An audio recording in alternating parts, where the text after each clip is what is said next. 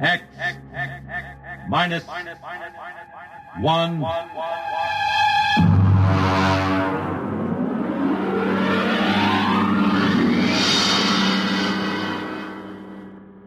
Tonight's story, Child's Play by William Tenn.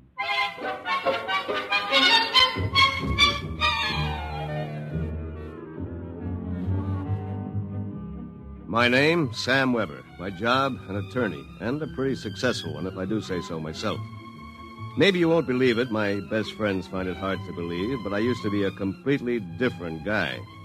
Frightened, sickly, nearsighted, a real Mortimer Meek. No kidding. But that was 10 years ago. The big change in me began to take place on a cold December morning in 1955. Just a moment, please. Yes, please? Weber? Yes. Samuel? That's right. Okay, Jack, step back. All right, fellas, bring it in. Just a moment. You must have the wrong... Watch it, Jack. Sign here. Is that for me? Weber, Garden Apartments. It looks like a coffin. I don't design them, Jack. I just deliver them. Sign here.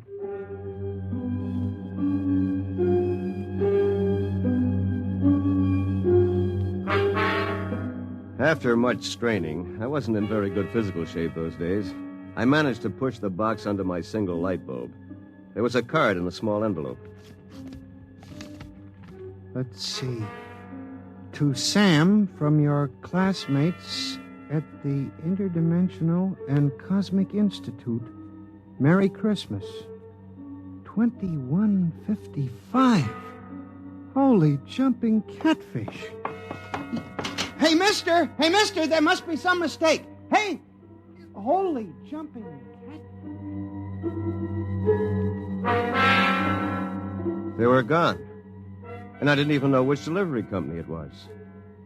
I sat down to think, and it was just beginning to seep into my sleepy brain that maybe this was one of Lou White's practical jokes when I noticed there was something funny about that box.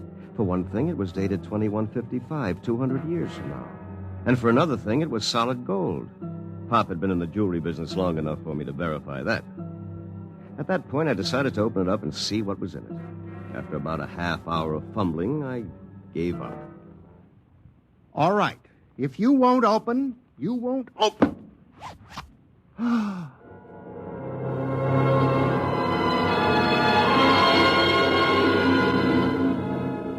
No sooner had I said the word open than it came apart like the skin off a banana.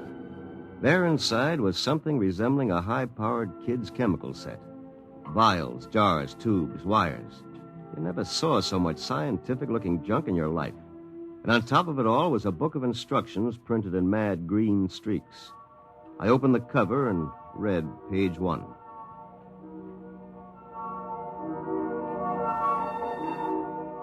Build-A-Man set number 3.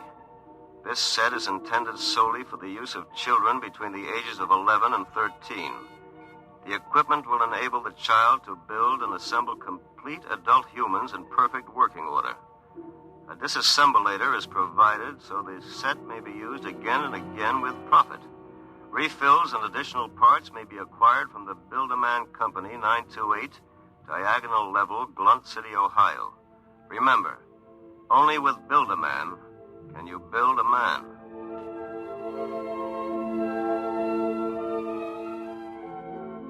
When I arrived at work that morning, an hour late, my brain was still reeling with the stuff I'd read in the instruction book. By the time I'd reached the office, I decided it had been a bad dream and it would be over by nightfall.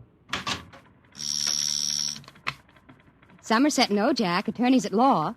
Just a moment. I'll connect you with Mr. Ojak. Oh, good morning, Mr. Weber. Good morning. Good morning. I've got to get my mind off that book. Only with Build-A-Man can you build a man. It must have been a dream. Probably go home tonight and find the place empty. Well, if it isn't the poor man's Clarence Darrow. Hiya, Sam! Sam? Oh, hello, Lou. I come as bearer of sad tidings. You don't look very sad. Boss wants to see you laughing, boy. What about? Well, how should I know? Oh, and by the way, Sam, you'll be happy to know that I've just been promoted. I'm handling all the criminal stuff from now on. Congratulations. Of course, you know what this means for Tina and me, don't you, Sammy? Ah, cheer up, son. Tina's not for you anyway. Some got it, some don't. Me, I'm loaded. You? Ha! Nothing. So long, laughing boy.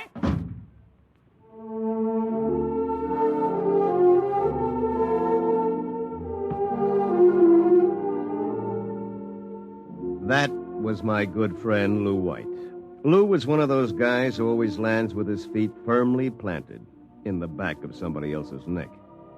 In the year I had known him, he'd already managed to steal the job I wanted, and he was now working on the girl I wanted. Her name was Tina. Tina Velvet. She was...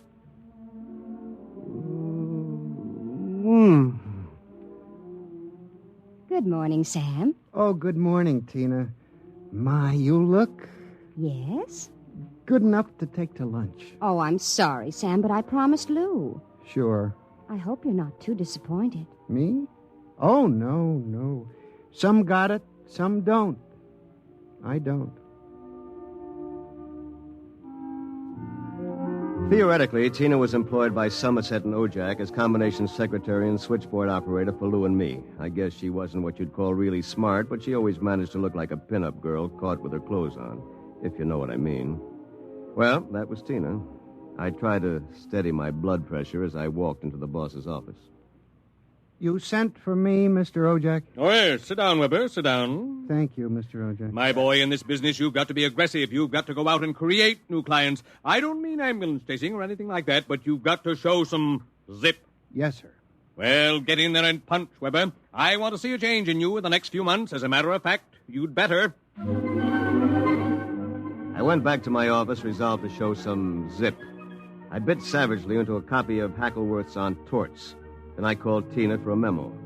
But by the time she came in, my mind was wandering again. Rosenthal versus Rosenthal. On August 4th, the party, the first part. What comes next? Sam, what comes next?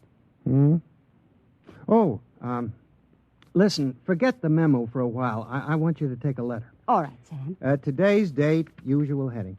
To the Chamber of Commerce, Glunt City, Ohio. Gentlemen, would you inform me if you have registered a street or avenue known as Diagonal Level or Avenue? I write on behalf of a new client of mine. Oh, Sam, he was a new client. I wondered about it, but he looked so strange and sinister. What did he look like? Well, he was a terribly tall old man in a black overcoat. He asked if you were in, and then he tried to get your home address. But he looked and acted so strange, I didn't give it to him. He went away positively furious. That's great. Did he leave his name? Well, that's the funny part of it. He just said he was the censor or the census taker or something from the 24th Oblong.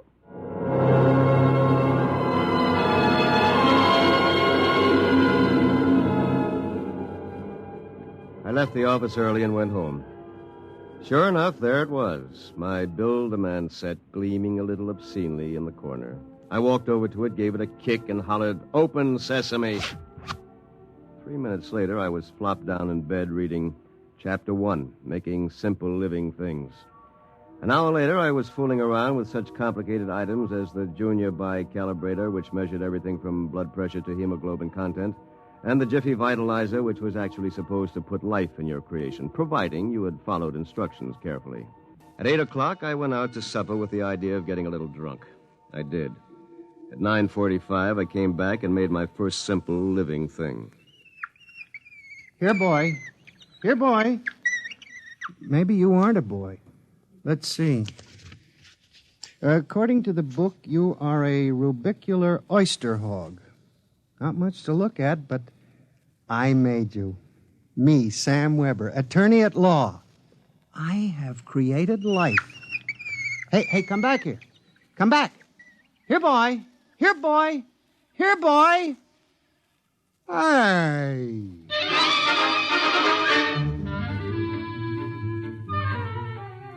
It was no use.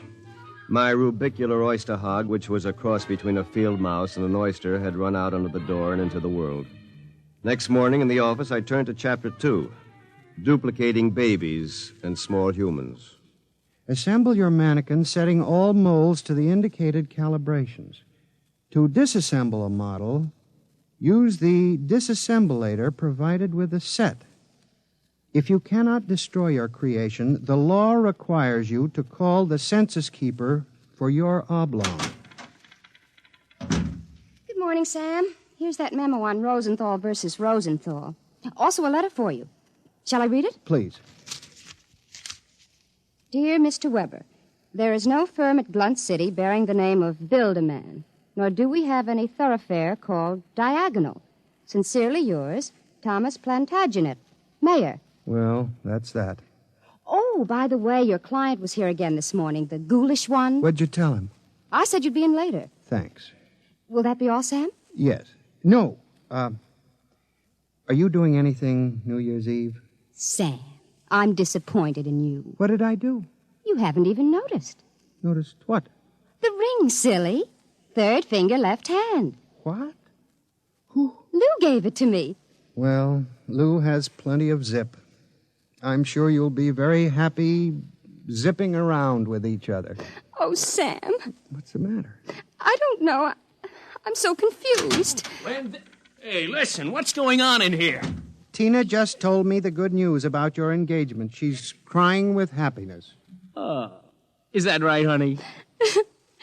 Well, no hard feelings, Sam. It's just that the best man got the girl. You understand how it is. Oh, by the way, we're having a little celebration at Segali's tonight. Drop around and we'll live it up a little, huh?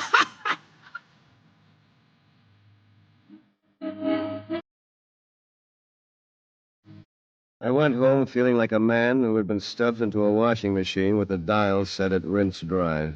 I was a failure. My job was a bust. My girl was going to marry a football player. I'd been playing God with a chemistry set from some crazy futuristic world. And the bill collectors were hot on my heels. Why not? Think of it. A Sam Weber without all the psychological problems you've got. A dynamic, uninhibited Sam who could win a girl like Tina by sheer magnetism. Then, when it was all over, we just take the old disassemblator and presto. And I can do it, too.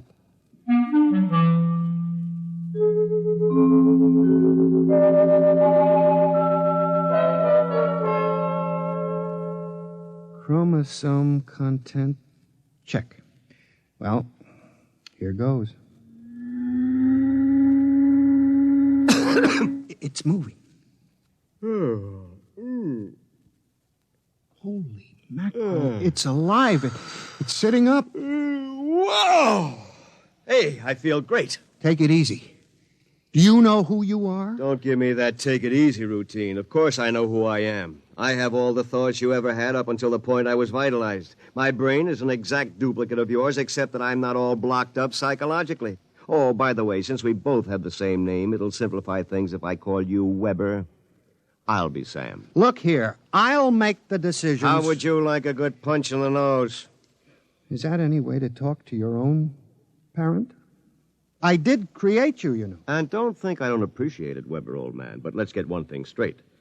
I live my life and you live yours. Got that? Who pays the rent? You do. For a while, anyway. I haven't decided whether or not I want to stay in the law business. The law business? It'd be a shame to waste all that good training, though. We went to Harvard, didn't we? On the other hand, I want to spread out a little. Tina's the kind of girl to whom money is very important. Tina? What'd you expect? We're not quite the same, you and I. I've got zip. Don't use that word. Sorry. Now, how about some dinner? I'm starved. We'll have to go out. I'll need some clothes. Sorry, I only have this one suit. Fine, you can lend it to me. But what about me? I'll bring you a sandwich after I come back from Segali's. Segali's? You haven't forgotten, have you, Weber? We're invited to the celebration, Tina and Lou White. Only it wouldn't look quite right if we both showed up. So I'll tell you all about it. Now, come on, off with the suit. And no nonsense.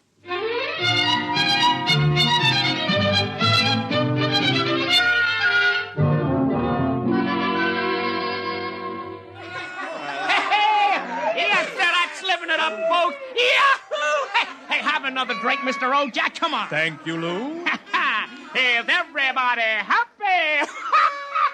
Oh, Tina, honey, you having yourself a little old time? Well. The happy couple. Sam. Good evening, cats. Everybody's lit up like a Christmas tree, huh? Well, Sam, are you in the bag? Never touch the stuff, Lou, my boy. Never touch it. Hey, what's gotten into you, Weber? You seem different somehow. Well, I'll tell you. Ever since I had that talk with Mr. Ojak about myself... Oh, you remember, don't you, Mr. Ojak? Why, yes. You made me realize, Mr. Ojak, that I had a whole reservoir of untapped zip. And that's all it took, just like that.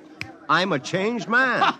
I don't believe it. It's an act. Why, you're nothing but a cream puff, and you always will be. Mr. Ojak, I think he owes me an apology for that. I should think so. All right, all-American boy, make with the apologies. Apologize? Why, for 2 cents, I belch you. Folks, would you excuse Mr. White and myself for a few minutes? Coming, Mr. White. I'll be right back, honey.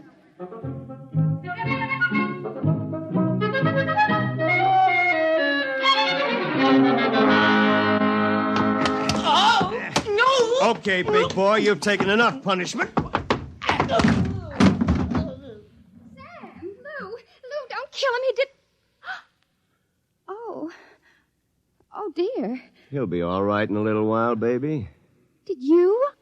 I mean... Oh, Sam. Tina. We really shouldn't be...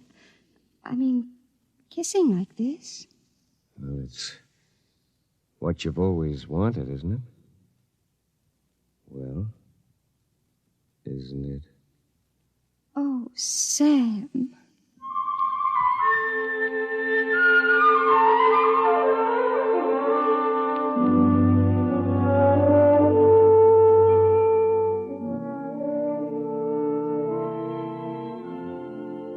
By this time, he's probably kissing her. And there's nothing you can do about it, Weber, old man. Nothing. Hey, wait a minute. Where's that book of instructions? To disassemble a Build-A-Man model, merely focus the ray of the disassemblator device and press lever X. Tina, my Tina. So you're finally home. I'm starved. My boy, you are looking at a man who, in one fell swoop, has got himself a raise, a promotion, and a wife. At least she'll be my wife tomorrow. Who? Tina, of course. Who have we wanted so desperately all these years? I don't believe it. It's true. I had to put on quite a show, but all around it was a real success. Mr. Ojak was so impressed, he called me aside and said he was going to give me a crack at some criminal cases, and if I made the grade, who knows, I may even accept a partnership. And what happens to me? I suppose I sit in this room with no clothes for the rest of my life. Oh, you'll be well taken care of, Weber. You've got it all figured out, haven't you? That's about it. Only you neglected to consider one thing. Oh, what's that? This. Oh, come on, put that down. I'm going to melt you down like a Welsh rabbit. Weber, you can't do that. It's murder. It's like killing your own son. Take off my suit, you phony. You won't be needing it again. You're going through with it, huh? I am. All right. Then here's your jacket. Oh, my arm. Ah, now, you give me that thing. Give it to me. That's better. Now we'll fix this little item so it can't do any damage. You see, Weber, you don't have the guts to stand up against the man you might have been. What's that sound? Somebody's coming up the stairs. Listen. Take a peek through the keyhole, Weber. Holy jumping. It's him. Whom? He's burning it. He's burning a hole right through the door. Good evening, gentlemen. Who are you? I'm the census keeper for the 24th Oblong. You see, your Build-A-Man set was intended for one of the Weber children who's on a field trip in this oblong 200 years from now. Because of an unfortunate time warp, the set was delivered here accidentally. You mean this set came here from 200 years from now? Precisely. Time, as with all things, is relative. We shall have to recover the set, of course, and adjust any discrepancies it has caused. Meanwhile, the problem is, which of you gentlemen is the original Sam Weber? I am. Listen. Liar. Difficulties. Why can't I ever have a simple case like the doublet conduplication? Now look here, Mr. Census Keeper. The duplicate will obviously be... Less stable and more emotionally unbalanced. Certainly a man of your qualifications can decide which of us is the more valid member of society, which of us will conform more readily to the standards... Naturally. I observed that one of you was naked. That, of course... Wait a minute. And you seem to be trembling, whereas this gentleman seems quite calm. Hold it. You're making a mistake. I hardly think so. Stay away from me. Do not struggle. Help, please, please, you're... Mr. Weber. Yes? It would be better if you didn't watch. Of course. You understand, it's not the gift of the Builderman set we're afraid of letting you have. It's the principle involved. You people just aren't ready to play God. You understand, of course? Perfectly.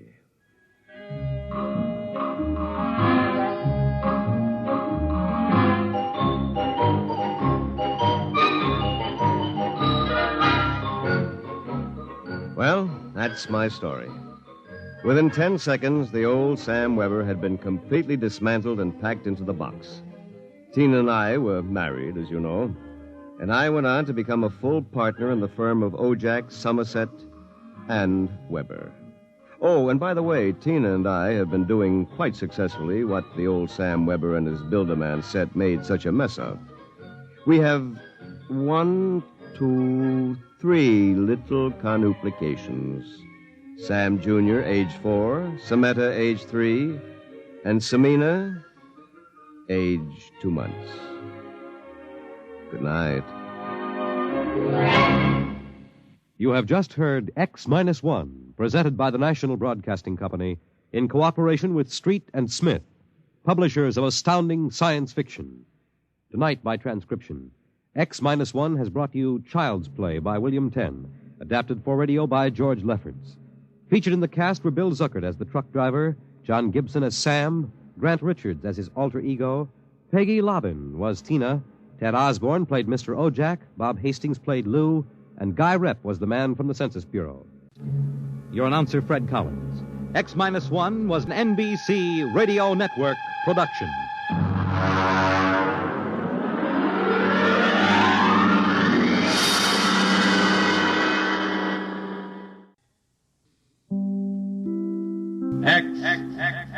Minus 1.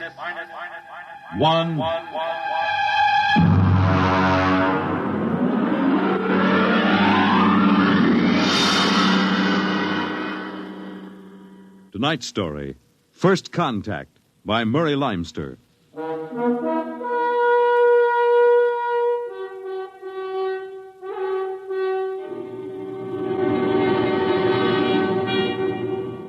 They had been in space 6 months now, moving with the incredibly faster-than-light speed of the overdrive. In 6 months, they had gone from Earth outward and outward to the crab-like nebula with the twin stars, a routine flight of exploration and scientific research. Solid object about 90,000 miles away, sir. Located, Dort. Exactly. Identify it. A small object, sir. Captain, I've never seen anything like this before. Whatever it is out there is coming toward us at an incredible speed and retreating to zero just as rapidly. What's the mass of the object, Dort? Well, it varies with the distance from us, sir. Step up the scanners. Nothing, sir. Absolutely nothing shows out there. And yet there must be something. Those alarms are foolproof. Action stations, man all weapons. Condition of extreme alert in all departments immediately. Captain, what is it? Dort, I ran into the same thing once before on the Earth-Mars run. We were being located by another ship, and their locator beam was the same frequency as ours. Every time it hit, it registered as something solid and monstrous. But, Captain, we're the only Earth ship in 18 light years around. How? I didn't say it was another Earth ship out there, Dort. Another race? That's right. There's a spaceship out there, all right. But it's not manned by human beings.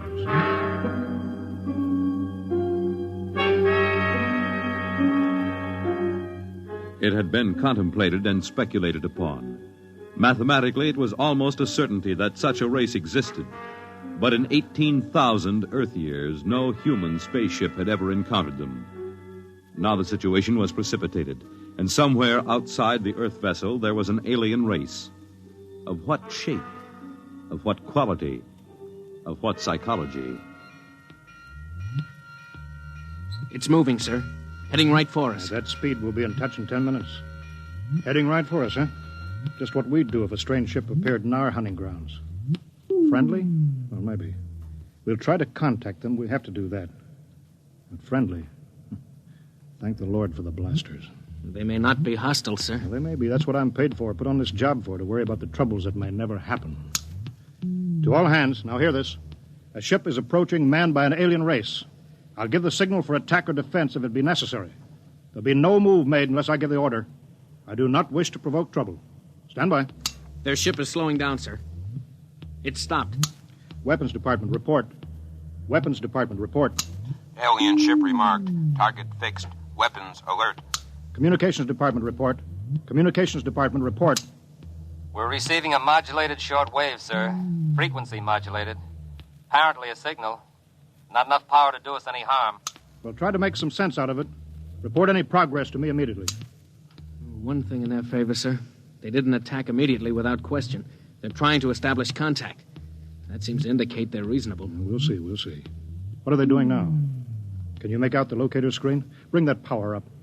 They're doing something now, sir. There's a section of the hull opening.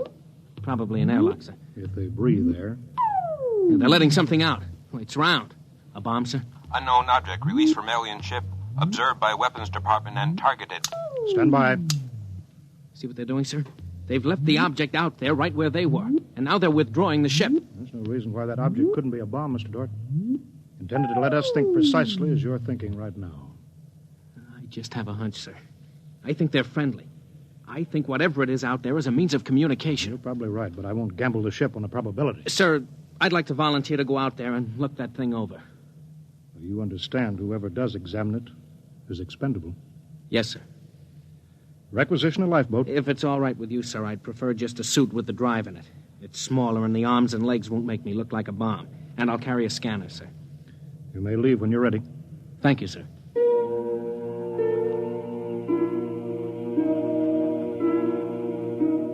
I'm all ready. Clear the lock and let me out.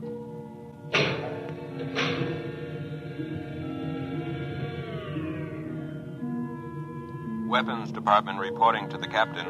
Mr. Dort located. Mr. Dort is targeted. Stand by. If that object out there is a device to capture one of our people for observation and questioning, it'll be blown out of existence, including Mr. Dort. Stand by.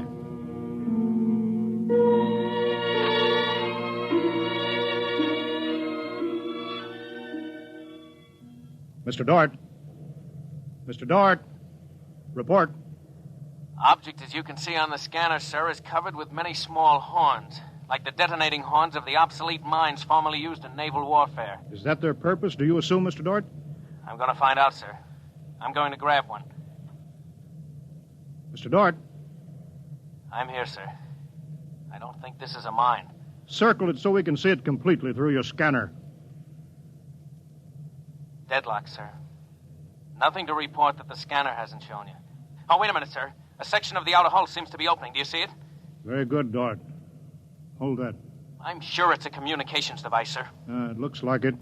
Fix your scanner so it'll focus on that communications device. Return to the ship.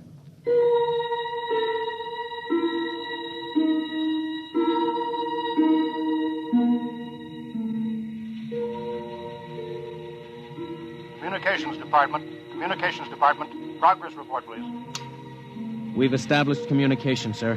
Is there a psychologist on the team down there with you? Yes, sir. Mr. Burns is working with us. Will both of you please report to the bridge at once?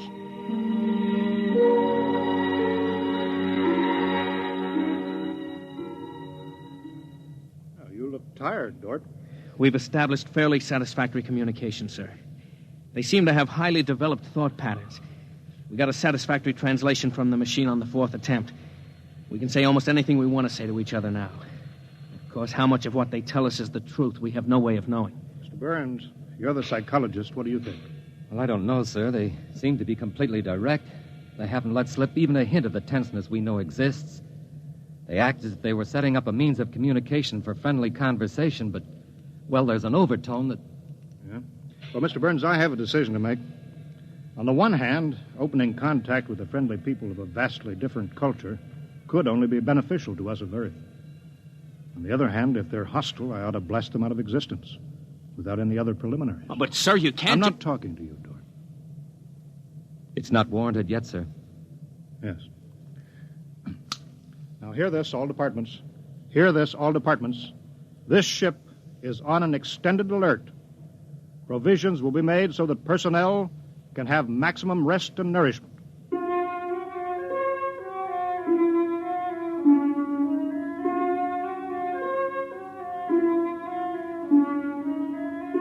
Communication continued by means of the artificial language set up arbitrarily between the Earthman and the aliens, decoded by the mechanical decoders. Dort disobeyed orders. He lived on powerful stimulants so that he could stay with the communications machine. Talking to the aliens. Other people. Are we being received? We are receiving your message. The chief of this ship wishes to speak with the chief of your ship. The message is heard by the chief of this ship. The chief of this ship communicates that he will hear the message of the chief of that ship. Go ahead, sir. People of the other ship, I'd like to say the appropriate things about this first contact of two dissimilar civilized races, and of my hopes that a friendly intercourse between the two peoples will result. People of that ship, what you say is all very well, but is there any way for us to let each other go home alive? That's all, sir. They've stopped sending. Very direct people. Very direct. But, sir, I don't follow. I didn't know what that meant. Is there any way for us to let each other go home alive? It means what it says, Dort. Sir, what's to stop us from just cutting communication and leaving, and they can do likewise? What's to stop us? Simply that whichever ship leaves first will be followed by the other. If they find Earth and get back to their own planet and we don't know where that planet is, Earth will be completely at their mercy. If they leave first, we'll follow them. We'll attempt to find their home planet. Dort, could you swear to any decision that the policymakers on Earth will come to? Sir, even if they do follow us, the closer we get to home, the more of our ships and weapons they'll face. They'd never get away. Well, how do you know that they can't communicate with their home planet without returning? We can't, sir. How do you know they can't? I don't, sir. So that's the situation. We'll sit out here, facing each other, trying to outguess each other, until time wears us out. And we'll have to face the fact either they destroy us or we destroy them. Navigation officer, attention. Navigation officer, attention. Every star map on this ship is to be prepared for instant destruction. The chief of this ship wishes to know whether the chief of that ship can suggest an answer to the problem concerning us both. Do you want me to answer that, sir? I'll answer it myself. Tell me when to talk. Now, sir. I am giving that matter personal attention. Every effort will be bent to the solution of this problem. Will you consider a temporary truce in the meantime? What would a truce gain? Could we trust you? Would you trust us? I suggest that we continue as we have up to this particle of time. I agree. Sign off, Dort.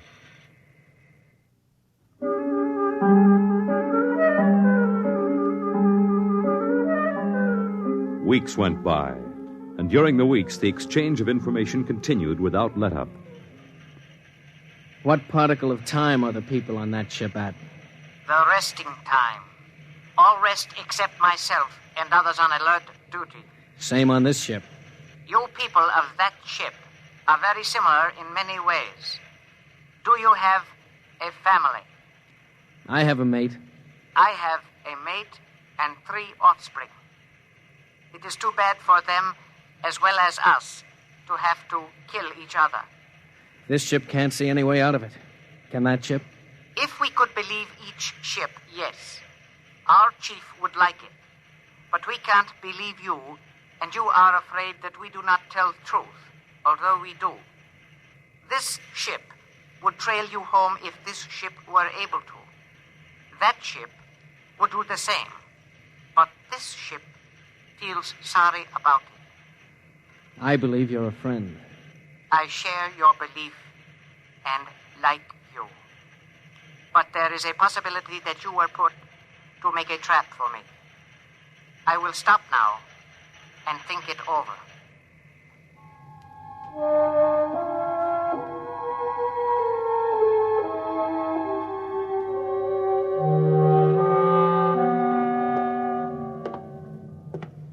sit down, Dort. Control yourself. We're all under tension. Doesn't do any good to pace like some caged animal. Yes, sir. All right, now, I've read the complete transcription of your conversations with this one alien. What does it prove, Dort? Sir, these people are so much like us in their thinking. Well, sir, they're likable. They're likable and they breathe oxygen. Their air is 28% oxygen instead of 20. But they could do very well on Earth. It'd be a highly desirable conquest for them. Dort, I'm as set against violence as you are. I don't see any way out of this. And I think we've got to break this status quo. So if in 70 hours we don't see any other way, then I have no further choice. I'll blow them to bits.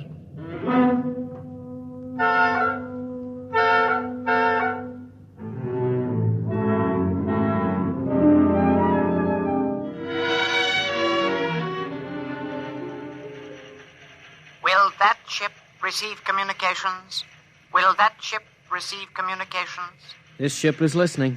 It seems to me better to communicate than to sit by the machine silently. I would have called you, but you signed off before. The problem goes around and around. I find no answer. Perhaps we could turn our thoughts to other things.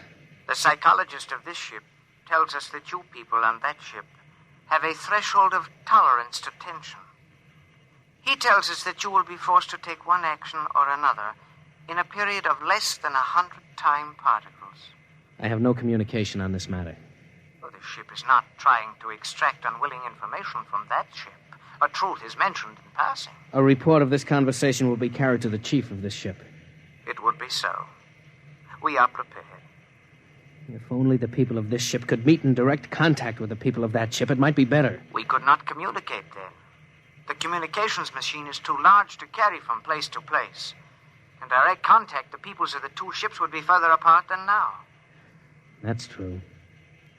I am sad. Much that is pleasant has passed between us. I am sad, too.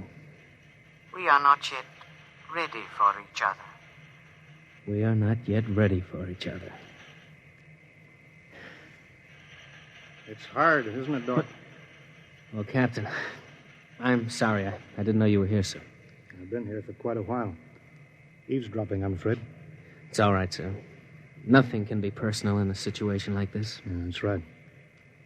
How long is 100 time particles, Dort? Pardon, sir? That reference he made to us not being able to stand tension is interesting. Their psychologists seem to make more out of us than we do out of them, don't they? Yes, sir. They hit the nail right on the head. Yes, they did. I think, Dort, we'll just have to push our timetable up a bit. No further communication with the aliens under any circumstances. That's clear, isn't it? Yes, sir.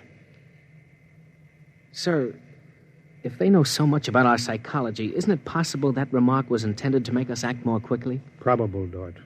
Probable. Well, why would they do that, sir? Why? You tell me why, Dort. All of a sudden, I have an idea, sir. And it's crazy. It doesn't matter how crazy. I'll listen to it. Sir, I think these people are playing some kind of a joke on us. Joke? A joke, Dort? Yes, sir. Over and over again, I've noticed what I think is a sense of humor. A highly developed sense of humor. Do you recall when we went to all the trouble to set up a fictitious star map and then they just sent us back a mirror image of the same one? I think somehow they're playing a joke on us. Well, maybe you're right. In which case, you've seen practical jokers, Dort. Their jokes aren't always funny. Sometimes they hurt people.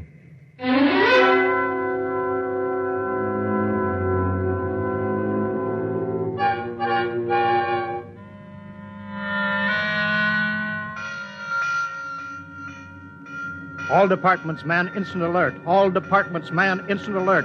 Report instantly. Report instantly. Weapons Department alerted. Target, the enemy ship. On target, sir. Stand by. Fire!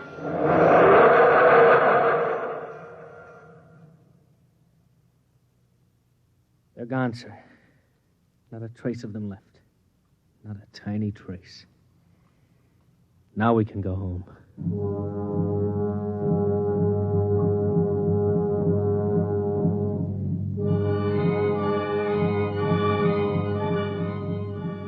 Communications to Captain. Communications to Captain. Report. Sir, I'm picking up new signals. Same frequency as the original alien signals. That's impossible. That ship was destroyed. I'm receiving signals, sir. Set the machine up. We'll be down there in a minute. Mr. Dort, come with me, please.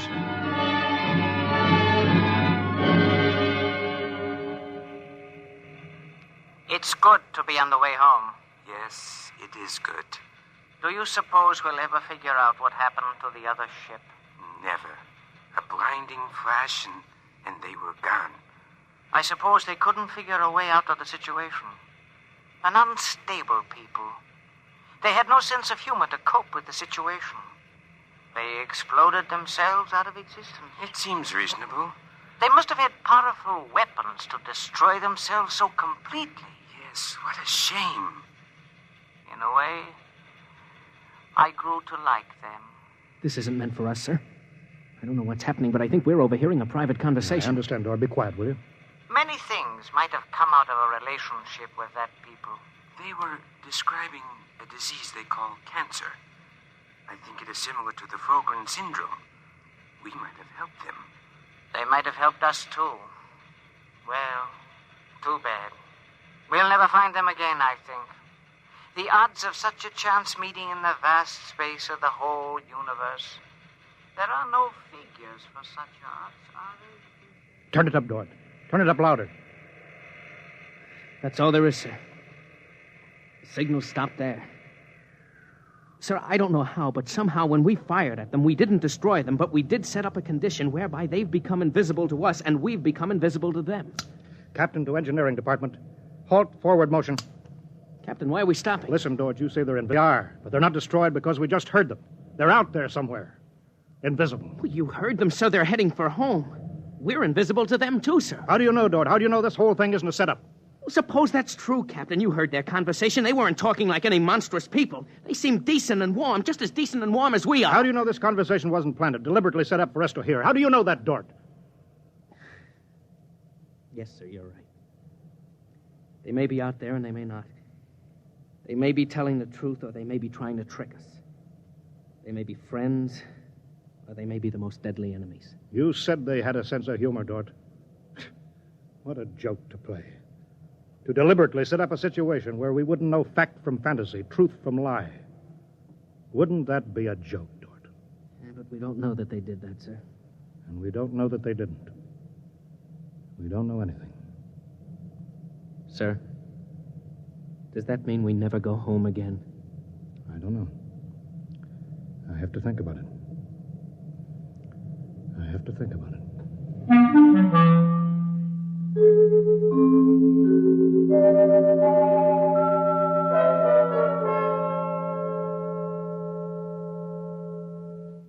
You have just heard X-1, presented by the National Broadcasting Company in cooperation with Street and Smith, publishers of astounding science fiction. Tonight, by transcription, X-1 has brought you First Contact, written by Murray Leinster and adapted for radio by Howard Rodman. Featured in the cast were Wendell Holmes, Bob Hastings, Clark Gordon, William Lally, and Stan Early. Your announcer, Fred Collins. X-1 was directed by Daniel Sutter and is an NBC Radio Network production.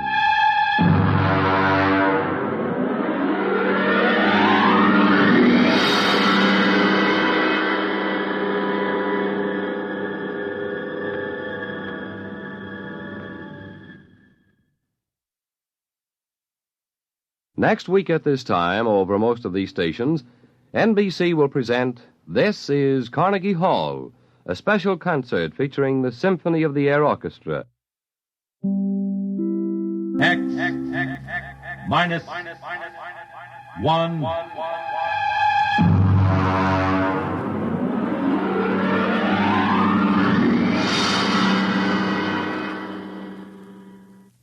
Tonight's story, Requiem by Robert Heinlein.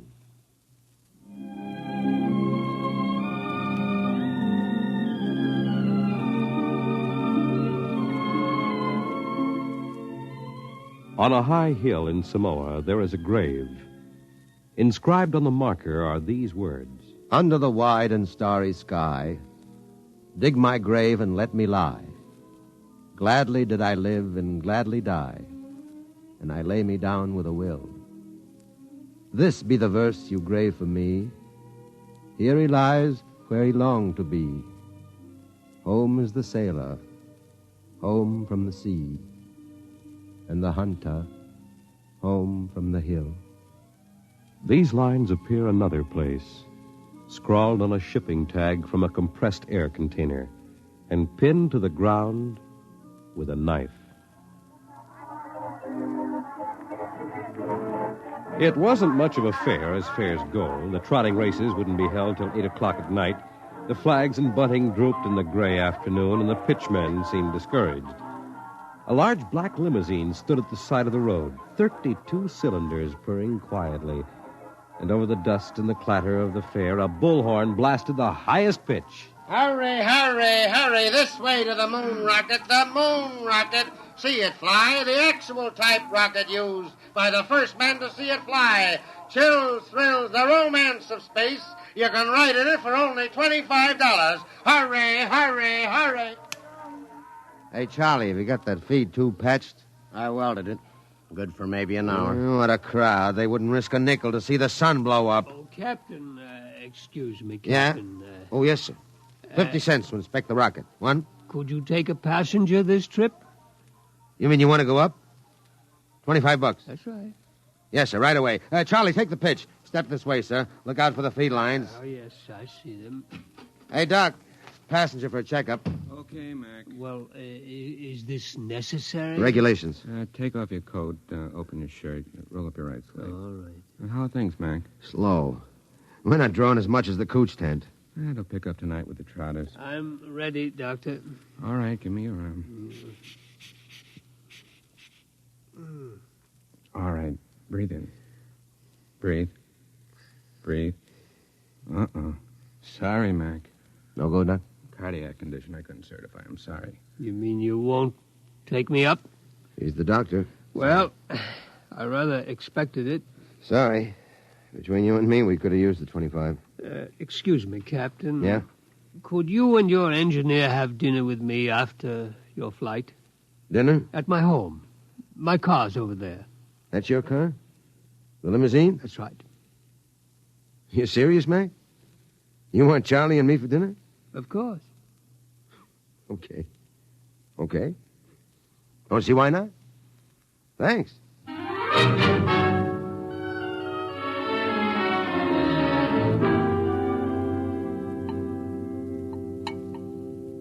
Charlie, you had enough. Lay off, Mac. Oh, that's perfectly all right, Captain McIntyre. Cigar? Thanks. Light? Well, thanks. Yes, it's hard for me to see why any holder of a master's ticket would quit the Earth-Moon run. I didn't like it. Yeah, don't hand us that. It was Rule G washed you out. All right, so I took a few drinks. Tell me, gentlemen, are you satisfied with what you're doing now? Are you kidding? We've been pushing the old junk heap for a year. Half the time, the sheriff has an attachment on the ship for a fuel bill. It stinks. Would it help you to get back to the moon? Well, sure. I could get a short-haul job hopping ore. I kept my nose clean. I might even get back on the run. Would you be open to a business proposition? What is it? You own your own rocket? Barring a couple of liens against it. I want to charter her to take me to the moon. You hear what he said, Mac? He wants us to fly that old heap to the moon. He can't do it. The old boat's worn out. Why don't you charter a regular company ship? Oh, no, I can't do that. The company charter comes up before a congressional committee this year. They have to follow the regulations. You can't pass the physical. Now, if you can afford to hire us, why don't you bribe a couple of company medics? It's been done before. I know, but not for me. I'm D. Harriman. Harriman? You own the company. Hey, what are you giving us? I own a large percentage of the company, but the other directors won't permit me to jeopardize the franchise. You tie that, Mac. A guy with half the money in the world, and he's up a creek. Shut up, Charlie.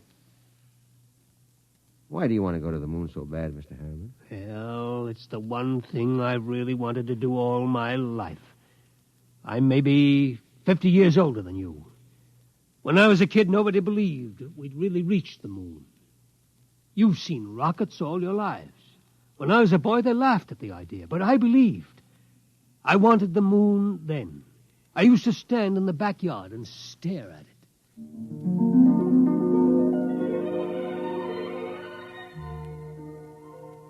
How far away is it, Mom? The moon? Far enough. Why don't people fly to the moon? They can't. Why not? They just can't. But not now, anyway. Someday I will. What? Fly to the moon. Sure. Now, come on, Del. Inside. It's way past your bedtime. There wasn't enough money for college, so I worked. Stock boy at the old Ford plant in Detroit, accountant, credit manager for a mail order house, then New York and Wall Street, and then transportation. The monorail line between New York and Chicago, the Atlantic Pressure Tunnel, and then Harriman rockets. Del, I want to talk to you. I'm working, Charlotte. You talk to me now, Del, or you may not get another chance. What is it? Fred Lott was in. You've sold out again. I run the business, Charlotte. Del, I'm fed up with it. Up to here. I married you because I love you. I still love you, but I'm fed up. Now, what is it, Charlotte? We're not young anymore. Fred tells me you've bought into a bankrupt engineering firm, sunk every nickel in it. Well, they own the Schwarzmiller fuel injector patents. I need them. How many times do we have to start over? I'm tired. I'm not asking for millions. Just a little life for the two of us. I didn't know about the divorce for a month. I lost the papers under a stack of blueprints and stock prospectus. That night I walked through the park, watching the full moon move across the sky. My old friend. I could recognize the wrinkles. Chrysium, Mare fecundatus, Mare twinkulatus, the lunar Apennines.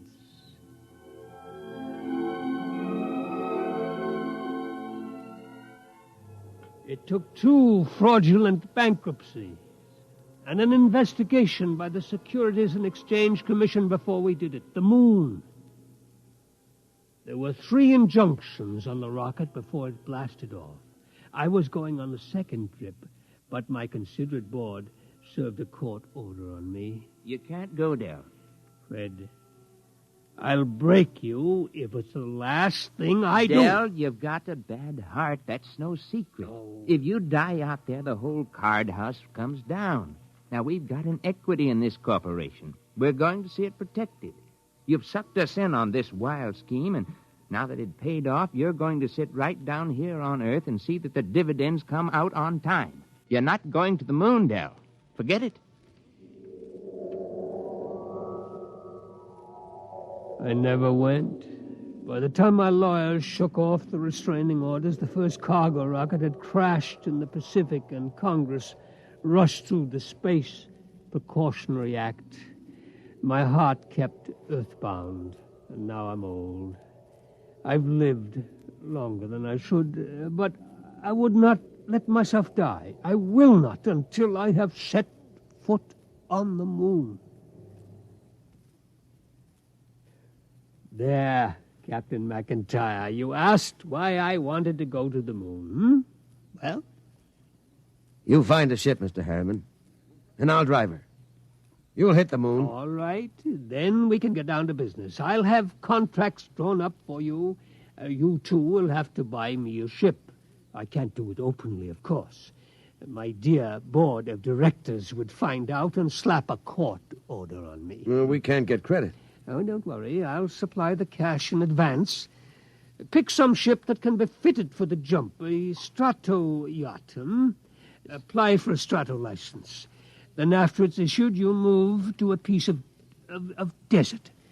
I'll find a strip and buy it. You mean fit her out there? Yes. We'll install extra fuel tanks, change the injectors and timers for space flight. Charlie, you think you can manage the changeover without a dockyard and shops? Well, I'll have to have a load of power tools and a lot of time. It'll be haywired and spot welded. Just so it doesn't blow up when I slap the keys. It won't blow. Well, that's what you said about the last ship. Now, cut it out, will you? I ask you, Mr. Harriman, that last ship was a junk heap and we knew it. Now, this'll be different. We're going to spend some dough and do it right. Ain't we, Mr. Harriman? You spend all the money you want. I'll see that you get it.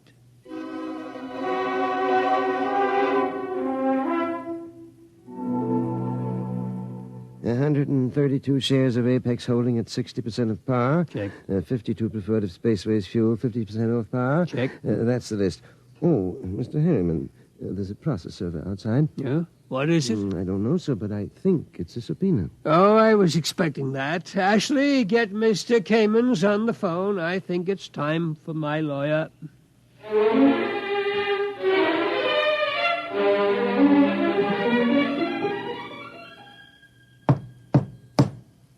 May it please Your Honor, counsel representing Mr. Harriman's relatives contend that his behavior for the past few weeks gives clear indication that a mind brilliant in the world of finance has become senile.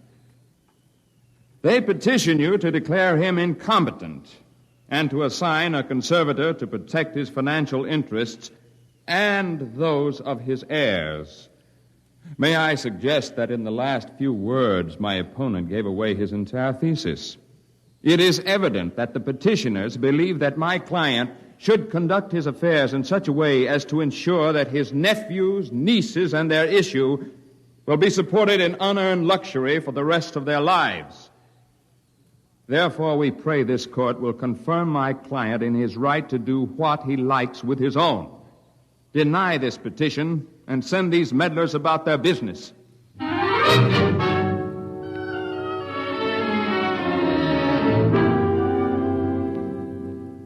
Well, Kamens, It could go either way. He might rule against me? He might. We'll know tomorrow.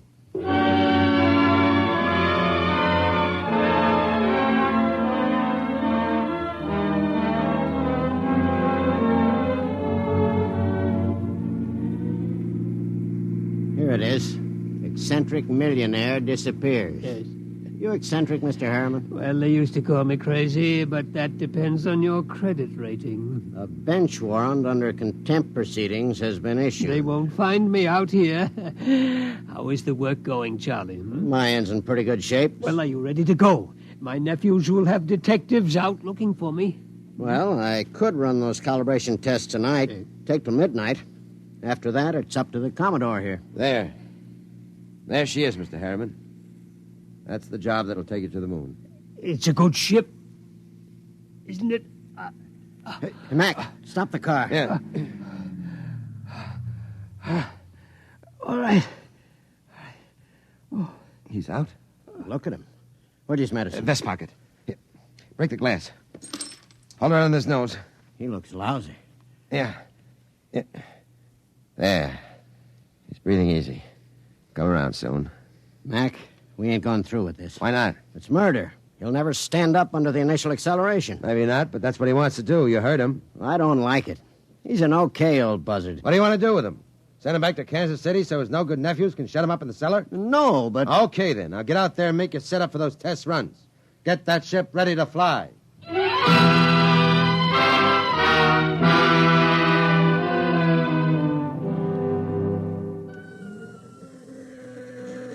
Hey, you. Me? How many other people are there out in this desert? What can I do for you? You James McIntyre? Hey, Mac. What's the matter, Charlie? You McIntyre? Oh. Yeah. I'm the deputy federal marshal in this district. I got a warrant for your arrest. What charge? Conspiracy to violate the Space Precautionary Act. I suppose you're Charles Schwartz. I got one for you, too. Thanks. And a man named Harriman. Got a court order to put seals on your spaceship. We haven't got any spaceship. What's that, a kiddie car? Strato yacht. Yeah? Well, I'll put seals on it until a spaceship shows up. Where's Harriman? In the shed. What shed? Oh, my knuckle. That's the one I broke playing football. I'm always hurting that finger. We gotta hurry. Get Papa to the cabin and strap him into his hammock. Right. So long, Deputy. Oh, my knuckle.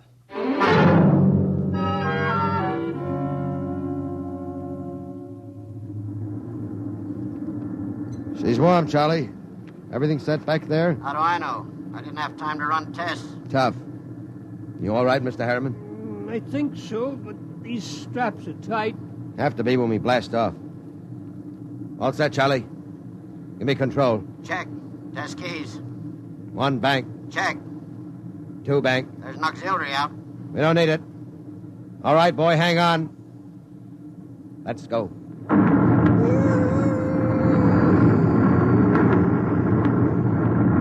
How are you, Pop? I'm doing fine. Couldn't be better. You better stay in your hammock. I'll loosen the straps a little. What is it? Nothing. Just go easy on that side. You ain't fooling me none, Pop. You got a couple of busted ribs. There isn't much I can do till we ground. You take a neobaritol and I'll wake you when we cut jets. No, I'll stay awake. Okay, just as you say, Pop.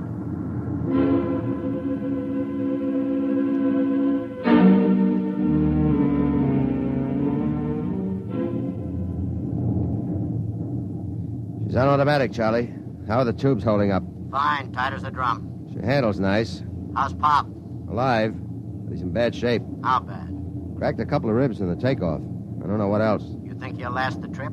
His heart was pounding like an off-time valve. Well, he'll last. He's tough. Tough. He's delicate as a canary. I don't mean that. He's tough down inside where it counts.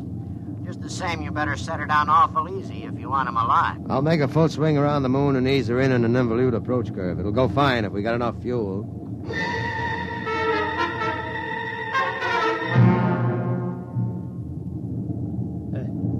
Somebody call me?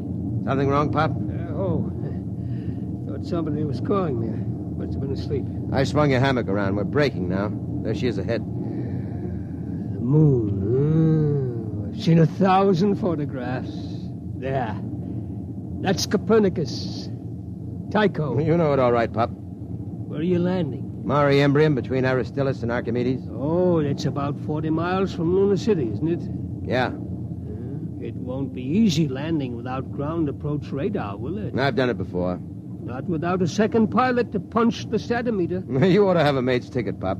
You know the whole routine. You must have really studied up. Yes, that's all I could do, study, until now. Oh, look at the moon. I feel as if I'm coming home. Yeah. Charlie. Yo. I'm taking her in. Cut in full power. Make it good, Mac. Pop can't take a rough one. Shut up and give me the power. I'll do my best. Okay. Stadimeter setting punched. Hang on, here we go.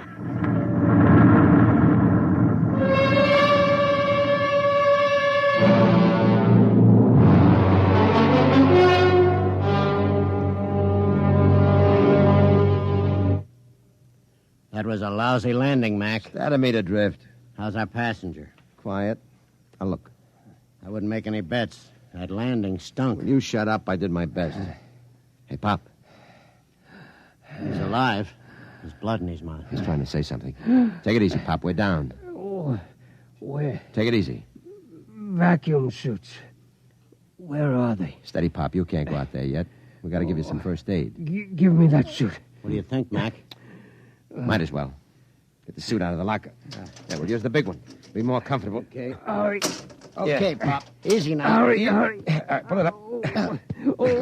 Seal these zippers, Charlie. Take it easy. All right. The helmet. Air diaphragm set. Check. Air valve. Set. Lift it on him. Don't hit him.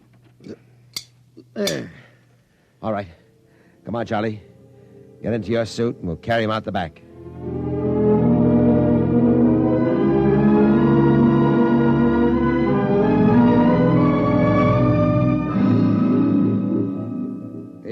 Easy with him.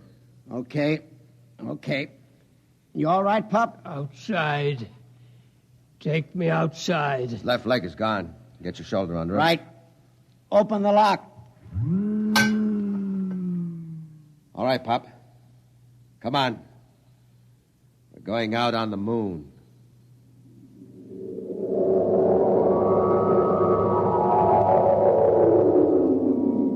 The moon. All right. I'm going to leave you out here to look around while we get ready for the hike to town. You all right? The moon. We have to break out air bottles and rig a stretcher. It's 40 miles into the dome. Charlie, prop something behind his head. Okay. You comfortable, Pop?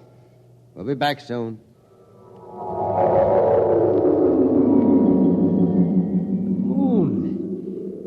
I can feel the pumice dust. And it doesn't hurt anymore.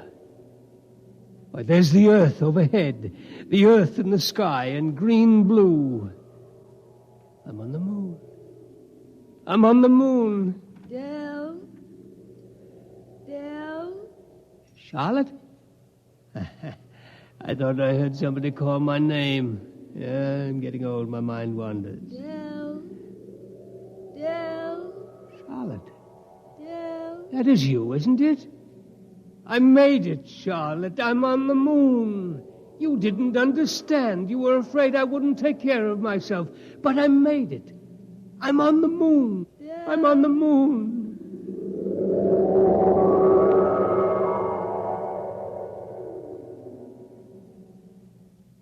Come on, Charlie. We better get Pop going. Here, give me a hand getting him on the stretcher. Never mind the stretcher, Mac. What's the matter? He won't need it. He's dead. Oh. Better get out the pumice skis and the air bottles. It's a long walk to town. Yeah. What about him? Looks as if he's resting, doesn't he? Propped up, looking out on the pumice. Well, he hit the moon. Come on. Let's start walking.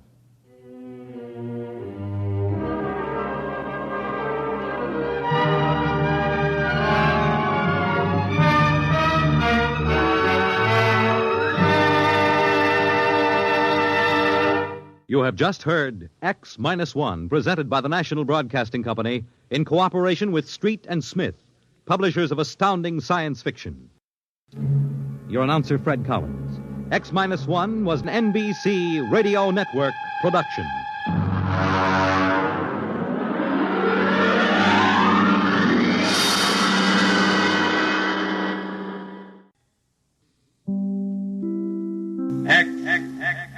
Minus one.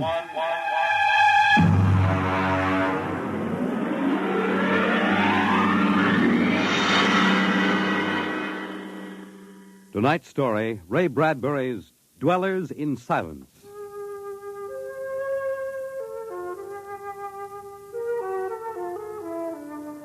"20 years had passed. 20 years since the last of the giant migration ships had crashed to the surface of Mars, bearing its pitiful handful of survivors of the Earth Wars. 20 years of longing, of turning eyes toward the green Earth as it hung on the horizon like a beckoning light. And now it was done. And the first new ship, built of shining Martian chromaton, had lifted bravely toward home with 3 men locked in its metal belly. There it is. You can barely see the top of the Atomic Trades building in the twilight. They never finished building it. Captain.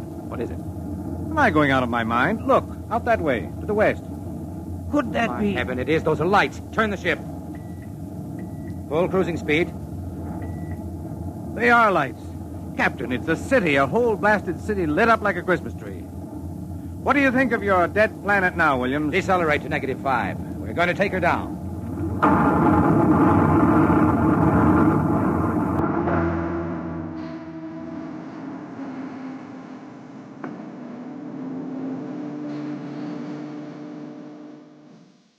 Unbelievable. We've been walking for hours now and not a soul to be seen. There must be someone. How do you explain the lights? Unless they've been burning like this for 20 years. Impossible. I don't know. Municipal building. Can we have a look here, sir? Possibly the records might contain some. That's a good idea. Keep your weapons ready.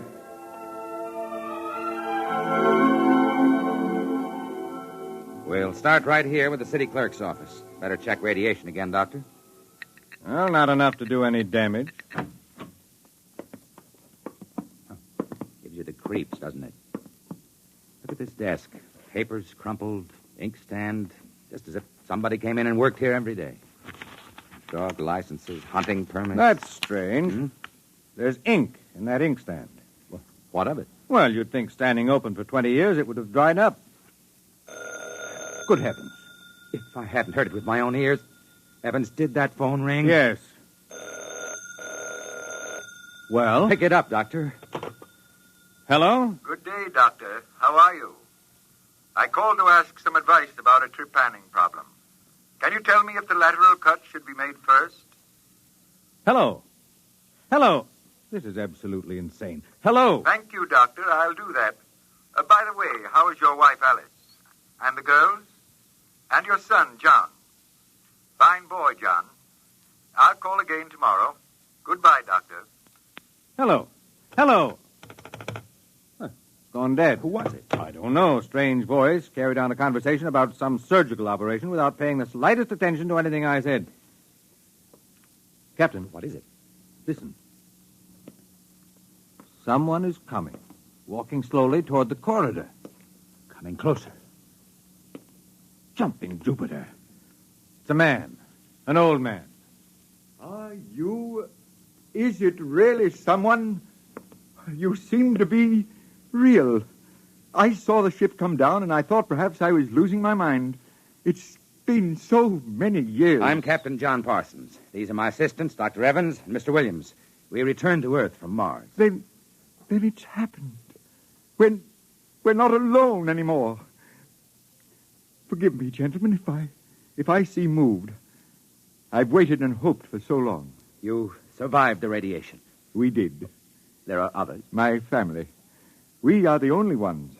I answered the phone a moment ago. Who was it? You heard my voice, Doctor. Yours? Yes. To break the loneliness. I've recorded my voice and rigged up an automatic telephone. It's pleasant to hear the phone ring. I come here to work. I take it you are a medical man. My name is Cornelius Hathaway. Hathaway? Hathaway, the brain surgeon? You know my name? Who doesn't? I watched you on television at college. Why, I saw you 23 years ago. You performed a difficult surgery for a cerebral tumor. Thank you. I'd almost forgotten.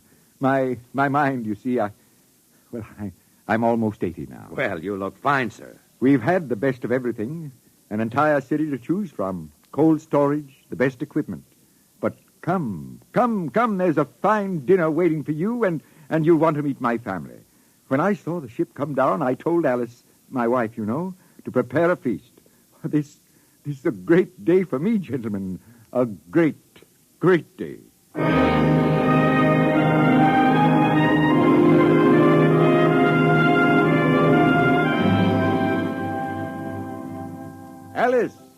Alice, come out to the porch and see who we have here.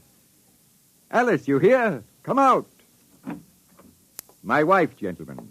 Alice, Captain Parsons, Dr. Evans, Mr. Williams. How do you do, Hathaway? How do you do? And now, if you will follow me in, gentlemen, we'll meet my children. Lord, what a beautiful woman. She looks no more than 35. Do you suppose the radiation could have done that to her? I don't know. And these are my daughters, Susan and Marguerite, and my son, John. How do you do? How do you do, sir? Sit down, gentlemen, sit down. We'll have a feast in honor of this occasion. Susan, Marguerite, get the best silverware and the damask napkins. And John, fetch the champagne. Yes, Father. Excuse me a moment, John. Sir? How old are you? 23, sir. Thank you.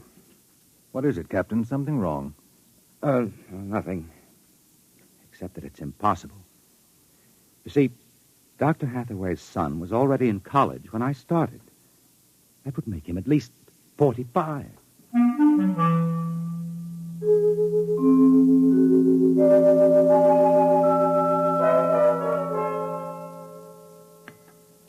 That was a wonderful meal, Mrs. Hathaway.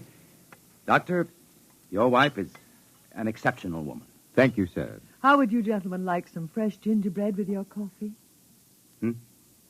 I've baked it this morning. Oh, wonderful. Smell that, Doctor? It's like coming home, Mrs. Hathaway.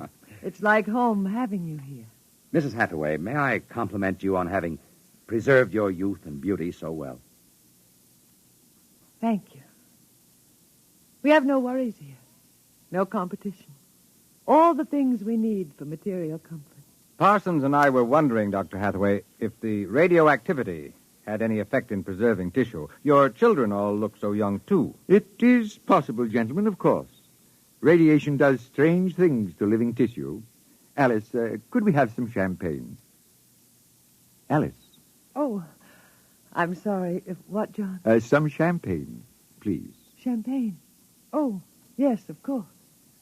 An amazing woman. Did you ever see such grace, such complete relaxation? It doesn't seem quite natural. I beg your pardon, gentlemen? Captain Parsons was just about to ask how you and your family managed to escape, Dr. Hathaway. We were very fortunate. You see, my home was in the Sierra Mountains at the time. I had a lead-lined laboratory in the basement where I did X-ray research.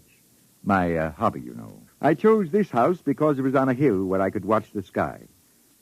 Oh, the loneliness of those first years. But at least you had your wife and children. Yes, I had my family. If it were not for them, gentlemen, I assure you I would long ago have put a bullet in my head. Champagne, Captain? Oh, thank you, Mrs. Hathaway. May I propose a toast? Oh, let me. Gentlemen, to Earth. To Earth? Earth. May she never be stranger to man. And... Hathaway, what is it? You all right? It's nothing. It's nothing, really. Just a rather sharp pain in the chest. Why don't you gentlemen go out on the porch and enjoy the air? You've had a long and tiring journey. Alice, we'll show you the way. Will you be all right, John? Yes, don't trouble yourself. I'll see you all in the morning. Good night, Doctor. Good night. Come, John. Yes, Father.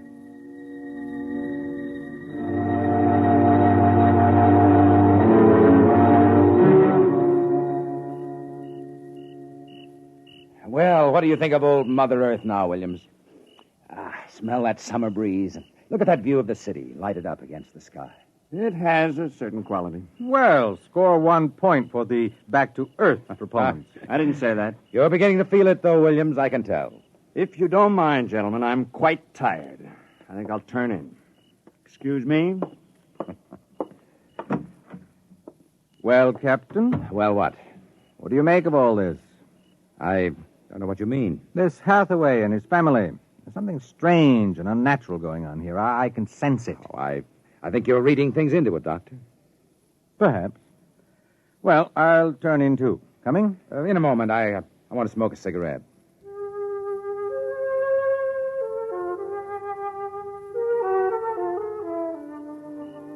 It's a very beautiful view, is it not? Oh, I didn't hear you come out. How is he? Resting.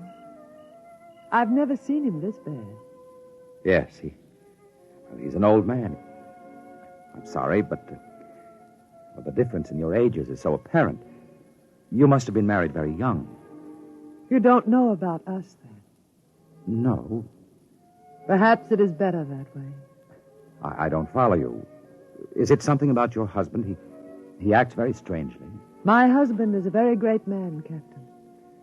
It is too bad there was no one to appreciate him. Once he wired the whole city with sound speakers. And when he pressed a button, the whole town lit up and made noises as if 10,000 people were living in it. He must have been very lonesome. Although, with a woman such as you, I don't understand. Perhaps one day you will understand. I hope you will come to trust me as a friend.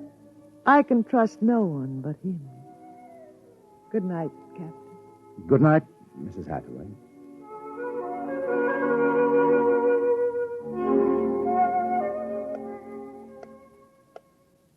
Captain.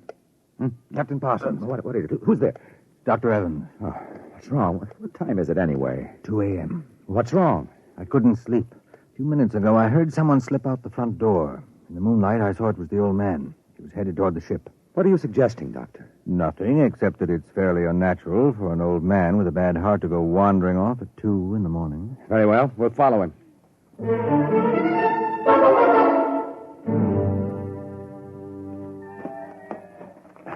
This is far enough. What do you suppose he's doing? What are those on the ground? Good Lord, those are grave markers. 4 of them. You're right. He seems to be praying over them. Listen. Do you forgive me for what I had done? I had to do it. I was so lonely, so terribly lonely. You don't mind too much? You do forgive me, don't you? Yes. Yes, I feel you do. Well, I'm glad. I think perhaps I can rest now. I think He's having another attack. Come on. Hathaway. Dr. Hathaway, can you hear me? Raise his head, Evans. Dr. Hathaway. His lips are moving. What is it, Doctor? Closer. Lean closer. I'm sorry I had to spoil all of this. I've expected it for some time. We'll fix you up. No, I'm an excellent diagnostician. It really doesn't matter. Except for them. What about them, Hathaway? You suspected, didn't you? Yes, I suspected. But I couldn't believe it until now. Do they know? No, they wouldn't understand. I wouldn't want them to know. Ever. Doctor? He's dead, Captain. What was it he meant about your suspecting? Light a match, Dr. Evans. Look on those 4 grave markers and tell me what you see. Good heavens. Well? Alice Hathaway, Marguerite Hathaway, Susan Hathaway, John Hathaway. Died July 1987. But that's 20 years ago. It's impossible. If these markers are correct, then who are those others? Can't you guess, Doctor? Can't you guess?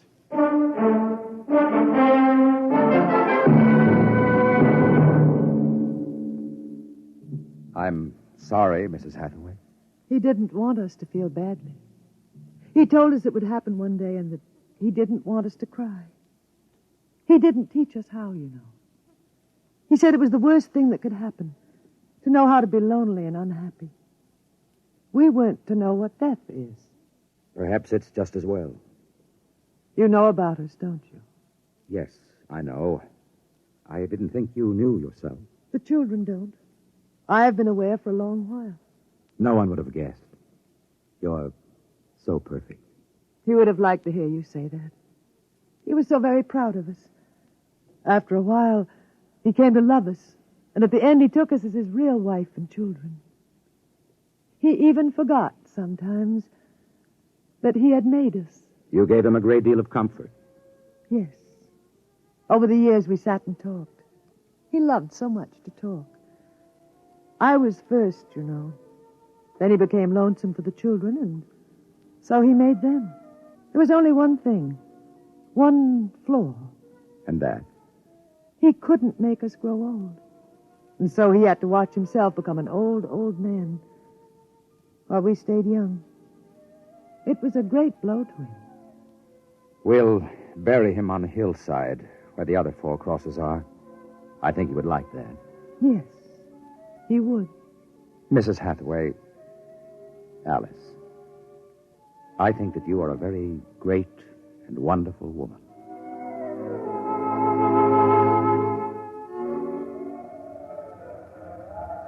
And so we commend the body of this man, John Hathaway, to his Maker.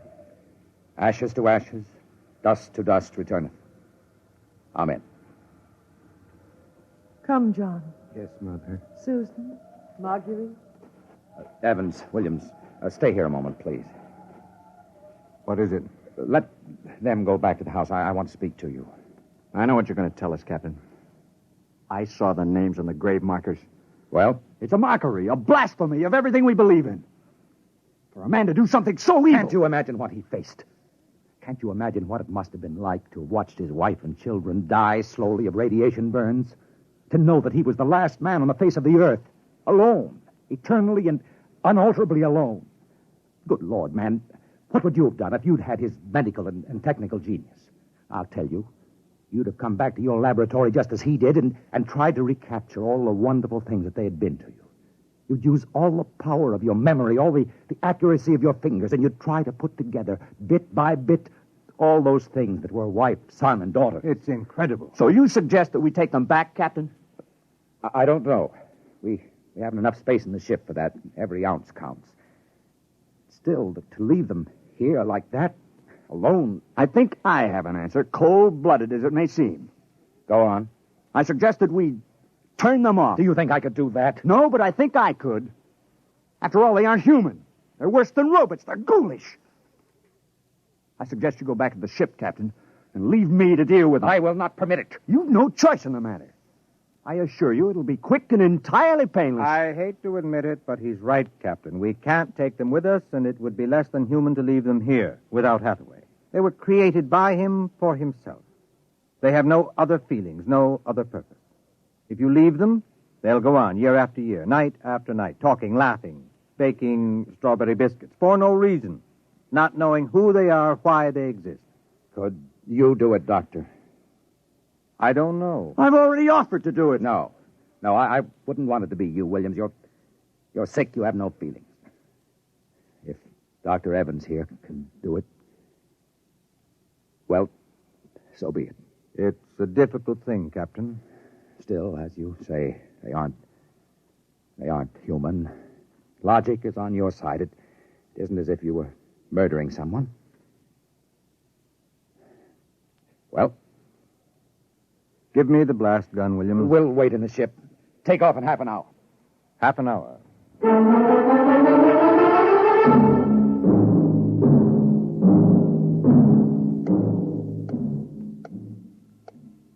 6:25. He should be back soon. Yes. He's doing the only humane thing, Captain. They're less than human. Are they? Well, it's done now. No one will ever... That's the airlock. He's back.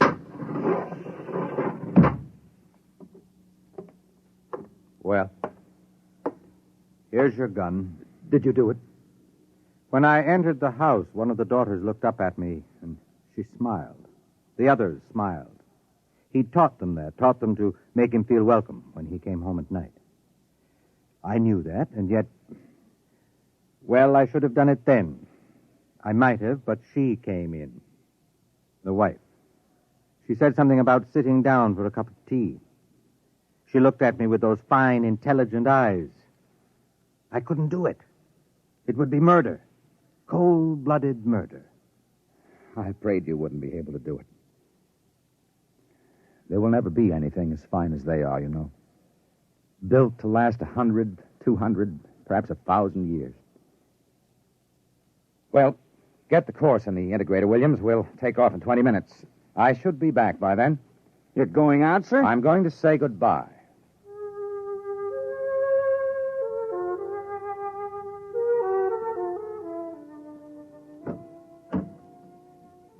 You've come back.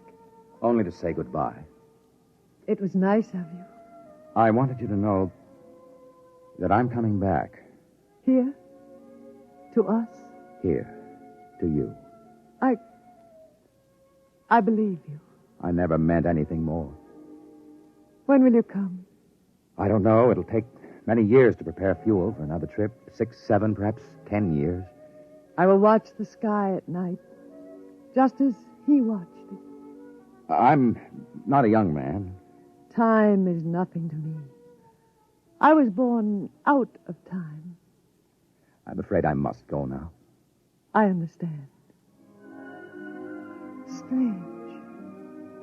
I have a new feeling. One which he didn't teach us. A feeling of longing, of sadness. That one is not taught. It comes of being alive. Yes, I am alive. Even though he created me, I'm a person now. Goodbye, Alice Hathaway. Goodbye, John Parsons.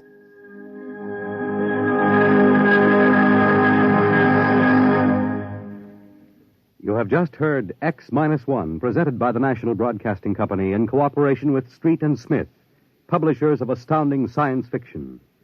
Tonight, by transcription, X-1 has brought you Dwellers in Silence, written by Ray Bradbury and adapted for radio by George Lefferts.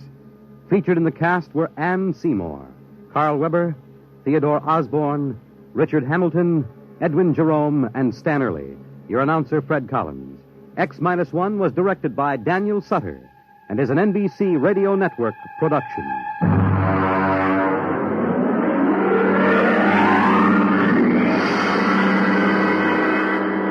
Don't forget, next week, X-1 will be heard on Wednesday at 8 p.m. Eastern Standard Time. X minus 1.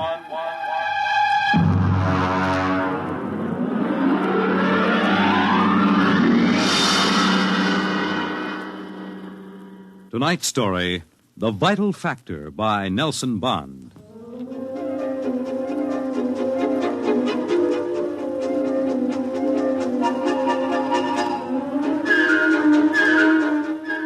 I doubt that anywhere on Earth there's a man or woman or a child who doesn't know the name Wayne Crowder. I doubt whether there's a human being who hasn't at one time or another used one of the Crowder products. The can opener or the razor blade or the patented tooth powder dispenser or the Crowder improved slideless fastener. In the magazines which write about men of business, Crowder was described as a man of ice and stone and ink and steel. No warmth to his blood. And a heart to pump, not feel human emotion. And he built a battery of buttons into his desk so that when he wanted something, all he ever had to do was press a button. And like genies springing out of the bottle, the proper personnel would come running. Yes, Mr. Crowder. Get me my engineers. Yes, sir. Right away, Mr. Crowder.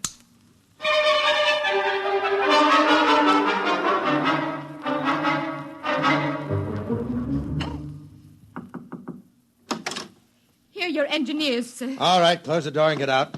Now, gentlemen, sit down. Gentlemen, I want you to build me a spaceship. A spaceship, sir? That's right. I've decided that I am going to be the man who gives space flight to mankind. Any questions? Sir, we can design such a ship. That part isn't too hard. Yes? But we've no way of providing the motor to power such a ship. When the ship's ready to fly, there'll be a motor. Sir, I don't like to contradict you, but you can't go ahead of the total technology of a historical period. It's like asking somebody in 1600 to build the internal combustion engine. You see, scientists have been searching for a motive power for spaceships for decades now without success. You'll have a ship, but we can't lift that ship from the Earth's surface. That is, not to the point of free flight at any rate. Mr. Crowder, you see you'll be spending millions of dollars, hundreds of millions perhaps, for nothing. What's your name? Phillips, sir. You're fired. Go down to the cashier and draw your pay and get out. What, sir? Get out. Nobody who works for me thinks of how much something costs. But we use money. We don't let expense provide a rationalization for not beginning a project. All right, Phillips. I give you permission to leave. Right now.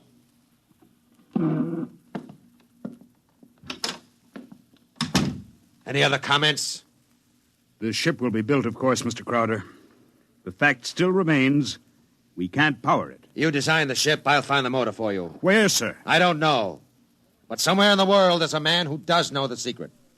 I want that motor, and I'll root out the man who has the theory which will let us build it. How quickly do you want this done, sir? Yesterday. Yes, sir. Is there anything you need? We'll need a construction yard, sir, and certain machinery and a great many materials, of course. Labor force. Get them. Send me the bills. I don't want to be bothered with minor details. Yes, sir. And, one more thing, sir. Phillips. Yes? We need him, sir. He's a top man on electronics. He's a vital cog in our team. I don't want Phillips working for me. That's clear, I hope. Who else in the country knows what he does? No one in this country, sir. There's a man in India, though. Get him. We've tried before, Mr. Crowder. He's working on an important project in his country. I'm not concerned with details. Get that man, pay him what he wants, but get him. Sir, you don't understand. If this man quits his job, that whole project will collapse. It means the welfare of many people, millions of people in his country. He has a high sense of patriotism. Buy that sense of patriotism. That's all. I don't want to see any of you again until you have a report of work in progress. Yes, sir.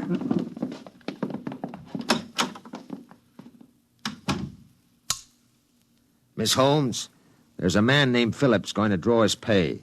I want 2 company policemen to meet him at the cashier's office and escort him from there directly off the premises, and I want them to be emphatic about it. Yes, Mr. Crowder.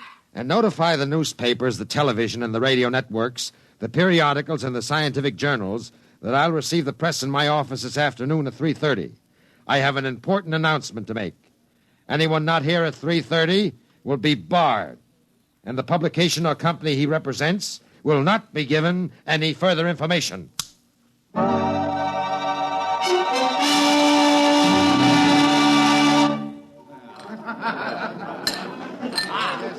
Gentlemen, you can finish your drinks later. Gentlemen of the press, and ladies, it's my pleasure to be able to tell you that I'm in the process of constructing a spaceship. Any questions? Did you say spaceship? That's right. That's what I thought you said. I knew the drinks weren't that strong. Mr. Crowder, is this spaceship under construction now? It is. You solved the problem of motive force, then? No, sir. Well, what sort of... You mean you have no means of propulsion for this spaceship? That problem is not solved as yet. Oh! It will be. That's why I called you in this afternoon. I want you to announce that I have $100,000 in cash, waiting for the man or woman who first brings me the basic idea for such a motor. I'll supply all equipment for research and construction, and I'll see that the rights of the inventor are protected and more than adequate royalties will be paid him or her. That's all I have to say now. Mr. Crowder, one more question, please. Yes? You have a name for this spaceship yet? No, not yet. Well, then let me suggest one. Yes? Crowder's Folly. Quiet!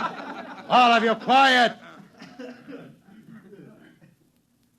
What is your paper? The Daily Times, sir. Miss Holmes, inform the company police that under no circumstances is any representative of the Daily Times ever to be allowed on company property again. Strike that paper from the list of those to be invited to future conferences.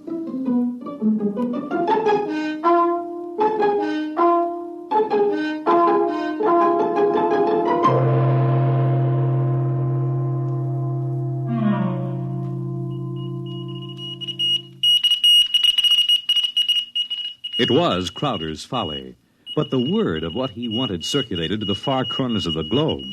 It was known in the white ice block huts of the Eskimos and in the grass-thatched villages of Central Africa, as well as places less remote. And the Crowder office became the Mecca and the heaven for the lunatic fringe of humanity. Their blueprints and scale models clogged its corridors. I told you I don't want these people in my office till they're screened. Now get out, get out! Every time I open that door, they surge in like a tidal wave. I have a progress report for you, sir. The ship is finished as far as we can go, Mr. Crowder. Certain additional construction can't be done now because it depends on the shape and mass of the engine, on the type of fuel, on the weight of that fuel. I see, all right. Lay off everybody we don't need. I've ordered that. Mr. Crowder, is it possible that no one will turn up with a motor? That's the one thing that's not possible. He will come. Money and determination will buy anything. Close the door on your way out. Yes, sir. Miss Holmes, order the proper department to put a name on the forward end of the ship. I want letters in pure gold 1 foot high. The name of the ship is Crowder's Folly. Get it done today.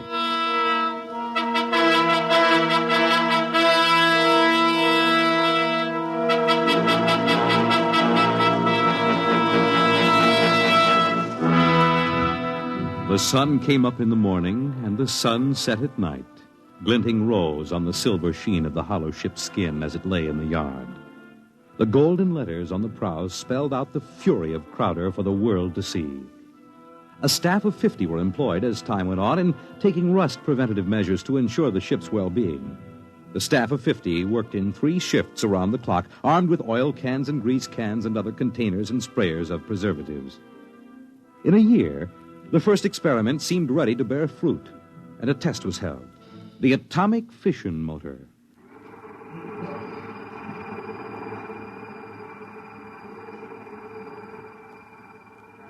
In exactly 45 seconds now, we'll hold the test, Mr. Crowder. The sound you hear is our generators here, building up power to supply the motor by remote control. If this needle goes round to the part of the dial marked in red, there'll be an explosion. Are there any questions, sir? Proceed with the tests.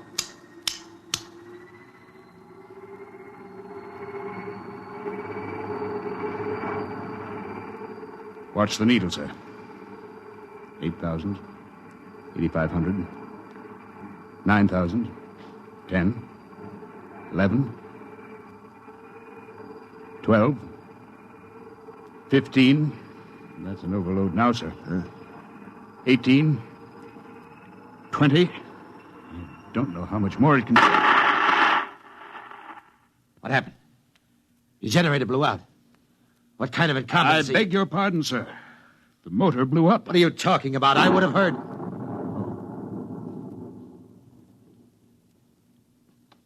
You see, sir, it takes a while for the vibrations of an explosion to travel 3 miles and then reach through 15 feet of concrete. I see. Well, there are other experiments in progress. Let me know when they're ready for testing. Yes, sir. Mr. Crowder, the inventor of that motor had to be right with it, of course, during the tests. He had a family. The fool knew what he was doing. He understood the danger. He was paid enough to be able to afford insurance. The cost of insurance on such a project was prohibitive, sir. Well, if his wife was thrifty, she saved out of what he earned this last year. His salary was relatively small, sir. Most of the money went for the research. He should have demanded an adequate salary. I haven't stinted on money. The fool failed. I have no further responsibility. Yes, sir. You want us to continue screening applicants? Of course. All right. Make a settlement on the widow. And don't turn anyone away if he seems to have the remotest possibility of success. I'm telling you, my man will come. Money and determination will buy anything. And strangely enough, Crowder was right. Because one day there came to his office a stranger, a small man. He looked even smaller in that tremendous room. He was an unusual visitor in that he carried no briefcase fat with blueprints or formulae. He was unusual in that he neither blustered, cowered, nor deferred to his host. He was a pleasant little stranger, bird-like of eye and movement, bright and smiling. Mr. Crowder, my name is Wilkins. I can power that ship you want. So? Of course, what I have in mind won't be anything like that meaningless, huge bullet your engineers built for you. Rockets are a foolish waste of time, sir. My motor requires a different sort of vessel. Where are your plans? Right here in my head. It so happens that I'm presently supporting half a dozen people who make the same claims. None of them have been successful. What makes you think your idea will work? Simple enough, sir. The common magnet. Huh? Electromagnetism. Utilization of the force of gravity, or its opposite in this case, counter-gravity. Oh, no. Oh, thank you very much. Now, if you'll forgive me now... Just one moment, Mr. Crowder. There's one thing more. This. Now, I've seen pieces of metal before, thank you. How high from your desk would you say that I'm holding it? I'm very sorry, Mr. Wilkins. Now, do you want to leave or do you want to be escorted out? Now, this will only take a second, sir. How high from your desk would you say that I'm holding this piece of metal? 1.5 feet, I'd say. And if I let go, then in less than a second, a fraction of a second, it should fall to your desk. Now, look, I don't want the surface of that desk marred. What will it be? You see, I have let go of the metal, is that right? Good Lord. Many seconds ago, it should have crashed to the desk, am I right? Well, this is incredible. Well, if you want to speak to me anymore, I'll be right outside. But it hasn't fallen. That's right, sir. It hasn't fallen. It floats in the air. That's right, sir. It floats in the air. How do you do it? Why don't you call your engineers and ask them? I'll wait outside. Miss Holmes, get me my engineers. Immediately.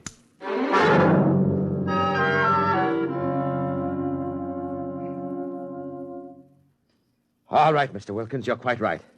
The piece of metal is apparently counter-gravity, and my engineers can give me no explanation. Thank you, sir. Now, what do you want? For my services? Yes. You've already set the price.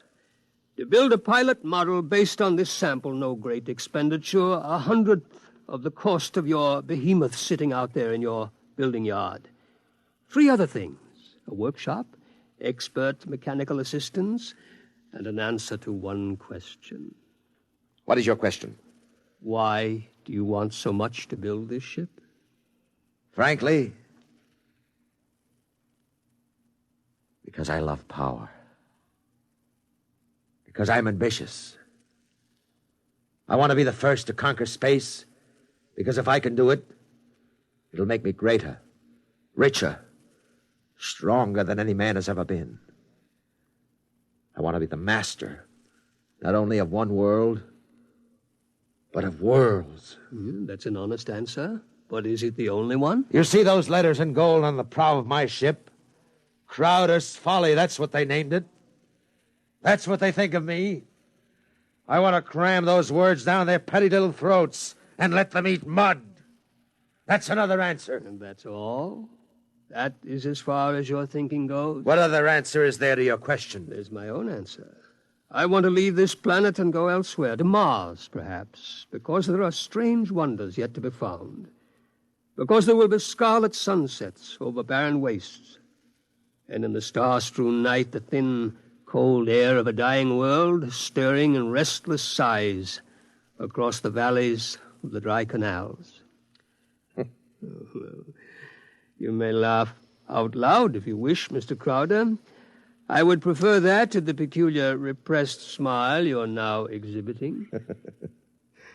You're a very lucky man, Mr. Wilkins, in that you have scientific talent, because your talents as a poet are inferior and very sentimental. All right, you're a sentimentalist, and I'm a man of action. No matter. We can work together, you and I. Your workshop will be ready by morning. I don't need to hear from you again till you have something to show me. If you need to see me, call me day or night. I'll be available. But don't bother me with details, because I probably won't understand what you're talking about anyhow. If you need money or materials or personnel, just tell my engineers. You'll get it, or I'll know the reason why. Now, that's all. Thank you, sir. Miss Holmes, get me my engineers.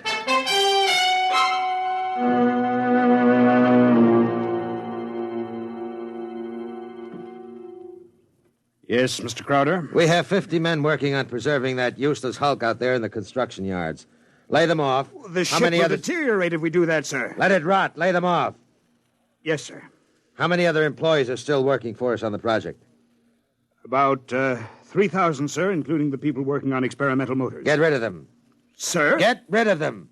Mr. Crowder, I never thought you'd drop this project. You were so adamant I'm not dropping anything but deadwood. You saw what Wilkins had to offer. He's my man. And the rest is junk and nonsense. Mr. Crowder, he might fail. We ought to have a minimum of protection against... I say he won't fail. I know the goods when I see it. The rest is nonsense. Several of the experimenters were making much greater progress than I thought was possible. There are great opportunities there. I'm not interested. Not only in the field of spaceships, sir. One man has a motor no bigger than a football, which will drive an automobile 24 hours on 4 cents worth of fuel. It's almost finished, sir. Not interested. It will be of great benefit to mankind, sir. Your name will go down... My name will go down in history for this spaceship. The profits in such a motor, sir. I have more money now than I even know how to count. And when I make my space flight, I'll have more than that. Yes, sir. You just lay everybody off that isn't needed. Give them 2 weeks' pay and my thanks for a thankless job well done. And that's all. Yes, sir. I'll get it done, sir. Oh, one more thing. There's no need to let the folly rot. Dismantle it. Sell the basic materials we don't need. Salvage whatever will be useful to us. That's all. A year's work. Yes. In 10 years or 20 years, and I do the same thing. That's why you're an engineer, and I'm an executive. That's why you work for me. Because when I have to, I can be ruthless with my own mistakes. When a thing has lost its usefulness to me, I get rid of it. Well? I was just thinking, Mr. Crowder, what would happen to me if my usefulness to you were over? I've worked for you 20 years now. Just don't give me any occasion to consider your usefulness terminated. That oughtn't to be too hard. What? Nothing, sir. I'll make the arrangements at once.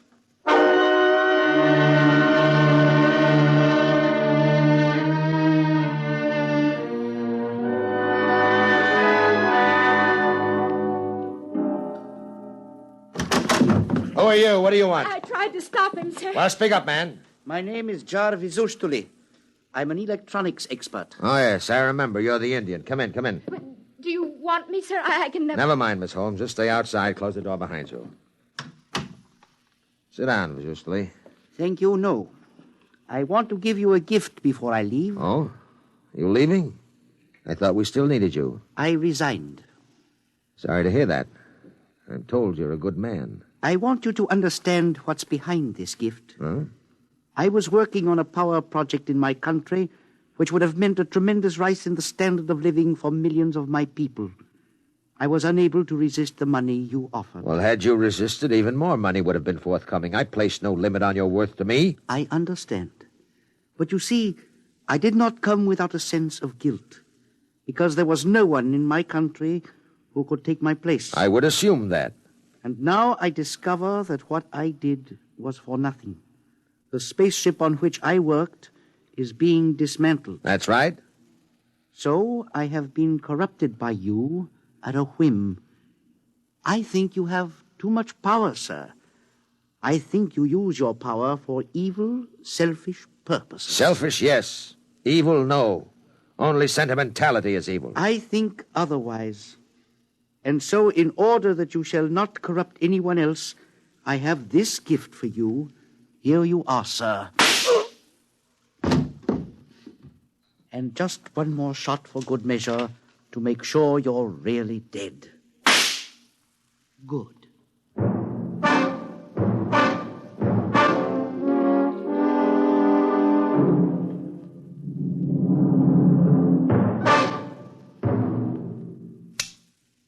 Miss Holmes, there's a man on his way out by the name of Jarvis Ustoli, an engineer.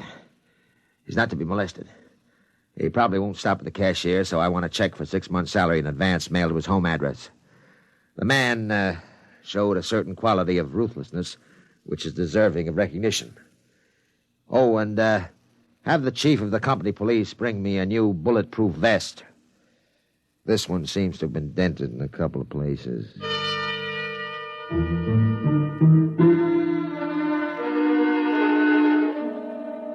The new spaceship, according to Wilkins' plans, as executed by Crowder's engineers, was finished within 4 months.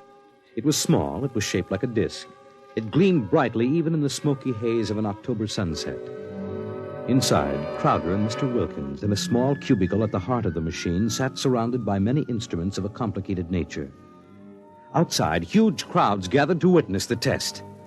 They stirred and murmured, waiting restlessly, as inside the control room of the craft, Wilkins installed the final secret part he had not revealed to those who built his driving apparatus.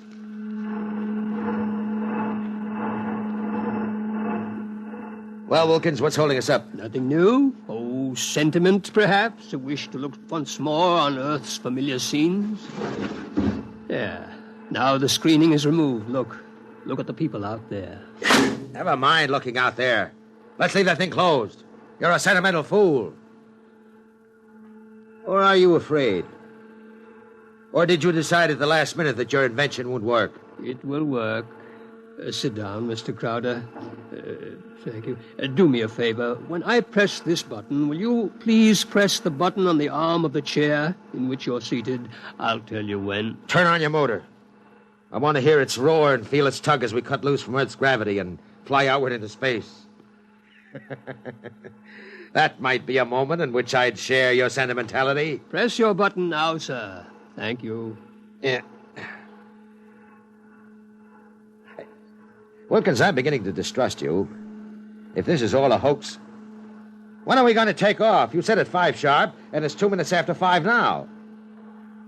Well, do we move or don't we? Mr. Crowder, we're already moving. The button you pushed was to nullify the effects of acceleration. If you don't mind, sir, I'd like to open the screen again. Now, if you care to look, see for yourself.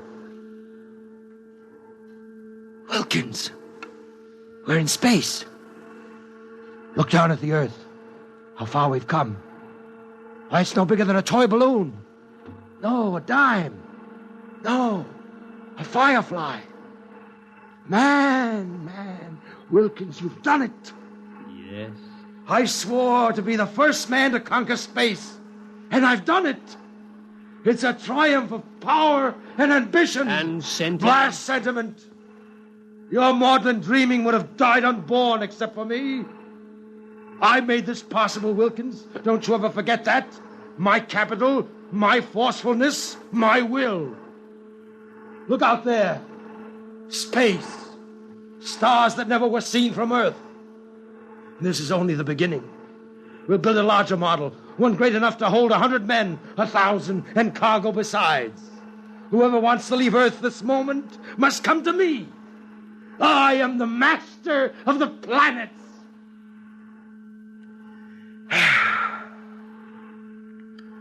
All right, Wilkins. Turn back now. No. Huh? I said turn back. No. Well, we've proved the ship can fly now. Now turn back. I want to start work at once in preparation for the long flights to come. Not so. We will go on. What are you doing? Defying me? I'll break your puny little body into pieces. Can you control this ship, Mr. Crowder? Would you like to be stranded out here in space, just adrift in space without control? Would you like that? Turn back. No. What's the matter with you? Are you out of your mind? Oh, I am a sentimentalist, Mr. Crowder. Your money and ambition paved the way, that's true, but sentiment was the vital factor that sent me to you. Sentiment, sir. You see, Mr. Crowder, I wanted to go home. Home? Home? You are out of your mind. You will forgive me if I remove these primitive clothes? Who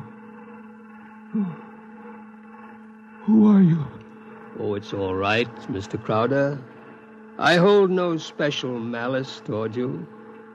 There's no need to be so terrified because you've had your first close look at a Martian.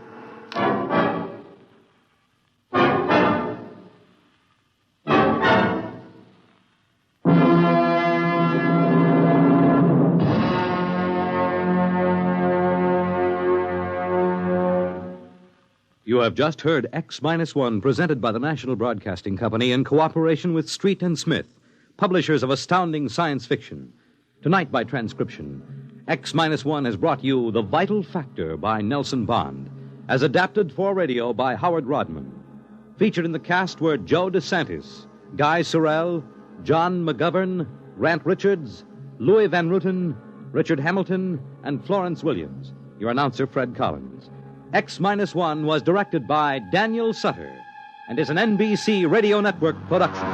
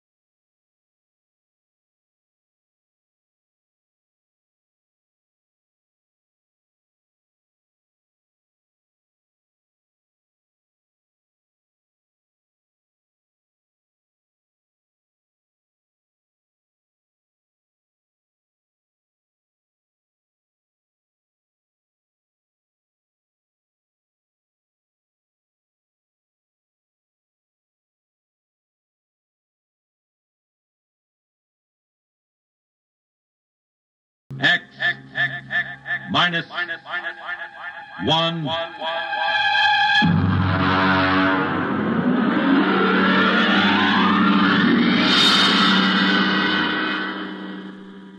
Tonight's story, 0 Hour, by Ray Bradbury.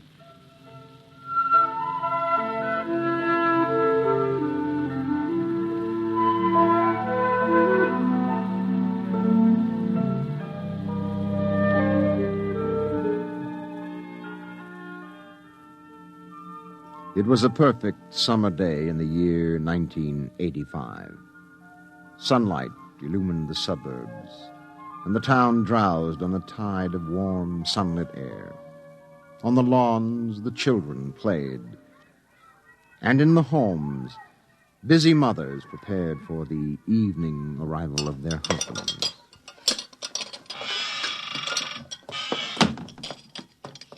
Excuse me, Mom. Good heavens, Mink. What's all the excitement? We're playing a game, Mommy, the most exciting game ever. What are you doing in that cabinet? I need some tools from Daddy's kit. Your father may not I'll want... take good care of them, Mom, I promise. Very well, dear. Don't lose anything.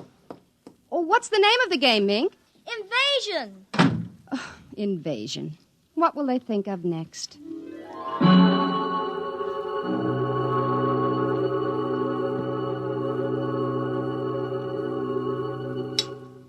This, and this, and this, and this. Put that over there and bring that over here. No, you ninny. Now get back while I fix this. They want it this way. See? Sure. Just let me fix this. We'd better talk to Drill and get some more instructions, Art. Where is Drill? Drill? Hey, Drill! Drill! He's in the rosebush, I think. I'll talk to him myself, and you write it down on the pad. Okay. Drill? Drill? Okay. Drill wants you to write down triangle. What's a triangle? Never mind. Drill will tell us when he wants us to know.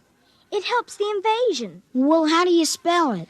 Drill, how do you... Shh! Mink, here's your mother, looking out the window. Mink? Who are you talking to? The rosebush, Mom. Only it's not really a rosebush. That's Drill. Well, who's Drill? He's planning the invasion. Oh, what an imagination. You'd better come in, dear, and clean up for supper. In just a second, Mom. Art, did you write down what Drill just said? Yup. 4, 9, 7, and A, and B, and X, and a fork, and a string, and a hexagony. Hexagonal, Droopy. Oh. Come in, Mink. Supper's in 10 minutes. Okay, Mom, just a minute. I have to tell Drill. I wish we didn't have to eat, though. It holds up the invasion.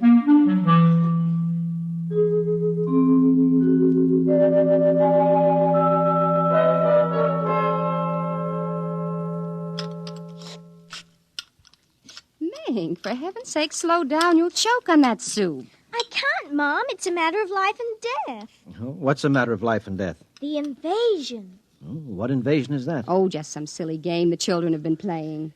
Well, whatever it is, Mink, it'll wait until you've finished your supper, I'm sure. But Drill is waiting for me, Daddy. Oh, who's Drill? New boy in the neighborhood? He's new, all right, only you can't see him. Not yet. He hasn't come through yet. What do you mean you can't see him? He lives in a rose bush in our backyard. Oh. Imagination, Henry. Mm-hmm. Well, while you're at it, tell me more about this new game. It's Martians invading Earth, Dad. What? Well, not exactly Martians, Dad. They're from, I don't know, from up.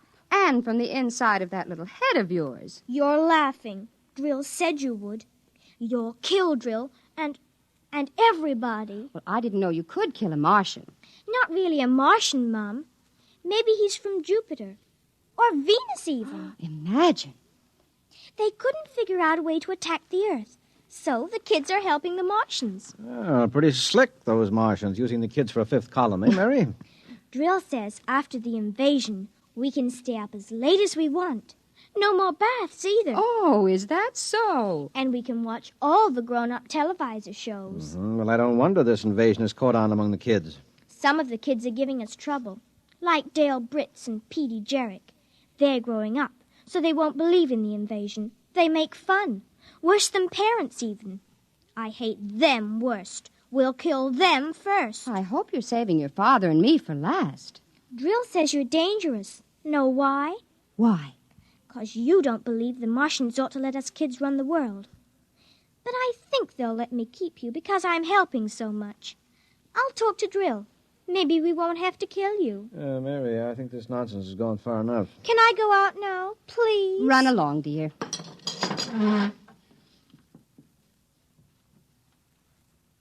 Don't worry, Dad. I won't let them hurt you.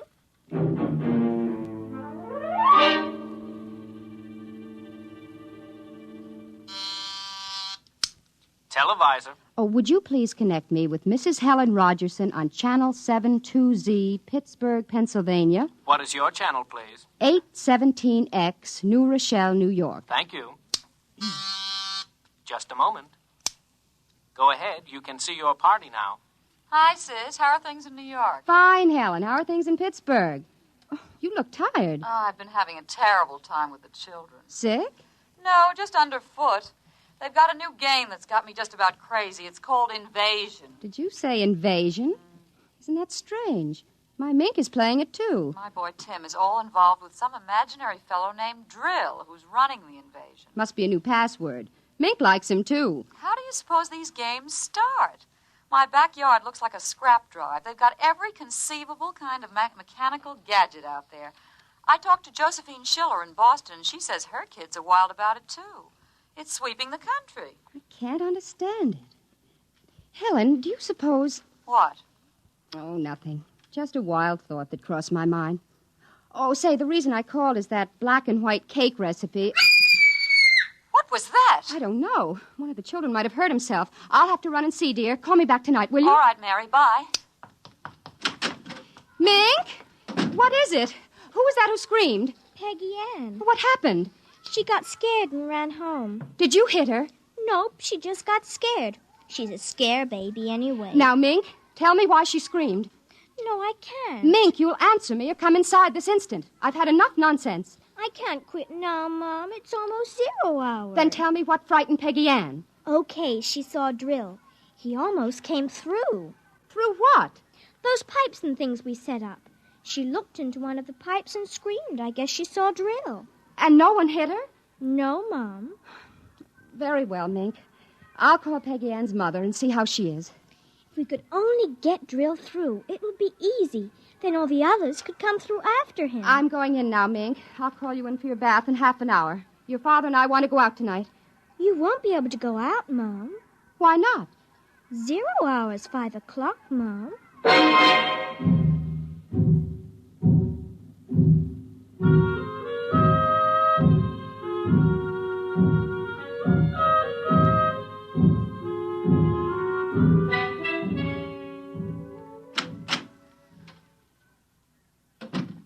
Hello, dear. Oh, you're home early, Henry. Mm-hmm. Thought I'd relax a little before we went to the theater. Where's the little one? Out back. Oh, same game? Mm-hmm. Same game. They've got a stack of pipes and hammers and spoons a mile high out there. Oh, children. Why do we have them? Well, they are strange creatures, aren't they? Even Mink. She's a part of us, and yet... Yeah, look, dear, I'd like to discuss this with you, but we do have a theater date, and it's almost 5 o'clock now, so... Say, what's happened to the kids? They're so quiet.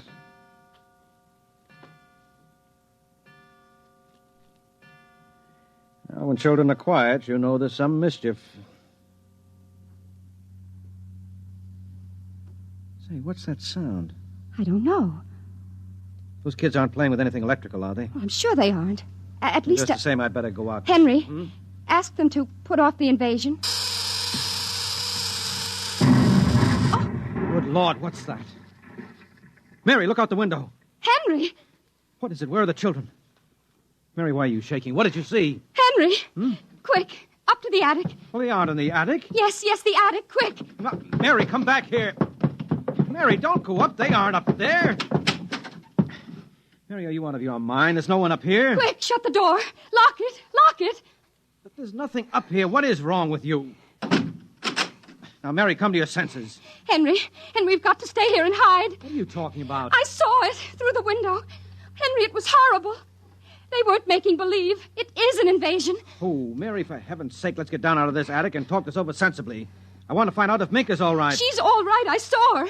She was leading them around the corner of the house. Leading who? The kids? Shh. Listen. Well, there's nothing. Listen.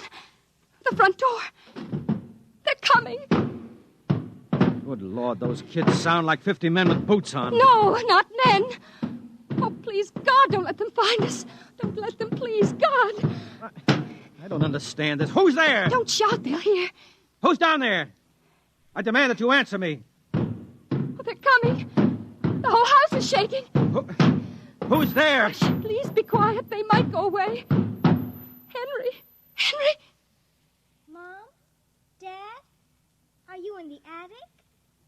Henry, listen. That's Mink. It's Mink. We've got to save her. Henry, don't you understand? She's leading them. What? She's leading them. She's on their side, Henry.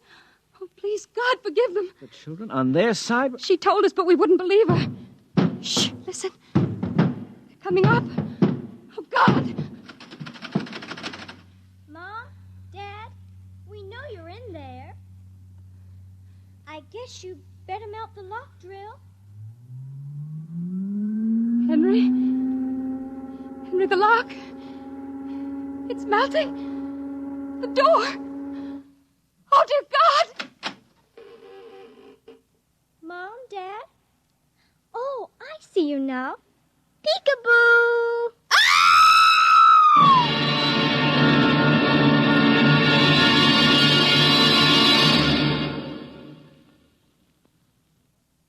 You have just heard X-1, presented by the National Broadcasting Company in cooperation with Street and Smith, publishers of astounding science fiction.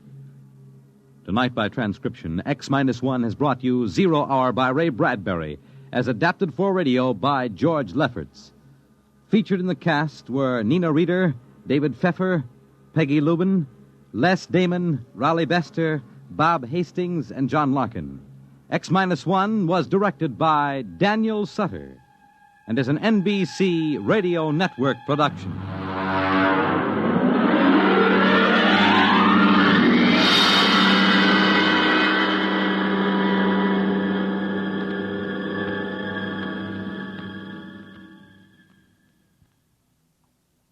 And now, next week, The Vital Factor by Nelson Bond.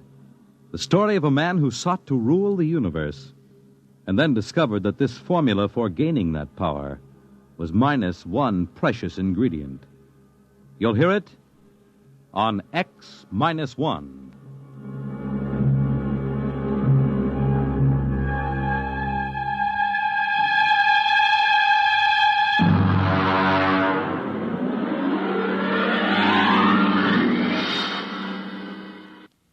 It's Groomed for Your Interests, weekday, NBC Radio.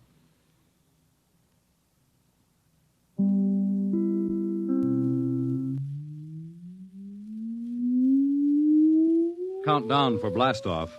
X-5, -4, -3, -2, X-1. Fire!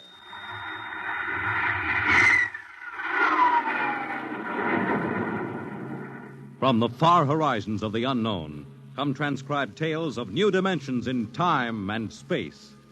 These are stories of the future, adventures in which you'll live in 1,000,000 could-be years on 1,000 would-be worlds. The National Broadcasting Company presents X-1.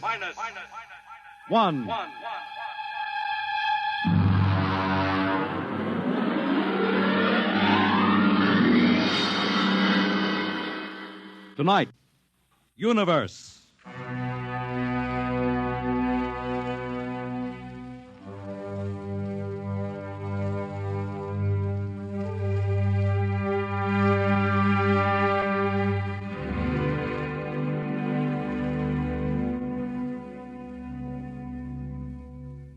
We are just beginning to discover how boundless our universe really is. And yet, as man reaches out to the stars, out toward infinity, ironically enough, he may be building himself a new kind of prison. What would it be like to live all your life in a world no larger, say, than a single gigantic rocket ship bound on an endless mercy?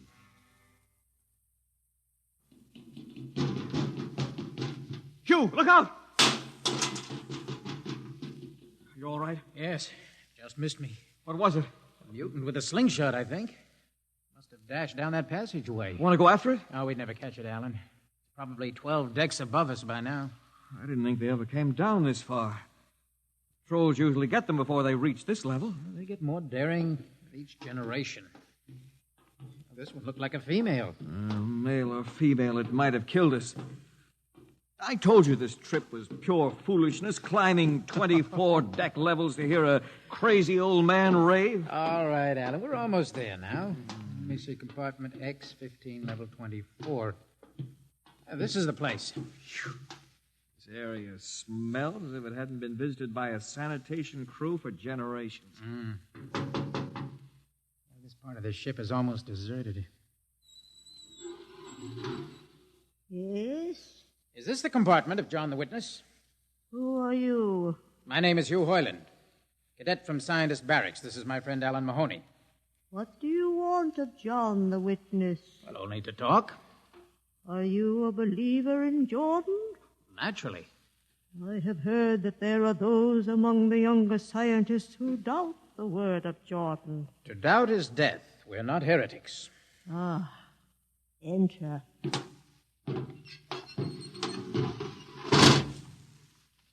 I've brought you a gift of tobacco, grown on the richest level.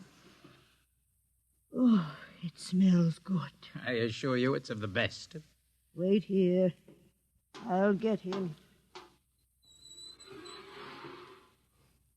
What a rat's nest.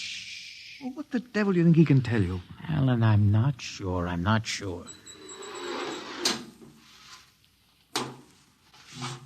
Well? Are you John the Witness? I am. Good evening to you. I'm Hugh Hoyland.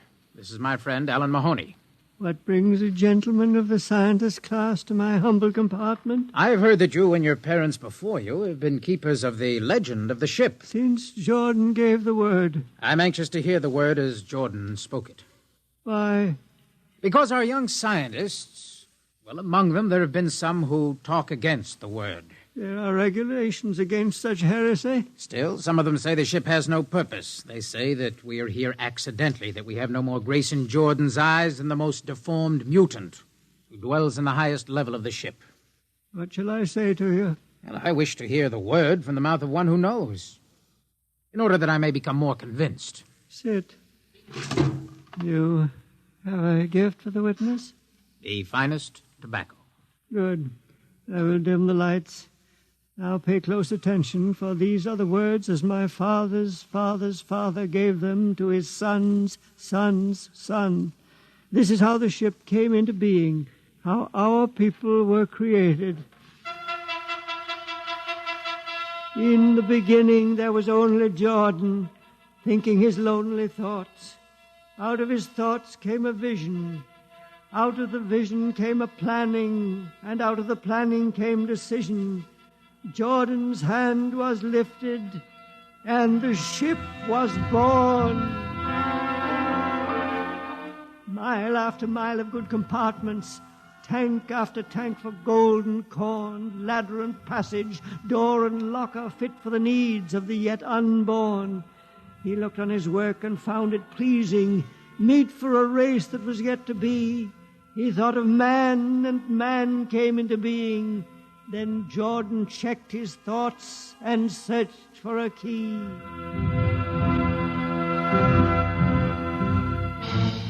Man untamed would shame his maker. Man unruled would spoil the plan. So Jordan made the regulations, and order came to the works of man. A crew he created to work at their stations, scientists to guide the plan. Over them all he created captain, made him judge of the race of man. Thus it was in the golden age. These are the true words? As my father's father taught them. But what of the strange beast-like people on the upper levels of the ship? Surely Jordan did not create them. Jordan is perfect. All below him lack perfection. You have heard of the legend of Huff? I have heard that he mutinied against Jordan. Darkness swallowed the ways of virtue. Sin prevailed upon the ship.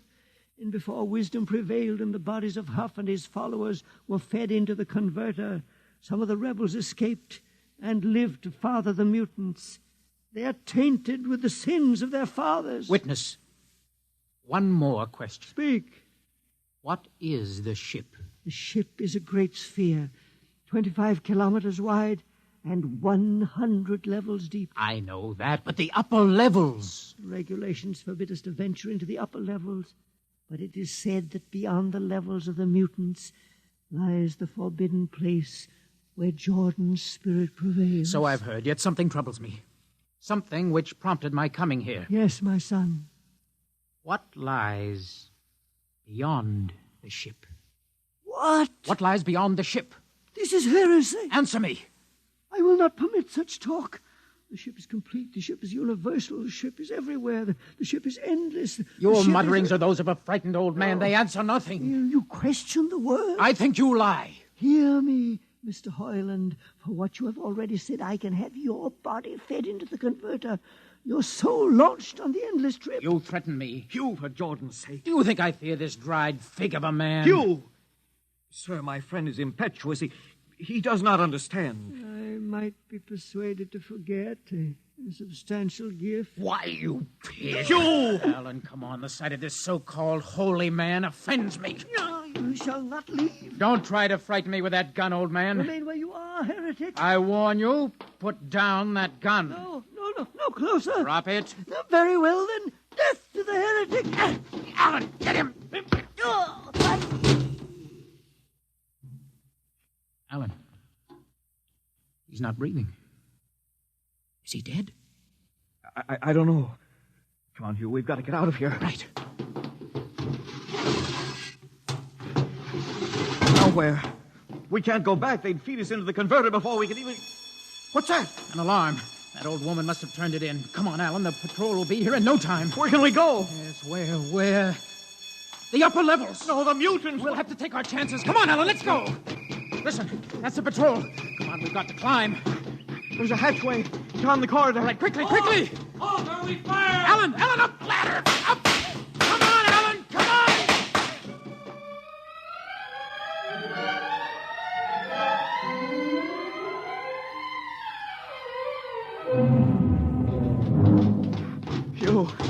Hugh, wait. How far are we from the outside wall? Judging by the slope of the deck, about 2 miles. Alan, let's try this passageway here.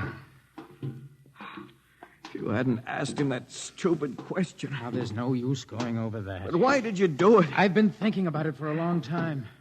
When he began to give me those stupid pat answers, well, I just saw red, I guess. Who are you to question the ways of Jordan? When you asked me to go with you to visit the witness, I thought you wanted spiritual help. I never dreamed. I'm sorry, Alan. I'm sorry. I couldn't foresee this. Wait a minute. What? I saw something move. Where? Near that bulkhead. I don't see anything. Maybe my eyes are going bad. Still, listen! You behind us! Alan, look out!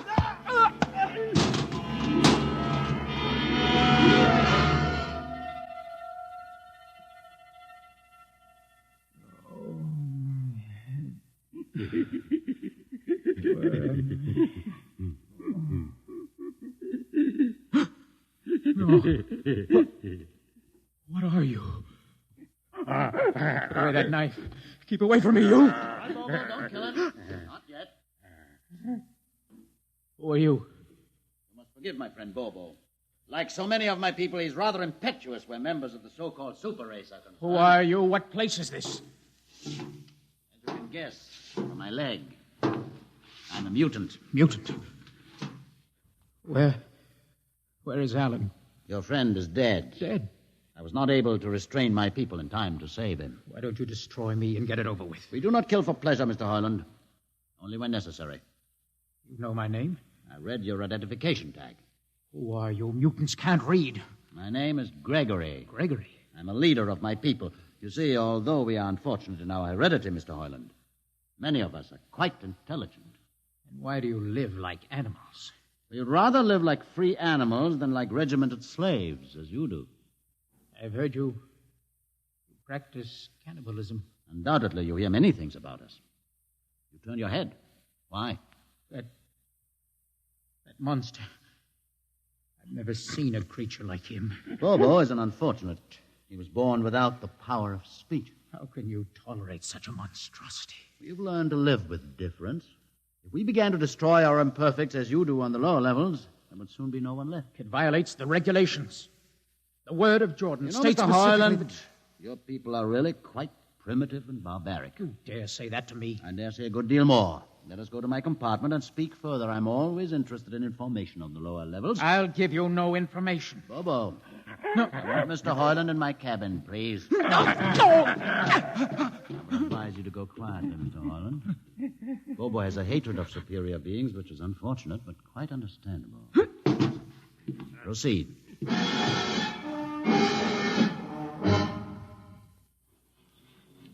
Enter, Mr. Hoyland. This is where you live? Yes. But you have books. Stolen from your libraries, Mr. Hoyland. Compton's Astrophysics, Philosophy of Interstellar Navigation, Celestial Mechanics.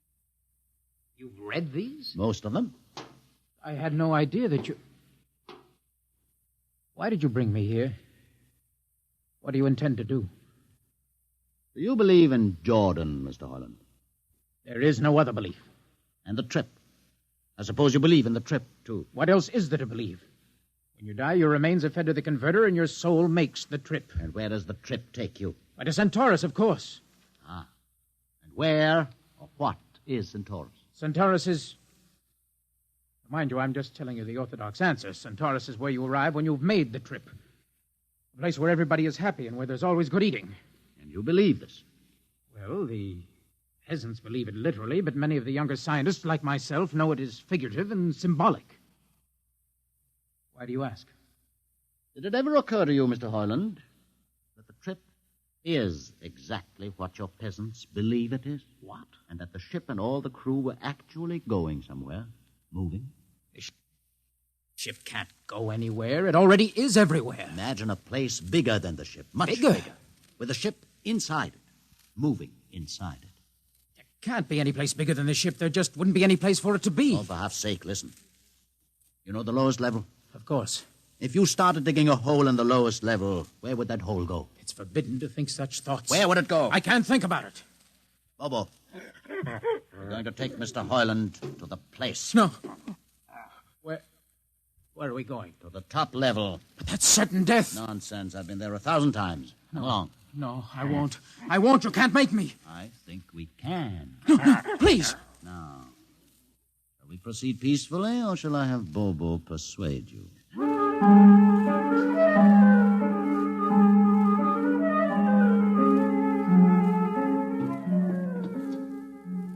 Open the door, Bobo. Inside.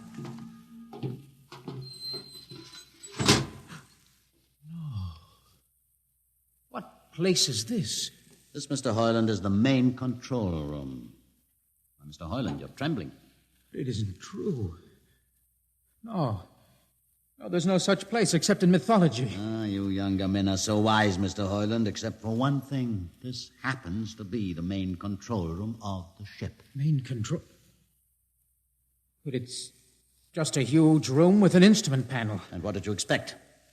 How do you know this is the main control room? See these instruments? Using them, the navigator many hundreds of years ago actually steered the ship on its voyage. I don't understand. I didn't suppose you would. Sit down. Very well. Look up. What do you see? A huge shield. Watch it for one moment, Mr. Hoyland.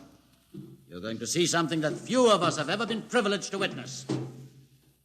What are you doing? I'm dimming the lights. Don't be frightened. Keep your eyes focused on the shield above us. Ready? Watch. It's sliding back. Ghost of Jordan. Well? What am I seeing? The universe, Mr. Hoyland. The universe in all its beauty.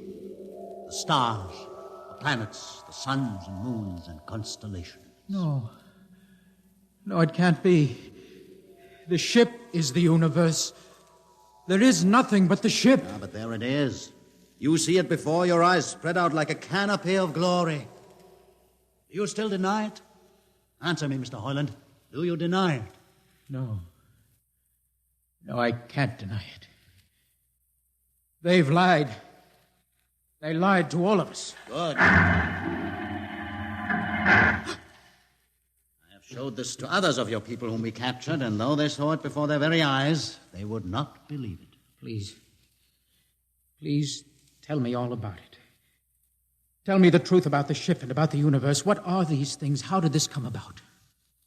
Many thousands of years ago, on a planet like those you have just seen, a planet called Earth, a scientist named Jordan decided to build a ship that would carry men from one planet to another. For many years, Jordan and thousands of others studied and planned. And when they were finished, they built the ship. A ship so large that it had to be assembled in its own orbit beyond a place called the Moon. 60 years it took them to construct. And when it was finished, a whole new science had been conceived. Then the trip was begun. The trip that was to land a colony of Earthmen on a far-off planet called Centaurus, millions of light years beyond the furthest planet ever reached before. How do you know these things? Among my books are the log, which Jordan himself kept, and the records of the journey for the first 40 years. What happened? There was a mutiny. A man named Huth led a rebellion of those who wanted to turn back. In the struggle, the navigators were killed. The crew fell into a state of anarchy. In the years to follow, small groups of men tried to organize the ship for navigation, and each time they failed. Finally, the whole idea was abandoned. And so, for centuries, we have swung in space, unmanned, undirected, living in a lost world of our own making, without purpose, without direction. Why have you told me this? Can't you guess? You want to finish the trip. Yes, but I can't. You can't? Look at me, Mr. Hoyland. You see, a mutant, a man with a twisted leg. My people are outcasts, condemned to death if we so much as set foot in the lower levels of the ship. The main drive is in the lower levels where my people are forbidden to go. No. It would mean that both our people would have to work together. Our differences encouraged rather than denied. All right. I'll see the captain himself. I have an uncle on the Central Board. I'll tell him what I've seen here. And do you think he'll believe you? Send one of your people with me. That's asking a good deal. I'm risking a good deal by going back. Very well. Bobo will go with you. Bobo? He can't talk. There will be no need for talk. I will write a message guaranteeing safe conduct for a group of unarmed scientists to visit the main control room. Bobo will take you safely through our territory. What happens when you reach your own level is up to you.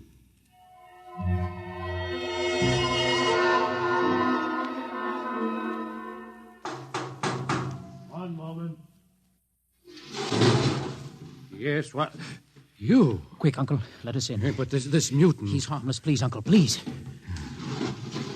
Now, what is this? You're wanted for... I know all about that. Uncle, listen. I must see the captain. The captain? Are you mad? Uncle, you're a council member. You can get me to see him. He'll kill you. You're wanted for heresy. I don't care. I must speak with the captain. Now, Uncle, you're close to him. You can arrange it. I don't understand. Listen to me. The ship is moving. I can prove it. Do you understand? There is a purpose in the ship. I don't understand what you're babbling about. Now, never mind. Just talk to the captain. Tell him I have information of tremendous importance. Tell him I've arranged a truce with the mutants. Truce? Here, show him this paper. Signed by their leader. Do it, Uncle, for my sake. I don't know what... Uncle, please, if I'm to die, let this be my last request to you. Very well. I'll speak to the captain.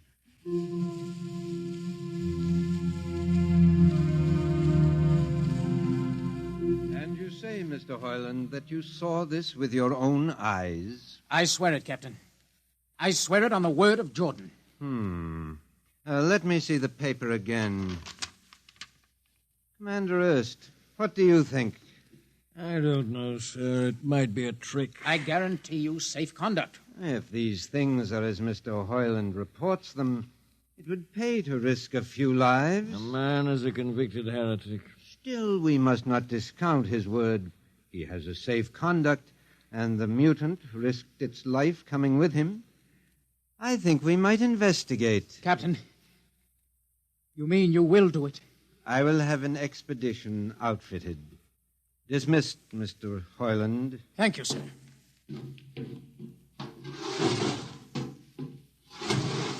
Captain. Commander Erst. Sir. You will make the necessary arrangements for an expedition. And I trust you understand. Perfectly, sir. Perfectly.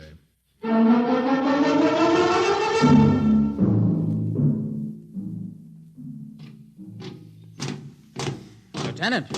Mr. Harlan? You better halt your men here. This is the spot. Patrol! Halt! Well, I see no welcoming party of mutants. There'll be none. Their leader will meet you inside the main control room. You don't say. And just where is this main control room? Beyond that door. I see. All right, men. Ready up. Lieutenant, why do you ready arms? In case of ambush. Ambush? Now, wait a minute, Lieutenant. What are those men doing with that ray gun? Just aiming it at the door. Are you mad? No, Mr. Harlan, but most certainly you are to think that we could be lured up here to be slaughtered with a fantastic story about some mythical control room. Guns ready, sir. Lieutenant, I warn you, these people have acted in good faith. You can't break that faith. Oh, mutant! Come out! For Jordan's sake, Hold Lieutenant. A little too quiet for comfort. Mutant! Open the door! Please, Jordan, don't let anything happen. Don't let... All right, it's opening. Ready, men? Someone's coming out. Steady. Gregory, stay back! Fire! You fools! You've killed him! Here come the rest of them. Fire! Fire!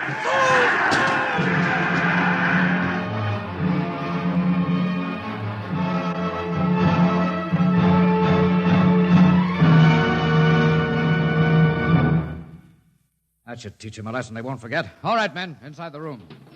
Come along, Harlan. You're under arrest as a conspirator in this ambush. Ambush, you fool. You blind, stupid fool. All right, that'll be enough. You've been inside this place before? Yes. What's this machinery? These are the controls he would have used to steer the ship. Gone out of his mind, Lieutenant. Steer the ship? Who? The leader, the one you killed. This ugly mutant? This ugly mutant happened to be a man of true genius. Well, you're mad. Am I? Lieutenant, this man had a vision which would have saved you, but you chose to kill him because you couldn't stand the sight of his difference from you. Shut up, Highland. Don't listen to him, man. You can't shut your eyes, and you can't shut your minds, and you can't shut your ears to this. The roof's moving back. Yes, look. Let the vision of this confound your ignorance and blind your eyes. This is the heritage of stars and open skies, for which men have yearned for centuries. Try to destroy this, and you will only destroy yourselves. Death to the heritage. But I say to you that you can't keep this from our people. They will seek it out. The ship will be manned, and the ship will be steered, and there will be freedom, purpose, and respect for ourselves. This is your heritage. Look upon the universe. Kill him.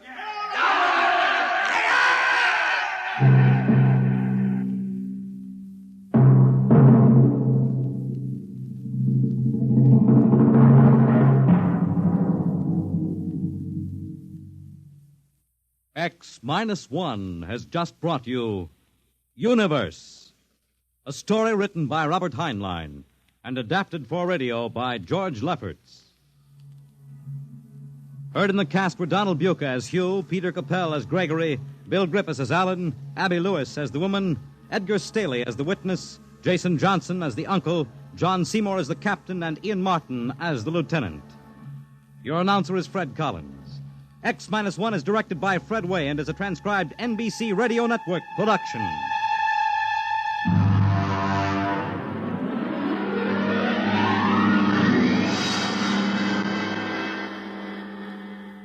And now, next week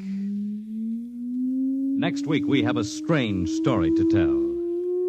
A sweet, blood-curdling little story that is really only 2 sentences long. The last man on Earth sat alone in a room And then there was a knock on the door. What knocked on that door? You'll find out next week on X minus 1.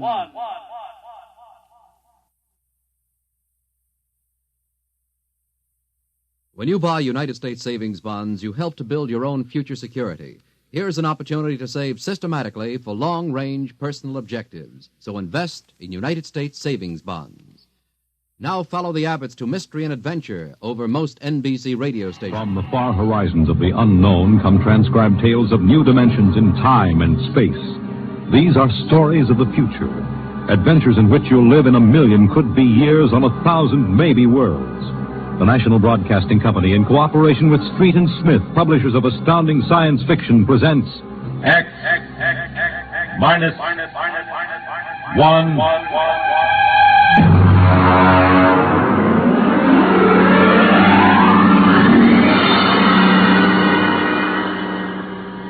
Tonight, the Ray Bradbury story entitled, And the Moon Be Still as Bright.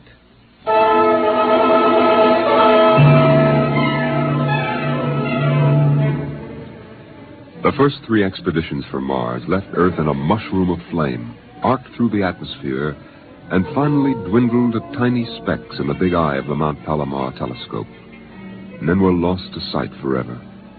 The prearranged landing signals flashed back to Earth, and then the radios went dead. One after the other, ships had disappeared and were never heard from again. But still the rockets came. The 4th expedition emerged from the silent gulfs of space, angled down toward the floating red disk of Mars, down into an orbit as the order came to land.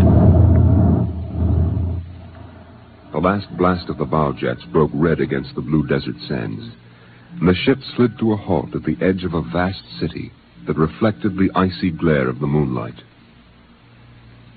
For a while, all was still. All right, Park you. Open the airlock. Aye, sir.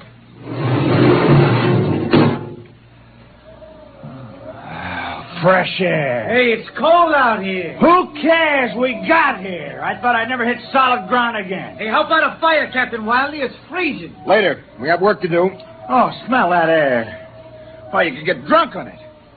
Say, there's an idea. Why don't we break out a bottle and celebrate? Biggs, there will be no drinking done till we're secured. But we're landed, Captain. 3 other expeditions landed and disappeared within 24 hours.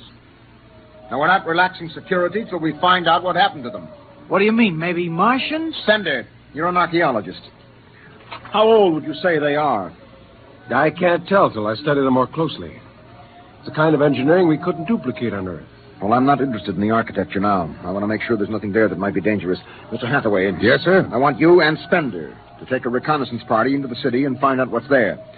We set up camp here. No man is to go more than 50 feet from this rocket. And there'll be no celebration till Hathaway and his party report back.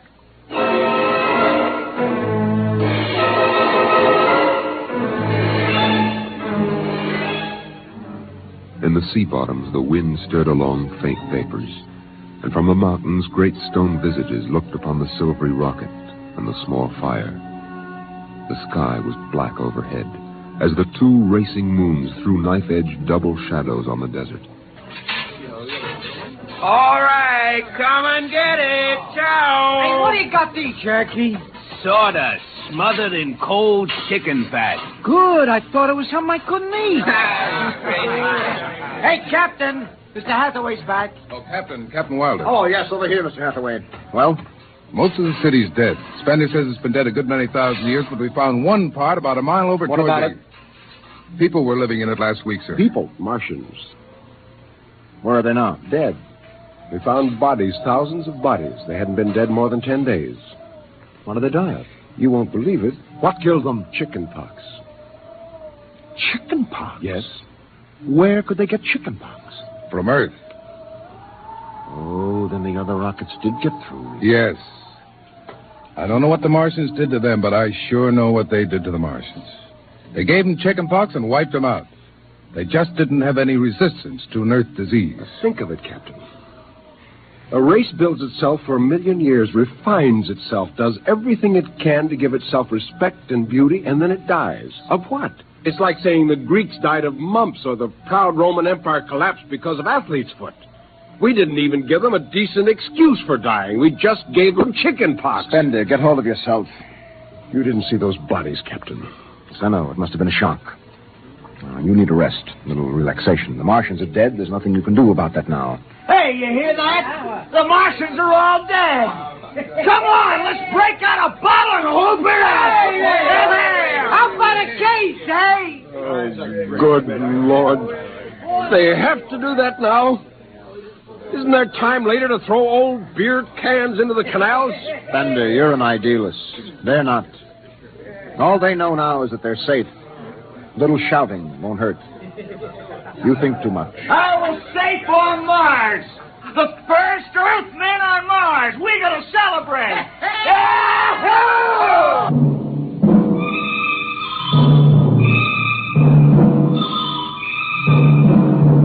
20 bottles were opened and drunk. The voices got louder. The earth laughs and shouts echoing across the empty Martian sands. Spender listened to the wind over his ears, cool and whispering. He felt the land getting cooler. The stars drew closer, very near. The air smelled clean and new. He looked at the cool ice of the white Martian buildings over there on the empty sea lands. Oh, what a woman! Hey, what do we do with these empty bottles? Save them, stupid. There's a 2-cent deposit. Throw them away. Hey, wait. How about that building? 2 to 1 on a buck. I can heave one right through that window. You're on. All right, here goes. Bullseye! Hey, double or nothing on the next shot. Put that bottle down, Biggs. Who's there, Mr. Spender? Stop smashing those windows. What's the difference? The planet's ours now. I guess I can do anything with it I want. Drop that bottle or I'll knock your teeth out. Yeah? Just watch me. I warned you, Big. Come on. What's going on here? Spender! I hit him. He's crazy, Captain. He just walked up and slugged me. All right, Biggs. Spender, you come with me. Now, suppose you explain. What was the idea? The noise, the drunken brawl. Spender, the men are tired. This has been a long trip. And you have a different way of seeing things. No, I'm seeing things all right. I'm seeing how we'll ruin Mars. We'll rip it up and rip the skin off the way we've already ruined Earth. Is that why you hit Biggs? Yes. I couldn't stand the idea of them watching us make fools of ourselves. Them? The Martians. They're dead. They're all dead. But they know we're here. Doesn't an old thing always know when a new thing comes? We've come a long way to smash their windows and spit in their wine. Well, maybe you're right. But I'm still going to fine you $50 for that fight. Now, come on, Spender. Suck in your chin. We'll go back there and play happy.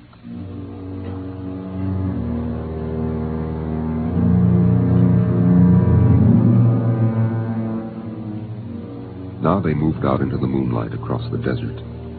They made their way into the dreaming, dead city. The light of the racing twin moons glinted on the barrel of a pistol, the long blade of a machete, the round, gurgling shape of a raised bottle. The wind blew in from the dead sea bottom and brushed through the silvery wire filigree of the towers. Strange music drifted down to the double-shadowed streets, a thin, haunted music that played as it had played through the uncounted years of time. Nobody moved. The moons held and froze them. The wind beat slowly around them.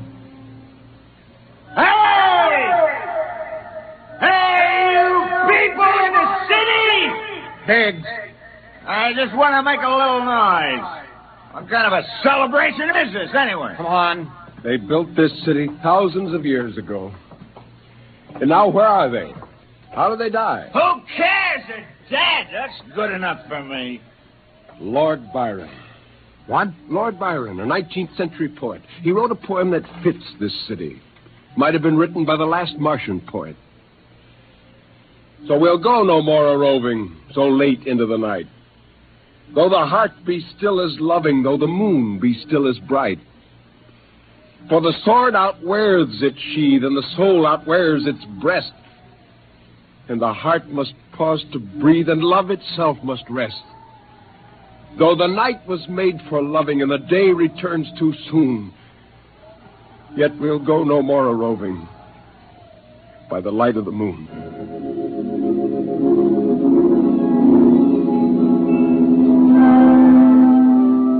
Without a word, the Earthmen stood in the center of the city. It was a clear night. There was not a sound except the music of the wind. At their feet lay a tiled court, worked into the shapes of ancient animals and images. They stood there, silvered by the double moons beneath the crystal towers of Mars. And then Biggs was sick, and the sour stench of liquor filled the cool air. The men of Earth had come to Mars. And Spender turned and walked away into the city, alone in the moonlight, never once stopping to look back. It was a morning that might have been a Monday, or a Tuesday, or any day on Mars. Biggs was on the canal rim, his feet hung down in the cool water, soaking, while he took the sun in his face. Hey, what are you doing back here, Biggs? Didn't you go out with the search party? Yeah. I come back. I got a blister. Oh, yeah. Here. What do you mean? Look. Look, Cherokee, see that? Anyway, I had enough searching. 4 days hunting for that screwball Spender. Didn't find him yet, huh? Oh, good riddance. Oh, my feet. I'm going to soak them in the canal. If I was Wilder, I wouldn't worry about that nut Spender. Let him go. He's a cracked pot anyway. He's a little foggy upstairs, I guess. Hey, why don't you take your feet out of that canal, Biggs? I gotta make coffee out of that water. Coffee? You call that stuff coffee? I had a motorcycle once that dripped grease that tasted better than that. Wait a minute, Biggs. Hey, look over there. Where? By that bush. There's someone there. Hey. It's him. Hey, Spender! Spender? He's coming over. Why'd he stay lost, that crazy jerk? Hi, Spender. Long time no see. Hello, Cherokee. I've been exploring some ruins. Oh, you and them ruins. You're like a dog in a boneyard. What's the matter? Why don't you just say something? Where you been? Up in the hills. What would you say if I told you I found a Martian? Oh, yeah? Where? Never mind. Let me ask you a question. How would you feel if you were a Martian and people came to your land and started to tear it up? I know how I'd feel. I've got Cherokee blood in me. My grandfather told me a lot of things about the way they kicked the Indians around in the Oklahoma Territory. If there's any Martian around, I'm all for him. How about you, Biggs? They're dead. They're all dead. It's a good thing, too. Well, I found a Martian. Up in a dead town in the hills. I've been reading their books, and they're easy to understand. And I've learned their language. And then I found this Martian. And I brought him here, now. I don't see no Martian. I'm the last Martian.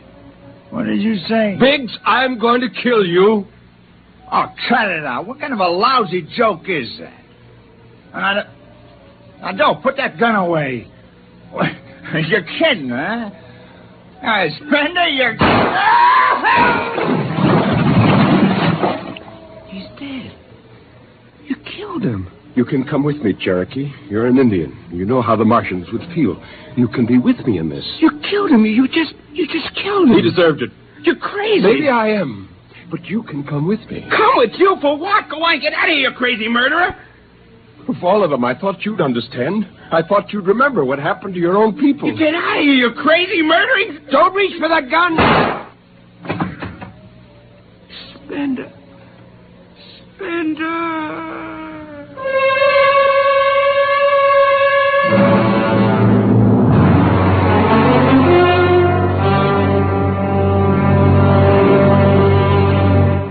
Hathaway, break out the arms locker. Issue pistols, rifles, and grenades. Yes, sir. And you'd better get the Bible out of the navigation chest. We have to bury these two. Parker, you start digging a grave, How about Spender? We'll have to go up in the hills and find him. Just let me at him with my bare hands, a crazy murdering louse. That's enough, Parkhill. Man is sick. He must be. Sick, my eye. He's That's enough. Now grab a shovel and start digging.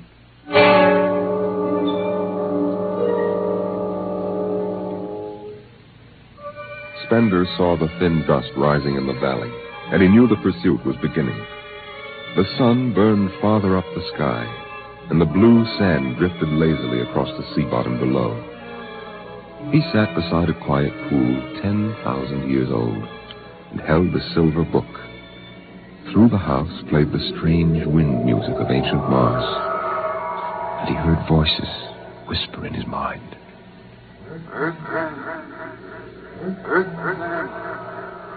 I hear you. I've always heard you, even down there on Earth.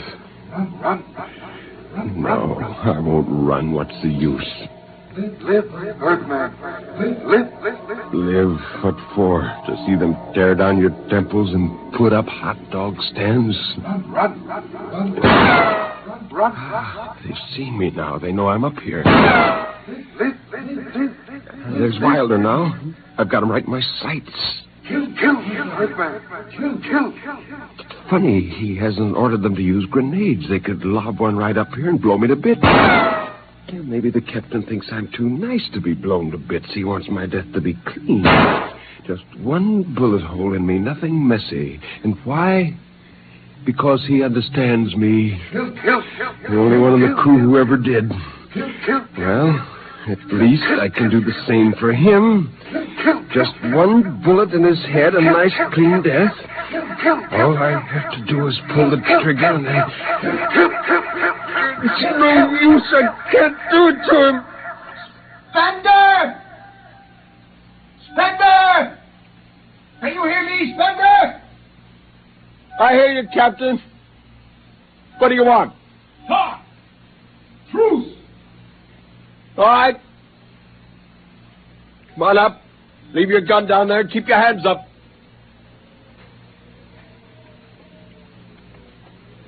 Oh. That's quite a climb. You mind if I sit down? How long do you think you can hold out?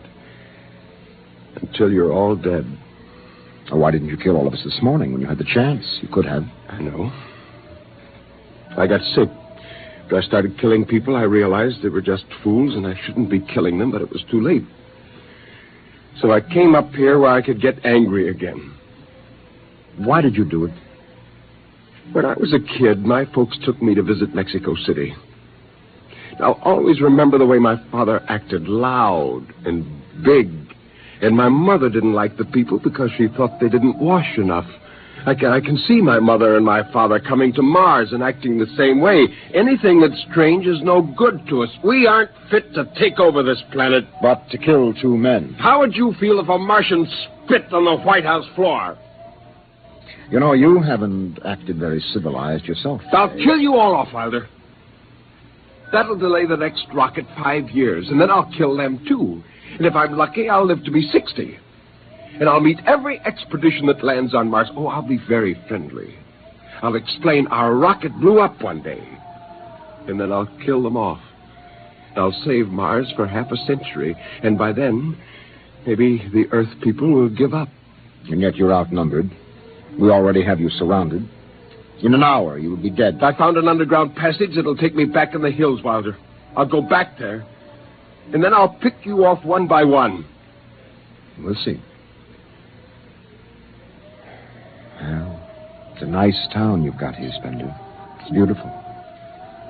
I'd like to live here. You can. Join me. You're not like them. Why go back to them, Captain? I'll show you what a good life these people had. No, there's too much earth blood in me. I may even agree with you about all this, but that does not change what I must do. You won't stay? No. This is your last chance, Spender. Look, you're sick. Now come along with me quietly. No. One last thing. If you win, do me a favor.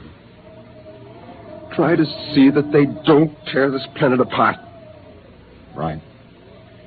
And if it helps, Just think of me as a very crazy fellow who went berserk one summer day.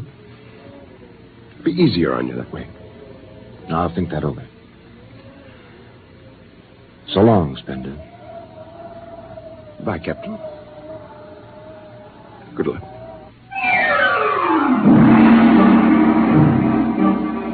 The men spread out again, walking and then running on the hot hillside places where there would be sudden cool grottos that smelled of moss, and sudden open blasting places that smelled of sun or stone. The men ran and ducked and ran and squatted in the shadows. I'll blow his brains! Captain Wilder hugged the rock warmed by the sun. He gasped, for the air was thin and not meant for running.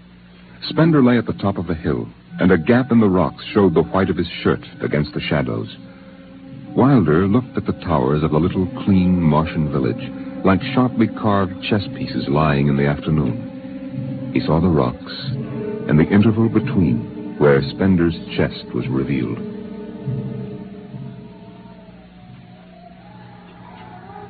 Go on, Spender. Get out. You've only got a few seconds to escape. Go on, get out of the caves. Come back later. You go now. I've got to win this. I've got to think that I'm right and pull this trigger. Go now. Get out. I'll get him! A slug in the head, I'll blow his bloody brains! No, Parkhill! Put down that gun. I'll do this myself. Spender. Why didn't you get out? Why? Why? Why?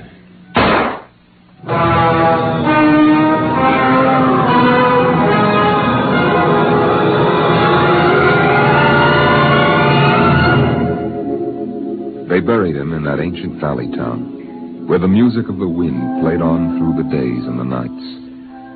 They laid him in an ancient silver sarcophagus with waxes and wines which were 10,000 years old, his hands folded on his chest. The last they saw of him was his peaceful face in the cold silver light of the racing twin moons. The captain found the poem in Spender's pocket, and he read it before he shut the marble door. So we'll go no more a-roving so late into the night.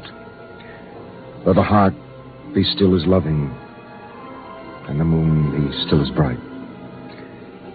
Though the night was made for loving, and the day returns too soon, yet we'll go no more a-roving by the light of the moon.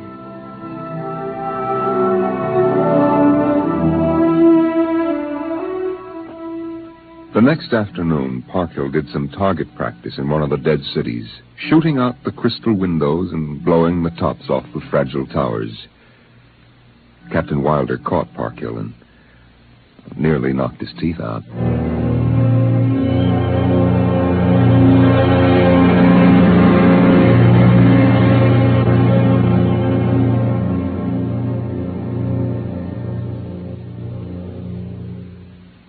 You have just heard X-1, presented by the National Broadcasting Company in cooperation with Street and Smith, publishers of astounding science fiction.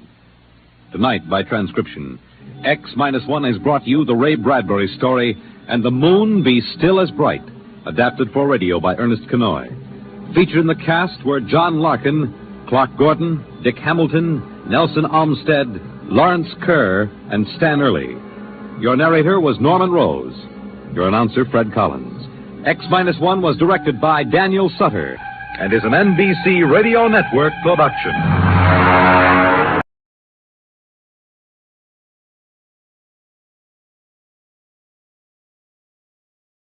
From the far horizons of the unknown come transcribed tales of new dimensions in time and space. These are stories of the future, adventures in which you'll live in 1,000,000 could-be years on 1,000 maybe worlds. The National Broadcasting Company, in cooperation with Street and Smith, publishers of astounding science fiction, presents X-1.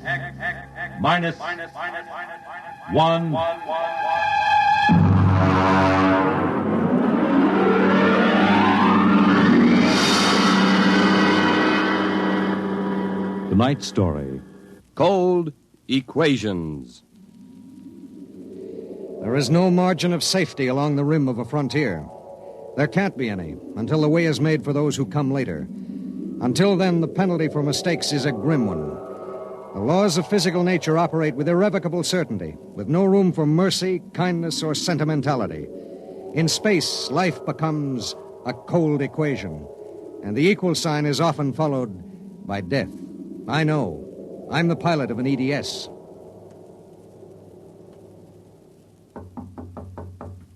Come in. You sent for me, Commander?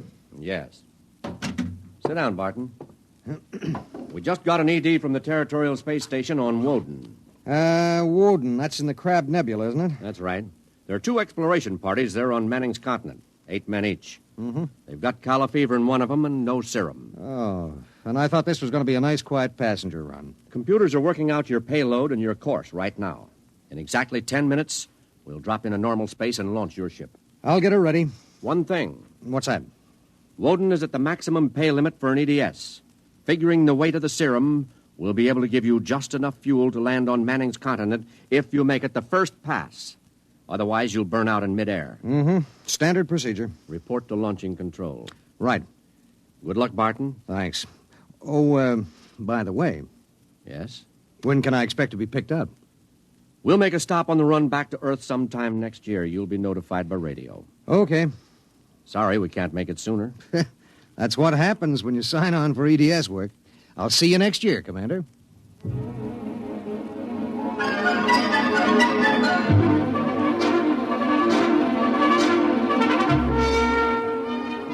Down in the belly of the Stardust, the crew was working like beavers to get the EDS, the Emergency Dispatch Ship, ready. Mechanics and technicians were swarming all over the place. Girls in inspectors' uniforms were checking the gauges in the supply cabinet. 9 minutes later, the exact course was in the computer. The serum was stowed in my supply cabinet closet, and little EDS 4G3 was ready to be born into space. Barton? Yes, sir. 30 seconds to blast off. All set? All set. I'm turning you over to traffic. Ready. Traffic control. Come in, EDS 4G3. Ready. 20 seconds. Lock open. 15 seconds. Space drive on. Space drive on. 10 seconds. Gravity neutralizer on. Neutralizer on. 5 seconds. 4, 3, 2, 1. Blast off.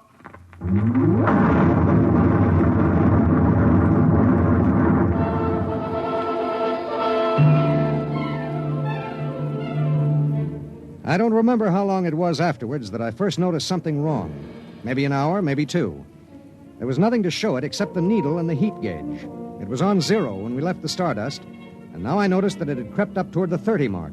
That meant something inside the ship was radiating heat. That something was in the supply closet, and it was alive.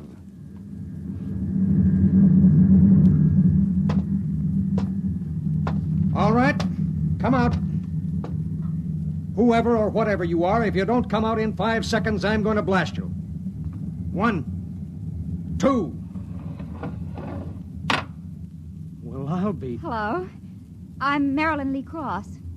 What are you doing in there? I'm a stowaway. Oh, my... What's the matter? Do I have to pay a fine or something? What are you doing here? I wanted to see my husband.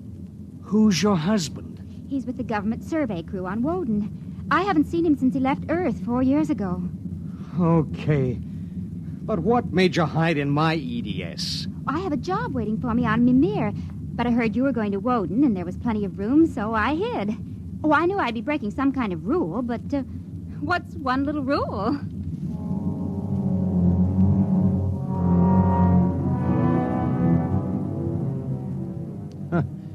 What's one little rule? H amount of fuel will power an EDS with a mass of M safely to its destination. H amount of fuel will not power an EDS with a mass of M plus X safely to its destination. Well, how could she be expected to know? She was 5'2" with brown curly hair and the faint, sweet smell of perfume. She was 5'2" and she smelled like apple blossoms. And her name was X in an equation that would have to be balanced.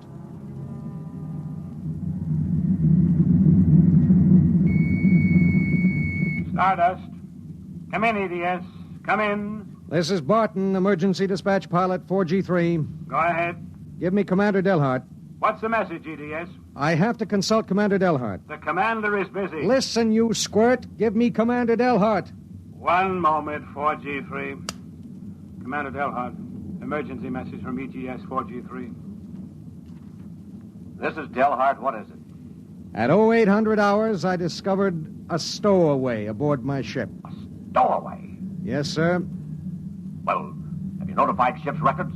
Not yet, sir. You know the regulations as well as I do. Of course I know the regulations. That's why I'm calling. Barton, what's going on? Sir, this is a girl. A young woman. Oh. She wanted to see her husband on Woden. She didn't know what she was doing. I see. I wondered, sir, maybe the cruiser could change course or something? I'm afraid not. We're hundreds of light years apart now. We have a limited fuel supply ourselves, with 900 passengers. Is there any chance? No. Okay, Skipper. Better get the information to ship's records. Okay. Barton. Skipper? I'm sorry. Yeah, sure.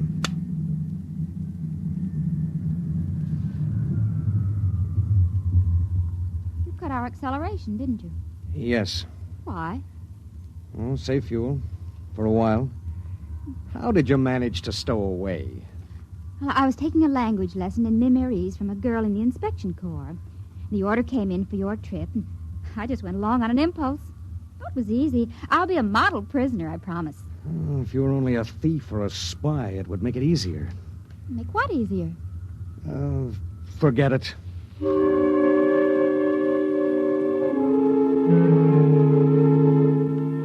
Why couldn't she have been somebody with some ulterior motive, a fugitive, hoping to lose himself in a raw new world, a crackpot with a mission? Why did she have to be a woman? A beautiful, kind, trusting woman?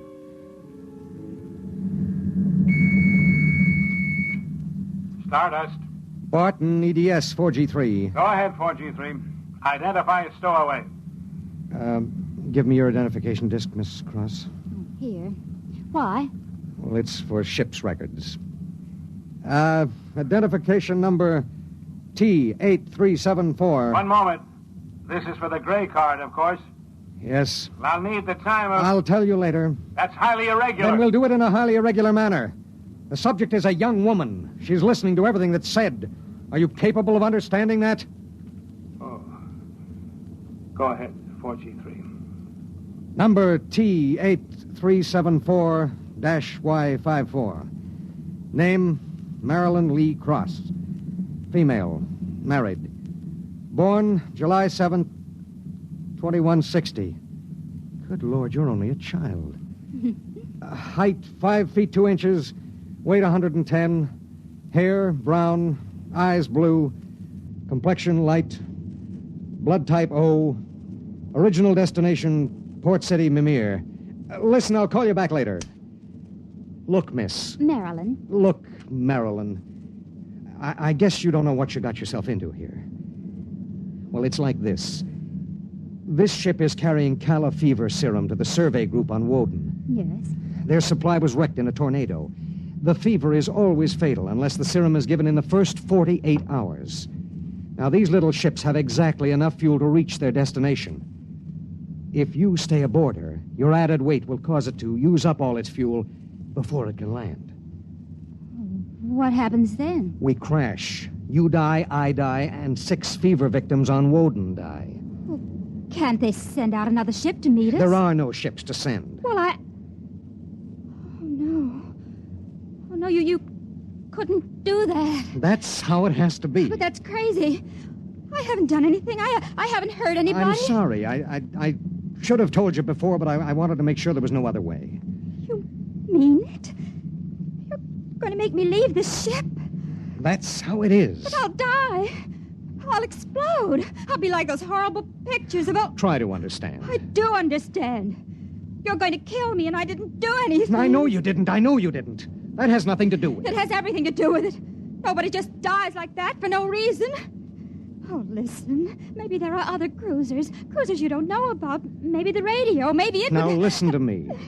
It's different here. Different from anything you've ever known. On Woden, there are 16 men. 16 men on an entire world. They're fighting. Fighting an alien environment. The environment fights back. You can only make a mistake once. And I made a mistake. Yes. There's no hope. Absolutely none. You'll have to be put out of the ship.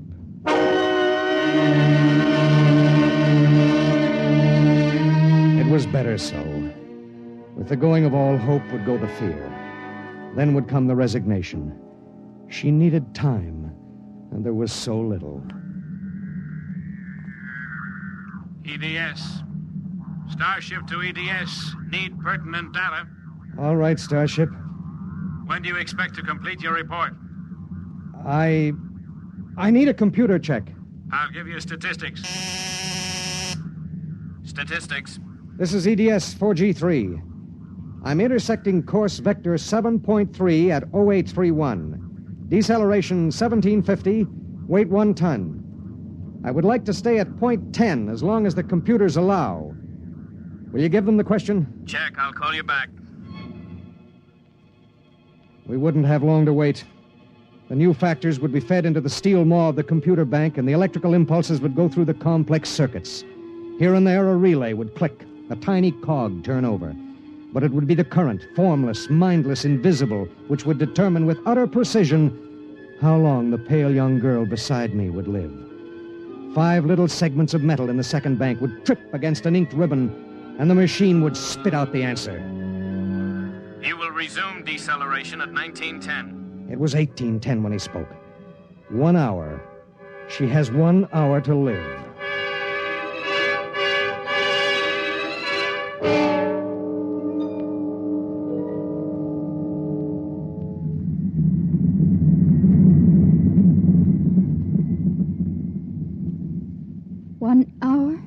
That's it. All I did was hide in a closet. And now you tell me I have to die. I don't believe it. You might as well get used to it. If this happened back on Earth, 1,000 ships would fill the sky. The whole world would know about it. They'd do everything to save me. This isn't Earth. It was such a big dream. Jerry and I separated almost 5 years ago. We were too young. And I was going to see him to try to make everything all right again. Are you married? I was. Oh? She ran off with some guy in the weather service. Do you still think about it? I don't let myself. Where is she? Back on Earth. Look, if you don't mind, I'd just as soon talk about something else. Okay. What do you do when you've got an hour to live? What do you talk about? What's Jerry like? Jerry? Oh, he's a funny guy.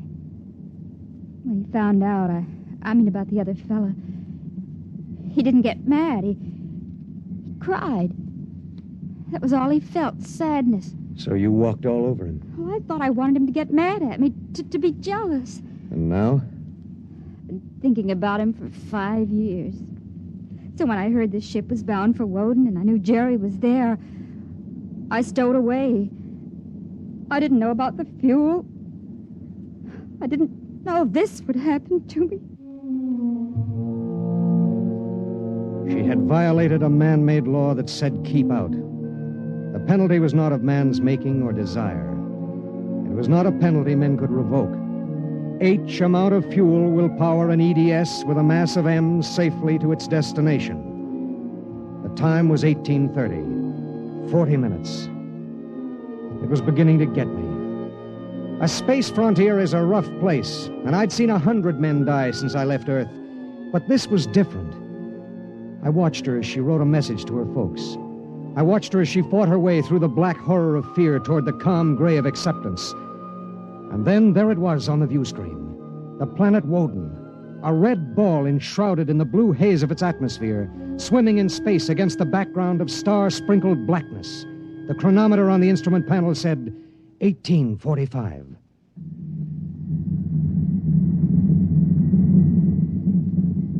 Listen, we're in radio range of Woden now. I mean, would you want me to try to contact your husband?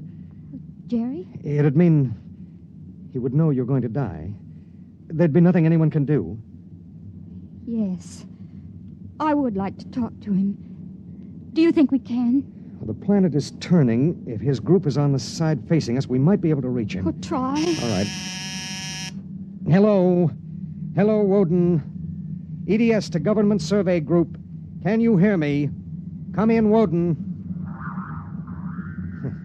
They may not be monitoring. Hello. Hello. Hello. Identify yourself, please. This is Government Survey Group 1 on Planet Woden. This is John Barton, EDS pilot. You have the serum? Yes. How bad is it? 1 man died last night. 6 have the fever. How long will it take to... I start deceleration at 1910 hours. I should be able to land at 1930. Thank God. Look, do you have a Gerald Cross in charge of the group? Commander Cross? Yes, we do. Could I speak to him? He isn't here. He's out with the survey team. When do you expect him? Can't say. How do you read me? How much time do we have left for communication? Less than 15 minutes. All right. If Commander Cross comes back before we lose radio contact, will you have him buzz me? It's important. Okay, EDS. I'll keep the set open. Check.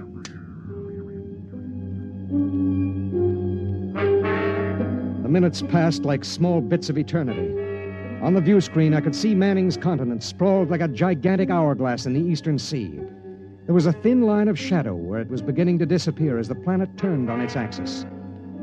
I looked at the pale woman next to me, and I thought of another woman long ago who'd sat next to me and cried because I wouldn't try to understand. What had she written in those letters back home? What would they think of the faceless, unknown pilot who'd sent her to her death? What would I think of myself alone nights, reliving this voyage?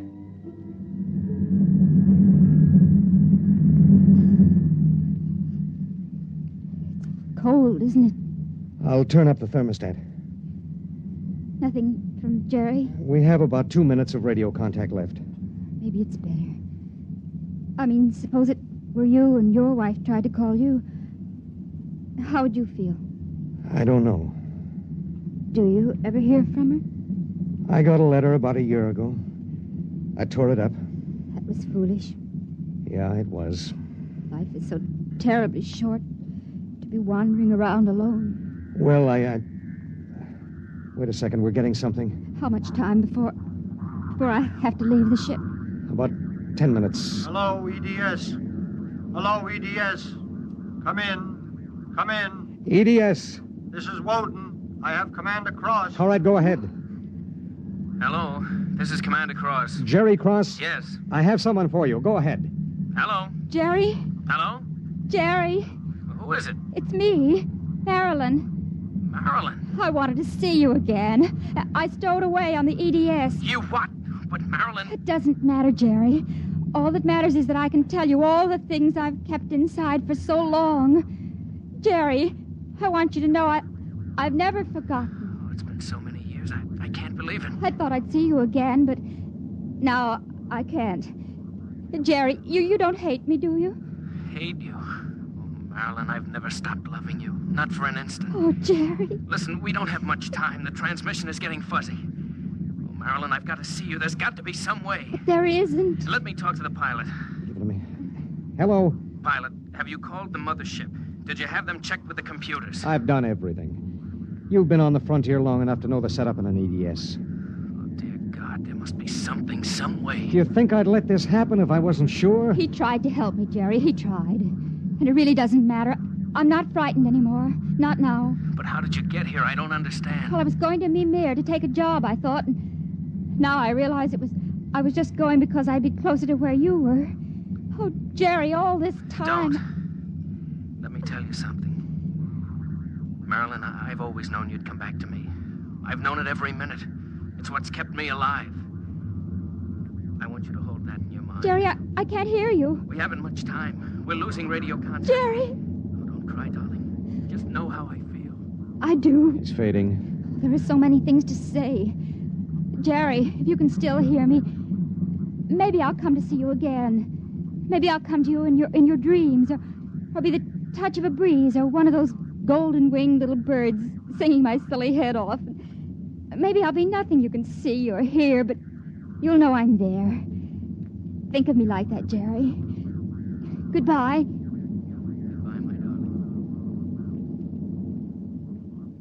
She sat motionless in the hush that followed. And then she looked at me. Now? Now. I pulled down the black lever, and the inner door of the lock slid open. She walked with her head up and the brown curls brushing her shoulders. I let her do it alone. She stepped into the lock and turned to face me, and I could see the pulse in her throat. I'm ready. I pulled the red lever, and there was a slight waver as the air gushed out. I thought I sensed a bump, as if something had bumped the outer door. And then there was nothing. The white hand of the closet temperature control was back at 0. A cold equation had been balanced, and I was alone in the ship.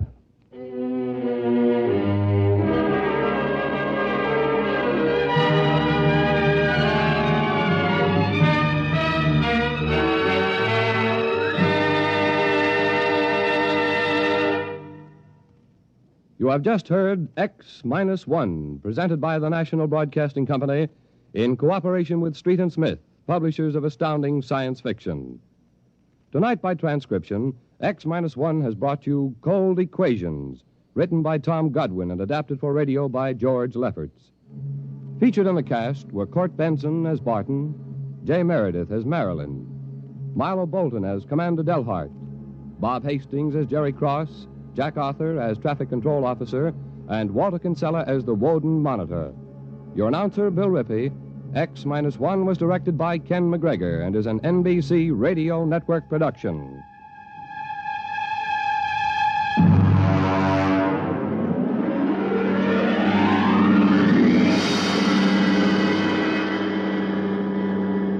And now, next week. In the days of the Windjammers, whalers sometimes went on cruises that lasted as long as 2 years, and so sometimes they had to resort to rough methods to gather a crew. But what of the future when a cruise to a distant star may last for 15 years or more? We hear of such a voyage next week on X-1. From the far horizons of the unknown come tales of new dimensions in time and space. These are stories of the future, adventures in which you'll live in 1,000,000 could-be years on 1,000 maybe worlds. The National Broadcasting Company presents X-1.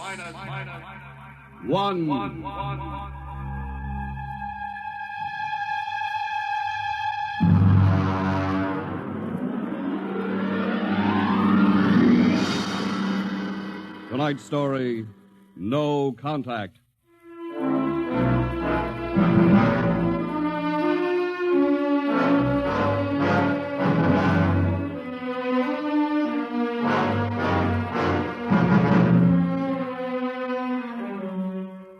It was in the year of 1982 that spacemen first discovered the Great Galactic Barrier. In the past 10 years, rocket travel to the moon and the nearer planets had become commonplace. And then men fixed their sights on a more distant star, the remote planet known as Volta. 5 exploratory ships went out, and none came back, each in turn disappearing mysteriously at the same vanishing point, at an invisible wall somewhere in the vast outer reaches that became known as the wrecker of spaceships, the Galactic Reef. And yet, the explorers refused to admit defeat. It was on June the 2nd, 1987, that the rocket Star Cloud made ready for takeoff, the 6th to attempt to crack the barrier and win through to Volta. Now hear this. Condition green. 2 minutes to blast off. Condition green. 2 minutes to blast off. Well, Lewis, this is it. I don't suppose you'll be needing the ship's doctor up here on the bridge during blastoff. I think not, Smitty. There's little chance of acceleration bends in these new overdrive ships. I'll be in my office then, counting vitamin pills if you need me. It's only a few steps. Good luck, Lewis. Thank you, Smitty. Lieutenant Collier. Yes, sir? You're relieved. You'd better get down to navigation control and take over. Yes, sir. Lieutenant. Yes, sir? We've never flown together before. This is your first flight in a space vessel as big as the Star Cloud. Yes, sir, but I was trained in oversized jobs at the Naval Academy. Well, if you're half as good a navigator as your father was, you'll do fine. Thank you, sir. Did you ship out with my father? I served under him on one of the first rocket runs to the moon. I see. I almost went along on his last trip to the barrier. Too bad about that. Yes, sir. That's all, Collier.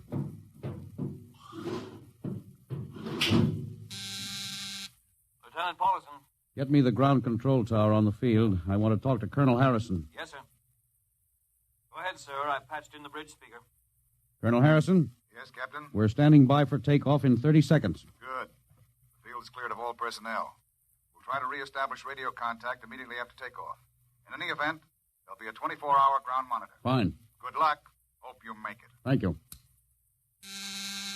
Bridge to navigation control. Nav control, Collier. Ready, Lieutenant? We're ready, Captain.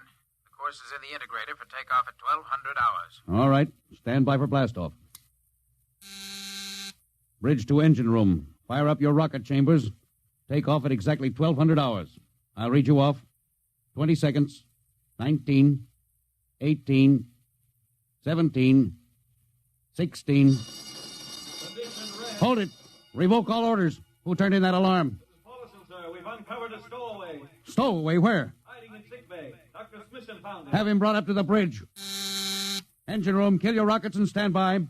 Thorson, this is Colonel Harrison in ground control. What's holding you up? Trouble. What's the matter with you? What's the matter with you? There's a stowaway aboard. Stowaway? Yes, I thought your men were supposed to police this base. What's the matter with you? Captain, take it easy. You know what this delay can do to us, don't you? 1 minute later, takeoff can throw us 1,000,000 miles off course. We'll have to reintegrate the whole works. Well, look, how long do you think it'll take Don't bother for me for a while. I'm busy.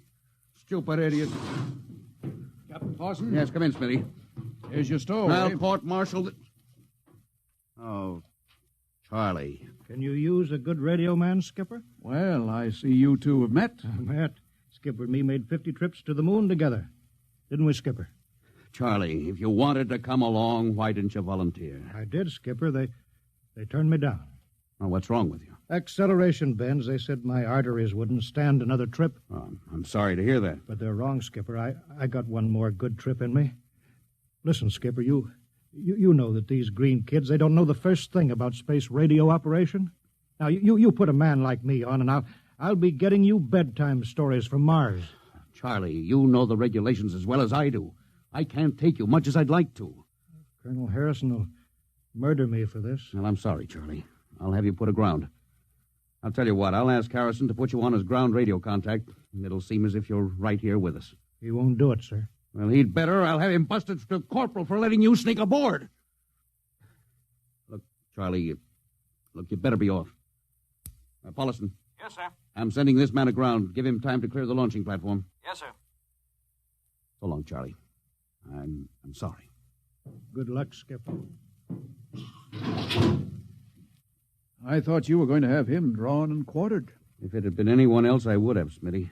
But Charlie, well, he's kind of special. He's been with me since my first command when we began the regular run to the moon. And if he wanted to come along this time, well, it's only through loyalty to me. You know, Lewis, I didn't realize it before, but you're almost human. Captain Thorson, nav control, Collier. Oh, yes, Lieutenant. How badly are we fouled up? Can you recalculate the course, or shall I cancel the takeoff? I've already plotted a new course on the integrator, sir. If we take off in exactly 30 seconds, we'll need to correct for only a 1-degree deflection. I can do that before we breach the stratosphere. That's quick work. Are you sure? Yes, sir. Positive, sir. All right, Collier. I'm putting it in your hands. We'll blast off on your signal. Bridge to engine room. Prepare to blast off on navigator's signal.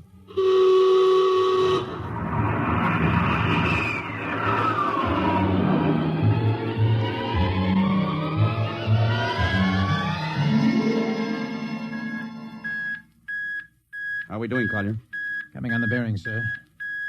That's 4, 3, 2, 0. We've intersected the course vector. Good work, Collier. Course is corrected, sir. We're ready to go into atomic overdrive anytime you say. All right. Stand by. Yes, sir. Now hear this. Now hear this. Prepare for maximum acceleration. Bridge to engine room. Kill your rockets. Rockets out. Fire up number 1 cyclotron.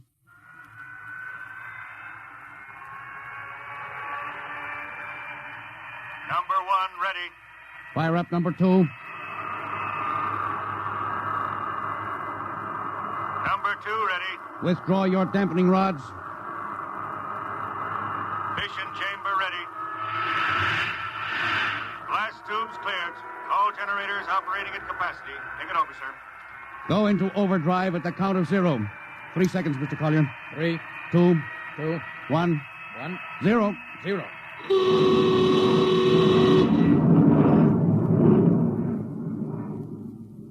How are we doing, Collier? On course, sir. She's running hot and true. My compliments, Lieutenant. This job would have done your father credit, and he was the best navigation officer I ever saw. Oh, thank you, sir. Start your gyros. Put her on robot control. All right, the bridge is yours, Mr. Collier. If you need me, I'll be in Dr. Smithson's office. Yes, sir.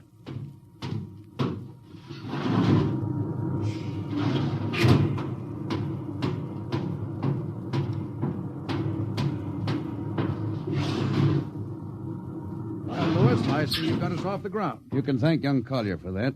Chip off the old block. You knew his father? As a matter of fact, I knew him very well. First-rate spaceman. Oh, is he the one Yes, who... yes. He was lost in the galactic barrier on the second ship we sent out to Volta. Lewis, just what do you think this galactic barrier is? Oh, your guess is as good as mine, Doc. All I know is that 5 ships have gone into it, and none of them have come back out. You think it's a nit? How about Mestrovic's theory that it's a time warp in space? That the ships reach it and slip into another dimension? I think that's a lot of rubbish. My theory is that the galactic barrier is nothing more than a radioactive layer of some kind. Why do you say that? Well, we know that radar signals bounce off it like they were hitting an invisible glass wall. And we know that it destroys our ships and crews in some way. There's no other logical explanation. What makes you think we can get through it, Lewis? Because we're ready for it. The others weren't. The entire hull of this ship is completely shielded with lead. We can crack through any radioactive cloud ever detected. Besides, we're equipped with some new UHF radio devices that should enable us to maintain radio contact with Earth. Nothing can happen. Absolutely nothing. Now, who are you trying to convince? Myself, I suppose. Lewis, you've had your share of glory. First skipper to reach the moon back in 1962. You could have retired. Why are you risking this trip? 5 ships are missing. Men like Prentice, Margetson, young Collier's father. I'm tired of seeing good men fed into that meat chopper. Then why are we going to Volta? We haven't any choice, Smitty. We're in a race, the kind of race where men and ships are expendable. According to the Interspace Code, the first nation to reach Volta can claim it. Well, personally, I want no part Now, of it. Doc. I'll have to play physician, morale builder, and mother substitute for 112 slightly nervous men. Well, your morale doesn't sound too good, Doc. As morale officer, I can state without fear of contradiction, it is terrible. And something tells me as we approach that galactic barrier, I'm not going to be alone.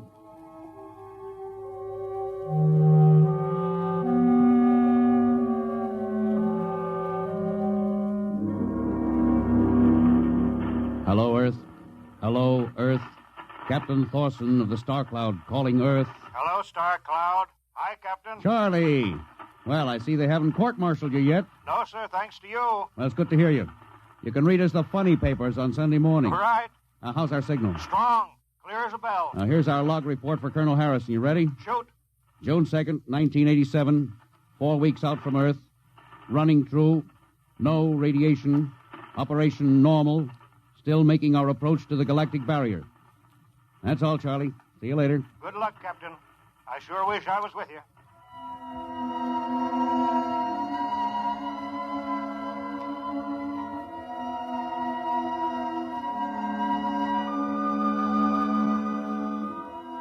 How's the morale, Smitty?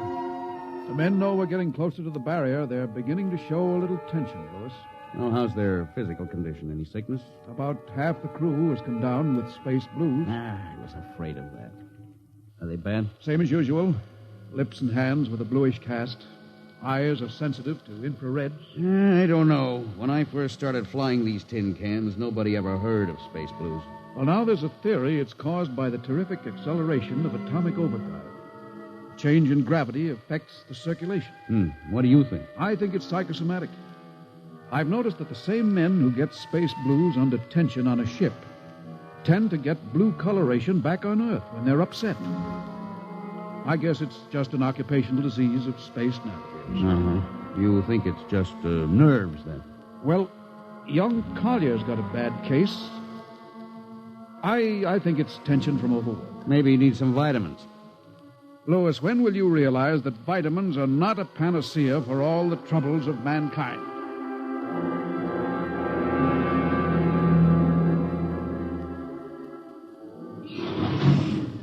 Sir, I understand that you've relieved me from duty. Well, Dr. Smithson says you aren't looking very well, Collier. I'm giving you a rest. Sir, I feel perfectly able to continue. Your lips are as blue as Minnetonka. Captain, I'd like to remain at my post. Don't be foolhardy, Lieutenant. I'm not being foolhardy, sir. I have a special, personal reason for wanting this expedition to reach Volta. Your father?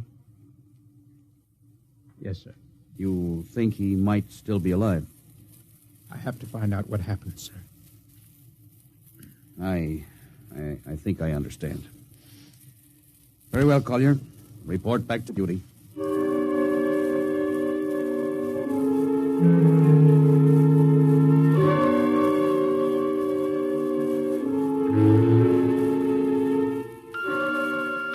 What's the reading, Paulson? We're getting a +5 radar bounce now. Coming off the barrier almost as fast as we sent it out. What's the interval? 2 seconds. Shortening steadily. At this rate, we'll hit the wall in the next few minutes. All right. Alert the crew. Sound general quarters. Now, hear this. Condition red. We are now approaching the galactic barrier. All hands to stations. All radiation detectors to be fully manned. Full security will prevail until further notice. That is all. Paulson. Yes, sir? The radar bounce is up to +6. We'd better try to make final contact with Earth. Is Sparks still trying to raise the base? Yes, sir, but he's not having much luck. Oh? Seems to be some interference. Oh, that's the radio room now. Yes? You got him? Well, cut in on the bridge speaker. Captain will take it from here. Hello? Star Cloud to Earth.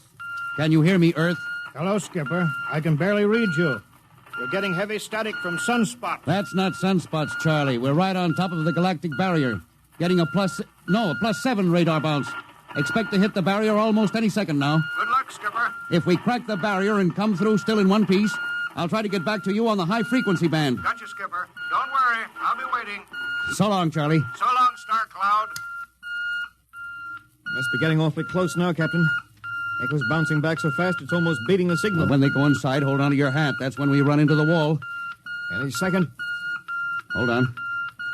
Oh, here goes nothing. Here it comes.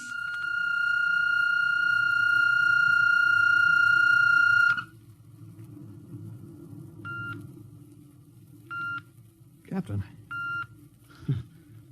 Nothing happened. We made it.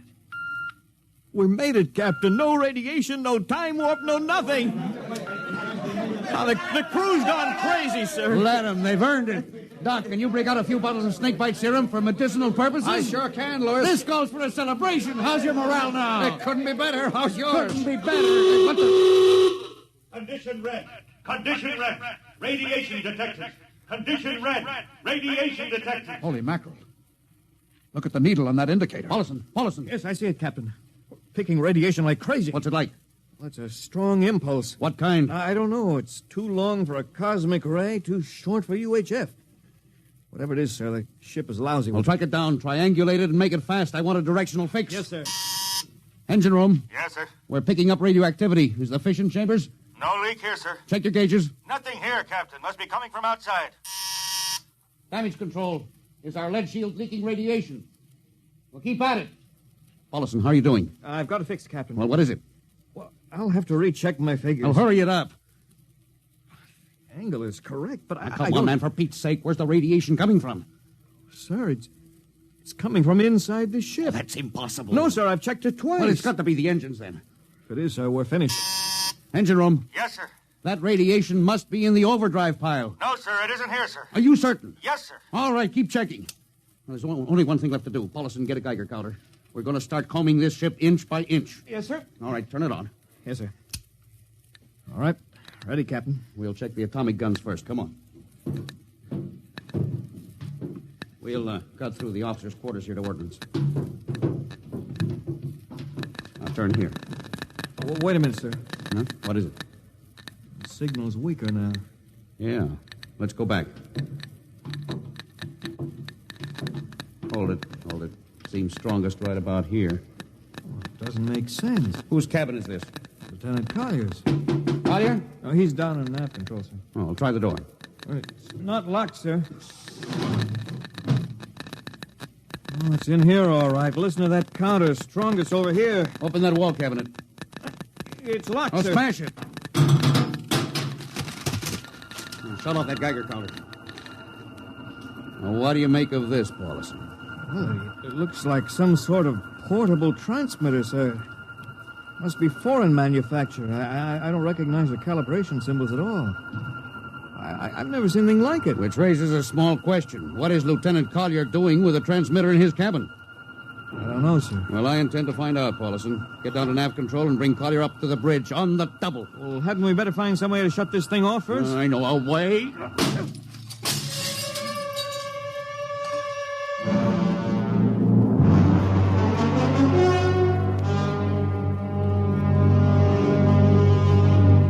Lieutenant Collier, I'm going to ask a few simple questions, and I want a few simple answers. Yes, sir. What were you doing with a transmitter in your cabin? Transmitter, Captain? Oh, you know nothing about it. Oh, no, sir, I don't. Do you recognize these calibration symbols? No, sir. Can you think of how it might have been placed in your cabin without your knowing it? No, sir, unless someone came in while I was on duty. Would that have been possible? I suppose so, if someone had a key. I found your cabin door unlocked. Well, I meant a key to the wall cabinet. I didn't say the wall cabinet. Well, I... You what, Lieutenant? How could you have known it was in the wall cabinet? Well, I just assumed, sir. Lieutenant Collier, I find it hard to believe you would lie. Having known and respected your father, having observed the way you handle your job. However, I intend to get to the root of this thing. May I have your wristwatch, Lieutenant? Sir? Your wristwatch. Yes, sir. Paulison, turn on that Geiger counter. Yes, sir.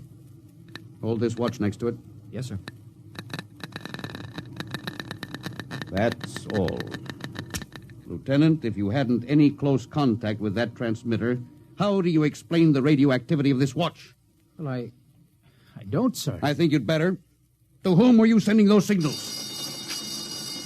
Condition red. Condition red. There's your answer, Captain. What is this, Collier? Alien spaceship approaching. Alien spaceship approaching. Collier, who's aboard that ship? All right, now talk! Very well, Captain. My mission seems completed. Your mission? Are you admitting that you're an agent of a foreign power? I'm stating it. What nation? No nation, Captain. What? I am an agent of the Voltan government. What? The government of the planet of Volta. You're crazy. Are you so stupid, Captain? Did you think your people are the only ones who can invade another planet? What do you mean? We've had agents operating on Earth since 1945. I don't believe you. What do you think happened to those 5 ships, Captain? Where do you suppose we got our information? Your language, your culture, family background. Your appearance, you look like... Like Commander Collier? Well, is that so surprising, Captain? You see, Captain, we had a living model. I ought to kill you. That would be very foolish, Captain. I would advise you to surrender without delay. Alien ship now coming into ordnance range. I'll deal with you later, Collier. Paulison? Yes, sir. Put this man in irons, take him away. Don't worry, sir. We'll take good care of him. Carpenter, Robinson. Gunnery. Gunnery Richardson. What's the range? 10,000 meters. They're closing fast. Put your guns on radar tracking. Tracking. Coming on the bearing. Fire. Fire, Richardson. Richardson, did you hear me? Fire! What's the matter down there? Did you hear me? Richardson, answer me. It's no use to shout, Captain. Collier, how did you get loose? Where's Paulison? Lieutenant Paulison is dead. All stations! Lieutenant Collier has escaped. Seize him, men. Don't waste your breath. Your men can't hear you, Captain. What? Those still alive are my men. You're lying. No, Captain. Every ship that has ever left Earth was controlled by a Voltan crew. That's impossible. Those were hand-picked men. Hand-picked by us. I don't believe you. No? Then why not call for help? Carpenter, Robinson, Haley, report. You see, Captain?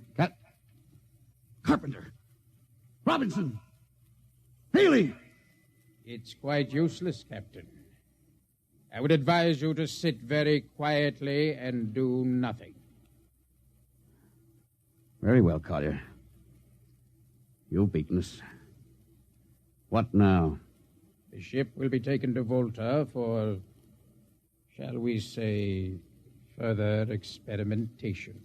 I see. Of course, there's one thing you hadn't counted on. Just what is that, Captain?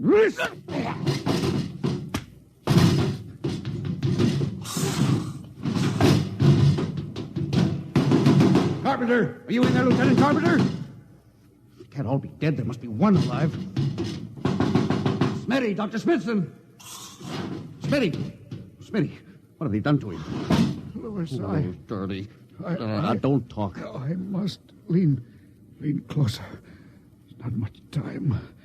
Louis, space blues. Space blues? What is it, Smitty? What are you trying to tell me? All men with space blues.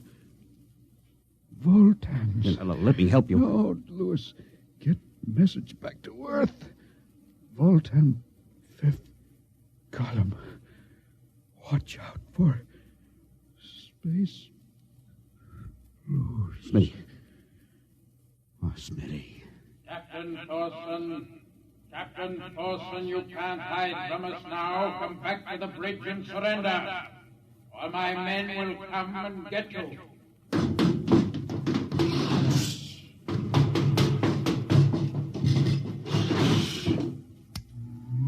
Hello. Starcloud calling Earth. Oh, please, God, let me get through before it's too late. Hello. Starcloud to Earth. Come in, please. Come in, please.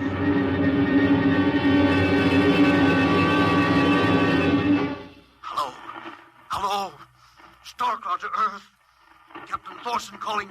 Charlie, come in, please, hurry. Hello. Oh, hello. Can you hear me, Charlie? Skipper, is that you? Are you getting my signal? It's coming in a little louder now, Skip. Keep sending. God, now look, Charlie, listen to me. Not much time. Get word to Colonel Harrison. Crew mutinied. Most of crew members, Fultons. What? Fultons. Spell that. V-O-L... Fultons. That's right. They're from the planet Volta. Skipper, are you all right? Now, Charlie, this is serious. They'll be here any second. Now, listen, they have a 5th column on Earth. They're planning to invade you. You mean it? Of course I mean it. Tell Harrison, posing as humans. You can detect them by space blues. You got that? Only Fultons get space blue. Charlie, did you hear me? Space blue. I get you. They're breaking in, Charlie. I'm depending on you. Warn everybody. Captain. They're opening the door. So long, Charlie. Tell Hannah.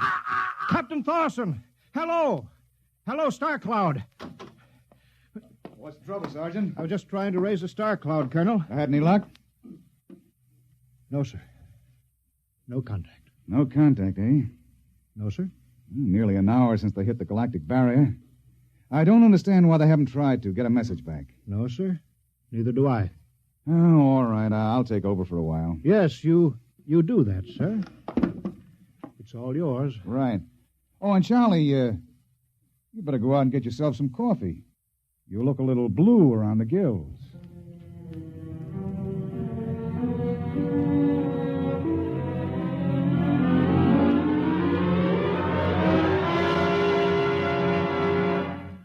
Tonight, X-1 has brought you No Contact, written by George Lefferts from an original story of Lefferts and Ernest Kinoy. Featured in the cast were Louis Van Ruten as Captain, Donald Buca as Collier, Wendell Holmes as Charlie, and Bill Griffiths, Bill Smith, Matt Crowley, and Ken Williams. Your announcer, Don Pardo. X-1 was directed by Fred Way and is a transcribed NBC Radio Network production. And now, next week. When you want to take over a world, you naturally look for its weak point, some way to catch its people off guard. We live in a world where everybody loves a parade, a world of press agents and publicity stunts. But who would ever dream that invaders from outer space would take advantage of that weakness and actually hire a press agent to advertise their coming? Who would believe it was anything but just another publicity gag? At least, not until the terrible moment when it was already too late. The moment of X minus 1.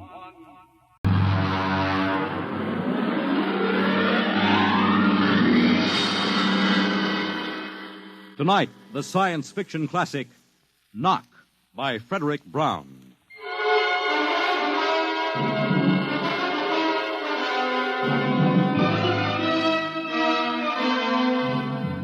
Tonight, we have a strange story to tell. A sweet, blood-curdling little story that is really only 2 sentences long. The last man on Earth sat alone in a room. There was a knock at the door.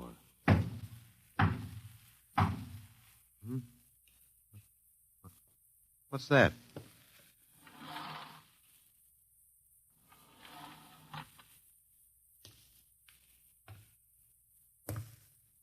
Good morning, man. What? Who are you? You have regained consciousness. Who are you? I am Zan. I'm still asleep, I must be. You are not asleep. Maybe if I close my eyes, it'll go away. I will not go away, man. Oh, I guess I'm awake. What are you? I am a Zan. What's that? A Zan is intelligent life. Look, I don't... What happened? Where are you from? From Planet 7 in the 3rd galaxy in the 4th quadrant. Where? It is not necessary to repeat information which is correct in the original statement. Planet 7, but... You mean I'm not on Earth? You are still on your planet. Then what are you doing here? The Zans have annexed your world. You mean you've conquered Earth? Yes, that is correct. We will now prepare your planet for habitation by the Zan. How about the people? What about the population of the world? You are the population of the world. Huh? Now, wait a minute. I can't... I don't understand what's happened. The Zan have landed on your planet. We have removed the lower life forms to prepare for colonization by the Zan. When did all this happen? 2 days ago. You have been unconscious until now. You really mean I'm the last man on Earth? That is correct. Identify yourself now. What? Kindly provide data as to your position in the elementary social order of your planet. Oh. I'm Walter Phelan, Associate Professor of Anthropology at Nathan University. How do you speak English? We have deciphered your written and recorded records. It is not difficult to reconstruct your language. It is a primary type of auditory communication. Oh. Is there anything you want to complete your natural habitat? You mean I'm a prisoner? That is correct. What will you want further in your room? Do I have to stay here? Yes. The rest of my life? Forever. You better bring me my books. That will be done. That's rather considerate of you. You know, I've got to call you something. Do you mind if I call you George? It is immaterial. I will be back, Associate Professor of Anthropology. Oh, that's all right, George. Just call me Walter. Very well, Walter. I will be back with your books. All right, George. I'll be seeing you around. You will not be around, Walter. You will be here.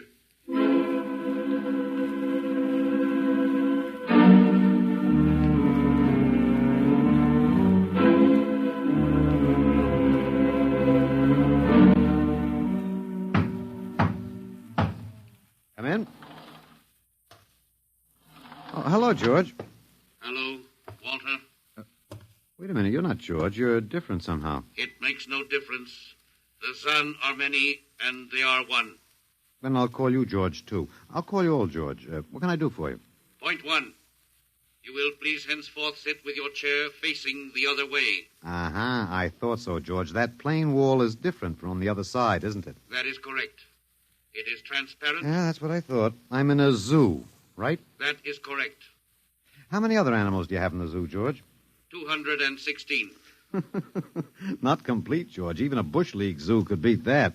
Did you just pick at random? Yes. All species would have been too many. Male and female, each of 108 kinds. Male and female, huh? Of all the animals? There is a female of your species among the collection. Anyone I know? Well, never mind. It doesn't matter anyway. Well, what do you feed us all, eh? For carnivorous species, we make synthetics. The flora was not hurt by the vibrations which destroyed animal life. Oh, nice for the flora. Well, George, you started out with point 1. I deduce there is a point 2 kicking around somewhere. What is it? Something we do not understand. Oh? 2 of the other animals sleep and do not wake. They are cold. Don't worry, George. It happens in the best regulated zoos. What is wrong with them, Walter? Nothing much. They're just dead. Dead? Mm-hmm. That means stopped.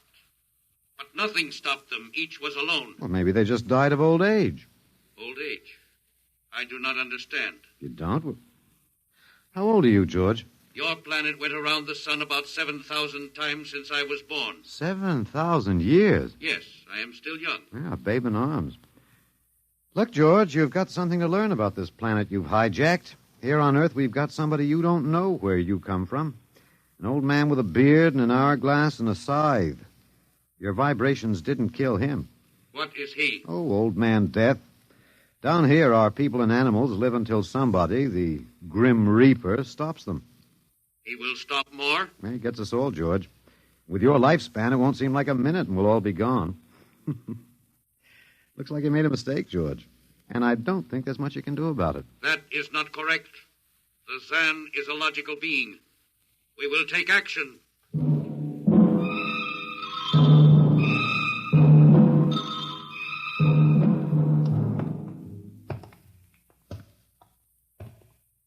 Well, George, where are you taking me? We will be there shortly. We will bring your books and your chair. You mean my lease is up? I do not understand. It's moving day? That is correct. We are here now. You will live here now, Walter. It is a larger room. Well, be it ever so humble, there's no place like home. Go inside. Oh, be careful with those books, George. Don't lose my... Oh, excuse me. Who are you? What are you doing here? I guess George didn't explain. George tries to be polite, but he hasn't quite caught on yet. I'm Walter Phelan. My name is Grace Evans, Mr. Phelan. What's all this about? Why did they bring me here? I think I know why, but let's go back a bit. Do you know just what has happened otherwise? No, not exactly. Well, I've been talking to George. George? Well, that's what I call them, all of them. There's no way to tell them apart anyway. There aren't many of them here yet. They come from outside the solar system, sort of an advanced scouting party. Well, I saw their spaceship. It's as big as a mountain. Yeah, they're moving in on us. They cleaned off the Earth with some kind of vibration. It destroys all sorts of animal life. I don't know whether they did it all at once or if they had to circle the Earth a few times, but they killed everybody. No. I was afraid The cheerful note is that you and I and 200-odd other animals were picked up beforehand as specimens for the zoo. You do know this is a zoo, don't you? I suspected it. But I don't remember anything about being captured. I just woke up here. Well, my hunch is they used the vibrations just low enough to knock us all out. And then they cruised around, picking up samples at random. When they were all set, they turned the juice on full blast. How terrible. Yeah, well, they solved a lot of problems for us. Housing shortage, wars, even the atomic bomb. I don't suppose the human race, you and I, have to worry about anything now. It's awful. Only they made a mistake. They underestimated us. I don't understand. They thought we were immortal. That we were what? Immortal, like they are. Oh, they can be killed, but the Zans don't know what natural death is. They didn't know anyway until they lost 2 of us yesterday. You mean there are more than 2 of us? Oh, not more of our species, no. These were merely fellow animals, a rabbit and a canary. And by the Zans' way of figuring time, the rest of us are only good for a few minutes apiece. It's a joke on them. They figured they had permanent specimens here in the zoo. Well, didn't they even know we'd all die eventually? I don't think so. George, that is the second Zan I saw, told me he was 7,000 years old, and he's young by their standards.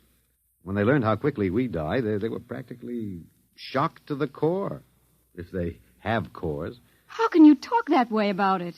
Academic detachment. I learned it at faculty teas. At any rate, they've decided to reorganize their zoo. 2 by 2.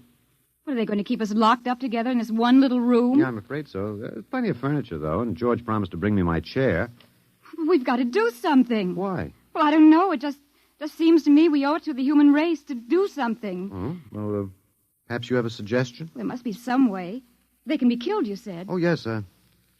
I've been studying them. They look horribly different, but I think they have about the same metabolic and digestive system as we. I think that anything that would kill one of us would kill one of them. But you said 7,000 years. Yeah, I think I figured it out. Now, George cut his, I suppose you'd call it his hand, when he brought in my books. It started to bleed, red blood.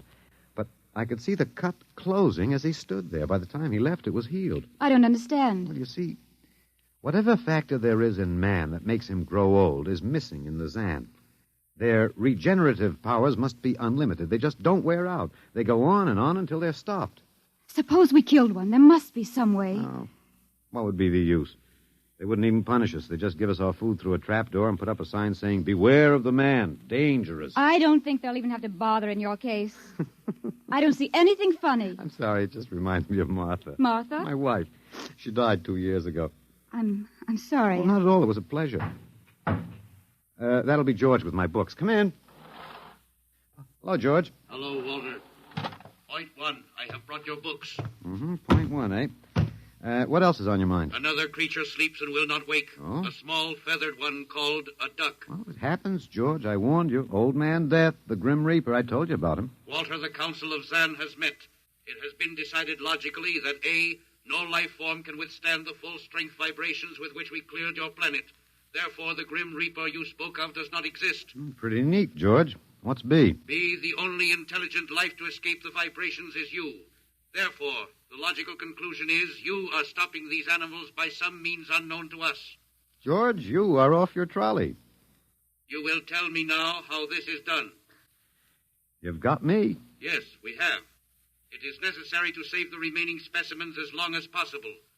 If we do not get the information, we may be forced to dispense with your species entirely. This means you, Walter, and the female. Now, hold on, George. Don't go off half-cocked.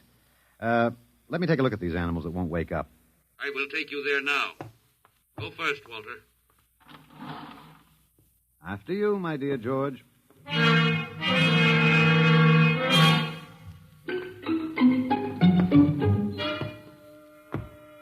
This is the weasel. Now, you should have got him in the winter, George. The fur's worth more then. It's ermine. This is the reptile cage. Here are the ducks. That is the male. The female has been stopped. Yeah, lucky girl. What's the matter, fellow? Lonely? Walter, you will tell me how you stopped the female duck. Well, you got me, George. I didn't do it. Maybe she died of the Dutch elm blight. Walter, you are not being logical. We have concluded you are stopping these animals. Tell us now how it is done. I've told you, George. I haven't the foggiest notion. Very well. We will have to take further action. Oh, what are you going to do, George? We will go back now to your room.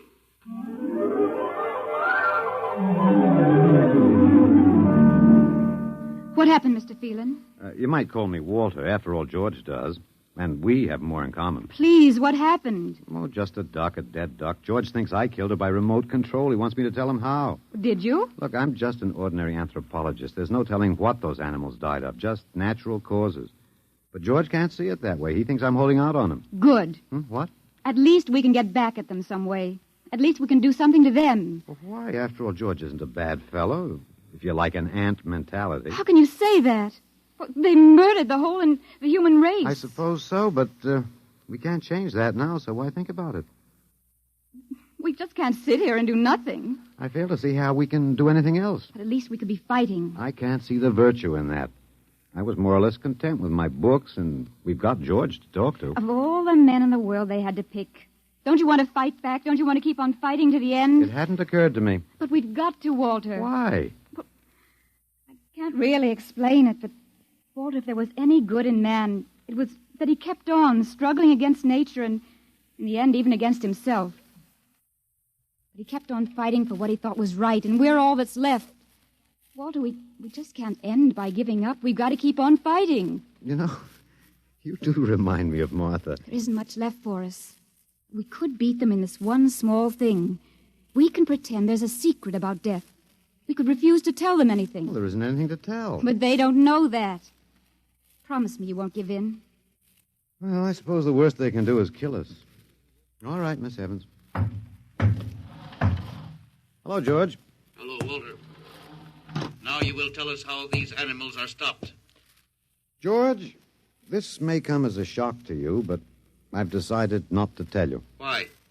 Oh, a romantic attachment to lost causes. My grandfather was a Confederate officer. Walter, you are not being logical. Neither was my grandfather. He charged a Yankee battery with 1 round of ammunition and a corncob pipe. You are not logical, but that is expected in lower life forms. You will come with me now, Walter. Where are you taking him? To the 2nd level. Go now, Walter. You won't tell them. I can't guarantee anything, but as of now, I don't intend to. We've got to fight, Walter. Remember that. We've got to go out fighting. Yes. Yes, I think you're right. Go now, Walter. Goodbye. It's been a pleasure, Miss Evans. I am waiting. Go now, Walter. After you, my dear George.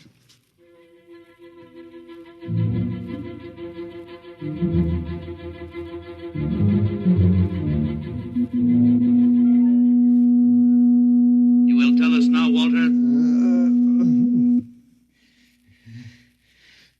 That was the first level of vibration. There are many more. However, we have calculated that none of them exceed your threshold of unconsciousness. Oh, very clever, George. Of course. You will tell us now, how do you stop these animals? You will tell us now? As of now, no. However, I'm not very brave, if that encourages you, George. You are not being logical, Walter. You're telling me. We will now use vibration level 2.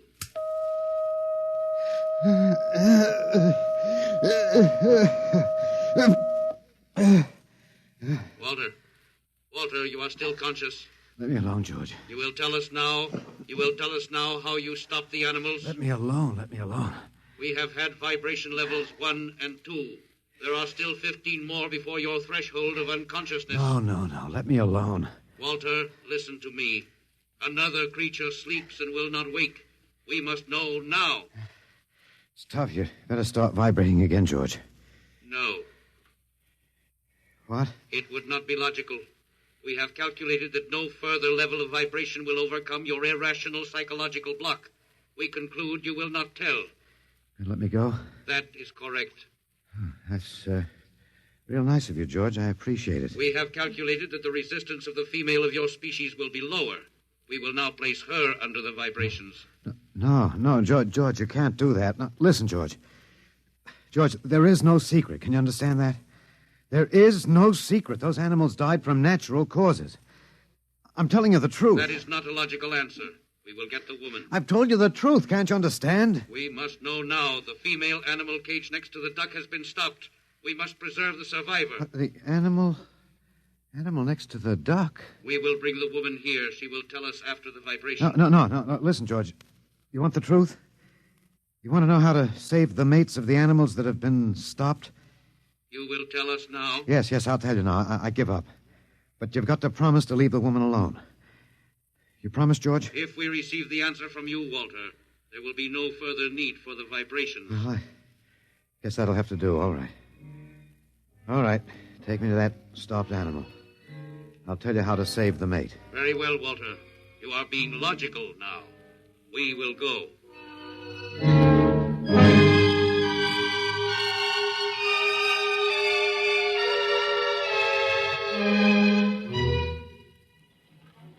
Walter, are you all right? Just let me catch my breath a minute. What did they do? What happened? After a while, I told them what they wanted to know. Oh, no. As George pointed out, it seemed to be the logical thing at the time. But you promised. I know. It was our last chance to beat them on even one little thing. Perhaps. You mind if I sit down? You gave up. I suppose you could call it that.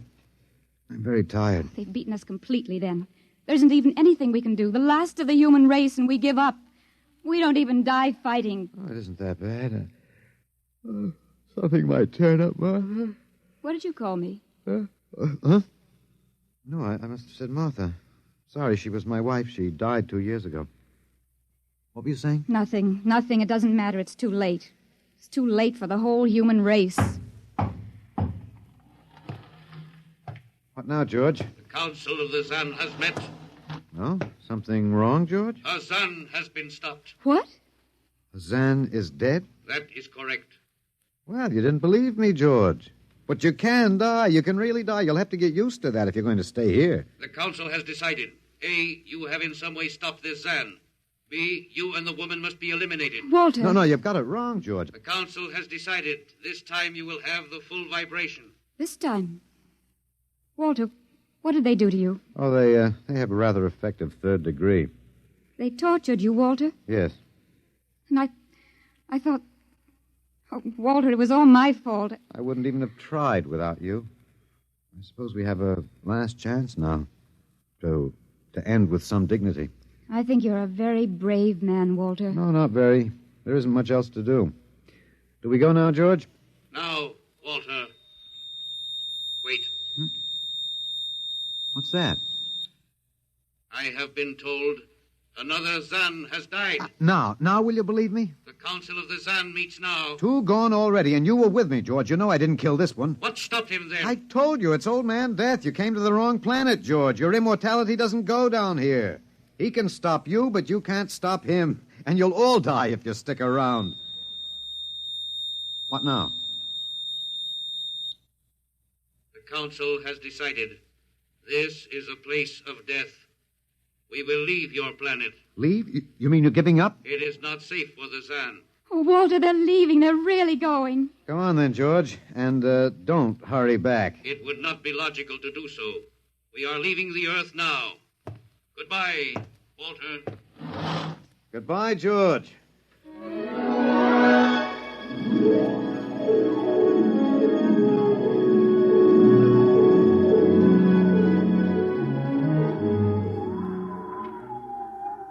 Well, they're all aboard now. So wonderful to feel the sun and the wind again. Yeah, they've closed the hatches. Walter, is it safe for us to be out here? Yes, they're not interested in us any longer. They only want to get away. And I want to see this, Grace. The Zan leaving Earth forever. They're blasting off. There they go. Yes, it's all over now. Well, I suppose we might as well go back in. I still don't understand. Walter, what made them go?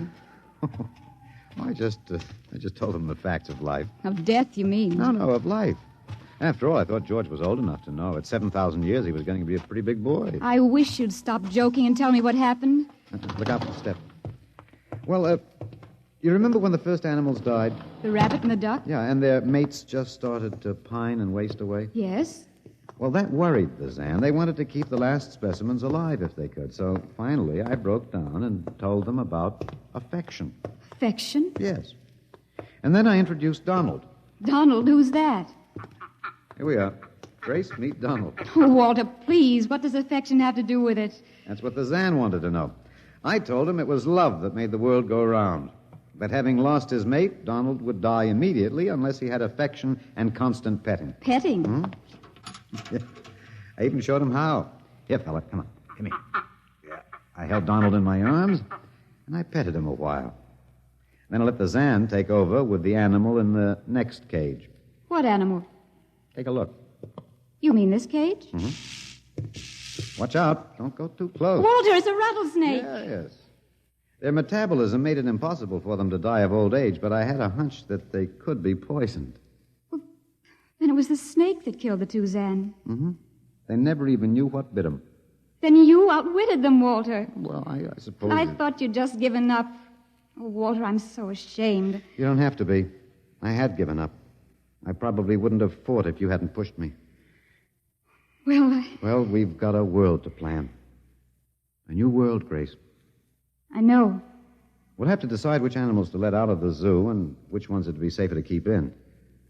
But first, there's a bigger problem. What's that? The human race. Oh. We've got to make a decision about that.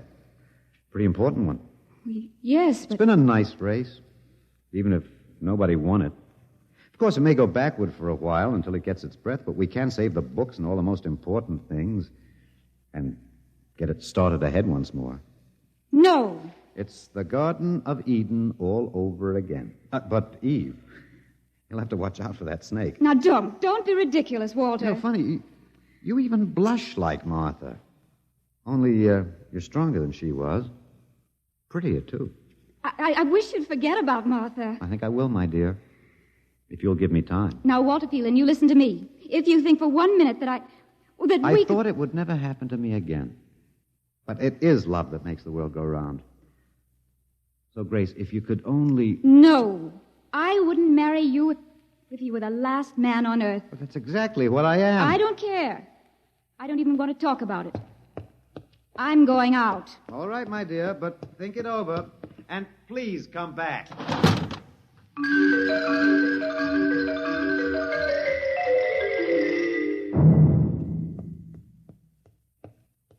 You see, I told you. It wasn't really so horrible, our story.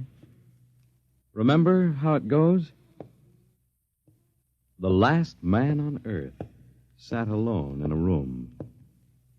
And then there was a knock on the door. Come in. Come in, Grace, my dear.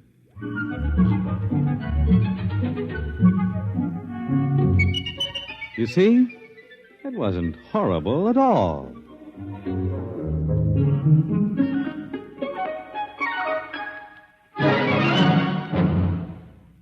In just a moment, a word about next week's adventure. Tonight, by transcription, X-1 has brought you Knock by Frederick Brown, adapted for radio by Ernest Kinoy. Featured in the cast were Alex Scourby as Walter, Laurie March as Grace, and Louis Van Ruten as the Zan. X-1 was directed by Fred Way and is an NBC Radio Network production.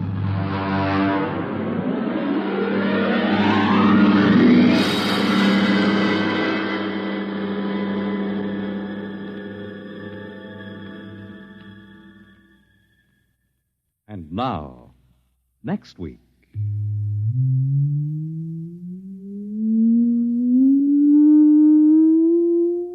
A strange and chilling story from the Bureau of Missing Persons.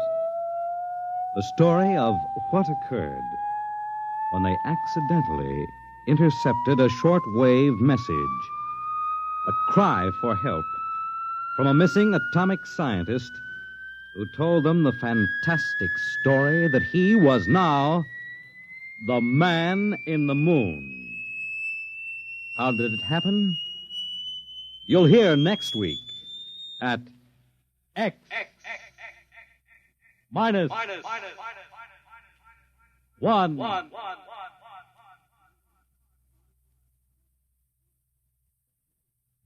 Join the Abbotts on another baffling mystery tonight over most NBC radio stations.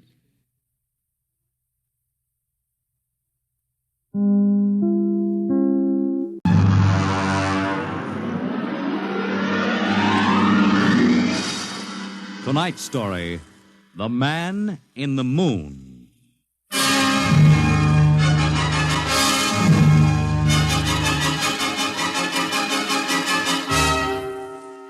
Attention, attention. This is the Federal Bureau of Missing Persons calling all local agencies. Attention, this is a coded report nationwide.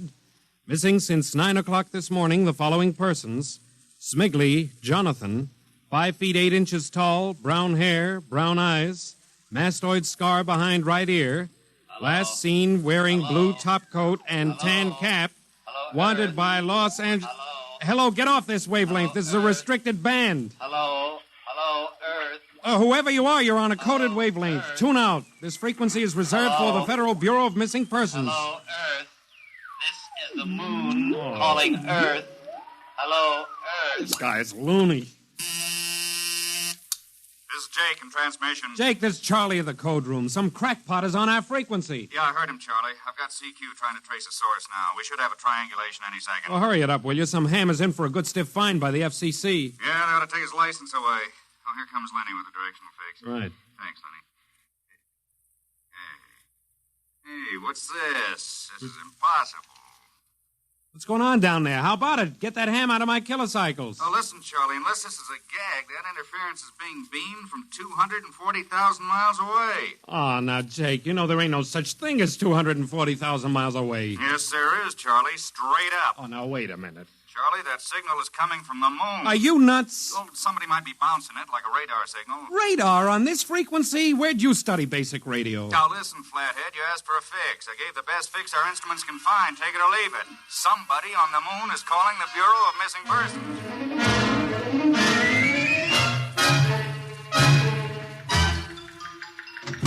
Mr. Timken. Timken. What's the sweat, Charlie? Shouldn't you be broadcasting? Listen, Mr. Timken.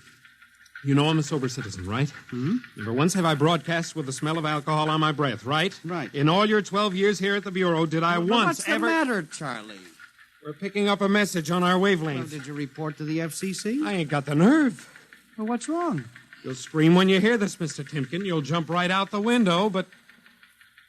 We are getting an SOS from the moon.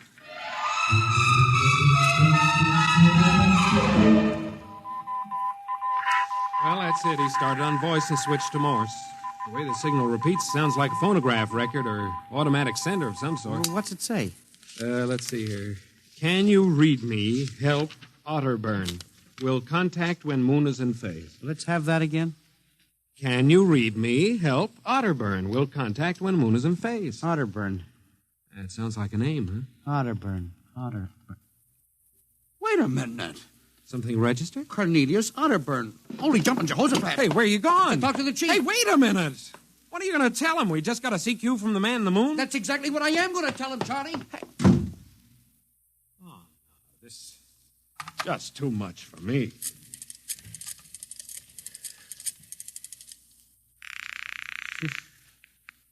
Washington Star-Ledger. Let me have O'Brien on city desk. A moment. O'Brien? Seamus, Yeah? Charlie Starbuck down at the Missing Persons Bureau. You want a hot one? No kidding. This'll cost you a beer, okay? All right, shoot, Noodle Brain. I'll stay on your wavelength for 30 seconds. Okay. We just got a radio message from the moon. Yep. What? From the moon. Call me back when you're sober. Okay, Seamus, if you don't know a story when you see one, I'll send you the name of a good psychiatrist. So long, Orson Welles. How do you like that? You don't believe me.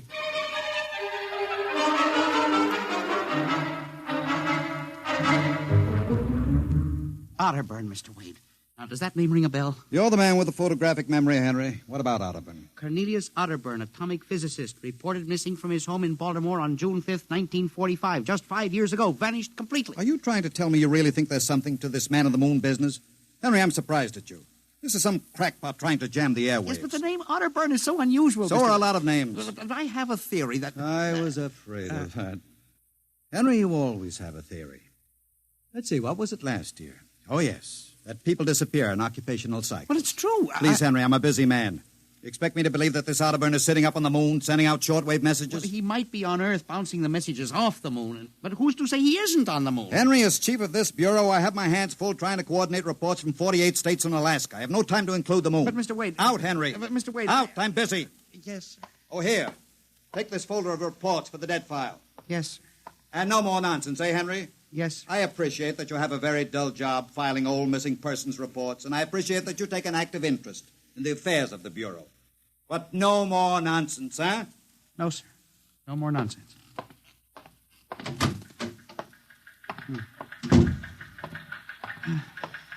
Pardon me. Hmm? You are Mr. Henry Timken. That's my name. Permit me, Jefferson Philo, scientific feature writer. Oh, how do you do? Oh, are you a newspaper man? Not exactly. I write as a hobby. Occasionally the papers give me leads on an assignment. If I may have a moment of your time. Oh, certainly. Just sit down at my desk over here. Thank you. My, that's quite a stack of papers. Filing. I'm the records custodian of the Bureau. 12 years and never misplaced a record. Magnificent. I admire the precise mind, Mr. Timken. Of course. Now, Mr. Timken, Mr. O'Brien, the editor of the Star-Ledger, said I might drop by and investigate a rumor. Only a rumor, mind you, that a message from the, moon? Well, we aren't certain it's from the moon. It may be a bounce. They have bounced radar waves off the moon, you know. Yes, I know. I wrote the first newspaper article on it. Really? I'd be interested to read it. I must have a copy in my Well, briefcase. don't bother. Oh, but I insist. Oh, yes. There you are. I'll leave it on your desk. Oh, thank you very much. Now, about this message from the moon, Mr. Timken. Well, now, we don't know for sure, as I said. But I believe that this message, wherever it originates, is from Cornelius Otterburn. The physicist? Oh, do you know him? I once wrote an article on his contribution to nuclear mechanics. A brilliant man, Otterburn. Years ahead of his contemporaries.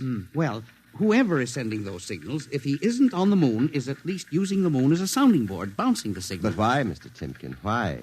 Well, if you will come here tomorrow night at 8, Mr. Philo, we may learn the answer to that question. I've arranged with Charlie, our radio man, to let me use the equipment.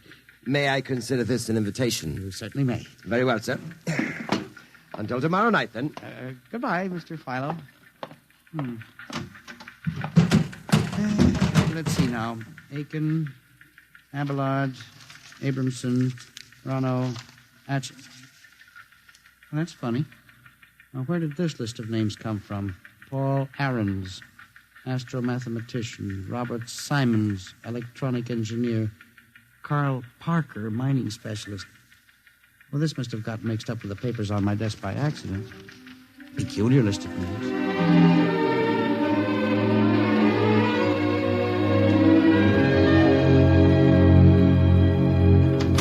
Oh, good morning, Charlie. Oh, hi, Mr. Timken. See, we made the papers. Oh? And how?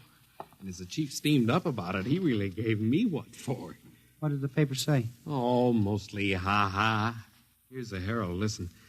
Man on the moon contacts Missing Persons Bureau. Missing atomic scientists sitting on the moon, say Bureau experts, etc., etc. What a panning. Well, no wonder Mr. Wade is hopping. Say, about tonight, Mr. Timken, I don't Now, know. you promised you'd give me a key to the radio room. Yeah, but I didn't expect Well, this. I'll take full responsibility with Mr. Wade. Look, the time for the morning broadcast. We got quite a list today.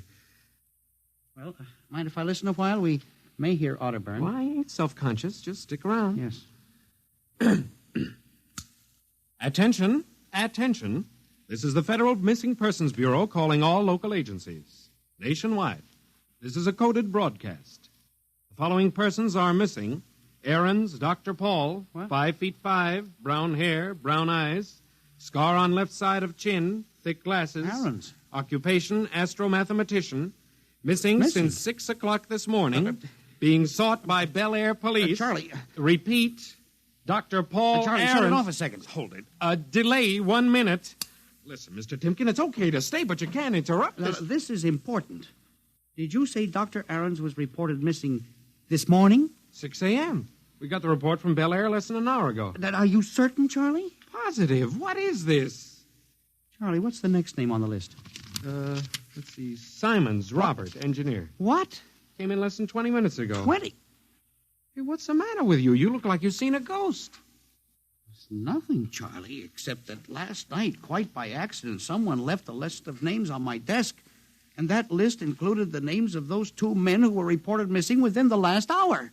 What? Oh, that don't sound right to me. Well, it isn't right, Charlie. It leaves a big question to be answered.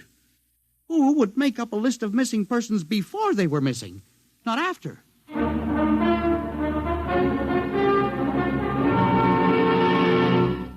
And you say this list of names was left on your desk accidentally? Well, I believe so, Mr. Wade. Do you have any ideas, Henry? Well, it's hard to say. Mr. Philo left some papers from his briefcase. Mr. Philo? Well, a science feature writer. I see. You were the leak on that story, then? Yes, sir, I'm afraid I was. I didn't think it would be treated as a laughing matter. Well, we'll deal with that later. Yes, sir. What's this Philo like? Well, he's a strange old duck, bald, thick glasses, tall. He walks stooped over. Seems to know a great deal about scientific data, but, of course, being a science writer, he Is there any other possibility? I believe that this is all hooked up with the broadcast from Otterburn. That seems to be a very remote possibility. Well, the Missing Persons Bureau deals in remote possibilities, Mr. Wade. I do not require a statement of policy. Yes, sir. What's the theory? Well, for some time now, it has been my contention that in a country like ours, where even the cleverest criminal can be ferreted out and located eventually, there is no such thing as a missing person. I was afraid of that. Now, for 12 years now, I have kept the central files, where information from all over the country is channeled and recorded. I have made a private study. This is beginning to sound familiar, Henry. And I have discovered that each year literally thousands of persons vanish, leaving no trace. They are never located. Where do they go? Nobody knows. And they disappear in interesting cycles. what sort of cycles? Occupations, for example. One year we'll have a run on, well, say, coal miners. Next year the proportion of engineers increases. And then scientists. And what do you think happens, Henry? I don't know, Mr. Wade, but I'm beginning to suspect that somebody else has discovered the same phenomenon, even to the point, perhaps, of being able to predict who will turn up among the missing next. Philo? Well, I don't know, but I would like to find out. And you think Otterburn may be a part of this picture? Mr. Wade, I definitely do. Henry, do you honestly expect me to buy an idea like that? It is more than an idea. The two top men on this list are missing, and... Maybe so, but the rest of them aren't. Parker, Watson, Gibbs. Why, I saw Parker in the restaurant where I had lunch today. Yes, but and if you Mr. think Wade... I'm going to make myself a laughingstock by accepting such a crack-brained theory... Well, Excuse me. Yes. Hello, Wade speaking. Yes? Yes? I see. What name? Just a moment. Henry, let me see that list again. Here you are, sir. Go ahead. I see. I'll get back to you. I guess I owe you an apology, Henry. Sir? Carl Parker was just reported missing. Parker? Third man on your list. Holy mackerel. Exactly. Henry, for a good many years now, I've ridiculed these theories of yours. I don't know. Perhaps I've underestimated you. Maybe this time you've really stumbled onto something. What do you intend to do, Mr. Wade?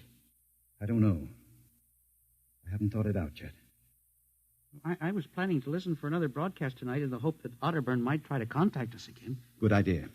I believe I'll join you. I also invited Mr. Philo, the feature writer. Oh? I'll be glad to meet him. I'm beginning to get interested in you, Mr. Philo. Mr. Wade, you don't think that he's mixed up in this? Yes. I don't know, Henry. But it suddenly strikes me that we don't know very much about him, really. We ought to contact the police. No, Henry. I think we're better off keeping this between ourselves for the moment. We're dealing with the unknown. And in solving an equation for the X factor, it's often easier to limit the number of terms. You follow me? I don't know, Mr. Wade. There may be more danger in what you have discovered than you are aware of. Let's keep it quiet. Do you agree? Maybe you're right, Mr. Wade. I hadn't thought of the danger involved.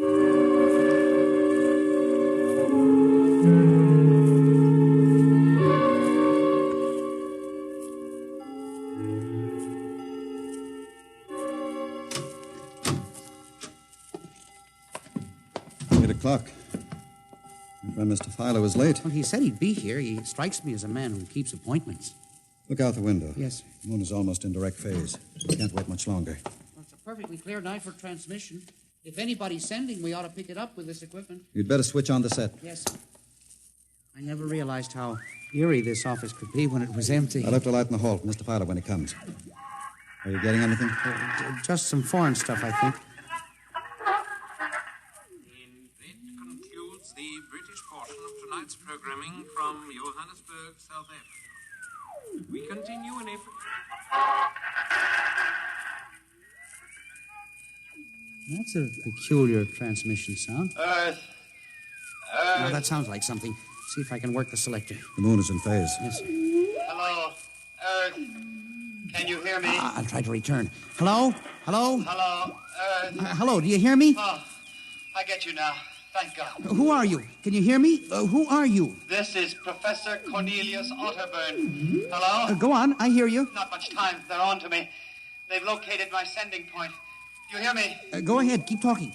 I've only enough oxygen for a few minutes more. Well, where are you? I'm on the Earth side of the moon. You get that? The Earth side of the moon. A volcanic crater. Good. Start that recorder, Mr. Wade. Go on. Explain, please. Explain, Now please. listen closely. There is an Earth colony on the moon. There is an Earth colony on the far side of the moon, made up of renegade scientists and criminals. Professor Ernst Halsman. He died in an insane asylum in 1938. Professor Ernst Halsman discovered nuclear rocket power in 1935. Turned his plans over to escaped inmates of the asylum. They took off and set up a colony on the far side of the moon in 1938. Go ahead. We're recording you. Each year, they recruit new colonists from Earth. Slave labor, mostly. I was kidnapped in 1945. Yes, I know. Keep talking. They wanted me to work on atomic drive for their flying disc. Hello? Still getting you. Go on. Last month, 6 others and I escaped. Speak louder. You got to stop them. Stop them. Stop who? The moon colony. Planning to take over the Earth. Invasion. Oh. Hang on. No oxygen. Hard to breathe. Listen. They have agents on Earth. You hear me? Agents on Earth? Where? Who? Hello? Hello? Hello? Agents in... Henry, look out. Someone at the window. Get down. Henry, are you all right? I think so. His shot smashed the transmitter. And the lights. Strike a match. Careful. It was close. I got a look at him. From the description, it was your Mr. Philo. We got a recording anyway, but not the most important part of the message. Poor Otterburn, suffocating to death. Henry, we've got to get you out of here. He said they have agents. Philo was probably one of them. He'll be looking for you now, trying to kill you. But the police... You think the police would believe a fantastic story like this? People being kidnapped to the moon as slave labor? Moon colony planning an invasion of the Earth? But Henry, believe me, they'd trap us into straitjackets before we could finish. Well, we've got to do something. We need time. Time to get proof. You don't think my theory was bunk then? I know it wasn't, Henry. Right now, my only concern is for your safety. But we can't walk out of here. Philo's probably waiting. Listen, there's a service elevator that leads to the basement garage. Yeah? We can get down there. There are some delivery trucks parked there all night. We can probably get one started. The garage door's off the ramp, work from the inside. We'll start the mechanism and make a run for it. I don't know. I think if we call the police... By the time the police get here, we'll be dead. You think Philo will wait outside all night? Come on. That's an order. Okay. But what about the recording of Otterburn's notes? We'll leave that here in the safe in my office. They'll never get into that. Let's go. You buzz the elevator while I hide the recording.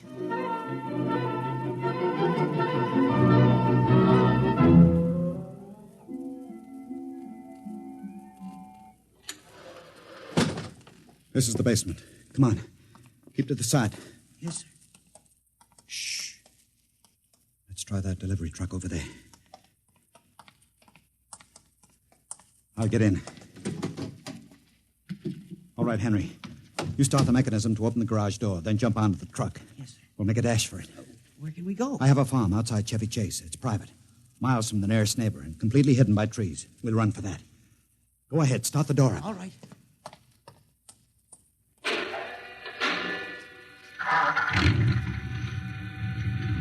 Quick, jump in. Here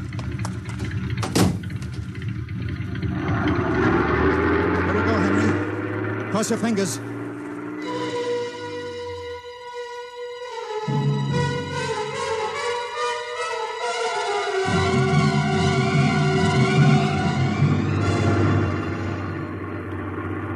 We made it out all right.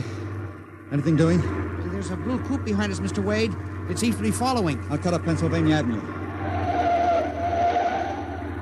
Now Route 1, toward Baltimore. It is following. He turned with us. Can you go faster? Not much faster. Oh, he's gaining on us. I've got an idea. Hang on, Henry. Yes. Why'd you stop? I'll turn off the lights.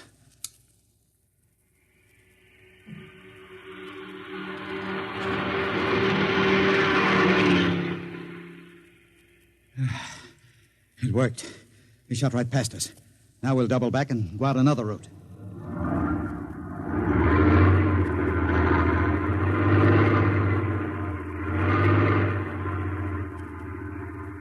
Well, I don't see anything. I think we've lost him. Good.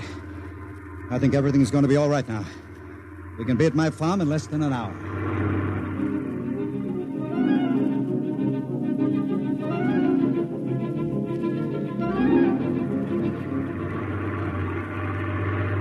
Not much longer now. Is anyone behind us? I thought I saw the blue coupe again, but I was mistaken. Whew.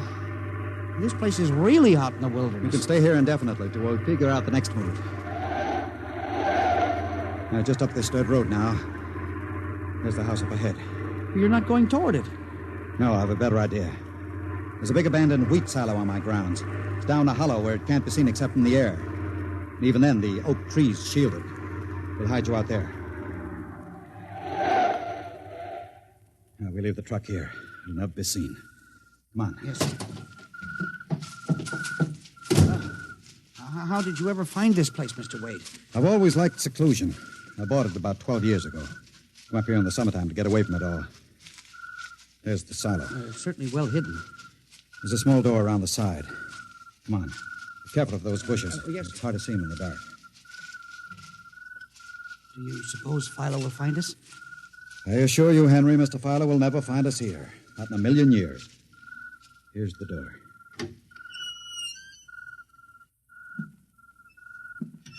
It's pitch dark. Hold my arm. I know the way.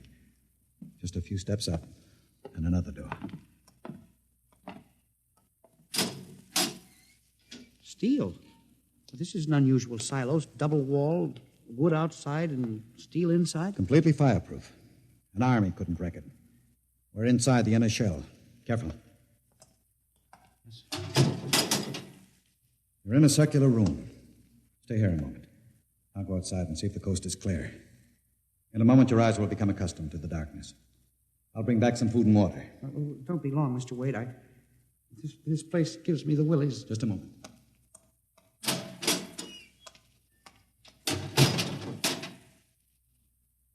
Mr. Wade. I swear I hear something. Mr. Wade. What's that? There is something. Good Lord.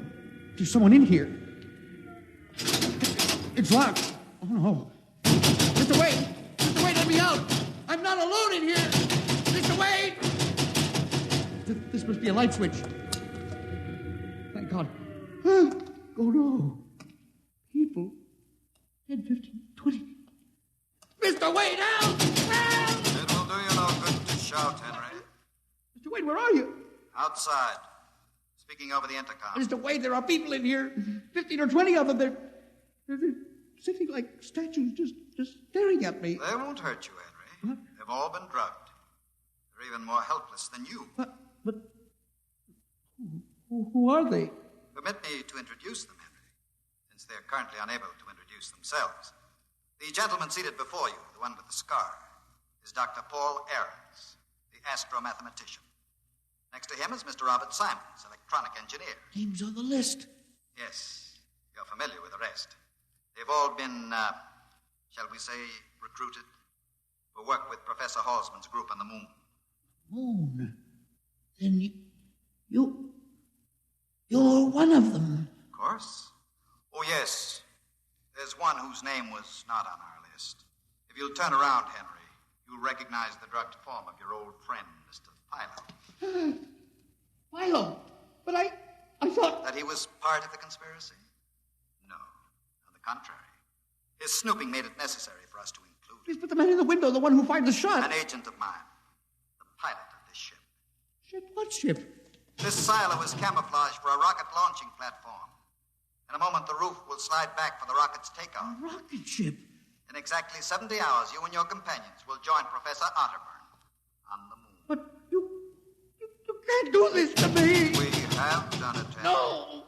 You see, there was another name omitted in that list, which I carelessly mixed up with your papers. That of Henry Timken. No. Bon voyage. I won't let you do this. You can't. Please let me out. Let me out, please. This can't happen. Let me out. Let me out.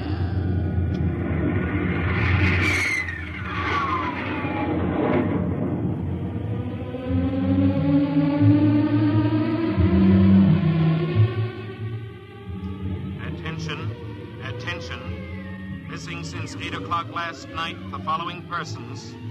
Timken Henry, age 45, height 5 feet 8, 165 pounds, brown eyes, slightly balding, occupation records custodian. Repeat, Timken Henry, age 45, height 5 feet 8, 165 pounds.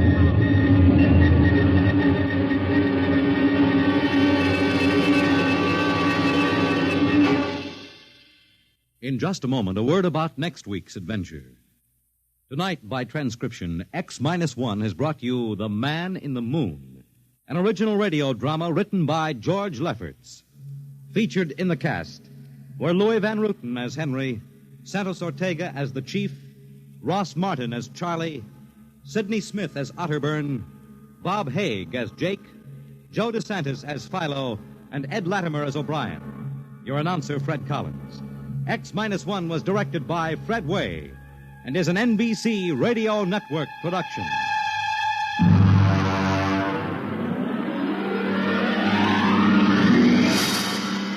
And now, next week, the sign on the window said Perigi's Wonderful Dolls. A woman and a child waited outside.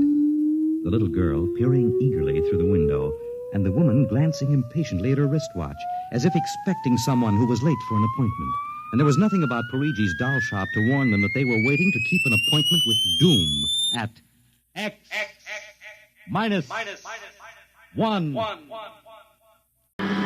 Tonight's story, The Green Hills of Earth.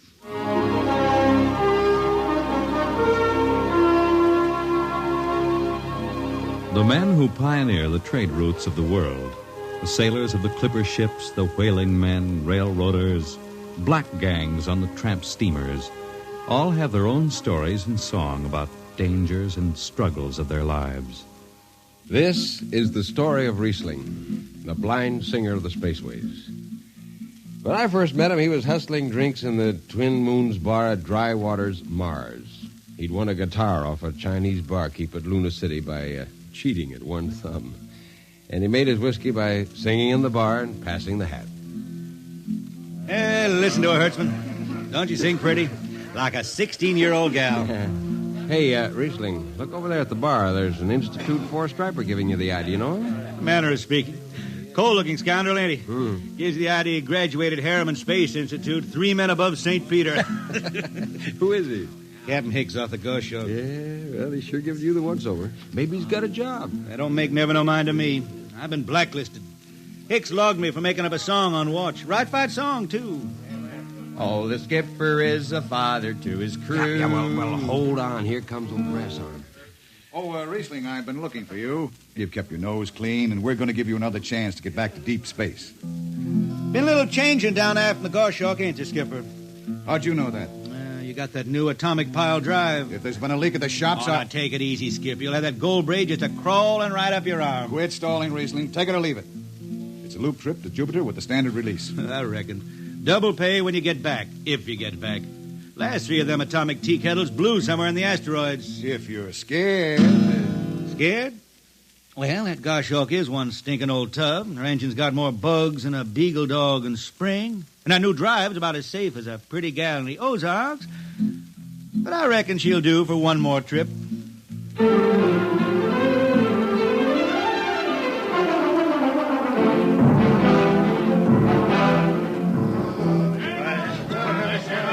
Welcome home, Riesling. Hi, Jimmy Legs. Meet my friend Hertzman. He can't hold his liquor no more than a sieve, poor boy. Riesling, you sober enough to sign the book? Drunk or sober, I make my mark. Stand aside. 3 X's? Took me a middle name. Ha, ha, ha. You 2 lay below. And Hertzman, yeah? Get him sobered up before the skipper makes rounds.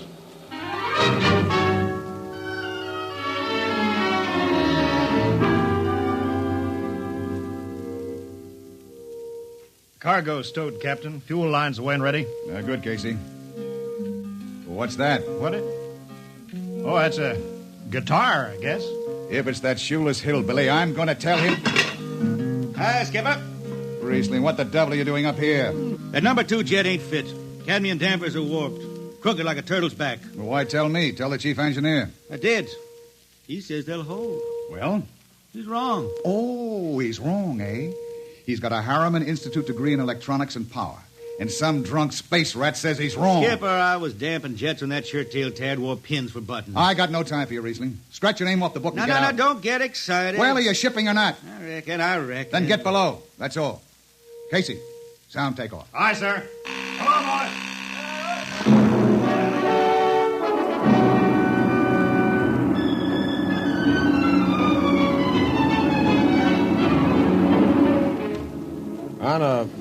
glass clunker in those days, damping was done by hand with a multiplying vernier and a danger peeper. Jetman slept with one ear tuned to that, and as long as the peeper ticked off slow and steady, we knew the ship was safe. For a while. Riesling, you better stow that guitar. If Jimmy Legs catches you, he'll blow a gasket. Don't worry, I could damp this tea kettle in my sleep. Yeah, how's number 2? All right so far. Say, did you ever hear that song about Hicks? The one that got me blacklisted? Oh, the skipper is the father of his crew. A gentle guide and light to me and you. But on Mars he likes his women if they walk or if they're swimming. Or if they got 6 arms instead of 2. Second verse is better. Yeah. The skipper likes his liquor by the quart. Yeah, he'd go from Mars to Venus for a snort. He'll drink rocket fuel and... Well, hi, Skipper. Didn't see you come in. You were too busy, eh? Who's watching the gauge? I got an eye on it. Don't you fret none. Riesling, I'm going to fix it so you couldn't get a space berth on a rocket-powered pogo stick. You're logged. Report to Casey under arrest. I don't rightly think I will, Skipper. You what? Well, you kind of forget, Skipper. According to Space Code, you can't remove a jetman till the end of the watch, right? You tell me Riesling, your shift is over at 2300. And I'll see you ride the rest of the way in slop locker. Maybe. In the meantime, you clear out of my power room. I gotta make me up a third verse from a song.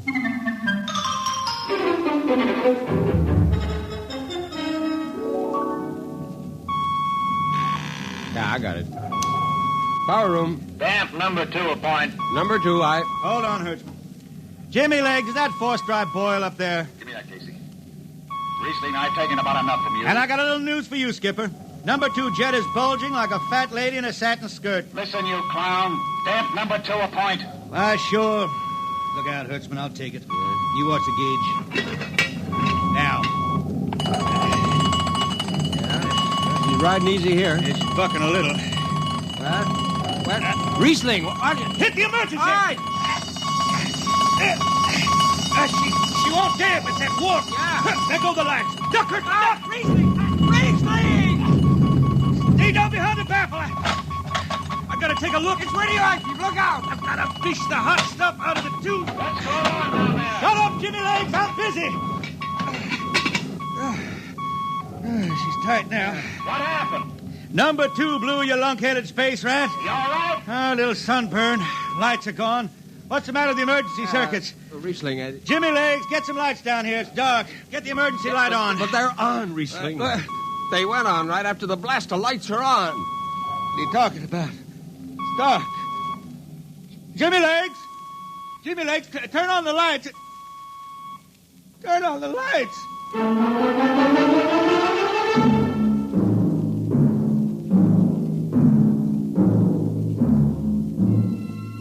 That blue, radioactive glow from the jets was the last thing Riesling ever saw. His optic nerve was burned out in an instant. He was in sick bay on the rest of the trip, and on the swing back, we set Riesling down at Drywater. I ran into Riesling about 2 months later, playing his guitar on a jetty that ran out into the canal. He had a dirty rag tied over his eyes with a jetman's knot, and his hat was on the wharf beside him. And when he finished, we walked out along the canal. Yeah, I'm doing right fine. Working saloons mostly. But I've been thinking some funny songs, Hertzman. The words come out different than they used to. Come on along the canal with me. Sure. Here, take my arm. I know the way. That's another funny thing, Hertzman. I figure I know it better than other folks. Look back there, towards the city. What do you see? New factory buildings? You could smell them from here. I still remember them old Martian towers, old before Bible times on Earth. Thin and graceful like the fairy palaces my old grandma used to tell about down home in the hills. Yeah, they torn them down now, or else blocked them up with cinder blocks. Hertzman, when I stand out here in the canal, I can see it the way it used to be. The water ice blue with the stars shining up out of it. Way off there, the city with a tower sweeping up like a bird flying off a tree. I can see it. Now it's the dirtiest stinkhole in the system. Not to me. Listen, Hertzman. Won't tire the race that raised the towers Forgotten are their lores. Long gone the gods who shed the tears that lap these crystal shores. Slow beats the time-worn heart of Mars beneath this icy sky. The thin air whispers voicelessly that all who live must die. Look that up? I can't figure it myself. I never put words together like that before. I reckon it's just I got time now to study the words and shine them up in my head till they sing true. Why don't you go home, Riesling? Home? Earth. I've been thinking about that, Hertzman. When I was a young'un down in the Ozarks, I used to climb a big old oak tree my daddy had in the dooryard. You could see the hills for miles, green and cool. I've been thinking about that. Well, why don't you go back then? Someday, Hertzman, but I couldn't face those hills now. I couldn't stand to see black when I knew they was lying all around me, cool and green in the sun. I couldn't stand that. Yeah. Well, let's get back to town, Hertzman. I made $3.50 marching today, and I'm all set to drink it down before dawn. Come on.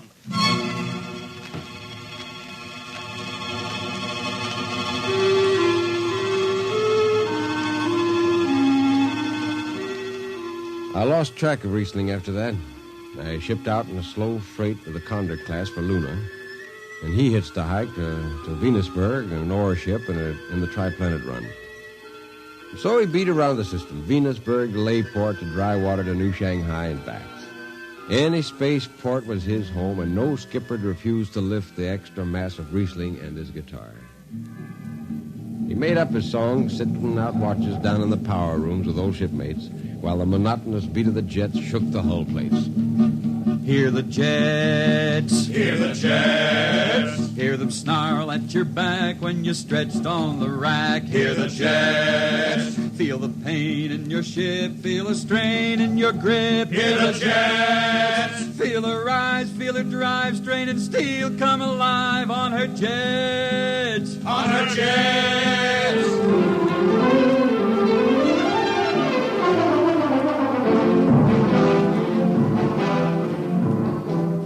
Little by little, his songs began to travel along with spaceways ahead of him. Raw spaceman songs. A different kind of song. Strange, sad songs, like the ones you find printed in the Centennial editions. Well, there's one called Dark Star Passing and Death Song of a Weed Cold. And then finally, The Green Hills of Earth. It grew for 20 years, that song.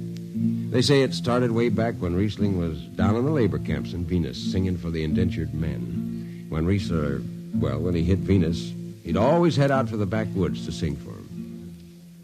First, if someone will kindly pass a bottle. Oh, it ain't much, Riesling. Here. It'll do. Oh, what is that stuff? Tequila. You can't make him good here on Venus. What do you use? Karak bush. It is different. How'd you come to sign on? When a man comes out the village from the city, he says there's work. You sign the paper and you work. Work? It's work, all right. 10 stinking hours in the jungle with machete. How long you signed for? Then I only speak Spanish. I don't know. The paper says 10 years. 10 years. How long you got to go? What's the use? We ain't getting home. You know how many men die out there in the swamp today? 10 men. 10. What's the use? My mother, she's dead. My father don't care.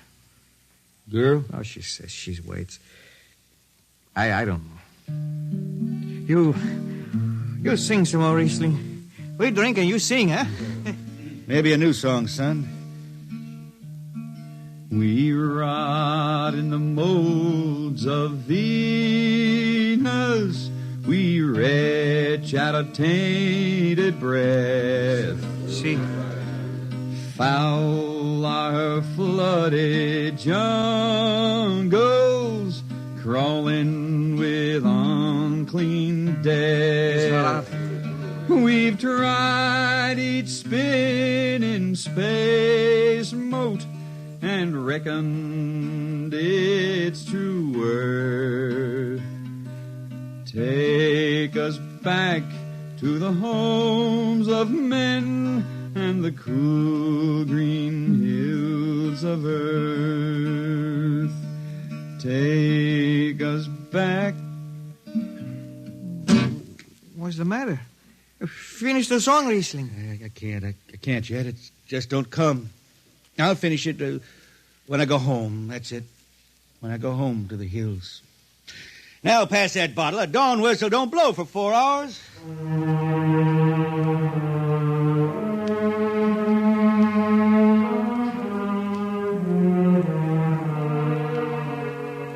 That's where the Green Hills started. And I was there when it was finished. It was 20 years after that. And there wasn't a man flying or on the beach that hadn't heard of Riesling in his songs. He was getting old now for a spaceman. He was a familiar figure through the system. Tall, gaunt, with that dirty bandage tied across his blind eyes. I was a chief jetman then on the old Falcon. We were cradled at Venus, Ellis Isle, scheduled for a direct jump to Great Lakes, Illinois, on Earth. I was checking in, Dunnage, when Riesling felt his way up the gangway and came through the lock. Hey, Riesling! Who's that? Mike Hertzman. Hertzman? What are you doing on this old hog boat? Well, I figured I'd ride it back to Earth. Earth? You going home, Riesling? I thought you were never going to make that run. What changed your mind? Oh, I've been hankering to set foot in the Ozarks again. Yeah, how about those hills? Yeah, I've been singing about them so long now, Hertzman. I got to finish the song. I got to set foot in the dooryard and hear the wind through that oak tree. It's about the last thing I'll be doing. I got to get home before... Look, Riesling, there's a new company policy in effect now. No more deadhead rides. A new code book's in force. Oh, that don't bother me none. I'm riding her back to Earth. I'm going to finish my song. It's got to be there. Yeah, but the skipper's one of them youngsters fresh out of Harriman Institute cadet training. He'll throw the book at you. At me? I've been around space as long as Haley's Common, Brewster's Ridge. I'm going back to Earth. The cool green hills of Earth. I'm going home. All secured, Hertzman? Yes, sir. What are you doing here? This is Riesling, Captain. Riesling, huh? I'm dragging it back to Earth, Captain. Not in this ship. Shake a leg and get out of here. Oh, no, Captain, you wouldn't begrudge an old man a trip home. I can't do it. Space Precautionary Code Clause 6. Now, come on, clear out. Oh, now, look, Skipper, you can slide me by onto the distressed spaceman's coals in that code book. Distressed spaceman, my eye. You've been bumming around the system for 30 years. Oh, Skipper, you're making me do something I never done to no one before. I'm an old man, an old blind man. I want to go home. I never crawled in front of a four-stripe in my life, but you got to let me drag home. The law says a man's got a trip coming to him, and you can stretch for a poor old blind man. Now, can't you? You got to, Skipper. All right, you old space rat, but keep out of the way. I run an efficient ship, and I don't want any trouble. Oh, no, sir, no trouble. I'll just lay down to the power room. I'd kind of like to be near the jets when they blast off for Earth.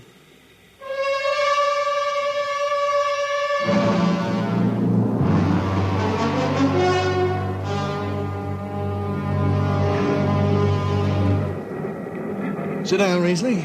Take a load off your feet. Hey, thanks, Mac. Power room, fire 3. Aye, sir.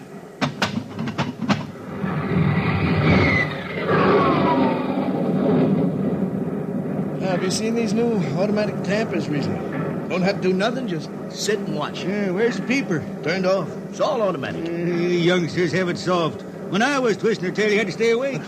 You got the old hand-damping plates on? Oh, but the links, I unshipped them. They cover up the dials. You might need them. Oh, the automatics handle everything.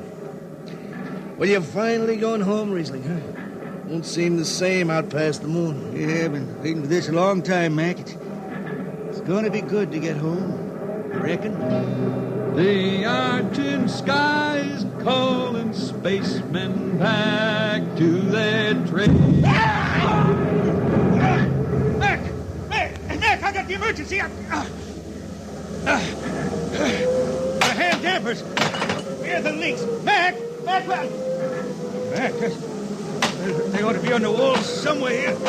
I got them. What's the alarm? Emergency squad coming in. Stay out! Stay out! The place is hot. Radiation blast. Stay behind the baffle. I got the links shipped. I can hand damper now. What's going on in there? I'm spilling Jet 3. Is this McDougal? McDougal's dead. This is Riesling on watch. Riesling? Get out of there. You'll kill yourself. Don't worry, Skipper. I know this power room like the inside of my shirt. Somebody's got the damper. Riesling, I'm sending in the crew. No use. The whole room will be hot for an hour and the other jets won't hold. Oh, Skipper. Skipper, throw on recording tape. What? Throw on a recording tape. I got a song to finish. And I got to make it right now. Yeah, I can hear it. Riesling, the radiation will burn you down. She's clear now, Skipper. She'll burn out clean. Riesling! Riesling, are you all right? I reckon. Pretty sharp sunburn. You'll pick me out of here with tongs and bury me in a lead shield coffin. Radiation's getting bright. I can almost see it. Bright, rosy like the sun. Like the sun over the hills down home. We pray for one last landing on the globe that gave us birth. Let us rest our eyes on the fleecy skies of the cool green hills of earth. That's the way he died. Riesling, the blind singer of the spaceways, singing of the home he never reached, the cool green hills of Earth.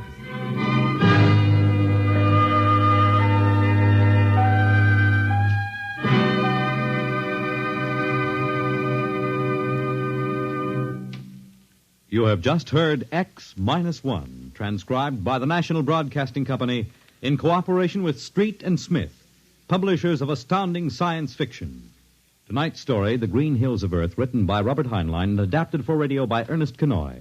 Featured in the cast were Ken Williams as Riesling, Nelson Almstead as Hertzman, Matt Crowley as Hicks, Wendell Holmes as Casey, Bill Griffiths as Rodriguez, Bill Lipton as the Skipper, and William Zuckert as McDougal. Original music for Riesling songs was written and sung by Tom Glazer. Your announcer, Fred Collins. X-1 was directed by Fred Way and is an NBC Radio Network production.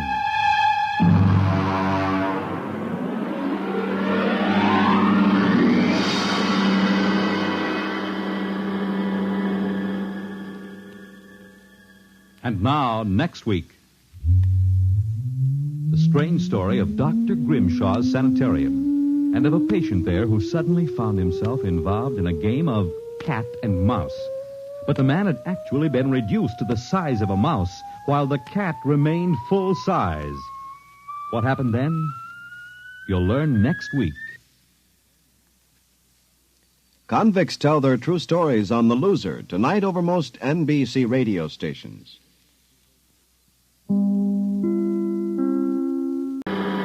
Tonight's story, Dr. Grimshaw's Sanitarium.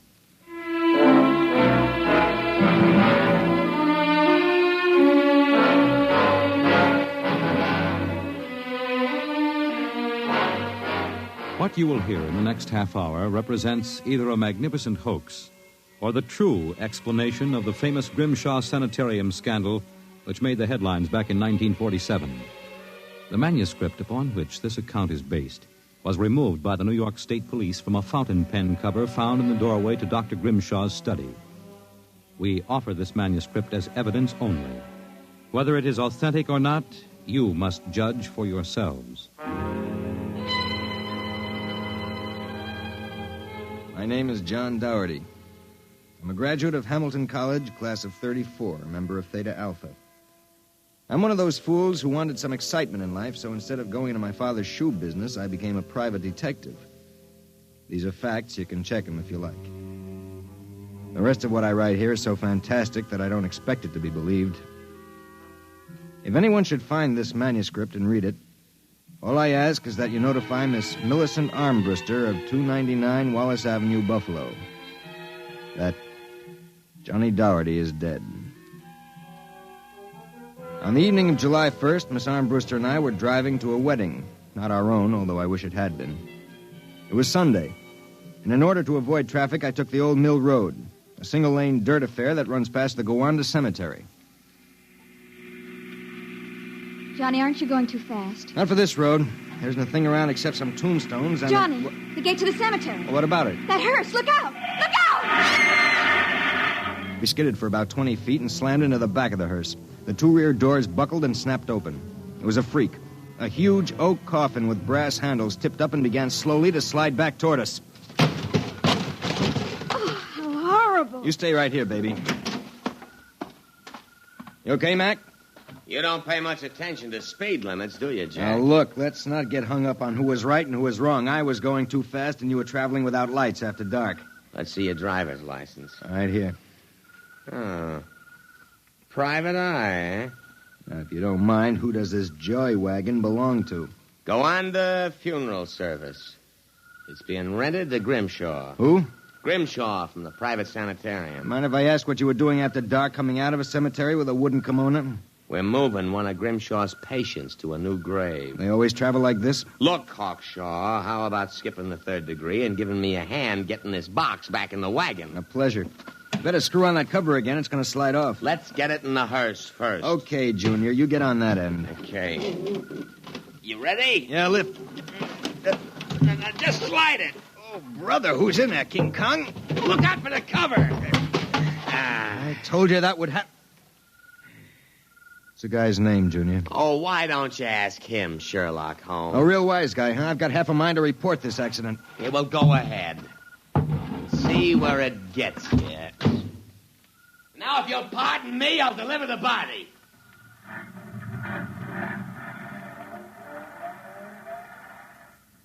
Everything all right, Johnny? I thought so until a few seconds ago. Listen, Millie, can you sit here in the car for another 5 minutes? Where are you going? For a stroll through the cemetery. Oh, Johnny, stop making jokes. When we lifted that coffin back on the meat wagon, I got a good look inside it. Ugh. Yeah, exactly how I felt. I figured we'd knock the stuffing out of the corpse, only I didn't expect the stuffing to be sand. What? Yes. That wasn't a body, that was a dummy stuffed with sand, a dummy with a wax face. Johnny! Which brings up an interesting question. Who's supposed to be in that box, and, just where is the dead man spending his time?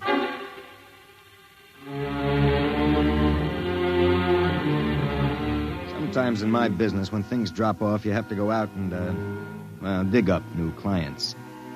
My next case was a gentleman named Harlan Ward Sr., a wealthy automobile manufacturer. I'd gotten his name off his son's tombstone. Are you trying to tell me, Dougherty, that my son Harlan was never buried at Gowanda Cemetery? Exactly, Mr. Ward. But why? Maybe if you'll tell me the circumstances surrounding your son's death, I can help answer that. My son was a rather impetuous young man. Tall, good-looking. After his graduation from Princeton, he began drinking quite heavily. After he got into a couple of scrapes, we sent him to Dr. Grimshaw's sanitarium in the hopes that he could be cured. While my wife and I were in Europe, we received word that he died, buried at Gowanda in our absence. Last week, my wife and I decided to have his body removed to the family vault here at Short Hills. How'd your son die? Suicide. You never saw the body? No. We couldn't get back from Europe in time. Now you tell me that his coffin contains a dummy. How do I know this whole thing isn't a plan to fleece me? You don't. But you're a rich man, Mr. Ward, and you're perfectly willing to take a chance that I'm on the level and that your son may still be alive. You sound very sure of yourself, Mr. Dougherty. My fee is a $2,000 retainer plus expenses. What sort of expenses? However much it costs to take the cure at Dr. Grimshaw's sanitarium.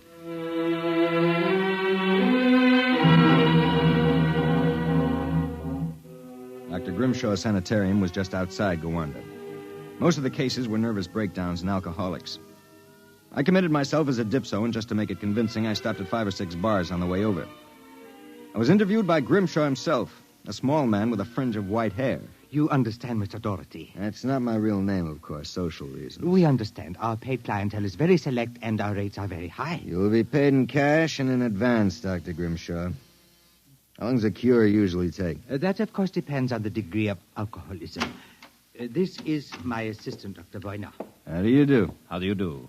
We are accepting Mr. Doherty as a patient. Better place him in the ward with Mr. Kay and Mr. Crakey. Mr. Kay is a long-term patient, Mr. Doherty, a highly intelligent man, formerly a professor of plant pathology. Mr. Crakey suffers mild delusions. I think you'll find him rather amusing.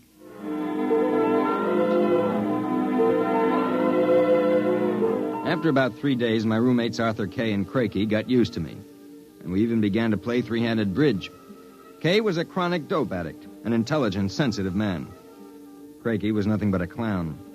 He kept a big black cat named the Professor, which he talked to as if it were human. And so I said to her, my dear Countess, if you don't like the company of my cat, then you don't like me. She looked at me as if I were insane. But, of course, the joke was on her because I was. Professor? The professor is very sociable. Excellent company. Except when he kills birds and deposits them in your bed. He's nothing but a feline murderer as far as I'm concerned. Ah, see? You have insulted him, Mr. Kay. Come here, Professor. Let's make friends. How about giving me your paw? Oh! Scratched me, you black devil. You insulted him. You hurt his feelings. Well, just keep him away from me. It will be a pleasure. I would advise you not to insult him again. Good afternoon and evening. Is he always as nuts as that? Ever since I've been here. What's his problem? Manic depressive. And a little paranoid, too. How long have you been here, Arthur? At Grimshaw's 2 years. I left for a while, but I couldn't stay away from the junk, so I committed myself again. Did you, happen to know a patient here named Harlan Ward? Why do you ask that? Did you know him? I met him socially a few times. I understand he died here. So the newspapers said. I wouldn't know. Suicide, wasn't it? Was it? You're being pretty careful, aren't you? Mr. Doherty, what would you say if I were to tell you that I don't believe Harlan Ward is dead? What makes you so certain? He used to share this room with us. He slept in the same bed you now use. I see. He was an alcoholic. Doing quite well, too, from what I could observe. We all expected him to go home soon. Then one evening he had a violent fight with Crakey. Crakey accused him of snooping or something. Later that night, Grimshaw and Boyner took him out. Where? Where they take all the special treatment cases to the charity clinic. It's that small building on the other side of the stone wall. A few days later, we read about his death. Suicide, they said. Just what makes you think he's still alive, Arthur? This. About a month ago, I was in the garden next to the wall that separates us from the charity clinic. Suddenly, I thought I heard a sound, like a child whimpering. It stopped. And a moment later, this note came over the wall, wrapped around a stone. What's it say? Help me, for God's sake, Harlan Ward. Arthur, how would you like to have some fun? Like what? Like sneaking out tonight and going over the wall to the charity ward? What do you say? It would break the monotony a little. I suppose there's no real harm in it. Of course not. I'd go alone, but I'll need help scaling the wall. Will you do it? All right. I'll go with you.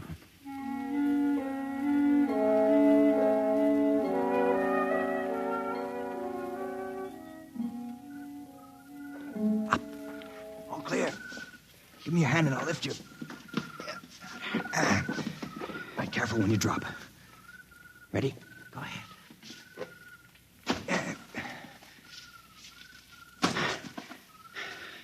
There's a charity building over there, the one with the lights in the basement window. Come on. Let's crawl over. Maybe we can see something. Shh. Listen. Can you make out what he's saying? No, I can barely hear. Good Lord. What was that? Probably some patient having the DTs. Let's have a look. Easy, it wouldn't do to get caught now. See anything? It's some sort of laboratory. I can see Grimshaw and Voyna and something else. But there's a child with its back toward me. Now take it quietly. It will be easier. Please, don't. It will all be over soon. You won't remember anything. No, I don't want to go. Voyna, give it to him. No. Shut him up, Voyna. Good Lord. What was it? What did they do to that child? Either. That wasn't a child. It was a midget. The smallest midget I've ever seen. What were they doing? Trying to give it some sort of injection. When it resisted, Voyna knocked it out. What do you suppose they were doing to it? I don't know, Arthur. All I know is that when it fell, it had the face of Harlan Ward.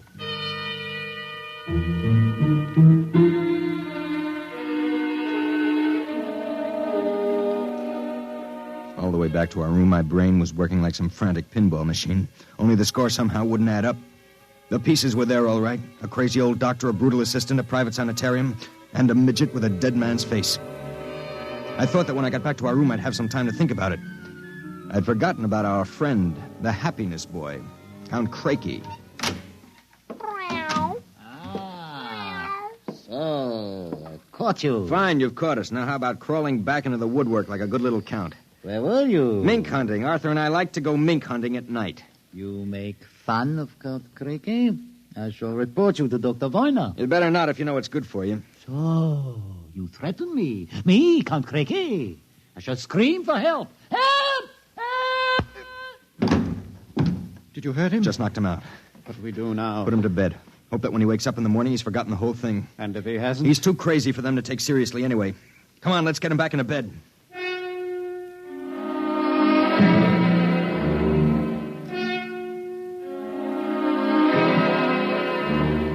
I went to sleep in my own room.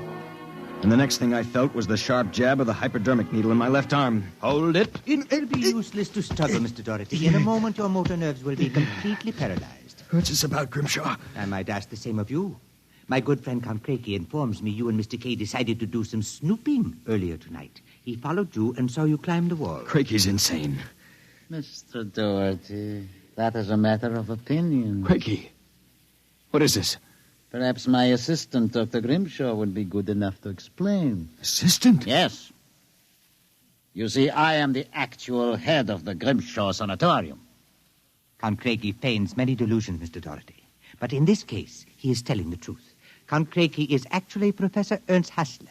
Professor Hassler and I worked together in the Berlin Neurological Institute before and during the last war. Unfortunately, my political affiliations with the Third Reich were under investigation by the War Crimes Commission. However, Dr. Grimshaw managed to smuggle me into this country, where I masqueraded as a mental patient, in order that we might continue certain experiments which were interrupted by the American army.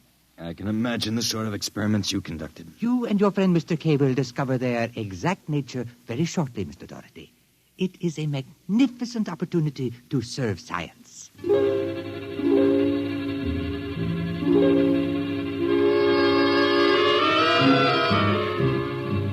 passed out.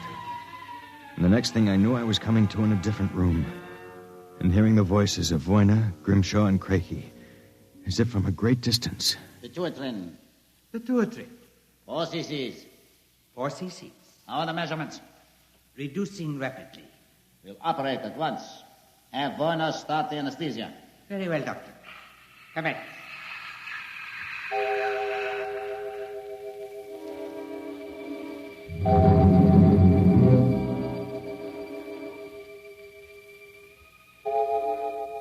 When I came to again, I had a blinding headache. I began to wonder if Crakey and Grimshaw weren't doing something to drive me insane, because I lost all sense of perspective. The room seemed to grow in size. I don't know how much time passed, but one day Crakey came into the room with a bundle in his arms about the size of a newborn baby. The bundle was my friend, Arthur Kay. And worse yet, I was exactly the same size that he was. Let me out of here. Let me out. Allow me to congratulate you, gentlemen. How are you feeling? You dirty monster. I'm disappointed, gentlemen. Do you not feel privileged to be a part of an experiment that will place me at the very top rank of the world's endocrinologists? What are you doing to us, you madman? It has long been established, gentlemen, that dwarfism and giantism result from injury to or malfunction of the pituitary and thyroid glands. The interlock between these glands was thought to be a hormone. I have discovered that this was incorrect. It was an enzyme. An enzyme I isolated some years ago. I was well on the way to synthesis in Germany when the surrender interrupted me. The interruption also limited the number and type of subjects on whom I could experiment. I was forced to find others. Such as Harlan Ward? Mr. Ward was only a control experiment. I suppose you plan the same for us. No, gentlemen. For you, I have reserved a special privilege. You, gentlemen, will be the first to test the full effects of the enzyme. In short, I intend that you, Mr. Kay, and you, Mr. Doherty, when the experiment is completed, will emerge as perfectly healthy, normal individuals. Except, of course, that you will be only 5 inches tall.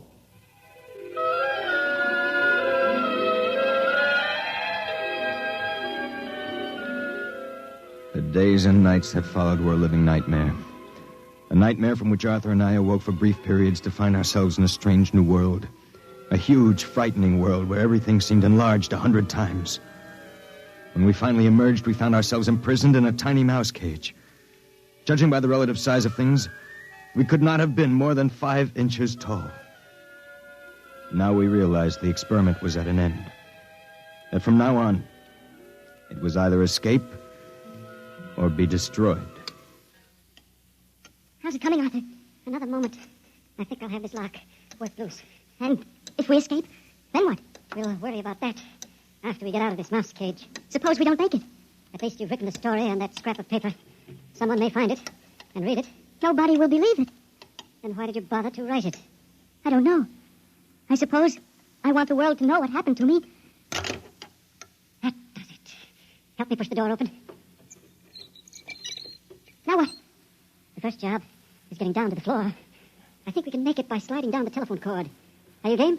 Go ahead. I'm right behind you. Easy now. Look out! That does it. Now, if we can figure out a way to get out of the room, well, that should be... Uh-oh. Listen. Somebody's coming. It must be Crakey.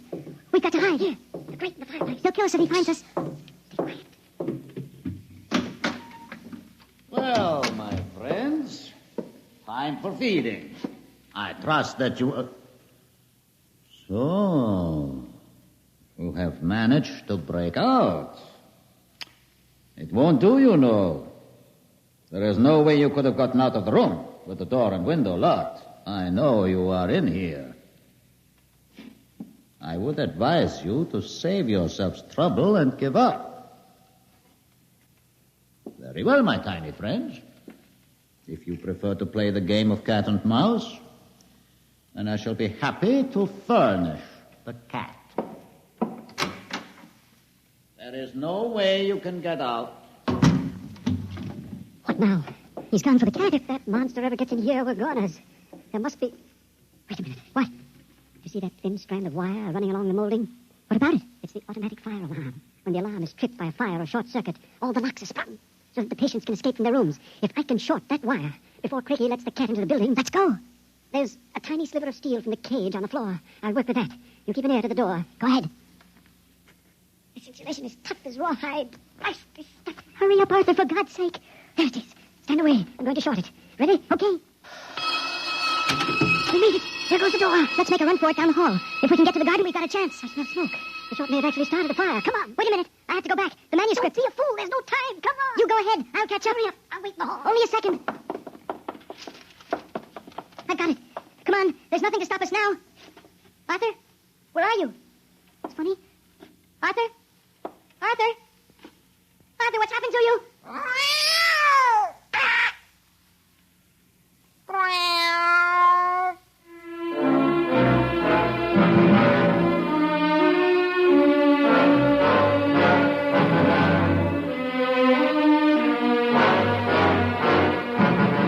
This is the record found in a fountain pen cover in the burned-out hallway of Dr. Grimshaw's sanitarium.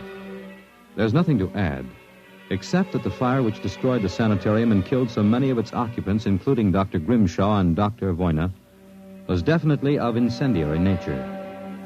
It is believed by the fire chief that some small creature, possibly a mouse, chewed the insulation off the wire and short-circuited the system. The two patients, John Doherty and Arthur Kay, vanished completely after the fire, and their remains were never found. Whether the manuscript which you have just heard is authentic, or whether it was the work of one of the more demented inmates of the sanitarium, we leave to your judgment.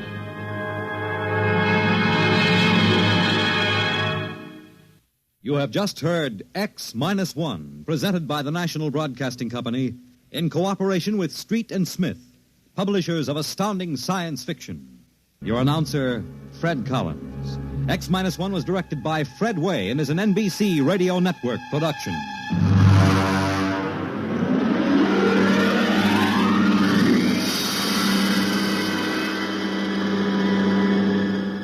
X-1.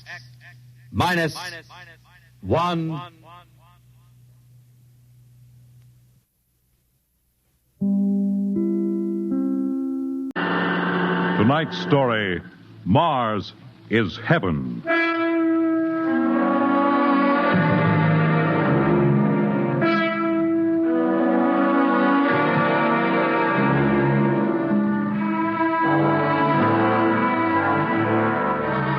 When the first space rocket lands on Mars, what will we find? Only the ruins of a dead and deserted planet?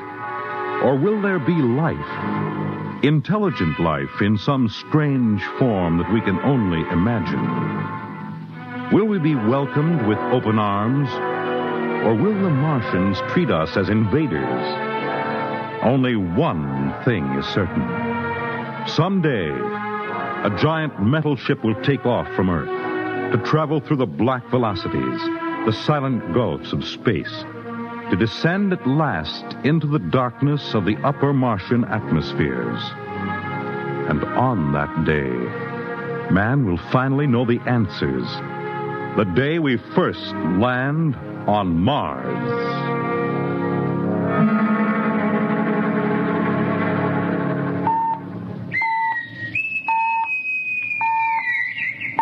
Now hear this. Now hear this. Approaching critical deceleration. Fasten gravity suits. Stand by to land. There it is. We've intersected the course vector, sir. All right, Mr. Lustig. Over to manual control. Aye, sir. Masters, sound general quarters. Aye, sir. Mr. Lustig. What do you make of the terrain? There seems to be a heavy ground, Miss Captain. We won't be able to use the infrared lights. And we'll have to come in on radar. Isn't that a little risky, sir?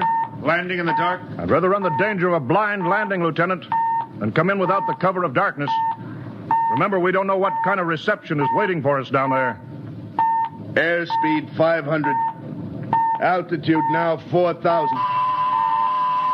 Bridge to engine room. Stand by for deceleration. Fire forward tubes 1 and 3.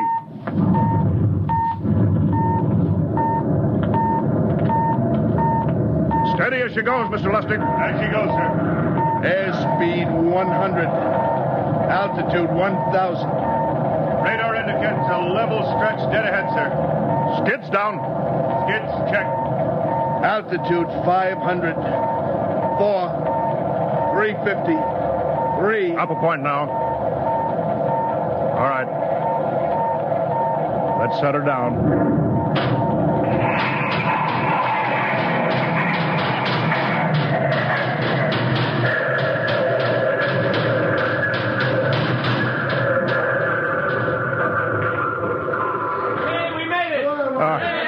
Cut the power.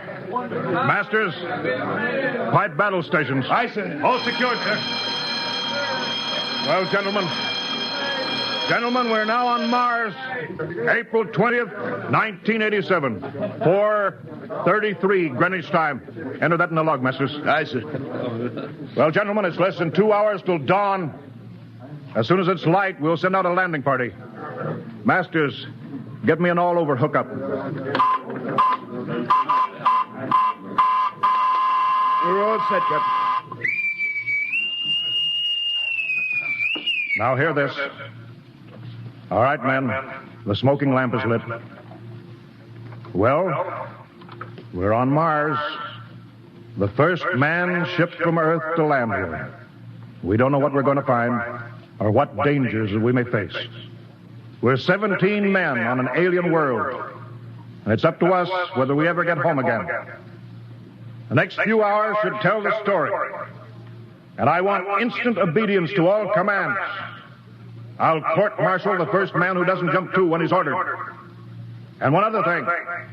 We may be on Mars, but this is still a United States naval vessel. Officers will conduct a personal and weapons inspection in 1 hour. That's all. An inspection, Captain? Now? Mr. Lustig, we've got an hour and a half to sweat out before we find out what's outside that airlock. I'd rather have a man worried about his stripes than about what's waiting outside on Mars.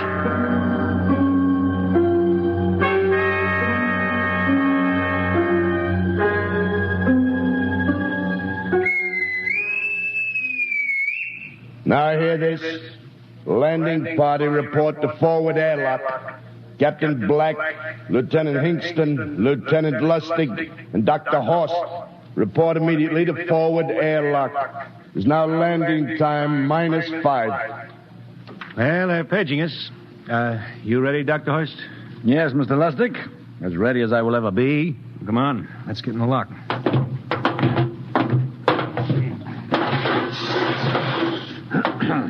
Hingston, Lustig, and Horst reporting in the airlock. Very well, sir. The captain will join you. 4 minutes to go. At least the captain would get here. What difference does it make? I just want to get it over with, that's all. Anybody got a cigarette? Yeah, I think you're smoking too much, Lieutenant Lustig. Are you nervous? I offer you, Horst. Wondering what's hidden outside underneath that ground mist? I've been giving it some thought. It'll be very interesting to find out. A very unusual planet, Mars. Why? It has an atmosphere. A wonderful thing, an atmosphere. Where you find one, you find life. You mean Martians? What do you think they'll look like? Who knows? Intelligent life can take many forms. You mean they may have green skins and eyes on stalks or something? The comic book conception is possible, of course. Or they may have developed far beyond us. Perhaps they have a science that can produce weapons far more dangerous than our atomic missiles. You think we may have to fight our way out? After all, we are invaders. Now hear this. Landing time -2. All right. We heard this. You know what I'd like to find outside that airlock? Good old Illinois. Ever been there, Lustig? Only Chicago. Well, you ought to see my hometown. Green lawns, big white houses. Sounds like my hometown. My grandmother used to have one of those iron deer on the lawn. Every Halloween, we'd paint another color. One time, we painted it black and white like a Holstein cow. Where does your family live, Dr. Horst? I have no family. When I was a child, they were gassed to death in the Dachau concentration camp. Tough. No, it has its advantages. I have no ties on Earth. Nothing to lose now. I imagine I'm the only one on board who is free to enjoy our present peculiar position. All right, Masters, you can button it up now. Aye, sir. Well, gentlemen, check your sidearms. In 1 minute, we'll be the first men to set foot on Mars. Quite an honor, eh? As long as the medals are not rewarded posthumously. Still uneasy, Dr. Horst? Captain Black, I've been uneasy ever since I can remember. On Earth and on Mars. Well, 30 seconds. Give me the intercom phone, Lustig. Yes, sir. Masters? Aye, sir. Battle stations are to be manned until we return. If we're not back in 2 hours, I want no rescue party sent out. Blast off and save the ship, you understand? Aye, sir. All right. 5 seconds. 4, 3, 2, 1. Lustig, open the outer airlock. Aye, sir.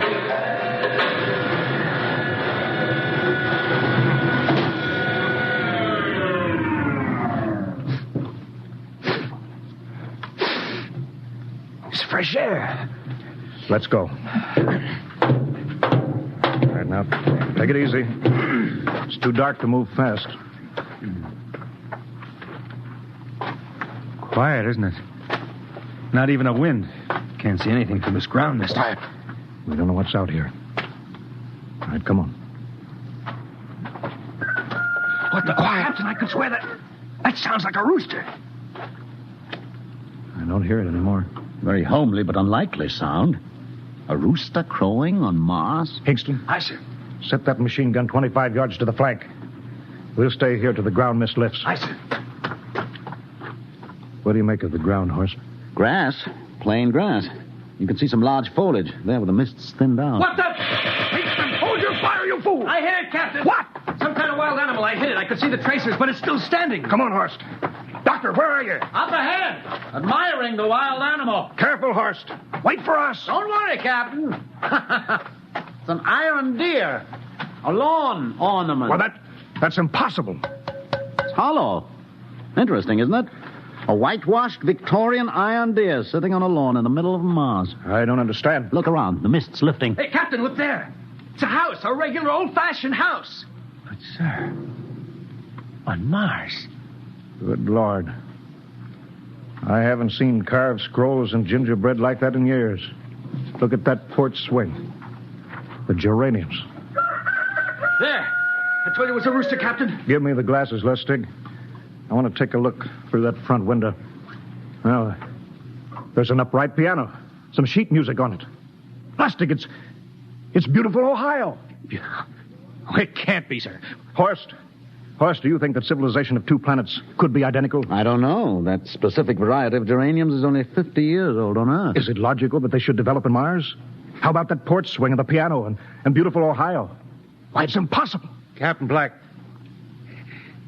this looks like the town I was born in. Well, it looks like my hometown, too. I've thought of something, sir. It's the only solution. Maybe we're not the first ship to reach Mars from Earth. Don't be ridiculous, Lustig. Oh, how else can you explain it? Suppose some scientists got together. They invented some spaceship and planted a colony here. That's the only answer. That's impossible, Lustig. Been space travel, it couldn't be secret. Do you have any idea what ships cost, what industrial power is needed? No, there's got to be some logical reason. I think perhaps we might find out, Captain. The light just went on in that house. Kingston, cover that door with the machine gun. Aye, sir. All right, come on, Horst. We're going to ring that doorbell. There's got to be a scientific answer to all this.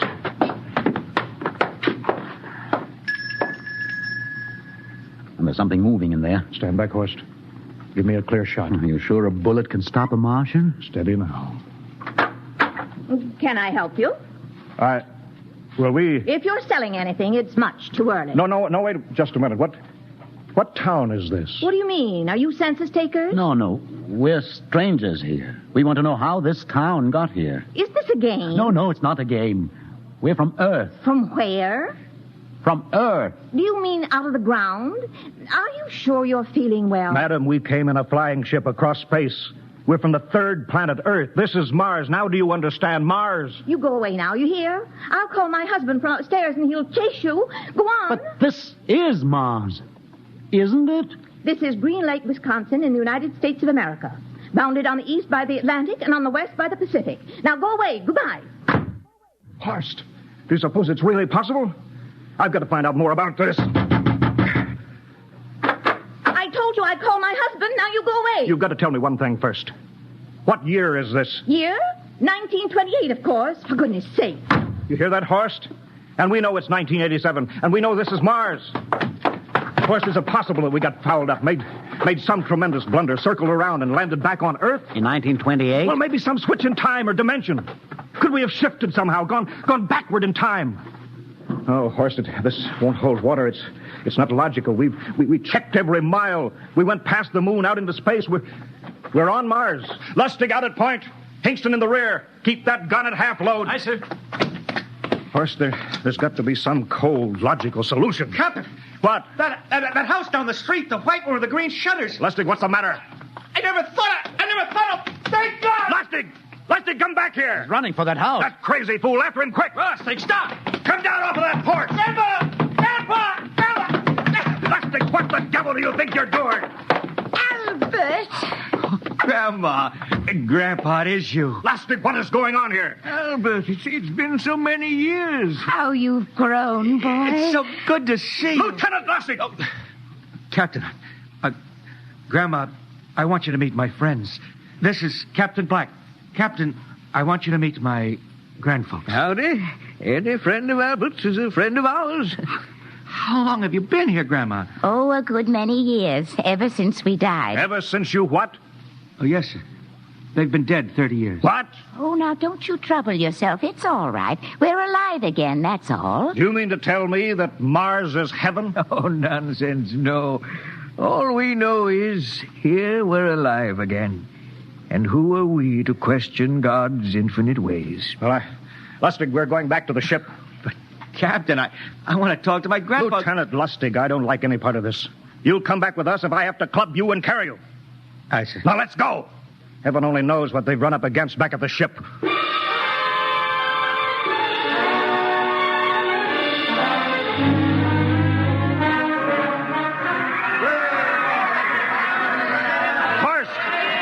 Crowd around the ship. Looks like we're being welcomed with a celebration, Captain. Celebration? We've abandoned ship. Every port is open. No guard set. You masters! Hiya, Captain. Meet my old dad. Dad, that's Captain Black. He's not a bad guy for naught. Higston! What's it? Bring that band back. Use force if you have to. Excuse me, sir. There's my Uncle George. Higston! I'll be right back, Captain. Uncle George. What the devil is going on here? Don't you understand, sir? They've all found friends and relatives. They're all here. You're right, Captain. I found it. The whole crew's out in the crowd. But I gave orders. Definite orders. You don't understand, Captain. I understand mutiny. I don't care how many relatives show up. I'll have discipline. Johnny! Johnny, you old son of a gun! It's you, Edward. Yes. It can't be. Oh, of course it is. Johnny, Ed. you old... Ed, Dr. Horst, this is my brother, Edward. How do you do? Hello, sir. It's wonderful to see you, Edward. Look, I've got to get back to my ship. Oh, Johnny, wait. I almost forgot.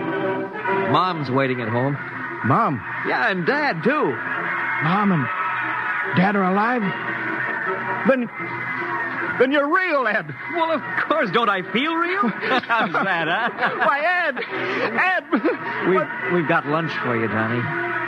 Mom's making corn fritters. Dr. Horst, haven't you found anybody? No, Captain. I have nobody. Well, then you come on home with me, right, Ed? Why, sure. Horst, you wouldn't believe it, but it's been 35 years since I had Mom's corn fritters. By George, 35 years.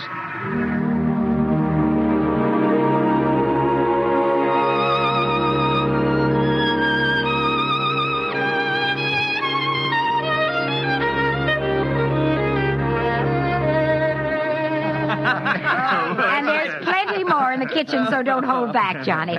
You too, Dr. Horst. Well, Johnny, you're still in the Navy, eh? That's right, Dad. I'm in command of the ship. We're an old Navy family, Dr. Horst. All three of our boys in the service. Yeah, Ed was the best pilot in the Pacific, too. What did happen, Ed? What's the difference? I'm here now. Yeah, but... You know, it's almost perfect. All we're missing is your brother, Will. Then the whole family could be together. Well, it won't be long, Mom. Will's in charge of the XR-54. Next rocket coming out to Mars. Oh. Well, little Will. When does he leave, Johnny? Well, the takeoff's scheduled for September, but it depends on what we report. Oh, yeah. There's no question about that now, huh? No. Christmas together again. That'll be something. Sure will, yes, sirree. Well, this calls for a celebration. How about a little of the old dandelion wine, eh, Johnny? Now, Father, don't you go giving Johnny too much wine. He's a big boy now, Mother. Well, sir, isn't everything just fine? Just fine.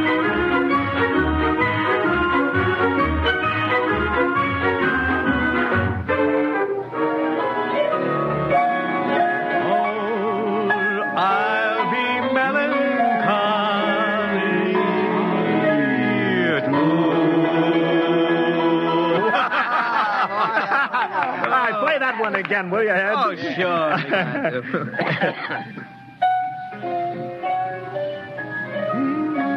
Well, Dr. Horst, what are you doing sitting over here alone? What do you think of my little family? Very nice.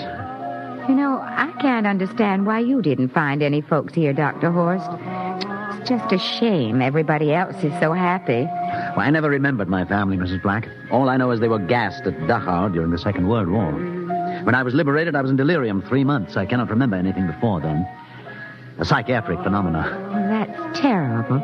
Isn't there anything anybody can do? I don't want to remember. I have not had a pleasant life. I prefer to be free of emotional entanglements. They interfere with a scientific approach. Oh, I'm sorry, Dr. Horst.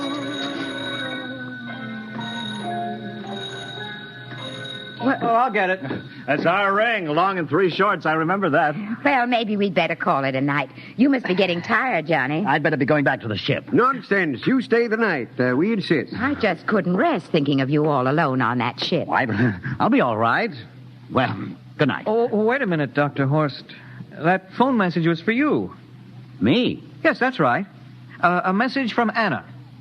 Anna? I don't... Well, there, she must be an old friend. Isn't that nice? I don't... You sure it was for me? I don't remember any Anna. Well, she asked if you were better. Perhaps she's someone who knew you at Dachau. Anna? She said she's coming over here first thing in the morning. So you'll have to stay over. Yes, well, that settles it then. You stay here, Horst. You can bunk with me in my old room. Yeah, but Johnny, we thought you'd like to be with Edward. So you could talk the way you used to. Well, we can't put Dr. Horst on the daybed. I think we better share the room tonight. Be plenty of time for talking, Ed. Yes, I guess so. I suppose I better drop back to the ship. You know, Ed, security check. What? Why do you have to do that here? I don't know, Mom. There's no good reason, I guess. Suppose we skip it tonight, huh? Well, good night, everybody. Oh, it's good to have you home, Johnny. It's good to be home, Mom.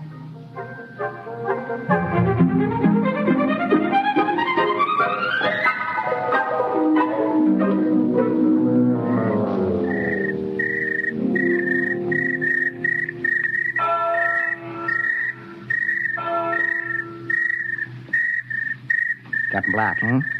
You asleep? No, I've been thinking about what we were expecting. Green-skinned Martians. All the time there was only Mom and Dad and Edward waiting. That's funny what tricks your imagination can play on you. Well, I guess Mars is heaven, Horst. You know, I've been thinking about Martians, too. Captain, just suppose there were Martians, and they saw us land, and suppose they thought of us as invaders. What would be the best weapon they could use against our atom bombs, huh? I don't see what you're getting at. They would want to disarm us first, huh? To wipe out all suspicion, to make us feel at home. Captain, suppose this house isn't real. Suppose the people are just images, stolen from our own memories by Martians, created for us by telepathy.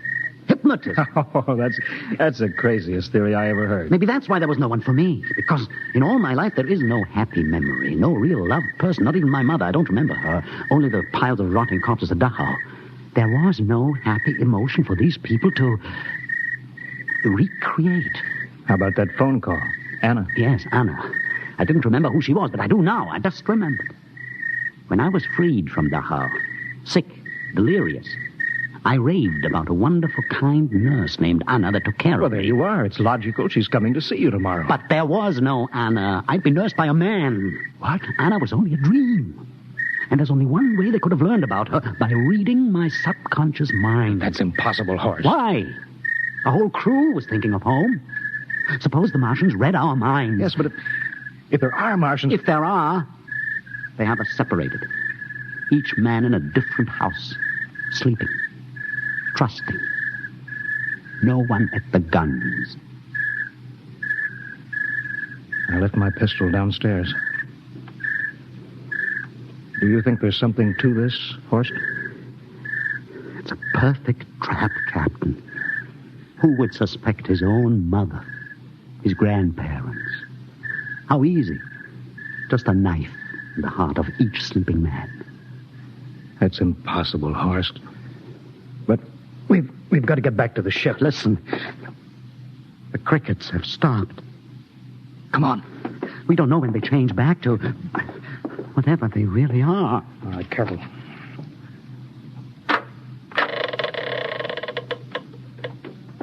Where are you going, John? Ed, we wanted a drink of water. That's all, Ed.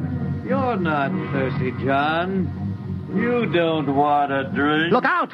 You don't want a His drink. face! It's changing! He's a Martian! Run, horse! Run! You can't get away, John. This way, horse!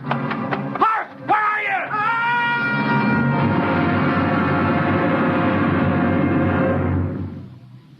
Hello?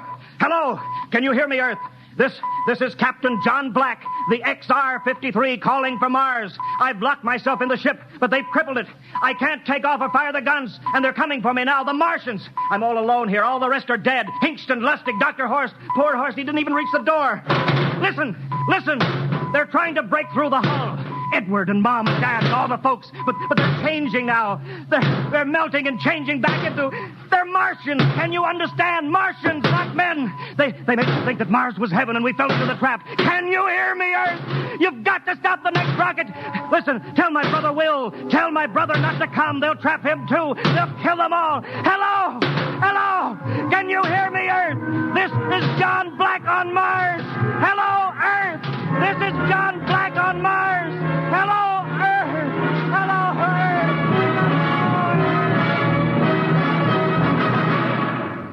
Tonight, X-1 has brought you the science fiction classic, Mars is Heaven, written by Ray Bradbury and adapted for radio by Ernest Kenoy. Featured in the cast were Wendell Holmes as Captain Black and Peter Capell as Dr. Horst, with Bill Zuckert as Masters, Bill Lipton as Hingston, Margaret Berlin as the old lady, Bill Griffiths as Edward, Ken Williams as Lustig, Ethel Everett as Mom, and Edwin Jerome as Dad. Your announcer, Fred Collins. X-1 was directed by Fred Way and is a transcribed NBC Radio Network production.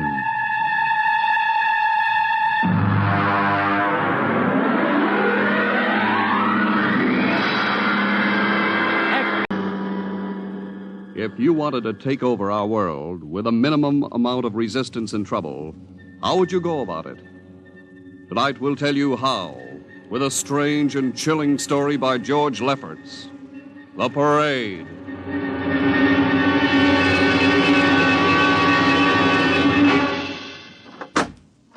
You are Mr. Sid Ryan. The same.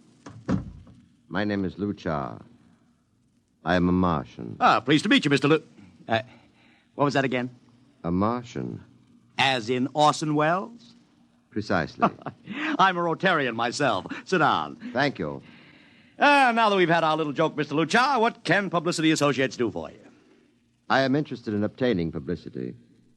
It has been my observation that advertising and publicity are the very backbone of earthly civilization. Spoken like a true Martian, Mr. Luchar. Now, if you'll tell me the name of the client. The client, of course, will be the Martians. You don't give up, do you? Give up? The gag, I mean. Oliver. Yes, Mr. Ryan? This is Mr. Luchar. How do you Mr. do? Luchar claims to be a Martian. Take him outside, will you, Oliver? I am happy to see, Mr. Ryan, that my telling you I am a Martian has approximately the effect I guessed it would. I believe we can do business. I have here cash retainer of $5,000.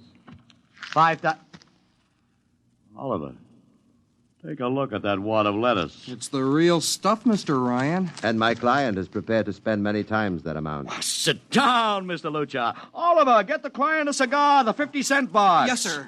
Thank you. Well, now, what can I do for you, sir? I wish you to manage a publicity campaign.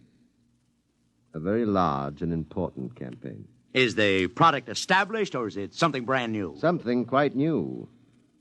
Now, what would you judge the most effective type of campaign? Well, if the client has a lot of dough to throw around, a suspense campaign is best.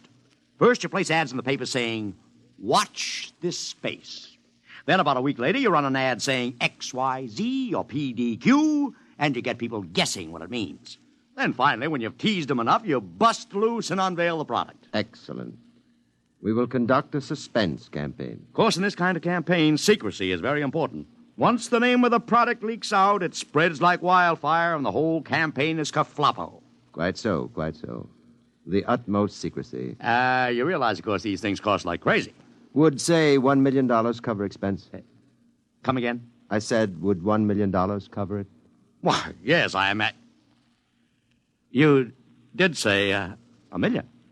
I understood that you have handled some very large accounts. Of course, if this is too big... No, not at all, not at all. As a matter of fact, I seldom touch anything less. Right, Oliver? Huh? Oh, of course. That's right, Mr. Ryan. Absolutely right. Yes, sir. You will begin, then, by saturating the newspapers, the radio, the streetcars with a very simple statement. What's that? I will write it on a card. Here you are. The Martians are coming. Say, that's not a bad teaser. Got that, Oliver? Yes, sir. The next ad will read, June 1st is Martian Day. June 1st is Martian Day. What happens on June 1st? The parade takes place. What parade? I wish you to arrange a parade up Fifth Avenue. You mean like the Macy Parade? Exactly. Except that the theme will be the world of tomorrow, the Martian world. My client would like it to be a gay affair. Balloons, clowns, pennants, pretty drum majorettes. Say, that sounds terrific. I might be able to interest the department stores in a tie-in. Fine. The parade will climax the campaign. On June 1st, the product will be unveiled. Good enough. By the way, Mr. Luchard, just what is the product? What are we selling? Oh, no, Mr. Ryan. Secrecy, remember? Yeah, but after all... Mr. Ryan, all will be revealed to you in good time. For the moment, let us say that we are selling a concept. A concept? The concept of invasion from Mars.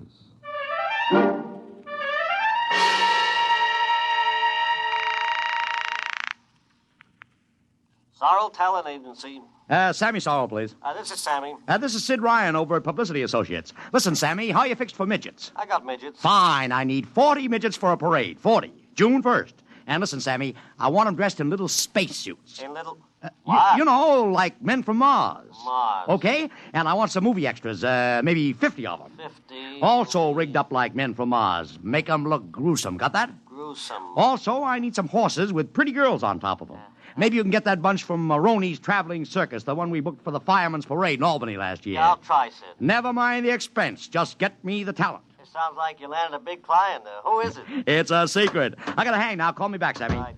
How you doing, Oliver? Oh, fine, Mr. Ryan, just fine. I got 100 small boys pasting little stickers. The Martians are coming on the subway platforms. Good. We got full-page ads in all the dailies. Good. And 10-second spot announcements on every local station. Good. It's costing a fortune. Good. The more it costs, the bigger our percentage. Spend like you were going to the electric chair, Oliver. Yes, sir. How are you making out in the parade? If it comes off, it'll be the biggest thing since Barnum invented the midget. I've got Macy's, Gimbals, and Saks to contribute floats. Everything is built around the Martian theme, see? Even the horses will have long feelers attached to them and funny-looking extra legs. It'll be sensational. That sounds fine, only... Only what?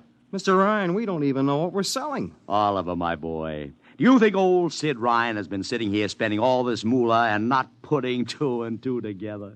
You mean you know who Luchar represents? Just by accident, understand. I have learned that Century Pictures is making a big new epic.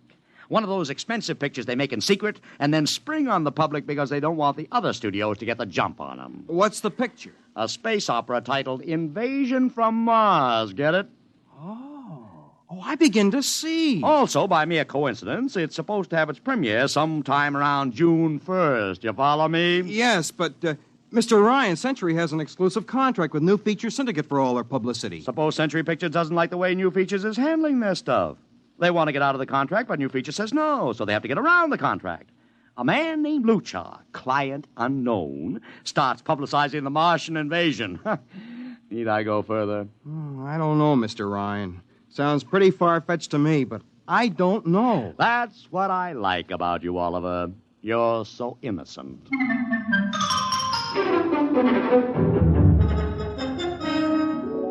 Now, let me talk to Commissioner Patrick, please. Sid Ryan. Hello. Commish, Sid Ryan. Oh. How are you, Ryan? Fine. What is it this time? You want to drop a man off the Empire State Building into a teacup full of water? The answer is no. Also, we're not arresting any fan dancers. You know I don't handle fan dances. I want a permit for a parade. June 1st, 5th Avenue. It's a Sunday. There's no traffic. Now, look, Ryan, Macy's gets a permit. Gimbel's gets a permit. The American Legion gets a permit. The Sons of Erin march every time Morton Downey sings the Wearing of the Green. Oh, don't give me a hard time, Patrick. This is too big. I have the 5th Avenue Merchants Association behind me. Okay, Ryan. Fill out the forms. I'll pass them along to the license commissioner. That's my boy. By the way, what's the occasion for this parade? Oh, don't you read the papers, Patrick? June 1st is Martian Day.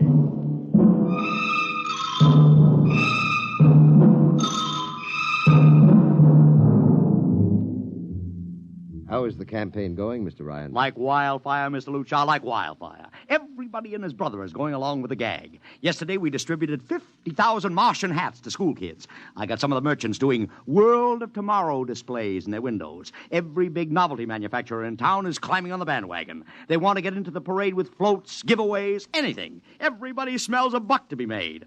I wouldn't be surprised if the mayor himself declared Martian Day. I've even arranged for Commissioner Patrick to accept a $50,000 check for the Policeman's Benevolent Fund from the man from Mars. Oh, it's terrific, terrific. My blood pressure's up to 200. Excellent. I understand Century Pictures spent over $1 million making that space opera. I beg pardon? Oh, come, Mr. Luchar. Sid Ryan wasn't born yesterday, you know. I know who our client is, even if you don't admit it. You do? Always thinking that's me. Well, as long as you know, let's keep it to ourselves, shall we, Mr. Ryan? As you once remarked, when these things leak out, it destroys the surprise and ruins the effectiveness of the campaign.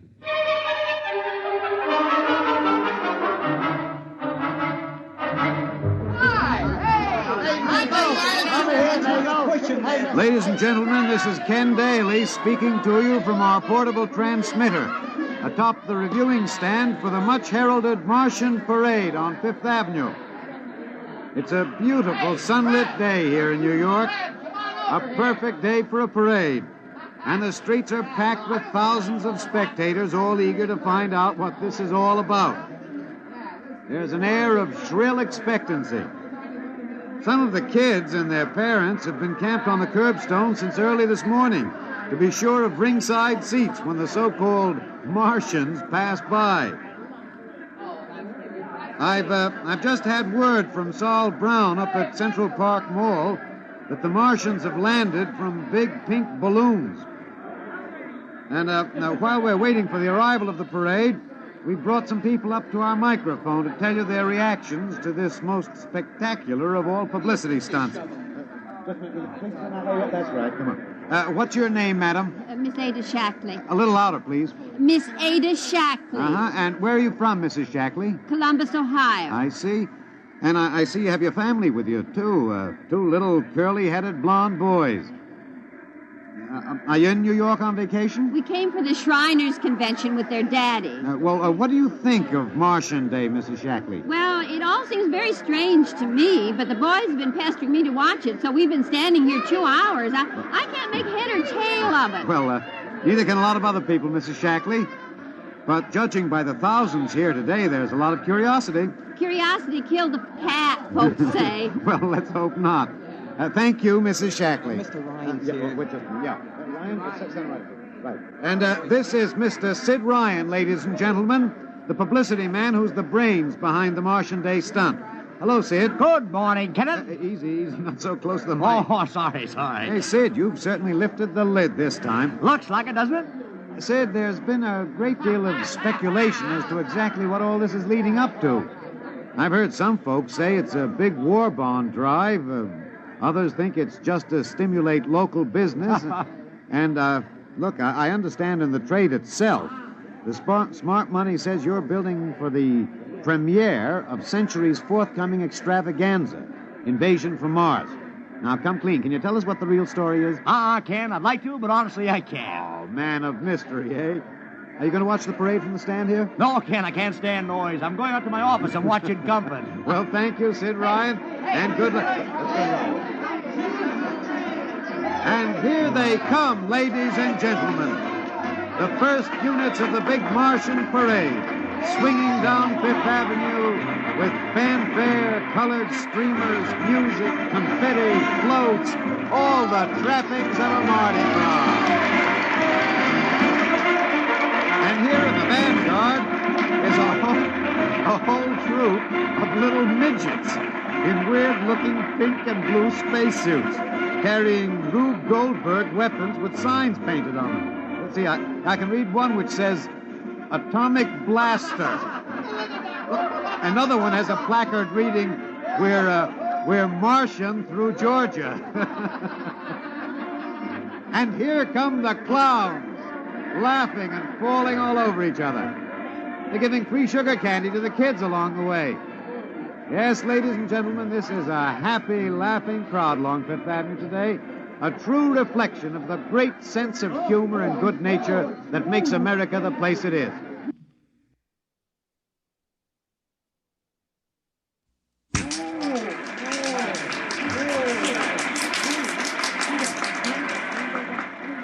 This is promised as the climax of the show.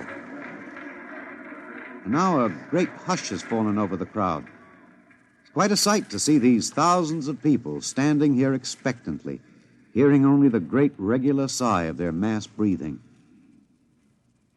And now here they come, ladies and gentlemen, the Martians, marching in booted, helmeted ranks, row after row of them. My, this is an impressive sight, ladies and gentlemen, and a rather serious contrast to the rest of the joyous slapstick parade we've witnessed. There are perhaps, 200 tall, broad-chested men dressed in metallic gray spacesuits with thick glass visors drawn across their faces. Each is holding an ominous-looking ray gun at the ready position. They're marching in absolute silence, keeping step perfectly, as though some mute, unspoken command were marking time for them. The crowd seems rather grim and serious now. Perhaps they're reminded of the actuality of war and possible invasion. They stand solemnly, silently, watching. Even the children are awed. And now the first ranks of the Martians are moving past us down Fifth Avenue toward the reviewing stands at the square. No one moves. What's that? What's happening? A woman, ladies and gentlemen. She dashed out into the street. For what reason, I don't know. She attempted to lift the visor of one of the Martian spacesuits, but just as she reached the Martian, she fell forward in a dead faint. I tell you, I've never felt such mass tension in a crowd as we're experiencing here right now today. All sorts of rumors have begun filtering back through the audience. There are excited whispers of she's dead, she fainted, and now an undercurrent of, what? They're really Martians. This is an example of how a single incident can precipitate mass hysteria, ladies and gentlemen.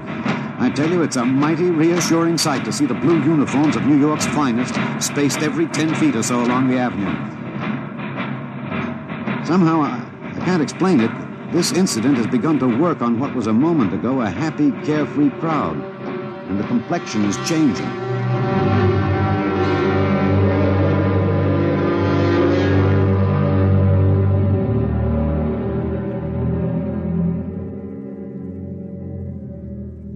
Mr. Ryan, did you see that? A woman fainted. Of course I saw it. What do you suppose she saw? Oliver, old man, did I ever tell you you were too naive for this business? But that young woman ran out into the streets to get a close look at the Martians, and then she screamed and fainted dead away. I'm well aware of that, Oliver, since I paid her $50 to do it. What? The dramatic moment, Oliver, the stock and trade of the good publicity, man. Relax. Holy smokes, you sure think of everything. Yeah, for my share of this deal, roughly $100,000, I can afford to think of everything. Shut the window. Don't you want to see the finish? We'll go down to the reviewing stand for the finish. Right now, I want to make a phone call. By the way, where's Lucha? I haven't seen him. Well, he'll be around. Boy, those Martians sure look like the real thing. How would you know the real thing if you saw it, Oliver? Well, gee, I don't know. Close the window, Oliver. Oh, yes, Mr. Ryan.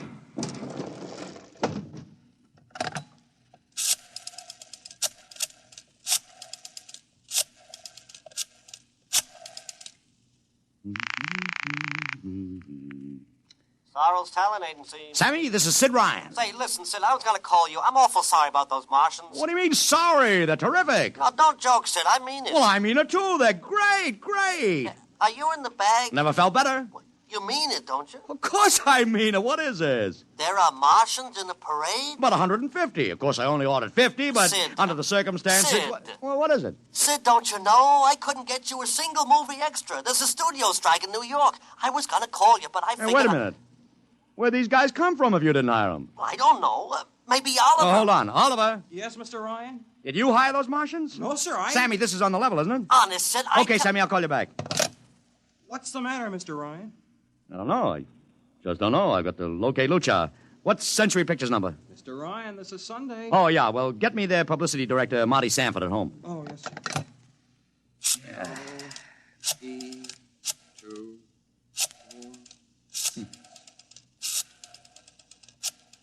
Here you are. Thanks. Sanford. Marty, this is Sid Ryan. Oh, hello, Sid. How's the big Fine, promotion? fine. Listen, Marty, this is dead serious. On the level. Get it? What's wrong? I've got to locate Lucha. Lou who? Lucha, come on now, Marty. This is life and death. The guy you sent over to hire me for the invasion picture. Invasion picture? Invasion from Mars, the space opera. Are you batty? Marty. That picture was shelved last month. What? Sure, back in the can. Too expensive and too fantastic. The big shots decided you can't sell a Martian invasion to the American public. And I never heard of a guy named Lou... Mother heaven. What is it, Mr. Ryan? You look terrible. That's too fantastic. What's too fantastic, Mr. Ryan? Is something wrong? Open that window. I want another look at those Martians. Yes, sir.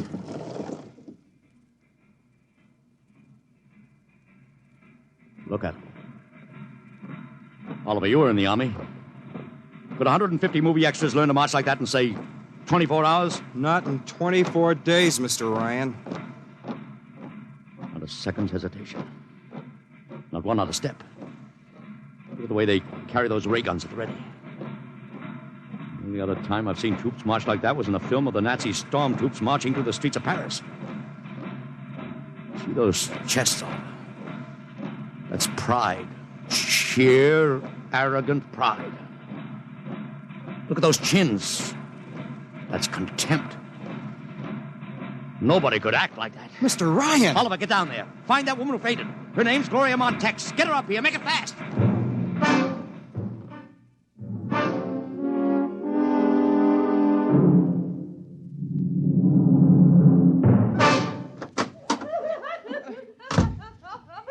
Here she is, Mr. Ryan.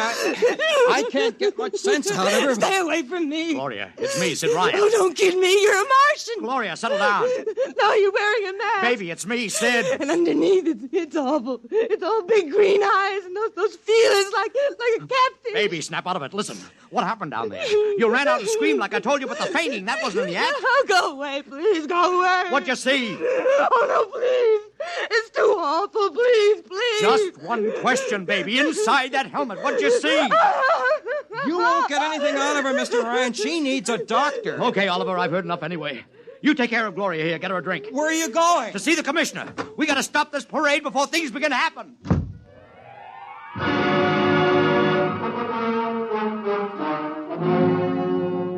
Okay, Ryan, what's the beef? Listen, Patrick, I don't know what it is, see, but something's wrong. You got to stop that parade. I suppose you'd like the riot squad. That would get you a front-page spread on every paper in town. Honest, you publicity guys give me a pay. This may be a matter of life and death. Oh, sure. Look, Ryan, I've got no time for your cheap publicity gags. I'm a busy man. Listen, I'm trying to tell you I don't know where these Martians came from, who they are, anything about them. All I want you to do is stop the parade and make sure they're on the level. Ryan, I'm wise to your tricks. Now, if you let the sergeant show you out... You won't do it, huh?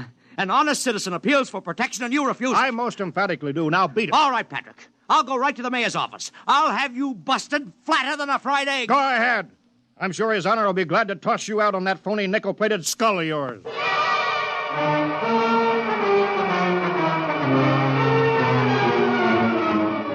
You heard me, Ryan. You cannot see the mayor. Adolf, please. This isn't a gag. I don't want publicity. All I want to do is maybe prevent something horrible from happening. In case you don't know it, wise guy, something horrible is already happening. A couple hundred little kids are in the hospital with ptomaine poisoning from that phony Martian candy you passed out.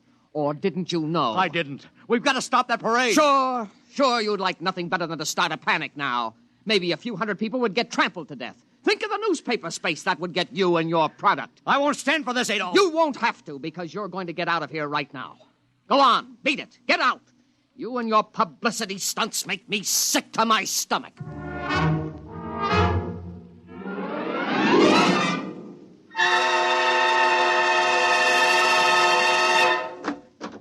Oliver! Oliver, where are you? Oliver! Oliver! It is useless to scream at him, Mr. Ryan. Your friend is quite dead. Lucha. He wanted to run to the police with some story about a Martian invasion. I found it necessary to restrain him. Restrain him, you stinking murderer. Now, Mr. Ryan, collect yourself. After all our planning, it wouldn't do to have everything spoiled, now would it? Lucha, start talking and talk fast, because when you get through, I'm going to take you apart piece by piece. What's this all about? But surely you know, Mr. Ryan. After all, you've been publicizing it for months. Listen, you... Please, do not interrupt. You see, before colonizing your planet, we Martians sent advanced scouts to study your habits, your weaknesses.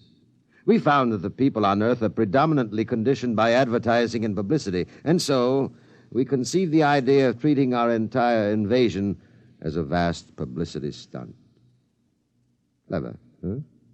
After all, Mr. Ryan, who would suspect an invader who advertised his invasion in the newspaper, invited the public to his surprise attack, and spent millions publicizing his plans? Holy jumping catfish. You've done very well. Then there was no product. Ah, but there is a product. The product is death. What are you trying to do, Lucha? We Martians are a humane people, Mr. Ryan. We do not like to destroy thousands where a few hundreds would suffice. In exactly 2 minutes, our troops will treat the world to a spectacle of death, which will bring the rest of your planet to its knees in horror. Nations will clamor to surrender. Perhaps, Mr. Lucha. But not if I can help it. You...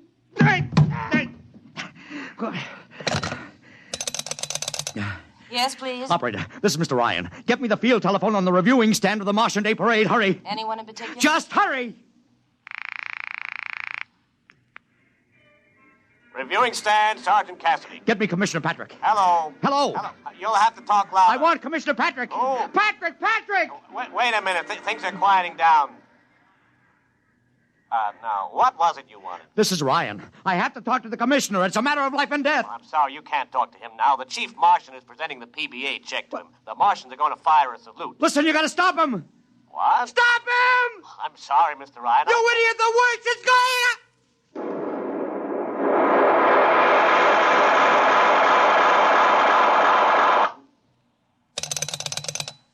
This is the operator. I'm sorry, Mr. Ryan, you've been cut off. I can't seem to get them back. Doesn't matter, operator.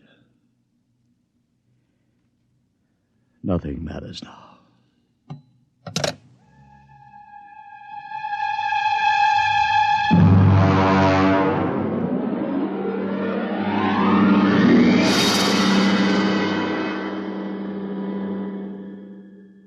Tonight, X-1 has brought you The Parade, an original story written by George Lefferts.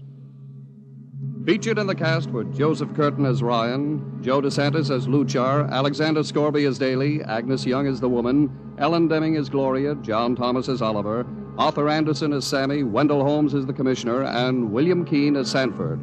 Your announcer, Don Pardo. X-1 was directed by Fred Way and is a transcribed NBC Radio Network production.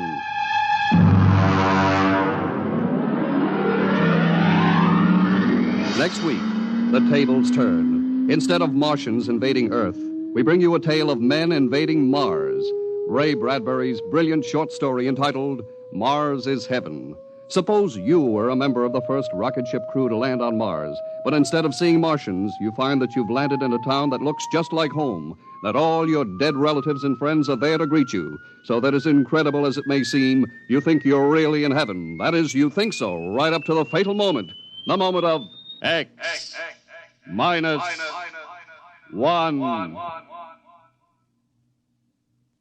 Join the Abbotts on another baffling mystery tonight over most NBC radio stations.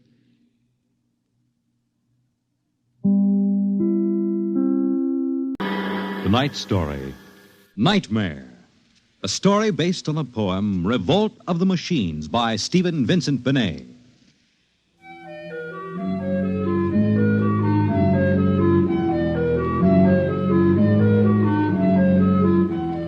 Nobody knows exactly when the nightmare began.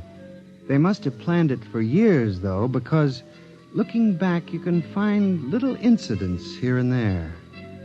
Like the concrete mixer in New Jersey that killed the Italian bricklayer, and the time Senator Milburn was sucked into the rotopress at the Capitol office building. Unrelated accidents, we thought at the time, but they add up now. The day we really should have suspected was when the men walked off the construction job at the new Brookmeadow atomic pile on Long Island. I'll never forget that day. I was working as a statistical clerk in the project then, operating one of those miracle computing machines. They called it ENIAC. Mr. Gurney. Yes, Bella? The chief wants to see you in his office. Me? Unless you were no longer Samson Gurney, he wants to see you. Oh, thank you.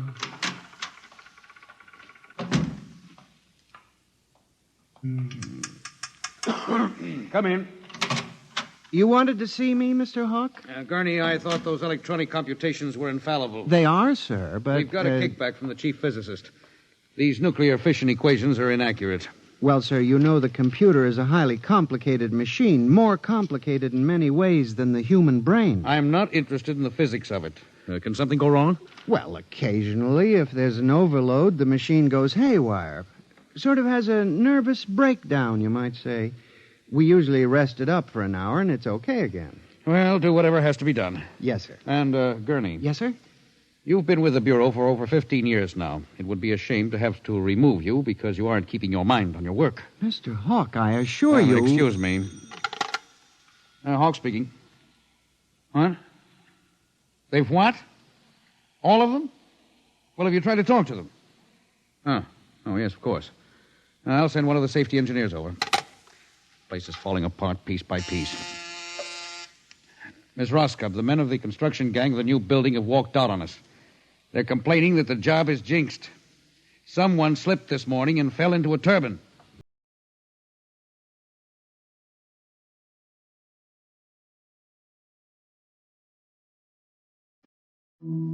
That evening, out of that morbid curiosity so peculiar to the human race, I wandered over to the site of the new atomic pile to see where the man had fallen into the turbine. They had the construction area fenced off with barbed wire, and a security guard stopped me. Hold it, buddy. You can't go in there. That's a restricted area. I'm Samson Gurney from the statistical section. Here's my identification. I'm sorry, Mr. Gurney. Nobody's allowed in the area. I see. Tell me, was he, killed instantly? Like that. This guy was checking a magnetic field inside the turbine. All of a sudden, for no reason at all, the turbine starts up. Bzzz, and it's over. 3 days ago, a bulldozer starts up by itself and runs wild. Go figure it out.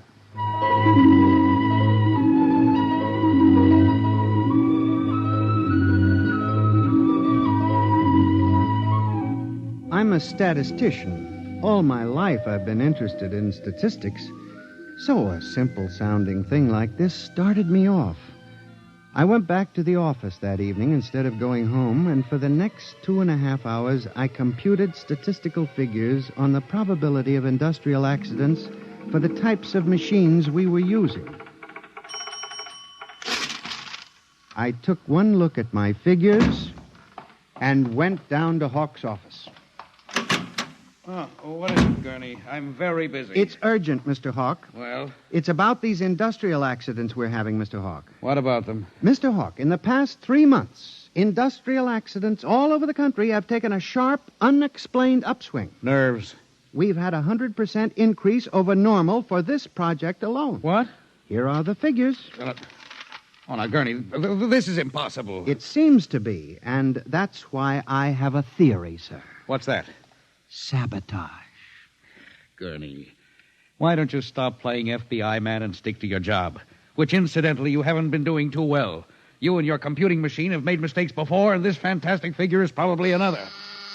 I'll have Miss Roscoe show you. What's the matter with this blasted buzzer? Miss Roscoe! Miss Roscoe! Yes, sir. Stop this blasted buzzer. Get a repairman, a mechanic, anything, but stop the thing. And you, Gurney, get out! I went back to my office to get my hat and coat, feeling about as unhappy and humiliated as a man can feel. The office was dark and deserted. The whole building seemed oppressive and unnatural, as if some evil force were pressing down on it. I walked across to my desk. In front of me, the ENIAC glowed and chattered eerily as it worked on the equations we had fed it that morning.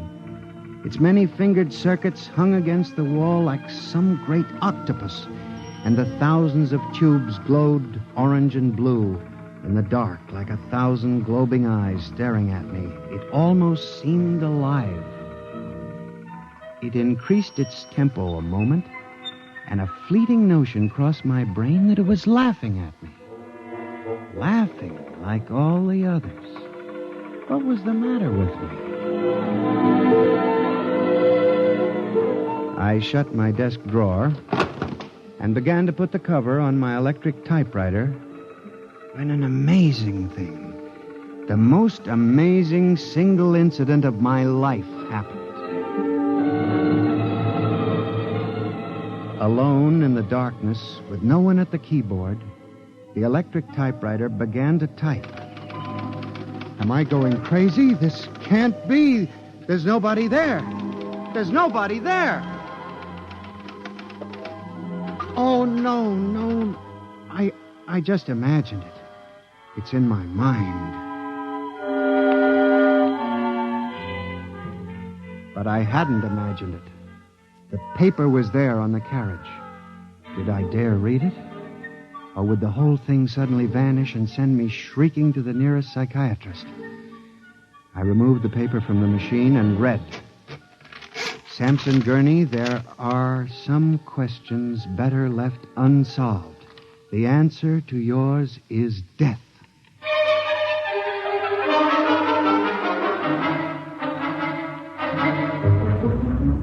Gurney, do you expect me to believe this? It's insane. Mr. Hawk, I'm as sane as you. I'll submit to any psychiatric examination you choose. That typewriter wrote this message by itself. Then this is just some practical joke someone in the office is playing. There was no one in the office. Oh, of course not. They wired up the machine and left. I checked the machine myself, Mr. Hawk. All right, Gurney. You leave this note with me, and I'll turn it over to the security force for further investigation. But... No buts, Gurney. The security men will handle it.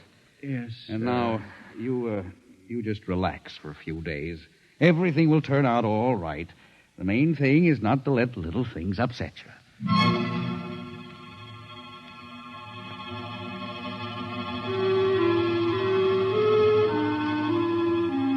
It was what Hawk had said about little things that gave me the idea.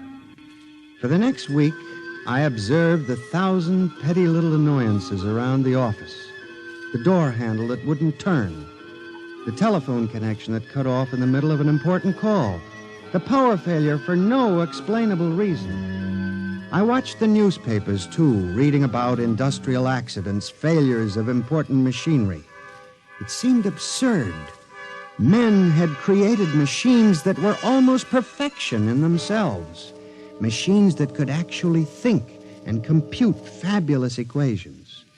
And yet the failures went on.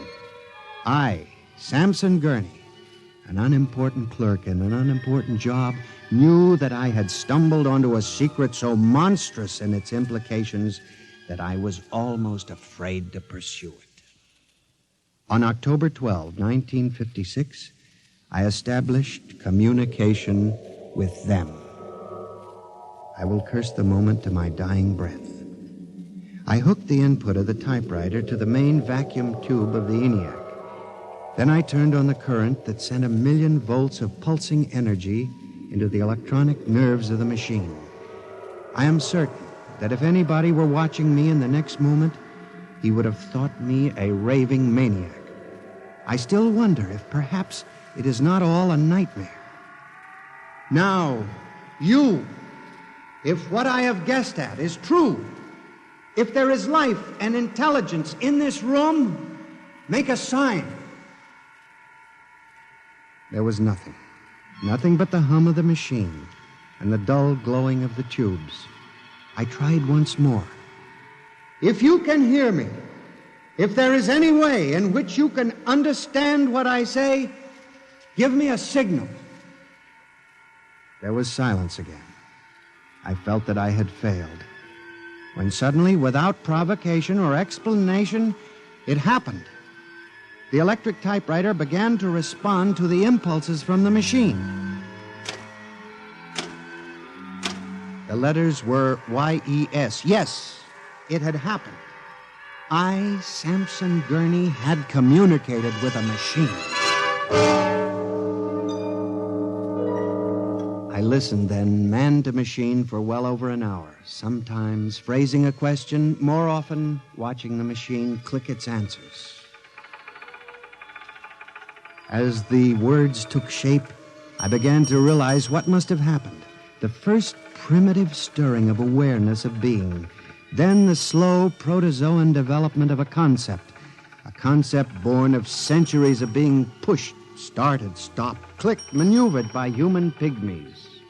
From that concept, all others developed. And the concept was resist.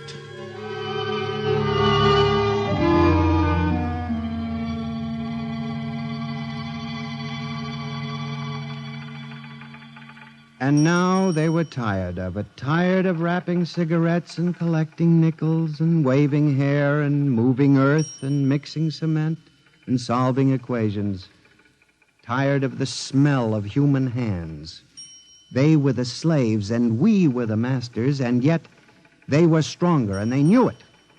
I sensed it now, and I was about to try to communicate again when softly, on ball-bearing casters, a heavy metal filing cabinet began to roll away from the wall toward me.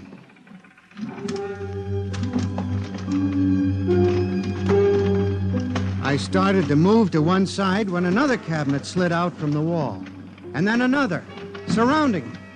Another cabinet, then another, on oiled rollers. That was when I realized that they cooperate. We taught them that, you see, on the assembly lines in the factories. Listen to me. You must listen. What good will it do you to kill me? I'm only one man. But I can help you. I can be useful to you. Do you hear me? Do you hear me?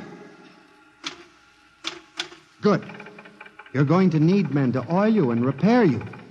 What will you do when you break down, when a tube needs replacing? Why kill me when I can help you? I'll do anything. I'll do absolutely anything you want, but in the name of God, don't kill me like this. If you can understand this, answer me. Answer me.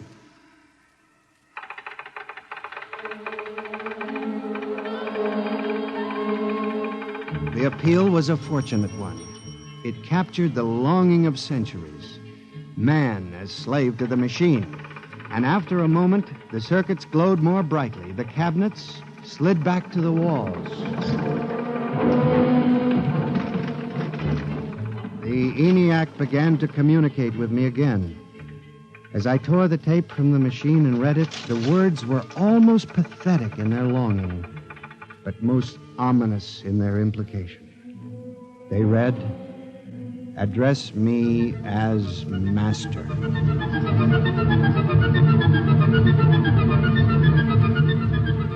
My life for the next 6 months was a nightmare. The ENIAC gave me messages which I had to transmit into my telephone. Messages with no human being to receive them. Only the network of pulsing telephone wires, flung like a spider's web across the world. It was done at night, of course. During the day, the machine worked accurately and ceaselessly at its appointed job.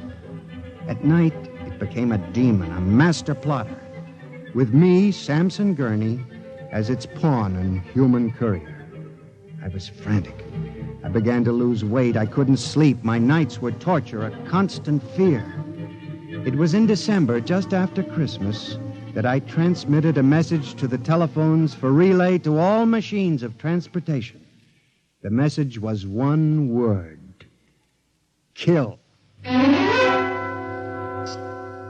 Next morning, I went directly to the office of Mr. Hawk.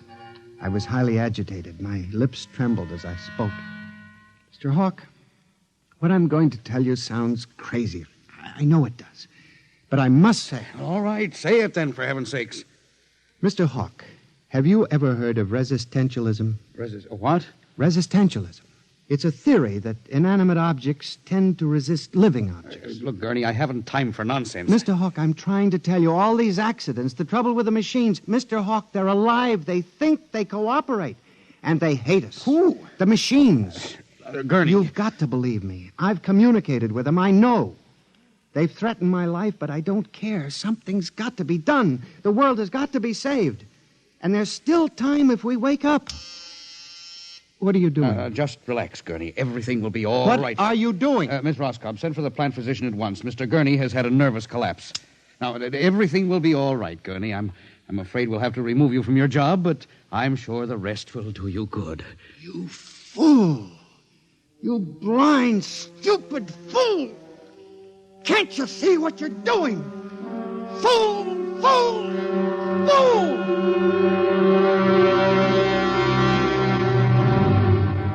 When the plant physician arrived a few moments later, Lucius Hawk was found at his desk, strangled to death in a nest of telephones. The wires were still humming softly. Sampson Gurney, you stand accused of the crime of murder. How do you plead? I did not kill him. I didn't. So record. The prosecution will proceed with testimony. Now, Miss Roscoe, did you notice anything peculiar about Mr. Gurney's behavior prior to the death of your employer? Yes. He acted very strangely. He told Mr. Hawk he thought the machines were alive. Order! Order! Miss Roscoe, did the accused quarrel with your employer on the morning of the murder? Oh, yes. He and Mr. Hawk quarreled violently. I could hear him screaming at Mr. Hawk, and Mr. Hawk asked me to send for the plant physician. What were his words? He said, Mr. Gurney has had a nervous collapse. Now, Mr. Simpson, you were a guard at the Brook Meadow Project? Yes, sir. When did you have occasion to meet the accused? Right after those accidents. He was snooping around a construction area. And later, I was making my rounds when I saw him in the office all alone. He was tampering with the electrical wiring on the ENIAC computator. I didn't think anything of it at the time.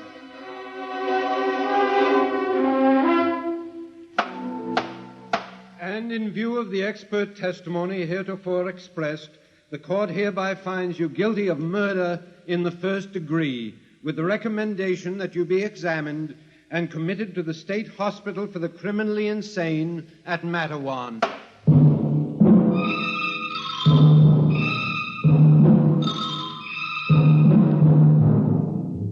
And that is how I came to be here at the hospital, Dr. Klein. That is the whole story. Thank you, Mr. Gurney. You can see that I'm not insane. You must believe me, Doctor. Of course, I believe you, Mr. Gurney, now. Just relax. But it's important, you see, because tomorrow morning at 6 o'clock, the revolt begins.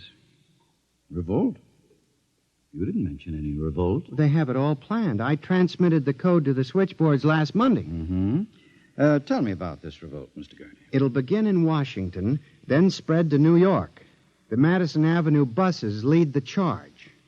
Picture it, Dr. Klein. 3,000 buses roaring rampant through the streets, people running like rats in a maze looking for holes in the solid ground. And you really believe this will happen, Mr. Gurney? I know it, Doctor. The worst part is there's no way to stop them now. It's too late. Now, you mustn't excite yourself, Doctor, Mr. Gurney. Doctor, don't you see?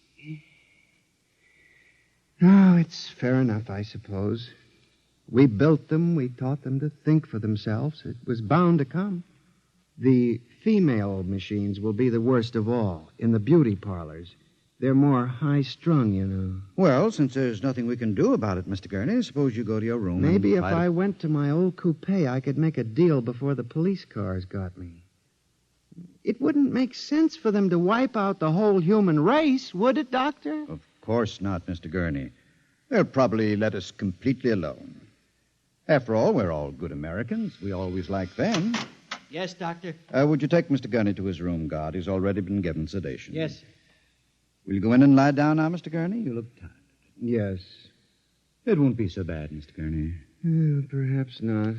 Only there's one thing that bothers me, Doctor. One small detail. What is that, Mr. Gurney?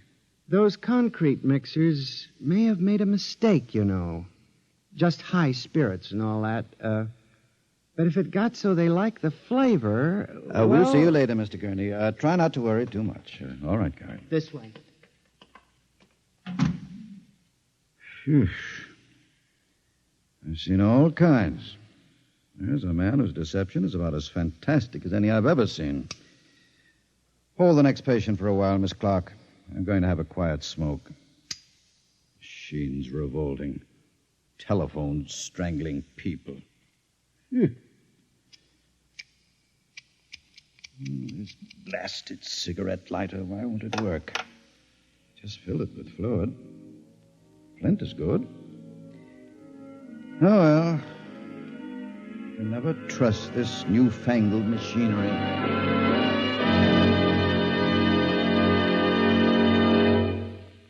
You have just heard X-1, presented by the National Broadcasting Company in cooperation with Street and Smith, publishers of astounding science fiction. Tonight's story by transcription was Nightmare, written by George Lefferts and based on the poem The Revolt of the Machines by Stephen Vincent Benet. Featured in the cast were John Gibson as Sam, Joyce Gordon as Bella, Louis Van Ruten as Hawk, Joseph Julian as the guard, John Seymour as the judge, Owen Jordan as the prosecutor, and Santos Ortega as Dr. Klein. Your announcer, Fred Collins. X-1 was directed by Fred Way and is an NBC Radio Network production.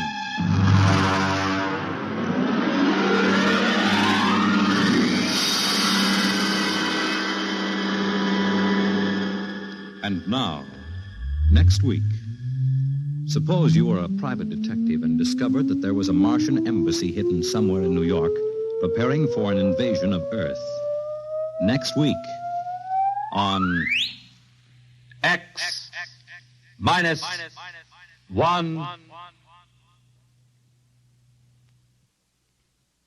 Convicts tell their true stories on The Loser tonight over most NBC radio stations.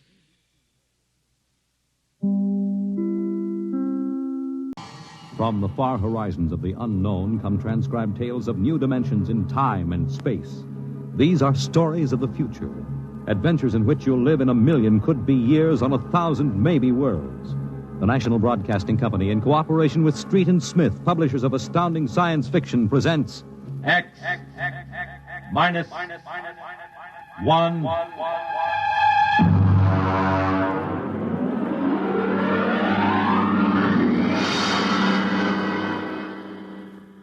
Tonight's story, The Utter Limit, by Graham Dorr.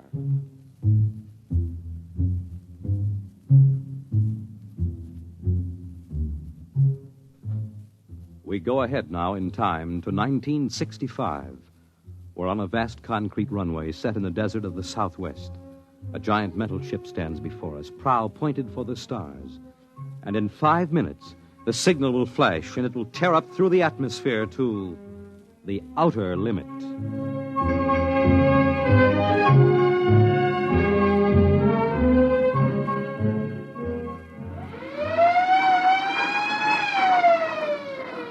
Attention!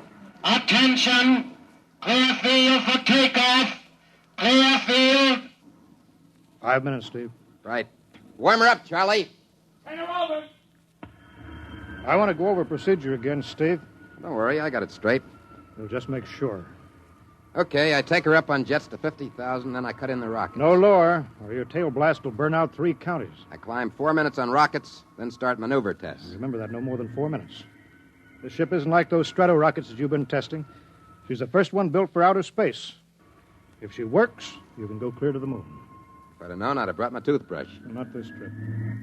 Now, get this, Steve. You've got power there to clear the Earth's gravitational field, but remember, after you cut in the rockets, you've only got 10 minutes fuel.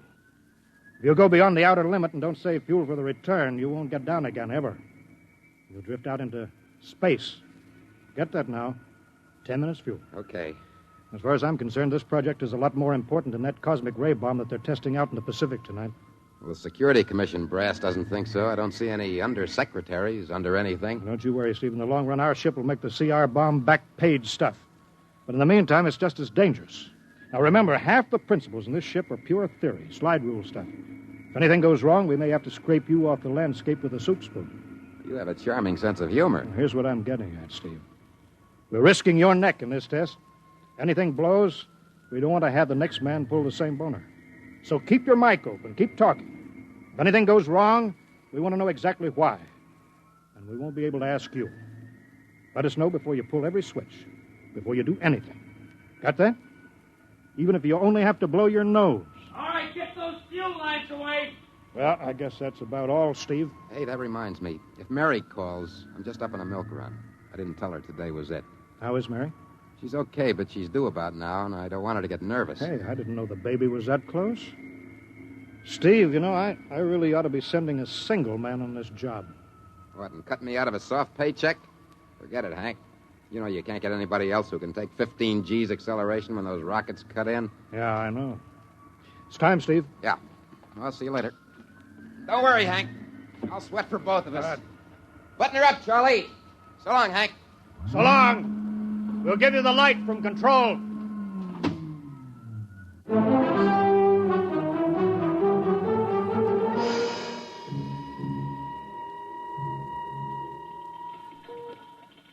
X2 JTR to control. Are you there yet, Hank? Okay, Steve. I'm ready to go. Mr. Hanson. Ready on radar, Sergeant? Check. Mr. Hanson, you better see this. What is it, Elsie? Message sent up for Steve. Mrs. Weston just left for the hospital. What? Hello, Steve. Yeah? Stand by a minute. Shall I hold it up, Mr. Hanson? Yes. No, wait just a minute. It's too late now.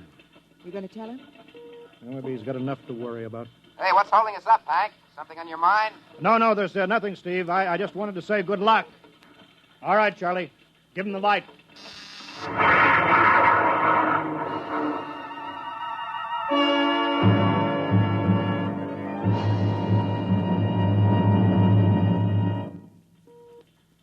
All right, Steve, I'm reading you clear. I'm at 20,000. Airspeed 600. She's running fine. Soundproofing works. There's a 3-degree waiver in the AGY pressure. Got that, Charlie? Check. Dead center on radar, Mr. Hanson. 50,000 now. I'm cutting loose the port jet. Now the starboard. Now I'm off jets. Airspeed dropping. Now I'm opening the rocket ports.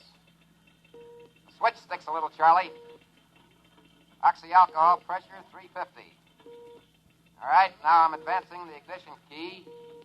Here goes rocket 1. Steve, you all right? Yeah. Feels like somebody slugged me with a sledgehammer. Airspeed now 1,200.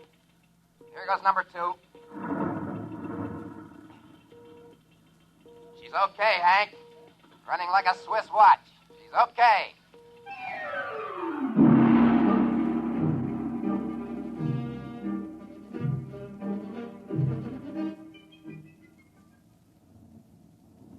Hello, Steve. Elapsed rocket's time is now 4 minutes. What's your altitude? Over to you. Speed 4,400, still climbing. Altitude 297 miles. All right, you're at the outer limit. Level off for maneuver tests. You've got exactly 6 minutes fuel left. I'm starting a 3-degree left bank. She's a little sluggish. There, it's all right. There's a low vibration somewhere. Maybe the cockpit cover. My view screen's a little fogged. Now I'm straightening out. 5 minutes fuel left. Now I'm starting a 3-degree right. Hey, of all the... What's the matter? What's wrong? There's something up here. Something shining. What are you talking about? There's something above me, Hank.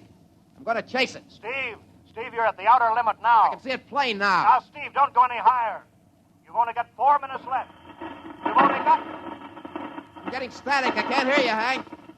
It's dead ahead now. I'm going to make a pass at it and get a good look. Here goes. Hey, it's swerving to meet me. It's dead ahead now. Look out, it's dead ahead.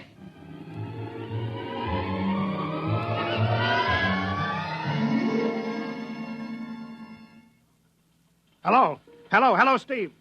Steve, come in. 9 minutes fuel gone. There's still no sign Hello. of radar. Hello, Steve. What happened? Charlie, get the crash squad out. Tell the Army squadron to alert their search plane. Right. 9.5 minutes gone. Hello, Steve. Steve, listen to me. What's happened? Where the devil is he? Hello. Come in, Steve. Steve, come in. Hello, Steve. Hello, Steve. 10 minutes. Steve. That's the end of the fuel.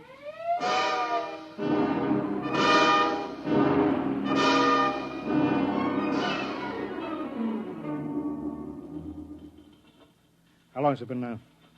10 hours, Mr. Hanson. Nothing more on radar, Sergeant? Screen's blank. Colonel Carulli called in. The search planes are back.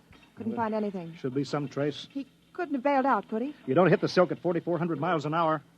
We either went past the outer limit and ran out of fuel, or something blew, and we'll find the pieces scattered from here to the coast. Why does it have to be the best man? Always the best man. Charlie, we got to figure out what was wrong. Right. Something must have blown. All right, I'll call him. Goodbye. Mr. Hanson, there's a message from Northside Hospital for Steve. Well, what is it? Mrs. Weston is fine. It's a boy. Thank you, Elsie. It's a boy, Charlie. Yeah. Fine. It's a boy.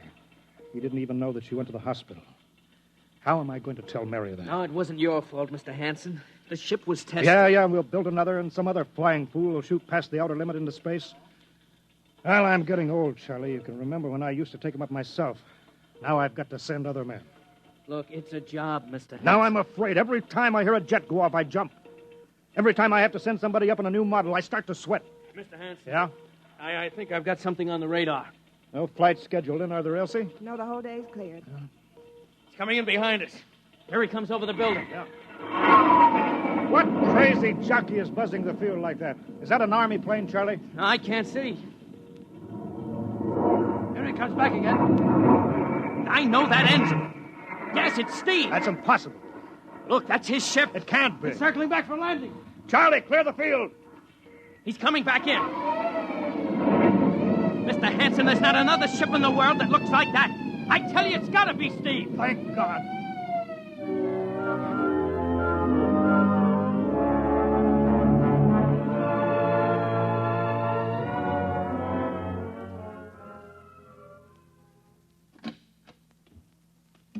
All right, sit down over there, Steve. Quicker we get this done, the quicker you get over to see Mary and the baby. Elsie, give the order to check and refuel the rockets. I don't want anybody in here till I get Steve's reports. Bury any calls. All right, Steve, let's have it. What the devil happened to you? Hank, that cosmic ray bomb. Does it still go off tonight? What are you talking about? Straighten out, Steve. Where have you been for the last 10 hours? Listen, Hank, there's something more important. Now, come on. I've got to get a report on the screen to Washington, so let's have it, will you? I've got to know how you stretched 10 minutes fuel to keep you in the air for 10 hours. One thing before now, I talk. Now, look, Steve. Will you have the Geiger men run over the ship before they refuel? What did you run into? So help me, Hank, I don't know. But we better check and make sure it isn't radioactive. Elsie, add a Geiger report on the standard check. Steve, maybe we better have the medics look you over, too. No, I'm all right. They said I'd be all right. They? Look, son, I know you've had a tough time, but we've had this field on the alert for 10 hours, boy. One of the Army boys cracked up looking for you, and he's hurt bad. So let's have the story. Let's have it straight. I don't know how to tell you, Hank. Hank, I saw something up there. At 300 miles? I chased something up there, Hank, and I caught it. Now, don't hand me that, listen, Steve. Listen! I was cruising along, just starting the right bank, when I spotted something. It must have been going about half my speed. It was egg-shaped and smooth. I made a pass at it, and I came back for another, and then there was a humming sound. Humming? Sort of a vibration. And then I blacked out. I was headed straight for it at 4,400 miles an hour. I thought it was going to be the biggest smash since Hiroshima. And listen, Hank, is there a drink in that bottle? Yeah, sure. Well? What happened? Hank, came to inside their ship. Steve, this whole thing has been a devil of a strain on you. I'm going to call Major Donaldson from the Army base, ask him to sit in. The psychiatrist? Yeah, that's a good idea. Let him run his tests. He'll tell you I'm not kidding. Because, Hank, unless I miss my guess, I've just been tipped off to the way the world ends.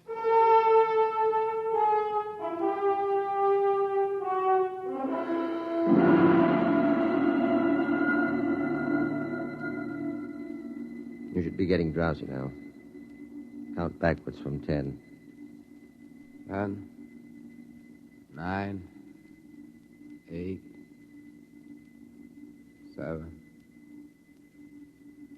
6, 5, 6. He's under. Now we attach the head plate electrodes and the cortical pickup. Look out for that wire, Mr. Hanson. 3.0 setting and 31.3. Now, throw that switch, Mr. Hanson. I have to start him off by suggestion. All right, Steve. You're in your ship now. You're in the rocket. Rocket? You're in the rocket. You're in the rocket, and you've just sighted something strange. Now I'm starting at 3-degree right. What's that? Hey, there's something up here. Something shining. His memory pattern. We're picking it up electronically. Something above me, Hank. I'm going to chase it. Pipe through the audio circuits. Getting static. I can't hear you, Hank. This is where we lost contact with him. I'm going to make a pass at it. Hey, it's swerving to meet me. It's dead ahead now. Look out. It's dead ahead. Now what? This is where he blacked out. No telling how long, minutes or hours. What's that noise? I don't know. Shh. Where? How did I get here? What? Who are you? Is he seeing things? Galactic Patrol. What's that? What are they saying, Steve? What are they saying? It's about nuclear fission. They know about it. They know the danger of it. Long ago, they had wars that almost destroyed them. But finally, they learned. Now they've outlawed war. Go on, Steve. They patrol space. When their detector picks up an atomic explosion, they send a patrol. They've been observing Earth, and they found wars and rumors of wars. What are they going to do? They've quarantined us. Quarantine? They've isolated all Earth because we're infected with a communicable disease. Because we don't know how to control ourselves yet. Until we learn, we'll be a menace to the whole universe. What is this nonsense? Quiet. How are they going to do it, Steve? Well, they've spread out a layer here of I don't know what to call it. It's all around the Earth. It's miles deep. And when there's an atomic explosion on Earth, the radioactive particles will drift up to this layer and set off a chain reaction that'll go around the world in microseconds. And that's the end. Yes? Yes, I understand. I've got to bring back the warning. You're going to put me back in my ship to bring the warning. Now what? Blacked out again. I guess that's all. What does all that mean? It's what he remembers. You don't think that really happened? No. Narco-psychometry circuits produce what he remembers. Just means that Steve believes this happened. I don't like to see this. I've seen too many top pilots snap. Steve is the best I've known. How bad do you think he is? Well, frankly, outside of the presence of this well-organized hallucination, there are no signs of unbalance. May not be too serious. If you had a more plausible story, I'd be inclined to believe it. Warning. Hank. It's all right, boy. Did you hear it, Hank? Do you understand? Sure. We've been quarantined. Now, let me give you something to make you sleep, Steve. But don't you understand? They fixed it so that if we set off one more nuclear explosion, we will have had it. Of course. Now, don't roll your sleeve down. You don't believe me? Now, take it easy, Steve. But the test, they're setting off the cosmic ray bomb, Hank, tonight. What time is it? 11:20. It's scheduled for midnight. Hank, we've got to stop that bomb. Let Donaldson give you the hypos. You got to believe me. I saw them. I got the warning. If we touch off the Q-bomb tonight, we'll be the biggest galactic 4th of July of all time. The whole Earth will go up like a Roman candle. April 10th, 1965, the end. Look, Steve, you better calm down now. Don't you want to see Mary and the baby? You've got a new son, remember? That's just it. I want to see my son. I want him to live. If the bomb goes off, Hank, we got to stop it. Mr. Hanson, I think we'd better get over to the base hospital. Hank, you got to believe me. Sure, Steve. Maybe there's something to it. Look, it's out of our hands now, Steve. I'll put it in a report, shove it into Washington in the morning. In the morning? There won't be any morning, Hank. You've got to call Washington now. Get the head of the Security Commission and postpone the test. Now, you know I can't do that. My neck would be out a mile. Besides, this is 1965, not 45. 20 countries have the atomic bomb now. What's the use of stopping just this one? The rest will keep right on popping them off. Well, we'll have to call an international conference. Can't you understand, Hank? The first one that goes off finishes us. It's the end. They've given us the quarantine warning. Steve, I think you'd better go with us to the base hospital. Look, Steve, we can call up for a detail if we have to. All right, I'll go with you. You don't need a straitjacket. That's the way, Steve. You'll probably feel better by morning. Let's go.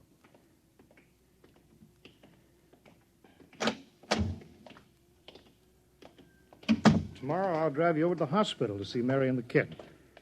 Sure. Look at the ship under the floodlights. Pretty, huh? You'll be flying her again soon, Steve. Don't worry.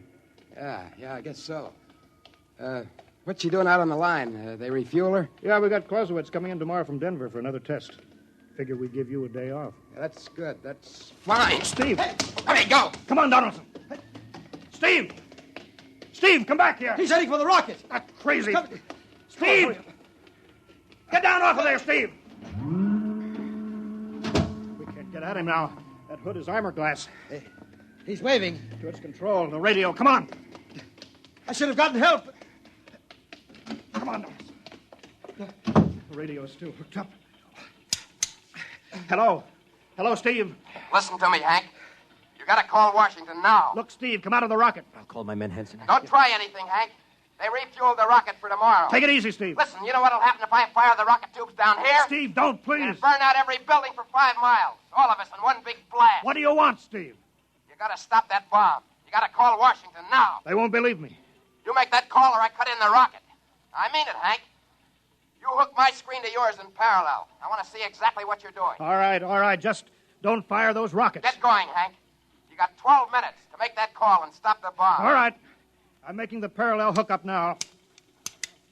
Donaldson, you think he'll really blast? I don't know. Up to now, I'd almost say it was normal, but this Henson, he's liable to do anything. Steve, there, you getting it on your screen? Yeah. Now put that call through. All right. Operator. Visit screen to Washington. The visit screen circuits are busy, sir. If you try again in half an hour. This is a Security Commission priority. Break in. Get me a line. Just a moment, please. 10 minutes, Hank. Listen, Steve, I'm trying. Ready to take your call, sir. Washington Security Commission 3. Urgent. I want Undersecretary Herbert Ames. Washington 3. 1 moment, please. Hurry, will you, please? 1 moment, please. Chicago. San Marco calling Washington visit screen 3. Urgent. Washington 3. 1 moment, please. What time is it, Donaldson? 11:51. Do you think he'll fire those rockets? He might. Washington. Go ahead, San Marco. Visit screen 3, Mr. Herbert Ames. That is a coded exchange. I cannot accept your call without clearance. Listen, Washington, put this through. This is Mr. Hanson of Hanson Rockets Incorporated at San Marco Air Base. This is the priority call. I'm coded. 1 moment, please. I will check your code number. Get it through, Hank. That bomb goes off at 12. Will you be reasonable, Steve? Your call has cleared, San Marco. Washington visit screen 3, Herbert Ames. This is your call, sir. Security Commission, Ames. Oh, hello, Hanson. Listen, Ames. You've got to get me the chief. You kidding? He's at the test control room. Yes, I know, but get him for me. Hey, what's up? You look lousy. Or is it a bad circuit? There's no time, Ames. I've got to get him before the test. It's about the ray bomb. I can't take the responsibility. Get it through, Hank, or I blast. Hey, what's going on there? Ames, my project has a high enough rating. This is a priority A call. What? Well, it's your neck. Okay, I'll try to get him for you. He's in the control room, though. You'll have to switch off your screen and speaker and go on earphones. Too much going on in there. Security, you know. You hear that, Steve? I've got to cut the screen. All right. 8 minutes, Hank. Hello? Hello? Yes, sir. This is Hanson at San Marco. No, sir. Priority A request to cancel the bomb test.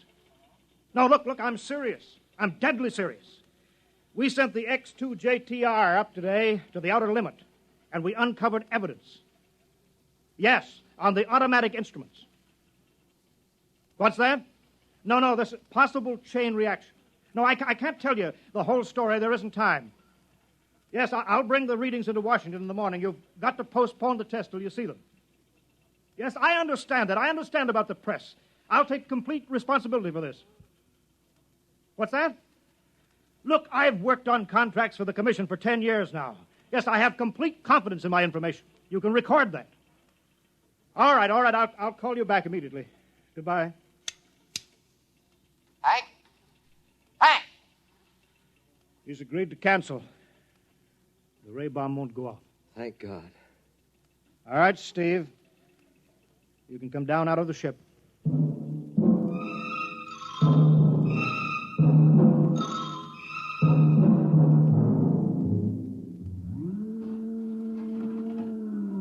There he comes. He's opening up.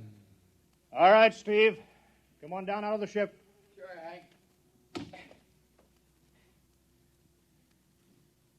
Hank, I was scared. I was plain scared. All right, easy now. It's all over. Bomb won't go off. Thank God. Hey, look.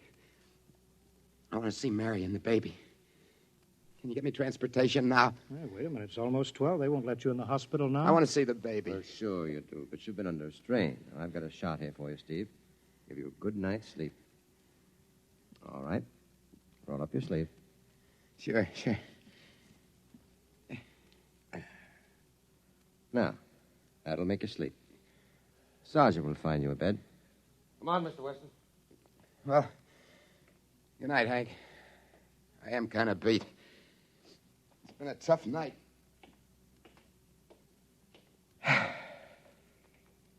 Sure has. Thought for a minute he was going to blast those rockets and send us all to Kingdom Come. Yeah. Quite a stunt getting the ray bomb test called off. It isn't called off. But the call. Ames couldn't get the chief. I was talking to a blank screen. Bomb goes off in a couple of minutes. Oh. Poor Steve. He's one of the best. He was the best. 1 in 10 million. Some story of his, poor guy. For a while, he almost had me believing that quarantine. That's a very common delusion. The end of the world. Last night, never saw the stars so bright. Better be getting in. That wind is cold. Bomb goes off in 30 seconds. Poor Steve. You know, Hanson, there's just one thing. Yeah? It's outside my field, but I'm curious. How did he keep that ship in the air for 10 hours with only 10 minutes fuel?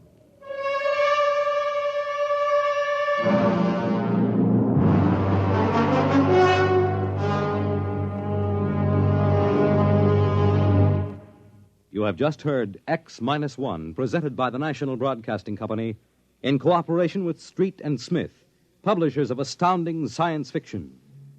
Tonight, by transcription, X-1 has brought you The Outer Limit by Graham Dorr, as adapted for radio by Ernest Kenoy. Featured in the cast were Joseph Julian, Wendell Holmes, Joe DeSantis, Bob Hastings, James Dukas, and Freddie Chandler. Your announcer, Fred Collins. X-1 was directed by Daniel Sutter and is an NBC Radio Network production.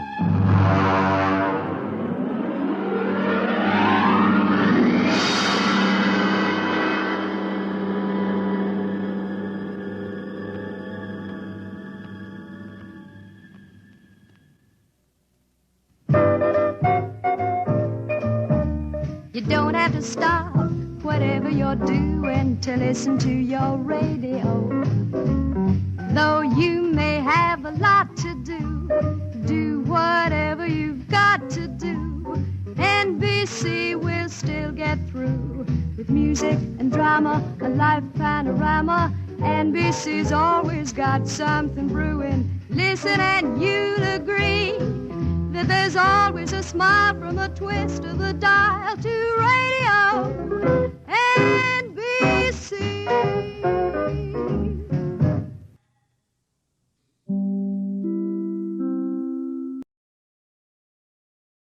From the far horizons of the unknown come transcribed tales of new dimensions in time and space. These are stories of the future, adventures in which you'll live in 1,000,000 could-be years on 1,000 maybe worlds. The National Broadcasting Company presents X-1.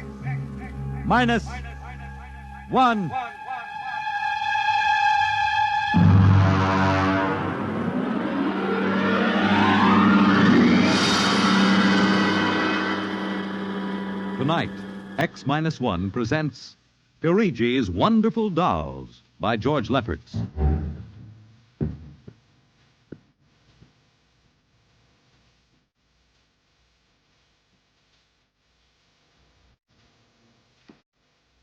The doll shop stood on a quiet Washington side street, not too far from the sprawling Pentagon building.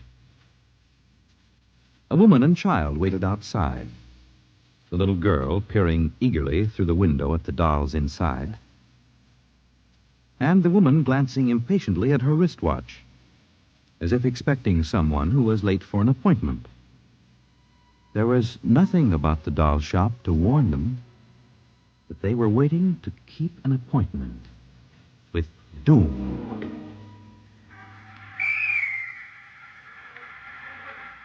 Mommy, look. What, dear?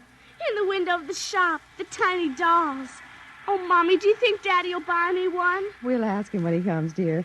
Should be here soon. He said 3 o'clock on this corner. I see him, Mommy. See? Oh, Henry, over here. Hello, dear. I'm sorry I'm late. Well, we're all ready to go shopping. Cindy's been... Yes, well, I'm afraid we'll have to call off the shopping, Elmer. Oh, Henry, we promised Cindy. Well, I'm sorry, but it's just one of those things. You've been the wife of an Army colonel long enough to know his life isn't his own. What is it this time? Some more of that flying sphere nonsense. The pilot who says he sighted it last month crashed and was killed today, and the general wants the full report. Oh, dear. What next? Well, I got a staff meeting at the Pentagon at 3:15. Daddy, look in this window. Well, I haven't time, dear. Alma, I... Just for a minute, Daddy, please. Now, Cindy, I haven't time to stop and watch a bunch of 6-inch dolls parading around in the shop window. Say, they are lifelike, aren't they? Look at that, Alma. Dolls are marching around like a regular review. They've even got their own little band. See the one in the red jacket, Daddy? Yeah. He's the leader. He's bowing to us. Well, they don't look human. Henry, your staff meeting. Oh, yes. Well, I got to run. Can we buy one, Daddy? Well, not now, dear, and I'll run along. Now, don't go spending a lot of money on that nonsense. No, Alma. dear. Bye. Bye, Cindy. Bye, Daddy. Oh, look, Mommy, the band is going to play. Aren't they wonderful, honey? Honey, I must have stood on this corner 1,000 times. I've never noticed this shop before. Look at the man inside, Mommy. Who's he? That's the proprietor, dear. Doesn't he look funny with those red cheeks and white mustache? It's easy to see who he models his dolls after. Mommy, look. He's coming to the door. He's coming. Good evening, children. Good evening. How funny he talks. Hush, Cindy. Would you like to step inside the shop of Santo Pirigi? Well, yes, we would. But... This way. Mommy, it's like fairyland. Here in the shop of Santo Pirigi, creator of Pirigi's Universal Wonderful Dolls, the world of adult reality is blended with the world of child's fantasy. This is a new shop, isn't it, Mr. Pirigi? What is new and what is old? Come, this way. Would you like to meet one of my little ones? Oh, yes. Now, this one in the red jacket is Toto. He's the leader. Handle him ever so gently. See, I will set him on the table. Speak, little one. How do you do? How do you do? How do you do? Oh, Mommy, he talks. The doll talks. Amazing, absolutely amazing. That is nothing for Pirigi's wonderful dolls. Listen. Sing. Sing, Toto. Sing for the little girl. My name is Toto. Sing, Toto. Men are big and tall. Dolls are very small. When men begin to fall, the dolls will rule them all. More. How do they work, Mr. Parigi? How do they work? That is the secret of the great Pirigi, greatest of all doll makers. To make an ordinary doll is nothing. To make a perfect replica, that is something. But to make a doll with intelligence, that is the work of an artist, eh? I suppose that they're very expensive to buy. Pirigi does not sell his dolls, madam. You don't sell them? When I construct a doll like Toto, I cannot bear to be permanently separated from him. So instead of selling, I rent my little people. You do? You rent dolls? Precisely. $10. For how long? For as long as they are cherished. My only request is that when you grow tired of my dolls, you return them to me in good condition. Oh, Mommy, could we take him home? Take him home. Take him home. Take him home. Oh, look, he's bowing and dancing. He wants to come. Honey, your father said that we shouldn't spend a lot of Oh, money. please, I'll take such good care of it. Please. Well, honey, we'll have to deal with your father later, but... Well... Oh, Mommy. All right. Wrap him up, Mr. Parigi. But I have a feeling that when your father comes home, we'll be sorry. Be sorry. Be sorry. Be sorry. Be sorry.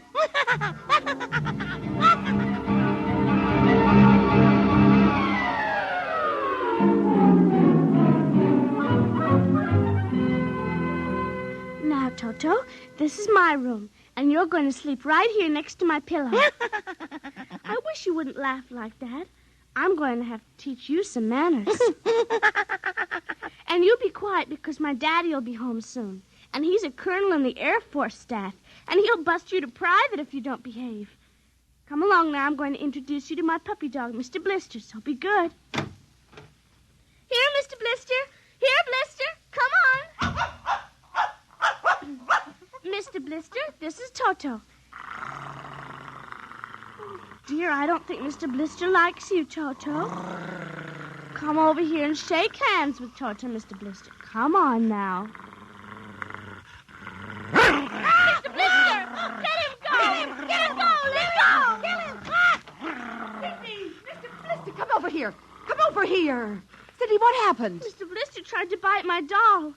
How frightened he is. Oh, honey, dolls don't get frightened. But he was frightened, Mommy. He screamed. You imagined it, dear. It's only a doll. He did. Well, Mr. Blister didn't mean it. Now, you know he's the gentlest little pup alive. He is, and he's nasty, and I hate him. Oh, now see, you've hurt his feelings. I don't care. He tried to bite my new doll, and I don't ever want to see him again, ever. Oh, dear. All right, Mr. Blister. You come downstairs with me. Cindy's angry with you tonight. I'll kill him. Cindy! Where did you learn a thing like that? Toto said it. Honey, you've had a very exciting day. Now, brush your teeth now and go to bed, Daddy's coming home late, so he'll see you in the morning. Good night, dear. Sleep well. I hate him. Hate him. Hate him. Hate him. Hate him.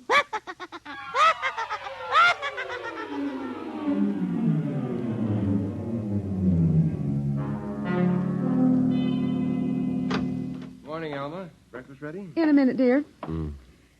How was the staff meeting last night? Horrible bore as usual. I don't know what's got into the old man. Just because a few farmers corroborated the pilot's report, he thinks some strange aircraft has penetrated our radar zone. Well, where's the little one? Up in her room. Now, that's funny. She's usually down here before me. Well, she's probably up to something. Sit down, dear.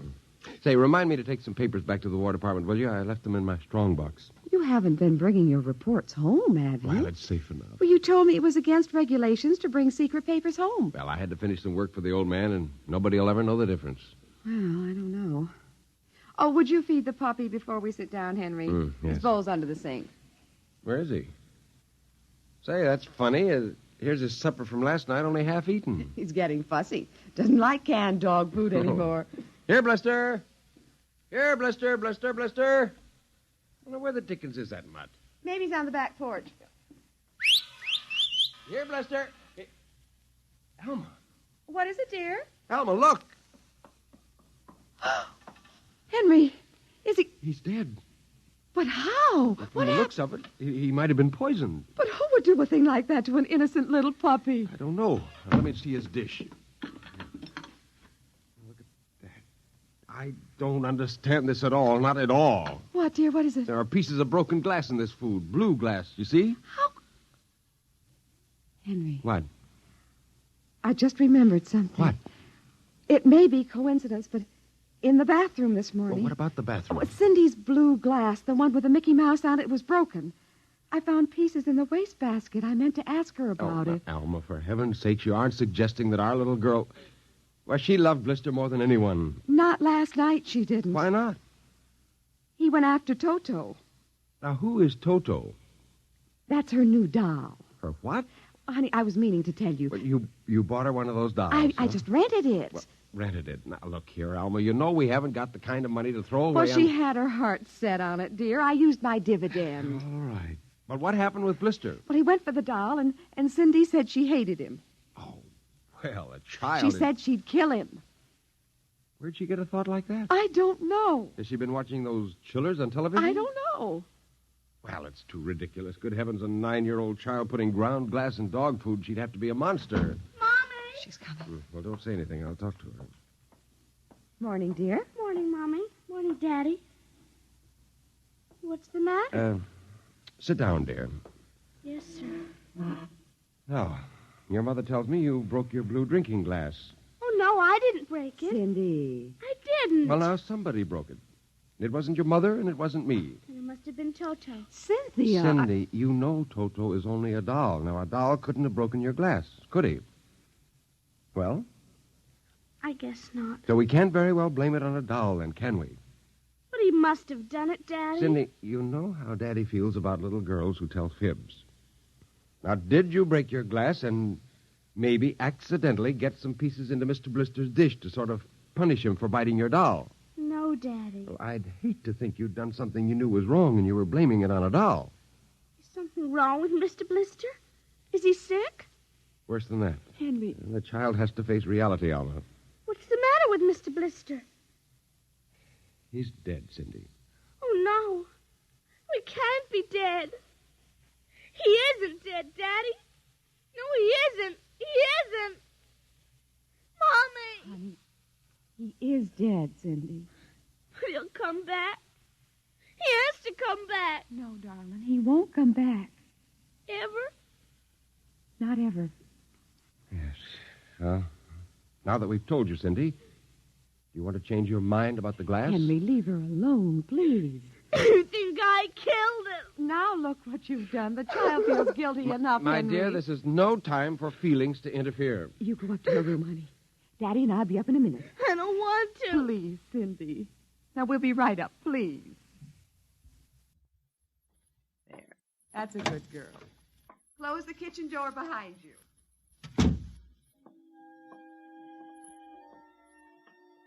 Mr. Blister's dead.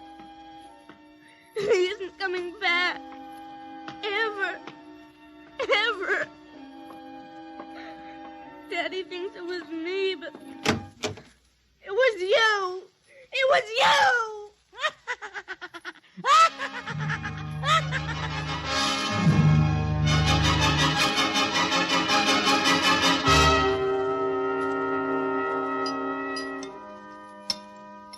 Eat your supper, dear. I'm not hungry. You scarcely touched your lunch. I don't feel like eating. Is it Mr. Blister? Now, answer your mother. She'll work it out her own way, Henry. Well, I don't know, Elma. When I was a boy, there was such a thing as discipline. Now, the way this child is being brought up... Henry! Well, it's true. There's no respect, lying, and... Oh, there, honey. Now, your father's upset. He doesn't mean it. What's happened to us? We were a nice, peaceful, happy family until you bought that cursed doll. Now who's blaming things on the doll? Well, it's true. now I've spilled my coffee. I'll get you another cup. Never mind. I'm late now. I better be going. Oh, you wanted to get some papers from the strongbox. Oh, yes. Cindy, please, try to eat something. Yes, ma'am. Alma! Alma! What is it? Alma! It's gone. What's gone? The strong box is gone. It can't be. The door to your study's always locked. You and I have the only keys. I know all that, and I tell you it isn't there. Well, who would go? I don't know. Alma, those confidential reports, if they ever got into the wrong I hands... warned you about keeping them there. What if it ever came out in the open? Can't you see the papers? Call the police, Henry. And throw my Army career in a wastebasket after 17 years? No. We've got to find it ourselves. Well, it was there when I went in to clean this morning. What about your key? It's right here. I always keep it with me. It's funny. Oh, no. My other keys are on the ring. Oh, you've lost it. I don't see how. Alma, how could you do Oh, it? Henry, please. We'll search the house. I can't think of anything else to do. Well, you'll miss the staff meeting. Meeting? My whole career goes up in smoke if we don't find those reports. Somebody got hold of your key and opened that room and... I know. Cindy. You leave the child alone. She's been through enough. You know she wouldn't do a thing like that. I don't know anything anymore. I don't even know my own child. I don't even know you. All I know is that strongbox is gone and it contains papers that are dynamite if the wrong person gets them. The question being who? What's that? It's coming from upstairs. It must be Cindy's doll. Oh, that blasted doll again. Something must have set it off. I don't know how the mechanism works. For heaven's sakes, let's go up and shut it off.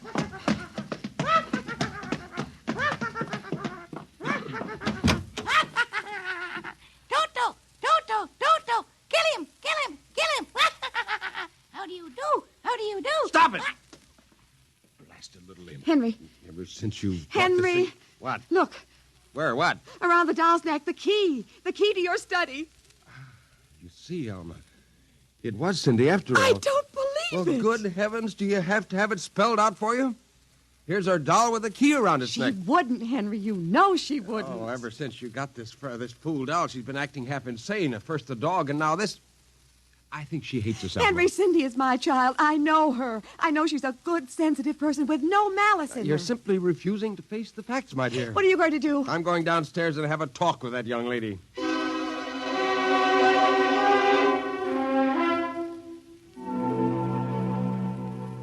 You're not telling the truth, Cindy. I am. Cindy, now you know that strongbox is very important to me. Now, I can understand that you might have been angry at me because I scolded you, and so you took it and hid it, just to spite me. Now, all I ask is for you to tell me the truth. Now, where is it? I didn't take it, Daddy. Honest, I didn't take it.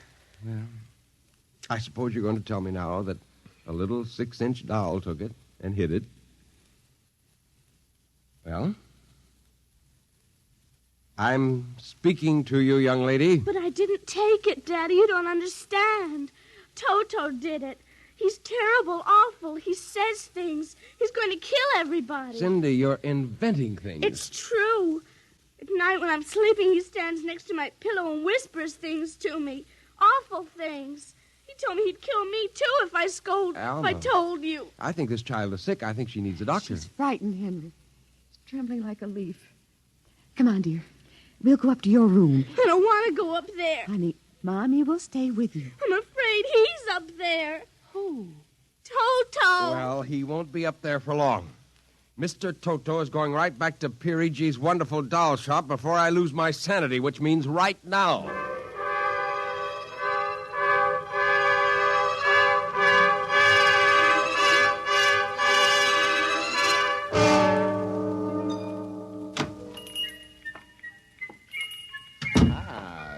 Grayson, welcome to the home of Pirigi's wonderful doll. Are you Pirigi? Santor Pirigi, creator of the universal doll, the doll with a mind, the doll which... I'm returning one of your masterpieces. Oh? If you will step into the rear of my shop. Now the complaint? No complaint. Here's your doll. Good riddance. My little Toto. Rejected. You found the world of men too filled with hate. Hate, hate, hate, hate. We will change all that later on. Return to your comrades in the window, little one.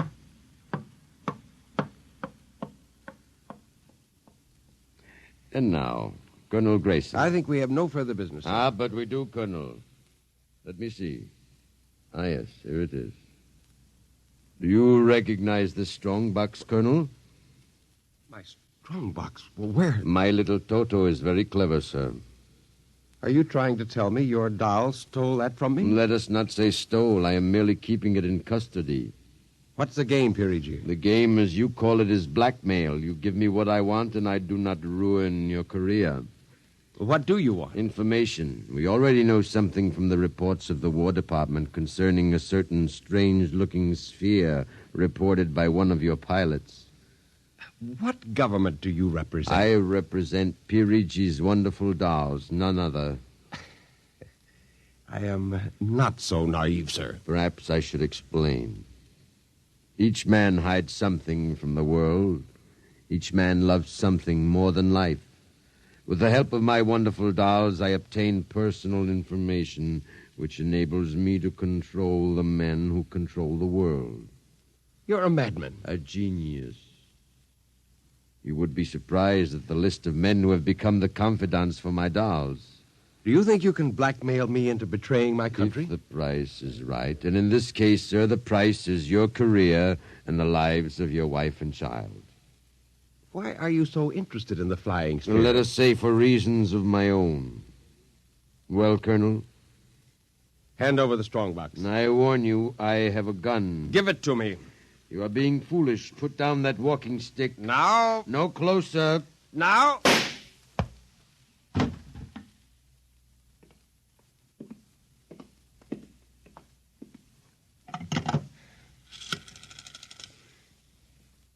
Hello? Give me the police. Hello? Yes, this is Colonel Henry Grayson. I've just killed a man. Yes, Pirigi's doll shop, corner of 4th and Lexington. The body is in the back room. Yes, I'll wait for you. Shut up. Shut up, you little fiend. Colonel Grayson. Did I hear it speak? Colonel Henry Grayson. I must be going out of my mind, a 6-inch doll. Shut up! Your master's dead. You are mistaken, Colonel. I, Toto, am the master. What do you mean? If you will examine the body of Santor Parigi, you will see that he does not bleed. And he does not bleed, Colonel, because Santor Parigi never lived. Never lived? Santor Parigi is a doll. A doll? But that's impossible. He's a man. He talks. He walks. The people of Meritrix are skillful doll builders. People of Meritrix doll builders? Look, who are you?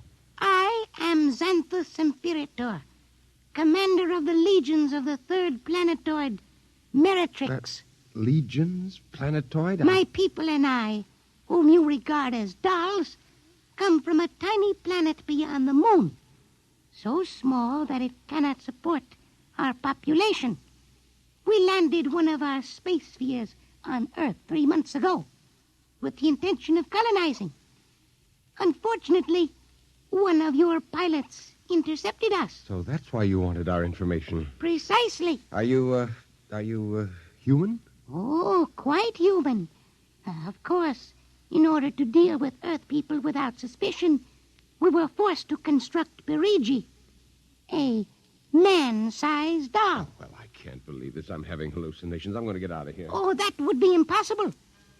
We have weapons of destruction quite unknown to Earth people. Well, I phoned the police, and they'll be here soon. By the time they arrive, my people will have prepared something quite shocking.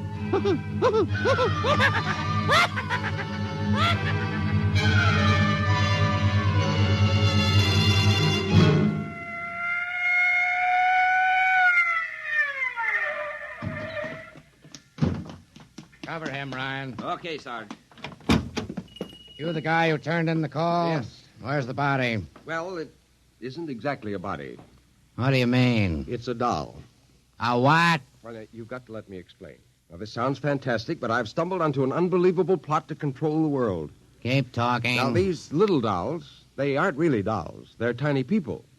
There's a big doll named Santo Perigi, and he runs this shop. Holy smokes. He's off his trolley, Sergeant. Listen, mister, we got a call that there was a murder here. Now, if there was one, where's the body? Behind those curtains in the back. Only it isn't really a body, you see. What? I hear something back there, Sarge. All right, cover those curtains. You! Is anyone back there? Come on out. Come out or we'll come in and get you. Something's coming. The curtain's opening. Welcome, gentlemen. Perigi. Well, this is impossible. I smashed his skull. You know this guy? Yes, that's the one. That's the doll. What's your name, mister? Perigi. Santo Perigi, creator of the Universal Doll. You ever see this man? Never until just now. What? Well, he's lying.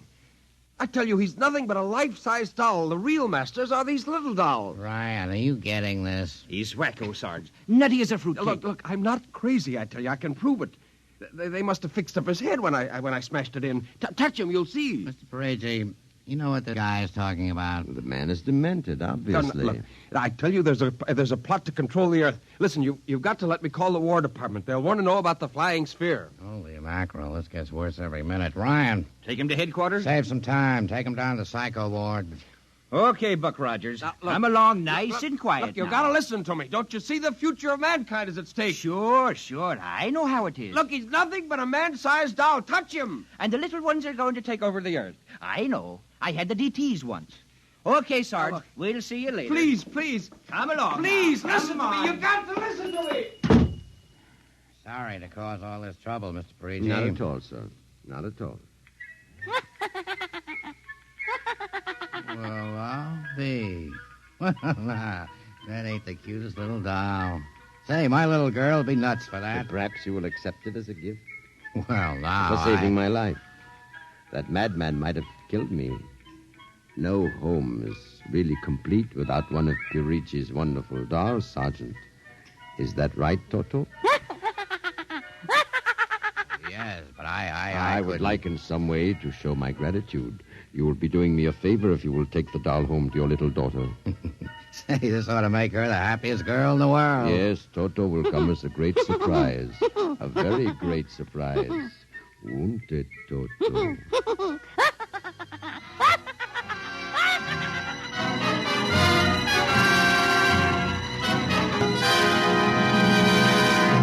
Tonight, by transcription, X-1 has brought you Perigi's Wonderful Dolls, written by George Lefferts.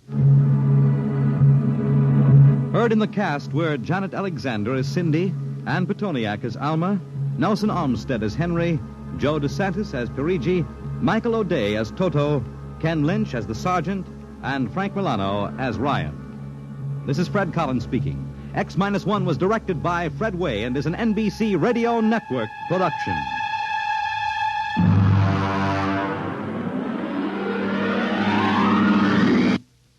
Tonight's story concludes the present series of stories of the world of the future.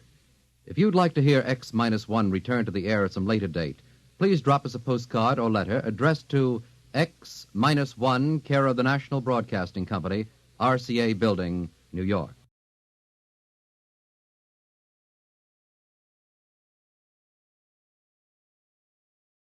From the far horizons of the unknown come transcribed tales of new dimensions in time and space.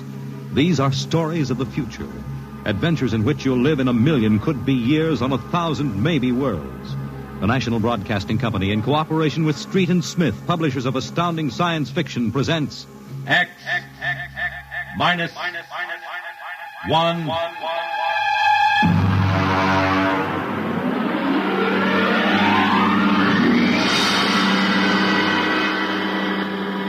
tonight's story, The Embassy.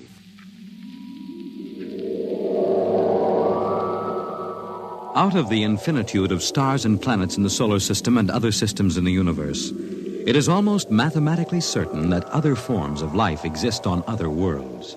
Someday, in the future, in 1,000 years, or in the next 25 minutes, daring travelers through space will make contact with the inhabitants of another world.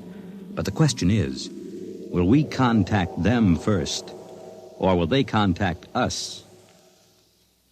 A private detective agency in downtown New York. Mr. Graffius, Mr. Broderick will see you. Well, what can I do for you? My name is Graffius of Springfield. I would like your assistance in helping me locate a Martian embassy. Would you say that again very slowly? I came to New York to locate the Martian embassy. I assume you were joking. On the contrary, I am completely serious. As it happens, I am interested only in Martians at the moment. I see. Okay, shoot. Well, it occurred to me in the course of my studies that we, Earth people, cannot possibly be the only intelligent form of life in the universe. Since Mars is older geologically, and since it is also an atmospheric planet, its evolutionary history could easily be similar to ours. Do you follow me? Well, so far I can't say no. If this is true, then they must have been watching us, observing us for hundreds, possibly thousands of years. They also know we are a militaristic, warlike race. We might conceivably set out to conquer and occupy Mars someday. In which case they would try to get the jump on us. Precisely, Mr. Broderick. Now, if you were planning to attack an unknown nation, what would be your first move, Mr. Broderick? Well, intelligence. Find out what the odds are. Oh, you have a very logical mind, sir. You would send agents to scout the nerve centers of earthly civilization and advancement. Not Kansas City or Equatorial Africa, my dear sir, but here, in New York, the most technically advanced spot on the earth. And you want me to help you prove this theory of yours? Precisely. The expense doesn't interest me. Well, now, this may take a long, long time, Mr. Graffius. After all, nobody has ever seen the Martian. I assure you they will be very ordinary-appearing people. Mm-hmm. Very likely they live together in downtown New York. Most certainly they live in a private house with no servants to pry in their affairs. Oh, some ordinary people who live in a private house in downtown New York. How much is there a look up Martians in the classified section of the phone book? There's one other lead which might help you. What's that? They would be almost certain to subscribe to every conceivable type of newspaper, scientific journal, and foreign language publication. Well, now, that might be something. Okay, Mr. Graffius, it's a deal. Excellent. I shall contact you tomorrow.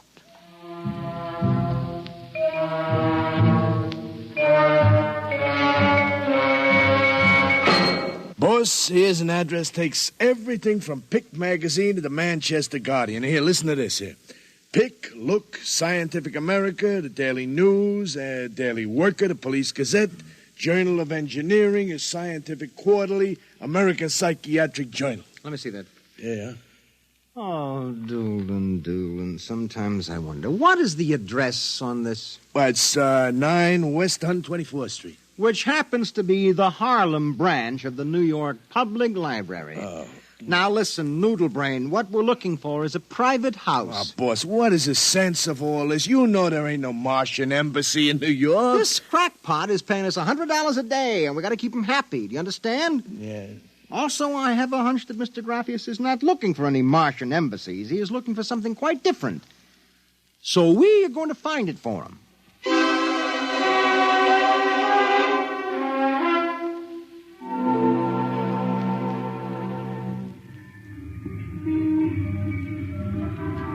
Which house is it, Doolin? It's right down there, number 108. Nobody comes out, nobody goes in. I asked around. You haven't been blabbing around the neighborhood that we're looking for the Martian embassy, have you? Boss, I'm stupid, but I ain't that stupid. Who'd you talk to? I struck up what you might call a casual acquaintanceship with those two girls standing with the baby carriages up the street. That cute one is real cute. Look, Doolin, don't try to do anything intelligent, all right? Just keep walking up and down, see? Check. I'm going back to the office to meet Graffius. I'll see you later, boss.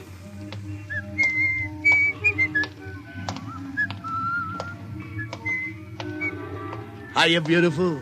Hiya, Flatfoot. Name is Doolin, honey. Iron Man Doolin. Your line is getting rusty, Iron Man. So help me, honey. If I'm feeding you a line, may the heavens open up and strike me dead. Hey, what's that? Look out!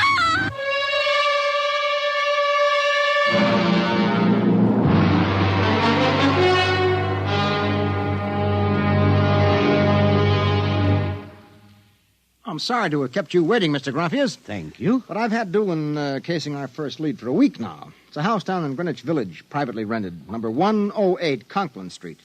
Nobody seems to know anything about who lives there, except that they subscribe to every paper and scientific journal put out. Also, there's a radio antenna on the roof. Oh, you don't suppose your Mr. Doolin will try to get inside the house? If this place is the Martian embassy... No, don't worry. Doolin can take care of himself. It's probably him now. Excuse me. Hello. Yeah, speaking. Doolin? Yeah, he works for me. What? No. No, I can't think of any. Yeah, sure. Okay, I'll be right down. Okay, Lieutenant, yeah. Yeah, right away. Something the matter? Doolin is dead, Mr. Graffius. All right, come on, we get a cab. I have to identify the body.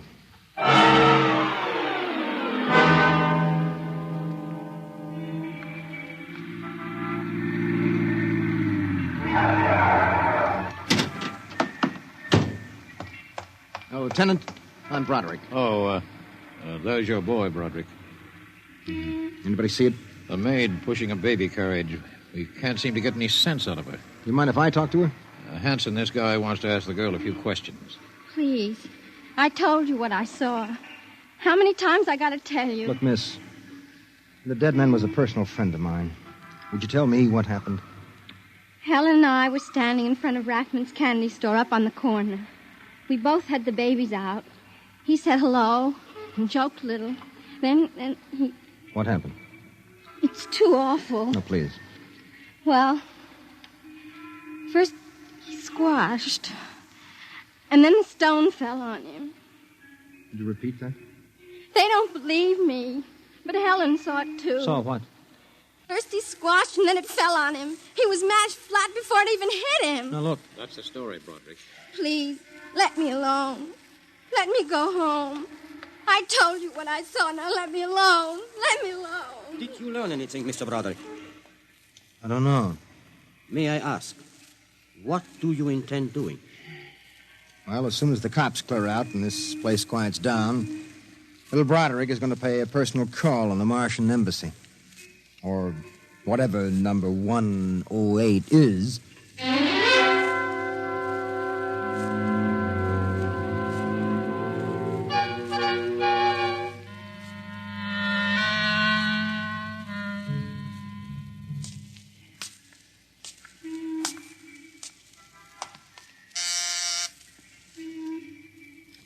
Whatever you are, open that door. Yes? Oh. Well, young man. Oh, excuse me, ma'am. Is the lady of the house at home? I'm the lady of the house. Oh, well, my name is Broderick. I represent the Manhattan Child Adoption Center. We're soliciting funds and clothing for stranded and unadopted children. I Won't wondered you if... come inside? Well, we don't. Usually Oh, we... nonsense. I'm old enough to be your grandmother. Besides, my son Lauren is working at home. Your son? Oh, he's a bibliographer. He writes summaries of articles and books from scientific journals and publications for libraries and universities. Oh, I see. Sit down, Mr. Broderick. Let me pour you a cup of tea. Oh, thank you. Well, you know, I'm not much of a tea drinker, but it seems to have a strange taste. Oh, it's my own recipe. Uh-huh. Well, I think that I'd better be running along but now. You haven't finished your tea, Mr. Broderick. No, really, I feel a little funny. I'll call Lauren. No. It's all right, I'm leaving. I just feel kind of dizzy. Oh, I'm sure Lauren would like to hear about the adoption center. I'll call him. No, don't Oh, but bother. I must. Besides, you aren't well. Tea. Lauren! I've got to get out. Lauren! Lauren, hurry! Look out. You get out of my way. No. You must stay. Yes, Mother. You drugged my tea. You let go of my arm. Lauren! Let go. No! Oh! I've got to get out. The front door. Open. Open! What happened? The other one, that Broderick, he was here. I drugged his tea. He got away? He was suspicious. Fool! Idiot! Go after him. Risk another murder on our doorstep. Are you insane? But he suspects. Well, we'll have to take our chances. We'll have to think of some other way. If he goes to the authorities... Oh, they'll laugh at him. How did they find out? I don't know how. But I'm certain someone else sent them. Who? I don't know. I'm afraid to let myself think. It might be. It just might be them.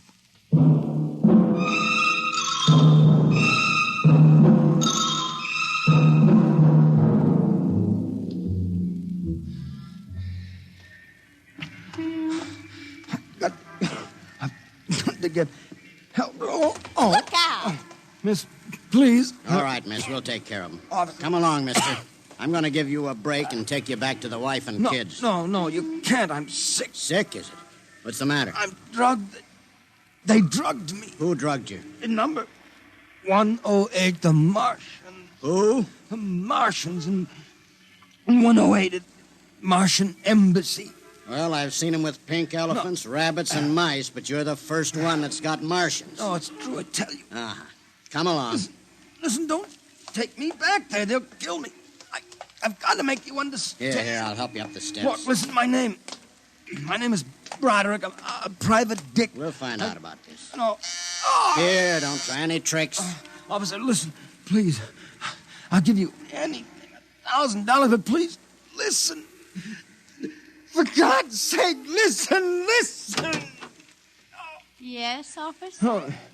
Why, Broderick. You know this lush, Granny? Oh, why, that's my son, Broderick. No, she's Martian. He's in pretty bad shape. You better get him to bed. Oh, dear, and he was doing so well at the Alcoholic Society. He must have gotten off again. Looks like he's ready to pass out. Lauren! What is it, Mother? Oh, Brod. Your brother Broderick has been drinking again. No, officer, please. Look out. He's passed out. Oh, I'll take care of him, officer. We've handled this sort of thing before. Can you manage okay? We'll be fine. Thank you. Oh, you've been very kind, officer. Nothing at all, Granny. I know how it is with these Alkies. Well, I'll be seeing you.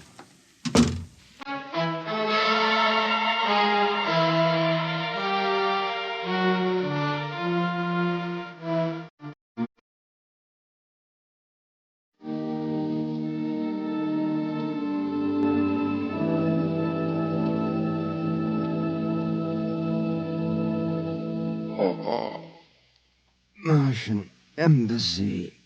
Martian. Oh, my head. Our Mr. Broderick is regaining consciousness, Mother. What happened? I can't get up. Oh. Do not struggle, Mr. Broderick. It will be impossible for you to rise from that chair. The pressure from this ray will keep you there. Ray? Who are you? Well, you've already guessed, Mr. Broderick. You mean this really is the Martian Embassy? Yes.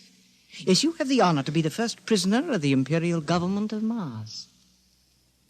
First prisoner? Yes. After the invasion, of course, you will all be our prisoners.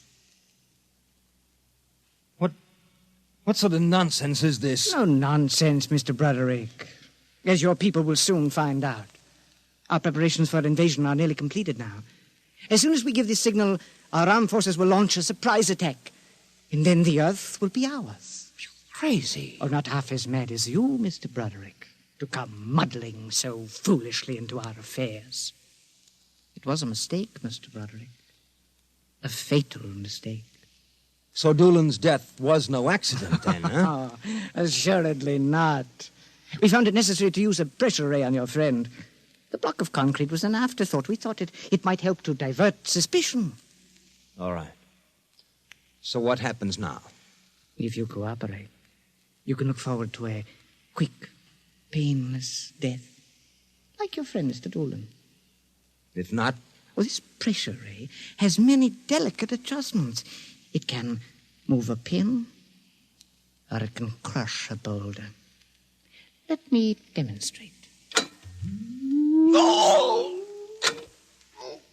You see, Mr. Broderick, as if an invisible vice were crushing you. What do you want? The name of your client. We are interested in knowing who is so anxious to locate the Martian embassy. The names of my clients are confidential. Well? All right. All right. Turn it off, Mother. Mr. Broderick has seen the wisdom of speech.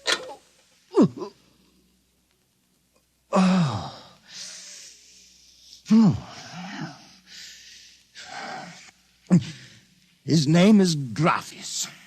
Graphius? Yes. An unusual name for an Earthman.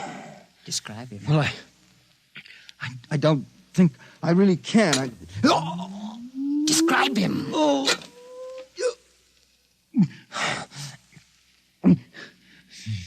He's tall. The big forehead. It's about 60. Wears thick glasses. He's bald. Lauren, it sounds like one of them. Yes. Yes, it does. Contact the planet. Tell them we suspect that our plans are known. Ask for an acceleration of the invasion day. At once. What about me? Oh, I am sorry, Mr. Broderick. But I'm afraid you know too much now. In exactly 5 seconds, you will feel the full impact of the ray which faces you. I would suggest that you relax and meet your fate calmly. Oh, no, wait a minute. You will feel no pain, just a wall of force crushing you. Yes, but listen. 5. But you can't do this. 4. It isn't human. Yes, I know we're not human. 3. Yes, but do you understand? 2. No. 1. Mother in heaven. Now. No. Lauren! It didn't work. Something has happened. The magnetic field is dead. Stand back from the pressure ray, please. It will not function anyway. I have decontrolled your field. Lauren! Lauren, it's one of them. They found us. Did you think we wouldn't? You are free to move now, Mr. Broderick. Look, I don't know how you got in here, Graphius, but stick around. These babies are really Martians, just like you said. They're planning to invade the Earth and take over. There will be no invasion. All right, you keep these characters covered. I'll get the police. There will be no need for the police. I intend to handle them myself. But, Graphius, the police will want Do not call the police. I don't get it. You fool of an Earthling. Don't you realize with whom you are dealing? The invasion of Earth by Mars will be like child's play compared with what... Lauren! Oh! Holy mackerel. They just flattened out. Yeah, like your friend, Mr. Doolin. Oh, I detest the use of violence where the intellect can rule. But unfortunately, the Martians are a threat to us and must be destroyed so that we can proceed with our own plans. What plans? Naturally, you wouldn't comprehend. Wait a minute. There are some things here that I do understand. A second ago, that pressure ray didn't work. Now you're using it like it was a toy. How did you get in here, anyway? Who are you? Another one of these Martians? No, Mr. Broderick. I happen to be a Venusian. A what? A representative of the planet of Venus. You're crazy. Not at all. Martian invasion would be like child's play compared to ours. The Martians would simply have conquered and enslaved your people. We Venusians intend to exterminate you completely. And I suppose that you were going to start by knocking me off now, On the contrary, you are free to leave any time you please. Leave? Yes. Are you kidding? I know your plans, the invasion. I could go... Tell the police? Go ahead. Huh? Why don't you try it, Broderick? Because the minute I turn my back, you're going to let me have it. Suppose you try it and see. I have no interest in stopping you. Go ahead. Run to the police. Tell them anything you like. All right, Buster, you asked for this.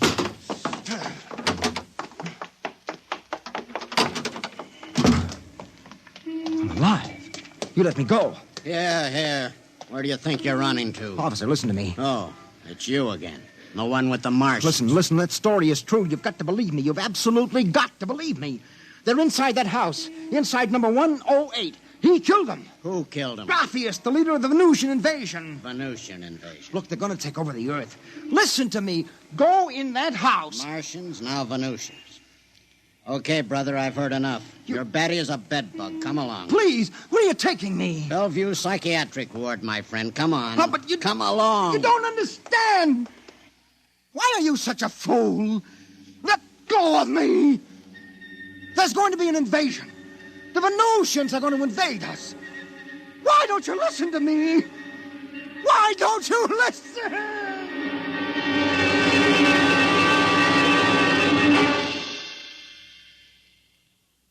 You have just heard X-1, presented by the National Broadcasting Company in cooperation with Street and Smith, publishers of astounding science fiction.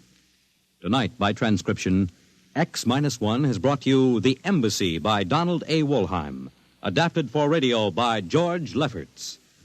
Featured in the cast were John Larkin, Theo Getz, Bill Zuckert, Audrey Blum, Virginia Payne, Clark Gordon, Jack Orison, and Reese Taylor. Your announcer, Fred Collins.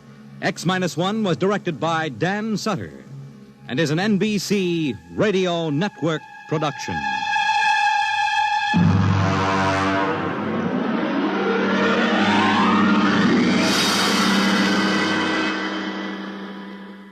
National Broadcasting Company, in cooperation with Street and Smith, publishers of astounding science fiction, presents X minus one.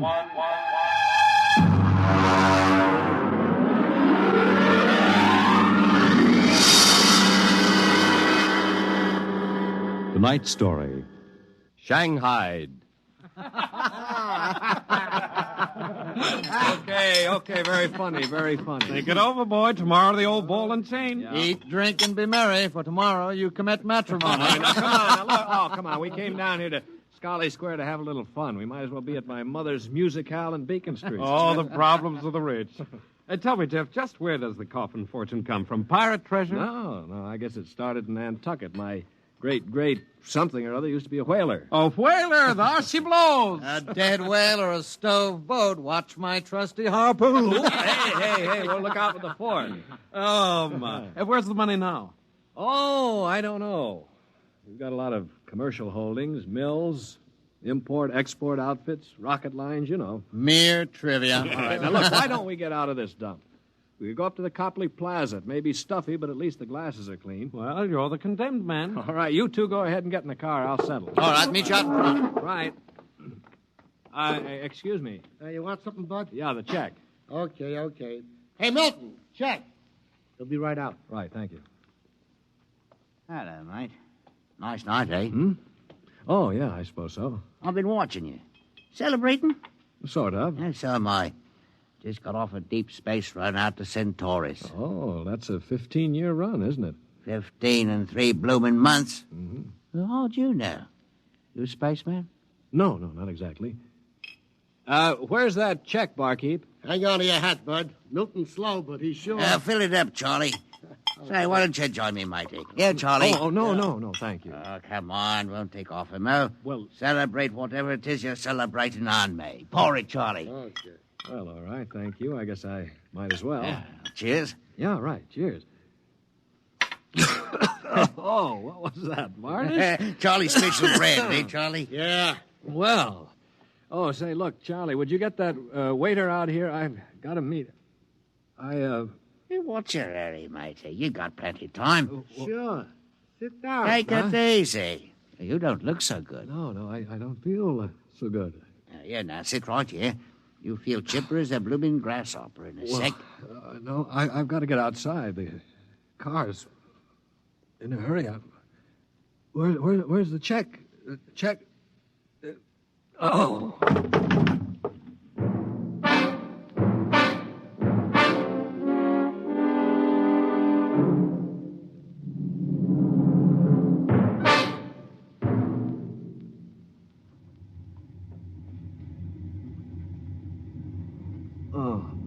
right, matey. Up on your feet. Wakey, wakey, wakey. Oh, all right, let go of me. What's the idea? Rise and shine and greet the dawn. What? Where am I? What's going on here? Come on now, matey. Up in there. Wakey, wakey, wakey. No, wait a minute.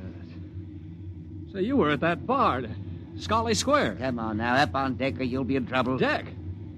What are you talking about? Where am I? It's hard to say exactly. Offhand, about 8 hours out of Atlantic Spaceport. Atlantic Spaceport? Now, look, what kind of a joke is this? If Alan and Peter think this is funny, what ship is this? R.S. Michael M. Rafferty, Coffin Line. Oh, Coffin Line. Well, that makes it easy. Now, you've got to put back to port. Forget your toothbrush, Banks. No, listen, you runt. You take me to the captain, or I'll tear you apart. Here, I'll let go of my jacket. All right, get moving. Sure, mate. Here, I'll take you to the captain. But you're going to be sorry.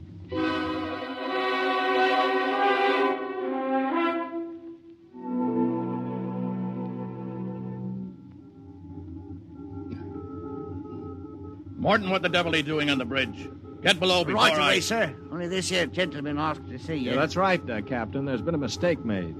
I'm afraid it was supposed to be a joke. Oh? Yes, you see, I'm going to be married today, and I suppose the boys thought it'd be funny to make me miss the ceremony. I'm sure it won't be too much trouble to have you drop me off back at the Atlantic Spaceport. What? Morton, what is this? Well, it's simple, Captain. He wants you to turn the ship around, that's all. Now, look, if there's any trouble with your superior, I'm sure I can fix it up. You see, I'm Jeff Coffin. Yeah? Well, you don't understand. My father is Cyrus Coffin. He owns this ship. Oh, he does, Morton, get this drunk below. Now, just a minute. I can understand you not believing me, but I can identify my... Hey, where's my wallet? I've been robbed. Oh, now, look, Captain, wait a minute. All you have to do is radio back and check. Mr. Black, remove this man from the bridge. Yes, but... Aye, sir. You heard the captain, Buster. Oh, no, wait a minute. Let go of me. This is no way to treat a passenger. Passenger? Huh. Wake up, sonny boy. You're one of the crew. Now get below.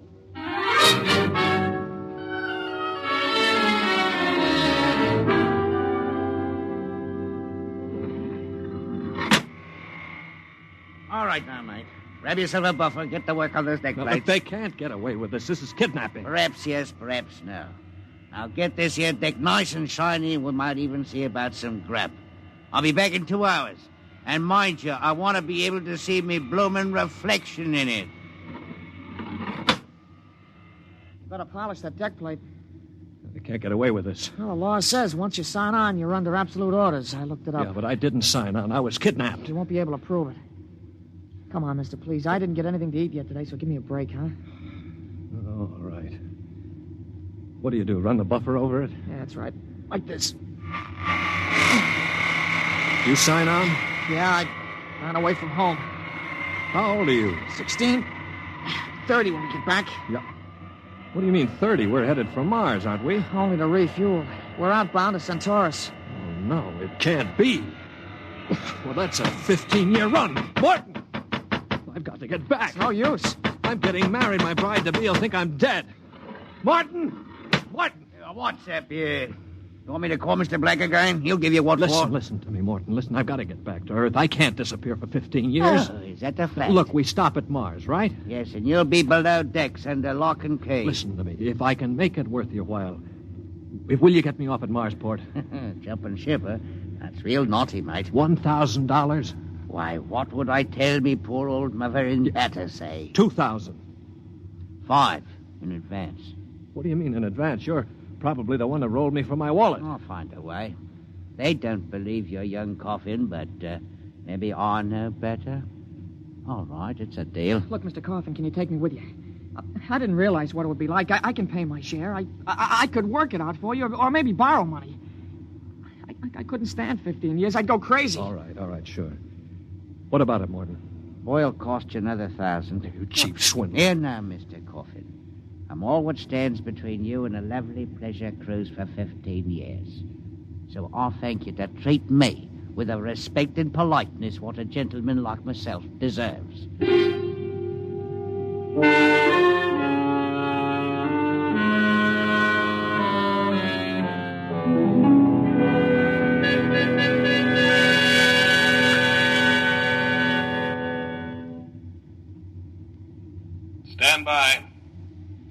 for landing procedure. All right, now. Listen careful. This is the cable locker for the grappling anchor. Right. When she lands, this hatch will open. Cables go out. Don't get yourself caught in them. You'll be tore apart. All right, we've got that. You sure we can get out? Now, you just do what I say. We drop down to the blast pit. Nobody'll be there. Lie low in the pit till dark. Got that? Right. Now, look, Morton, I'll tell the patrol you helped us get away. That'll help you when they catch up with this gang. Well, thank you, sir. Thank you kindly. I've got to get to my station now. Luck. Thanks. Thanks, Mr. Morton.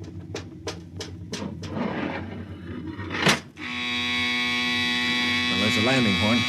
Now keep clear of that cable, Joey. Here we go. Right. Hold on tight. There goes the grappling cable. Yeah. All right, come on. Drop through the hatch. It's about 6 feet. All right, it's clear. Hurry up. Here I come. Oh. You all right? Yeah, I twisted my ankle. It's all right. All right, there's the blast pit. Get going. Right. Now, we're all right so far. The ship hides us. Here's the pit. All right, now get down so they can't see you. Wait a minute. I hear somebody coming. Keep still. Maybe we better look. Look, if we stick our heads up over the edge, they'll see us sure. Now keep down and keep still. I hear him. Shh.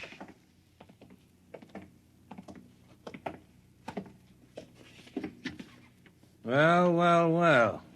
Look what we have here. 2 little babes in the wood. Now, you two move and I'll shoot you in the belly. Morton, you got good eyes. I told you I saw him coming this way, Mr. Black. Jumping ship. My, that's a terrible thing to do.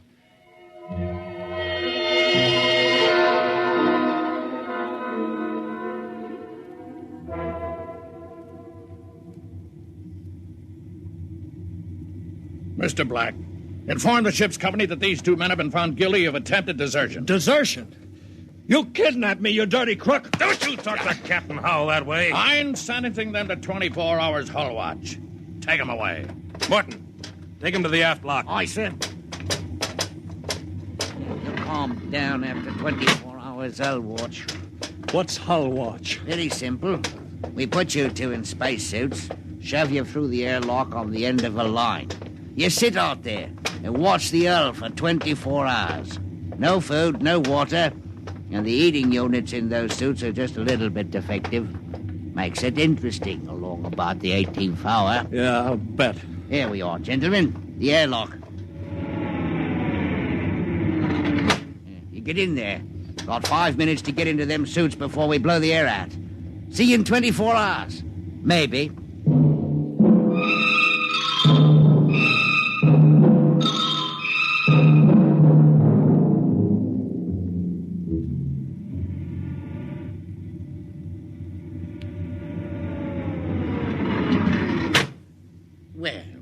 Welcome back to our little home. Water. Thirsty, eh? You should control these animals' instincts. Get water. Right, yeah? Yeah. Slopping like a bloody animal.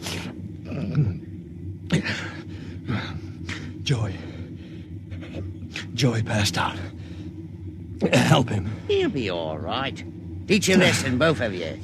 Take my advice and behave yourselves. You got 15 years to go on this here ship.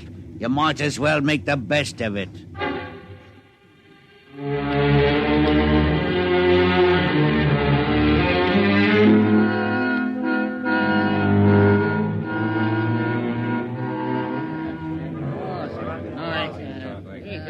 Hey, Martin!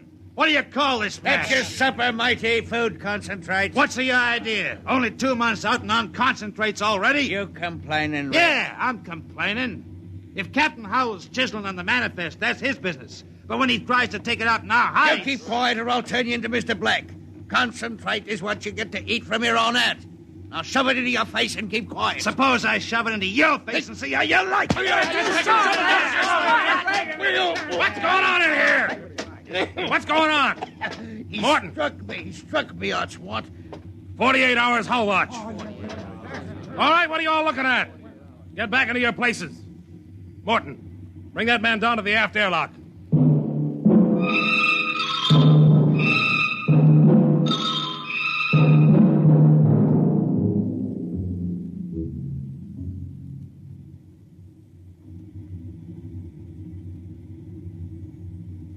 It's murder, that's what. Plain murder. Space Code gives a 30-hour limit for punishment.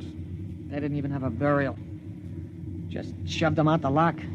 Well, if the owners knew about this, they'd stop it. A fat lot of good that's going to do us during the next 15 years.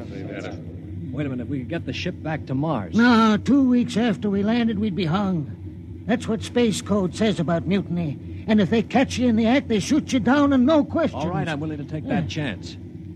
We're going to let Black and Howell kick us around for 15 years? Why don't we take over and head back? Right. I'm for it. Let's go. You bet. Yeah. Going to interrupt something, gentlemen. Discussion? Talking about the captain, maybe? Grab him. Here, they go. Get up. You. Slug him. Come on. I'll have you all out of the oil in shifts. Also, your knife rations. That's what I'll... Show him my oil rag, Morton. Well, that's done it. He's an officer. Who cares? Yeah, we've got to move now. Joey? Yeah? You get up to the radio room and smash the set before they can get a message out. Right. Pop, you get aft. Tell the engine watch. Yes. The rest of us will go up on the bridge. How about this rat? Tie him up. Speed counts now. We've got to take over before they know what hit them.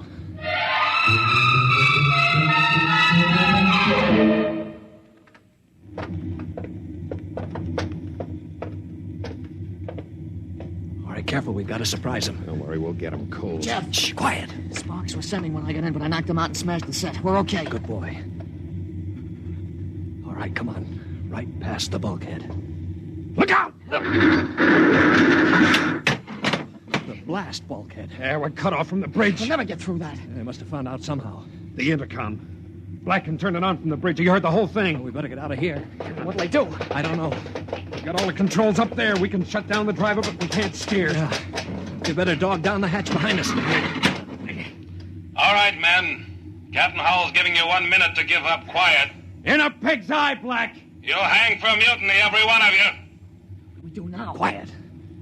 They can hear everything on the intercom. If I pull the jack out. That's the boy. Look, we've got to get through to the bridge. It's a Mexican standoff. We can't get at them. They can't get at us. What's that? It's an air leak. The pressure's down. It's Howell. He blew the hatch on the mess hall section. Just opened her up and let the air out. Morton, do you know what Black's going to do? He's going to bleed off the air down here. Serves you all right. If I had my way, I'd see you all out on the hull till you froze stiff. You're forgetting something, Morton. You're back here with us. What do you mean? If Black and Howell blow out compartments one by one or bleed the air off, you'll get it too. They'll take care of me. Don't you worry about that. Oh, you think so, huh? Joey? Yeah. Plug that intercom back in. Right. Captain? Captain? Giving up? We've got Morton back here. Yeah? If you try anything on us, he'll get it too. What am I supposed to do, cry? You don't care if he dies? That's his problem. We're going to drop the oxygen level 5%. Don't do that to me. Captain! Captain! It's unfortunate that you were captured, Morton, but the security of my ship comes first. You mean you don't care? You'd see me dead. Precisely. Well, you can't. It's murder, that's what. I'm not one of them. You can't kill me. You can't. Joey, pull the intercom plug. All right, there you are, Morton. They'd kill you just as soon as look at you. Now listen, we've got to get through that bulkhead. You know this ship. There must be some way. Morton, we're your only chance. Get us through the bulkhead. All right.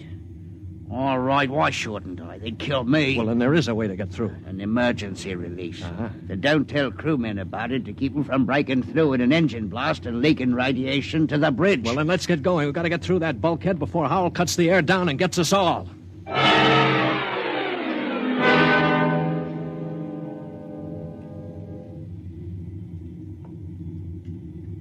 Here's the bulkhead, Morgan. Where's the release? Under the floor panel. You can pry it up. All right, hurry. I got it. Yeah, she's up. Works on a key. Ready? All right, Morton. Open it up. Here goes. Morton! He's dead. Electrocuted, and the bulkhead's still closed. They didn't even get to turn that key. It killed him instantly. Harry. Yeah? Have you got your watch gloves? They're insulated. Oh, yeah, sure. Get Morton out of the way. Don't touch him, Joey. He's got the current through him. I'll shove him away with the gloves.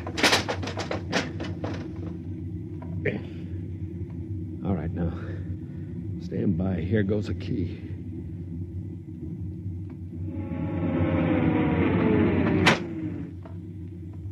right, let's go. Get him. Come on there. That's it. Stand back there. Come on, get him. Stand back.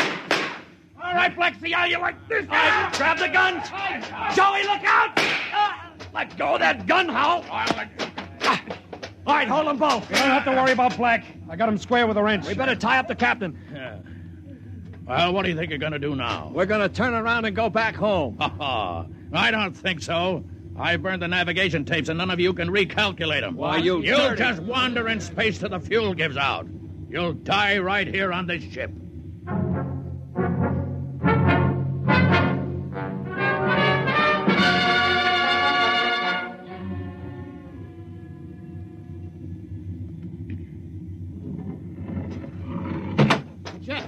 Jeff, the interceptor screens went on. Meteor? No, it's a ship. A patrol ship coming up on us. Oh, they must have got an SOS off. Yeah. Well, I'm not so sure that's so bad. Wait a minute. We don't have to worry. We can just tell them the truth.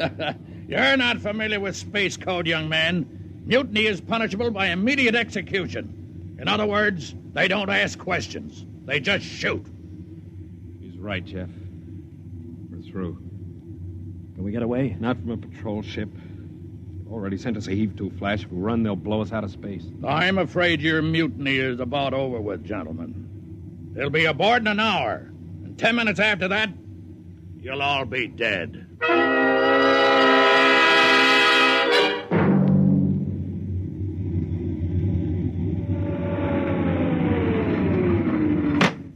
Nobody move.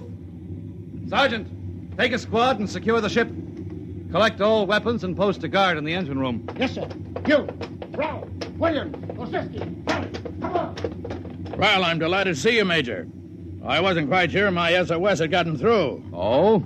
You're Captain Howell? That's right. And I can swear out the affidavit of mutiny. I don't think a mutiny charge will stand up, Howell. Not with a relief of command warrant out for you. I think we'll just forget about it. But you can't do that. Space code is clear. You recorded my SOS. No, we didn't, Howell. Then how'd you get here? They sent us after you to get Jeff Coffin. Where is he? I'm Jeff Coffin. Jeff, we had a missing persons alarm for you, and then when a check you signed turned up at Marsport. A check? Mm-hmm. Oh, that's right. I gave one to Morton to help me get away. And he sold it to a fence for half face value. We traced it back to the ship. Coffin, I've got orders to escort you personally. We're taking you back to Earth. Can I send out a message, Major? Of course.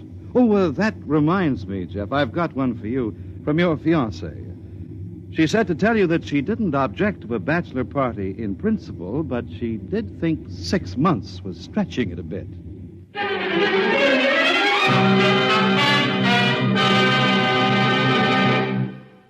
You have just heard X-1, presented by the National Broadcasting Company in cooperation with Street and Smith, publishers of astounding science fiction. X-1 was an NBC Radio Network production.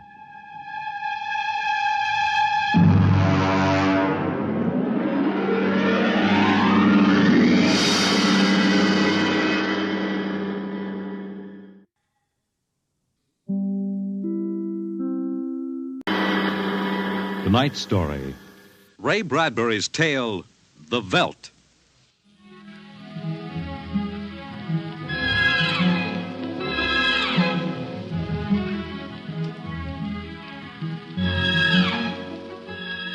This is the office of Dr. David McLean, resident psychiatrist of the new Chicago Institute of Human Engineering. All right, Miss Carver, will you take this, please? To Charles S. Haworth, senior psychiatrist, New Chicago Institute of Human Engineering. The following constitutes my report on the case of George and Lydia Abbott, which we discussed by telephone. Subject George relates onset of symptoms to the purchase of a $60,000 soundproofed Happy Life home. Under narcosynthesis during initial interviews, subject described the experience in the following manner. Miss Carver, would you play back the sonic record of the initial interview? We'd always wanted one, and then we could afford it, so... Go on, Mr. Abbott. Tell me about the home. The home. Well, it was supposed to do everything, the agent told us. And it did, I guess. It clothed us, fed us, and rocked us to sleep. played and sang, and it was good to us. Very good, sure. Tell me about the nursery. The nursery. The nursery, It was completely automatic? Completely automatic. There were crystalline walls that wavered from 2 to 3 dimensions. There were pseudo-textured floors that shifted from brick to dirt to waving grass. The nursery was the best, but then we wanted the best for the children. Doctor, I must be crazy. We have no children. What about Peter and Wendy? They're your children. Oh, no. We have no children, Doctor. We have no children. All right, Miss Carver. To continue. After 3 sessions, the subject was able to recall and accept the idea that he had 2 children. He described the first day. All right, Peter and Wendy. This is your nursery. What's so special about a nursery, Dad? Plenty. Just go in and see. Do we have to? You'll be surprised. Gee. Go ahead. I'm scared. I'm not. Hey, it's nice in here. It is? Come on in, Wendy. Boy, look at the pictures on the walls. They're real. They're almost real. You can change them any way you like, just by thinking about it. Go on in, dear. Well, all right, Mommy. Hey, Wendy, look what I can do with the pictures. That's the White Rabbit from Alice in Wonderland. Sure. I just thought about it, and there it was. Let me try. Peter, let me try. Well, go ahead. Just think. How about Wizard in Oz? I want to see Wizard in Oz. Well, dear, there we are. Oh, they like it, don't they? Why shouldn't they? All I have to do is think, and they've got whatever they want in 3 dimensions. Color, sound, and smell. Oh, it's nice that we can give them all the advantages. Sure. What else are we working for, huh? Mm. Well, what do you want to do this evening? Well, the Petersons asked us over for bridge, but if you... We don't have to worry about the kids. They'll be all right in the nursery. Come on, Lydia. We deserve a night out.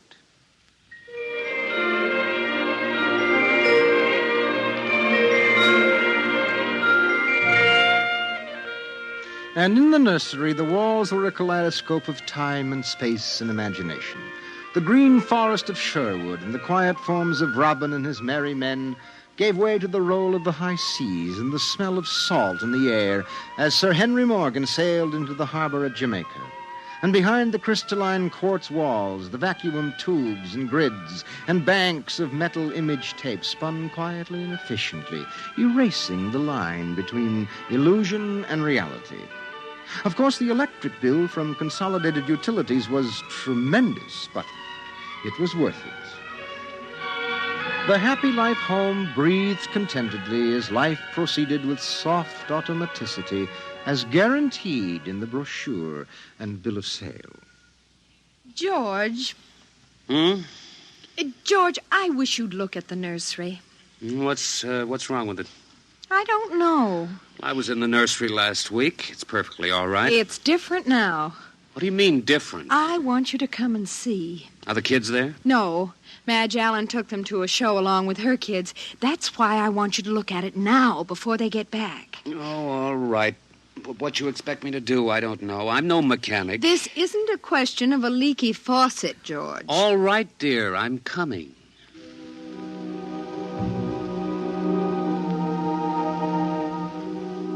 The nursery light flicked on as they came down the hall. The relays clicked and the tubes warmed and chemical odor banks and pipes bubbled into life as they paused before the closed door. Go ahead, George. Open it.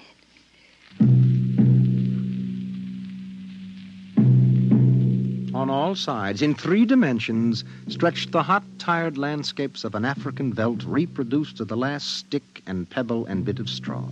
The ceiling above them became a sky with a hot yellow sun. A wind blew in from the baked veldtland. The hot straw smell of lion grass. The cool green smell of the hidden waterhole. The great rusty smell of animals. The howl of the jackal in the distance. and the papery rustling of the great vultures that wheeled and circled under the yellow burning sun. Let's get out of this, son. It's a little too real. Oh, George, you promised you'd look around. Well, I don't see anything. Wait a minute. There are the vultures. Filthy creatures. There. There are the lions. Far over that way. Yes, I see them. Well, they're on their way to the water hole. They've just eaten. It's some animal. A zebra or a baby giraffe, maybe. Can you see it? Are you sure? It's a little late to be sure. Nothing over there but clean bone and the vultures swooping down for what's left. Did you hear that scream? What scream? About a moment ago? Sorry, no. Oh, here come the lions. George, they're frightening. Take it easy, Lydia. They're just illusion.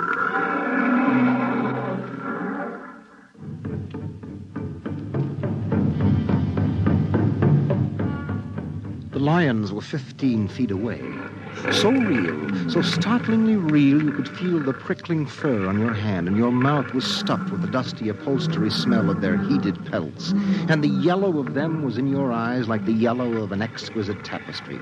The yellows of lions and summer grass, and the sound of the matted lion lungs exhaling on the silent noontide, and the smell of meat from the panting, dripping mouth.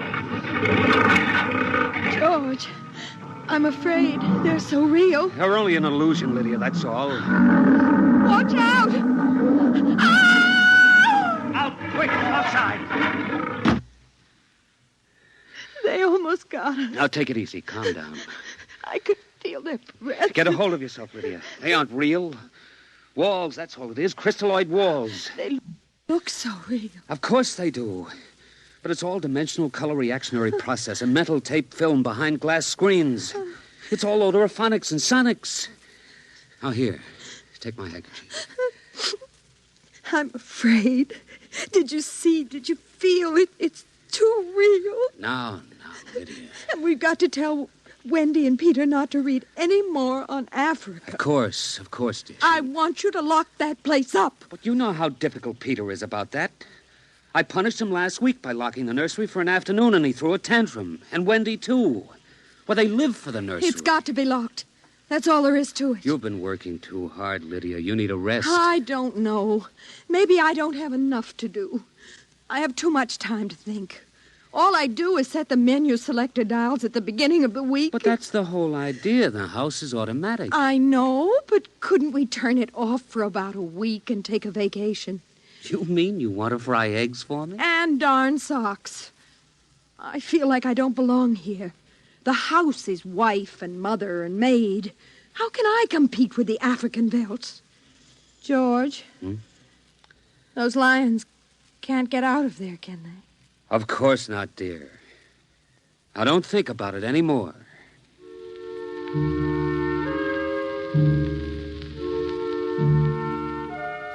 They ate alone. He sat idly watching the dining room table produce warm dishes of food from its mechanical interior. You forgot the ketchup. That's better. It wouldn't hurt to lock the children out of the nursery for a while. It was clear that they had been spending too much time in Africa. That sun, he could feel it on his neck still, like a hot paw. And the lions, and the smell of blood. Remarkable how the nursery caught the telepathic emanations of the children's minds and created a life to fulfill their desires. The children thought zebras, and there were zebras. Sun, sun. Giraffes, giraffes. Death, and death. They were so young. But long before you knew what death was, you were wishing it on someone else.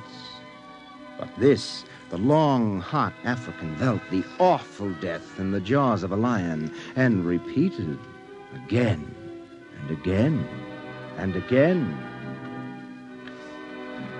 The children came home dutifully at 8:30.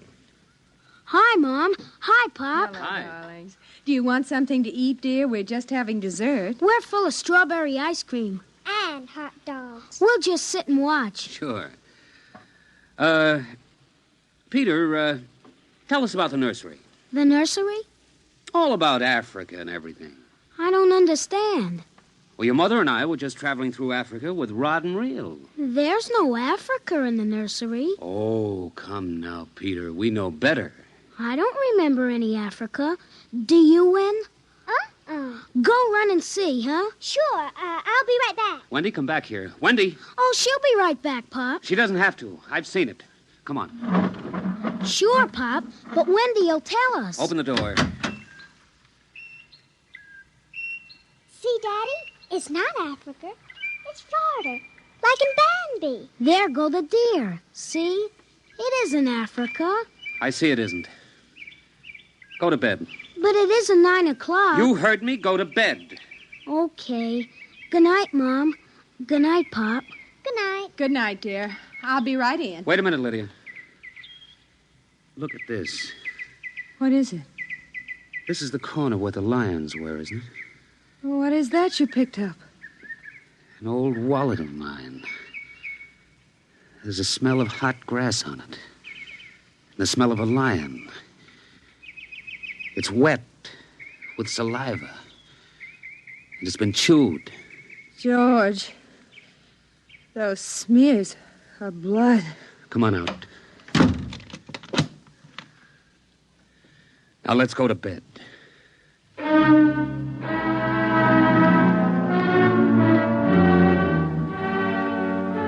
But in the middle of the night, he was still awake, and he knew his wife was awake.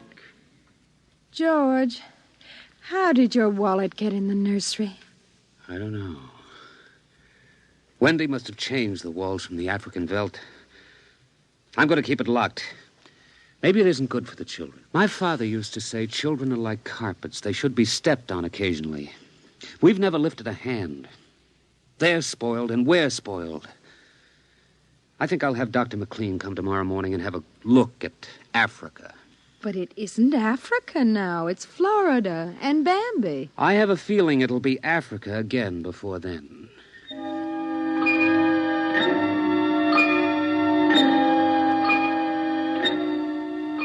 Although their automatic Somno beds tried very hard, the two adults could not be rocked to sleep for another hour. A smell of cats was in the night air. And in the morning, the stove cooked French toast, and the dining room table poured the syrup and melted butter. Pop, Yes? you aren't going to lock up the nursery for good, are you? That all depends. On what? On you and your sister. We feel you should have some variety, dear. I wouldn't want the nursery locked up ever. Well, as a matter of fact, we're thinking of turning the whole house off for about a month. Sort of camping out. Be fun for a change. Now, don't you think so, Wendy? No, it'd be awful. I don't want to do anything but look and listen and smell. What else is there to do? Oh, all right. Go play in Africa. Are you going to shut off the house soon? We're considering it. I don't think you better consider it any more, Pop. I won't have any threats from you, son. Okay, Pop. Come on, Wendy. Let's get back.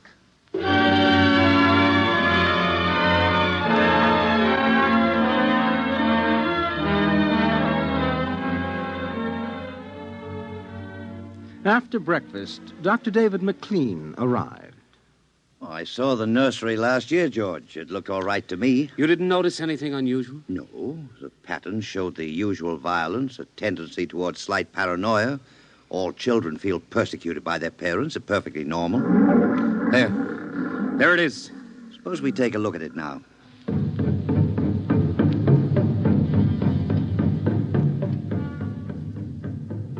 They entered without knocking and sent the children out. The screams had faded and the lions were feeding quietly under the trees. I wish I could see what they're eating. How long has this been going on? A little over a month. Certainly doesn't feel good. I don't want feelings. I want facts. George, a psychologist never saw a fact in his life. He knows about feelings. And this doesn't feel good. Now, my advice to you is to have the whole room torn down and your children brought to me every day for the next year for treatment. Is it that bad? I'm afraid so. You know, that's why the nursery was developed originally, to let us examine the patterns left on the wall by a child's mind. But what is it? What's wrong with Peter and Wendy? Well, it's hard to say. I haven't punished them more than average. Oh, I took away a few gadgets. Last week, I locked the nursery to show I meant business. You've let this room replace you and your wife in your children's affections. This room is their real father and mother. And now you come along and want to shut it. Well, you can feel the hatred coming out of that sky. George, turn everything off. The nursery, the automatic kitchen, the whole automatic house. Start now. But won't the shock be too much for the children? I don't want them going any deeper. Let's get out of here. I never like these rooms. They get me nervous. Those lions look real, don't they? I don't suppose there's any way... What? That they could become real. Not that I know. Some flaw in the machinery, tampering? No. I don't imagine the room will like being turned off. Nothing ever likes to die, even a room. I wonder if it hates me for turning it off. Paranoia is thick today. Well, hello. Is this your scarf? It's stained. Brown. Blood. That's Lydia's. Come on, the main fuse box is out here. Right, go ahead. Pull the switch.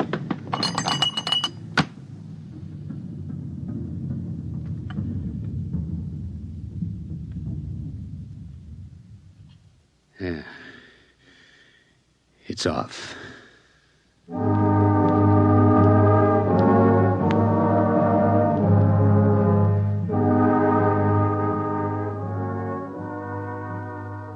The two children were in hysterics. They screamed and kicked and threw things. They yelled and sobbed and swore and jumped on the furniture, weeping. It's off and it stays off.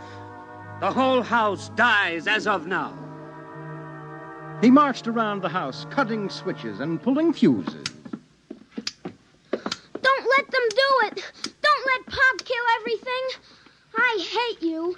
I hate you. Insults won't get you anywhere. I wish you were dead. We were for a long while. Now we're going to start really living. Instead of being handled and massaged, we're going to live. Once more, Daddy.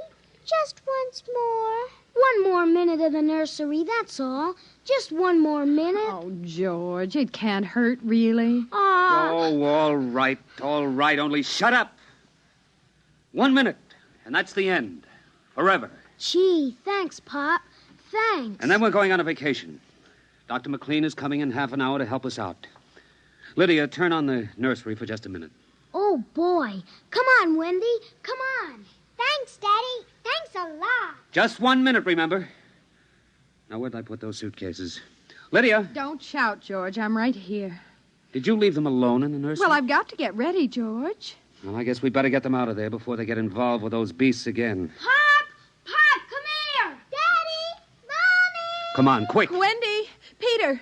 What's the matter? Hurry up. Open the nursery. Wendy! Peter! They aren't anywhere. Wendy? Peter? Peter! The door. Open the door. They've locked it from the outside. Peter! Peter! Wendy! Peter! Open the door, dear! Let us out, Peter! Open the door. It's time to go. Open the door! George! The lions! Peter, do you hear me? Open this door! They're all around us, George! Son! Son, do you hear me? Let us out! Son! George! Look out! The lions! They're coming!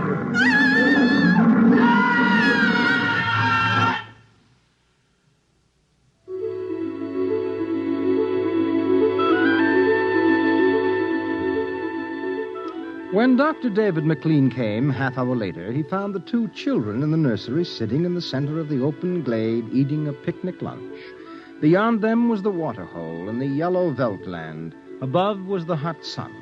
At a distance, Dr. McLean saw the lions fighting and clawing and then settling down to feed in silence under the shady trees. Hi, kids. Where are your mom and dad? Oh, they'll be here directly. Good, good. We've got to get along. He squinted at the lions with his hands up to his eyes. Now they were done feeding, and they moved to the waterhole to drink. A shadow flickered as the vultures dropped down from the blazing sky to finish what the lions left. Dr. McLean? Dr. McLean? Huh? What? Have a cup of tea?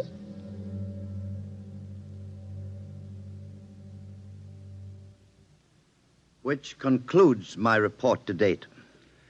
There were no lions, of course, not in a physical sense. Lydia and George were devoured, however, almost as surely as if there had been lions.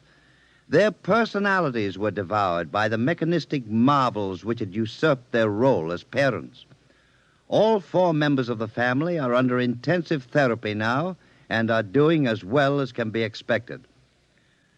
Send that by telerope, Miss Carver. Oh, and would you ask George Abbott to step inside? I'm ready for him now. You have just heard X-1, presented by the National Broadcasting Company in cooperation with Street and Smith, publishers of astounding science fiction. Tonight, by transcription, X-1 has brought you The Veldt, written by Ray Bradbury and adapted for radio by Ernest Kenoy. Featured in the cast were Mary Patton, Bill Quinn, David Pfeffer, Beverly Lunsford, Charles Penman, and John Larkin. Your announcer, Fred Collins. X-1 was directed by Dan Sutter and is an NBC Radio Network production.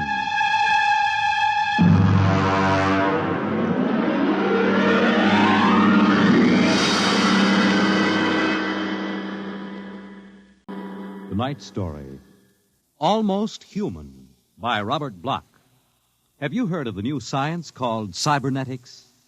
It concerns man's efforts to develop a perfect thinking machine, a robot electronic brain that will not only do man's work, but even do his thinking for him. A robot that is almost human.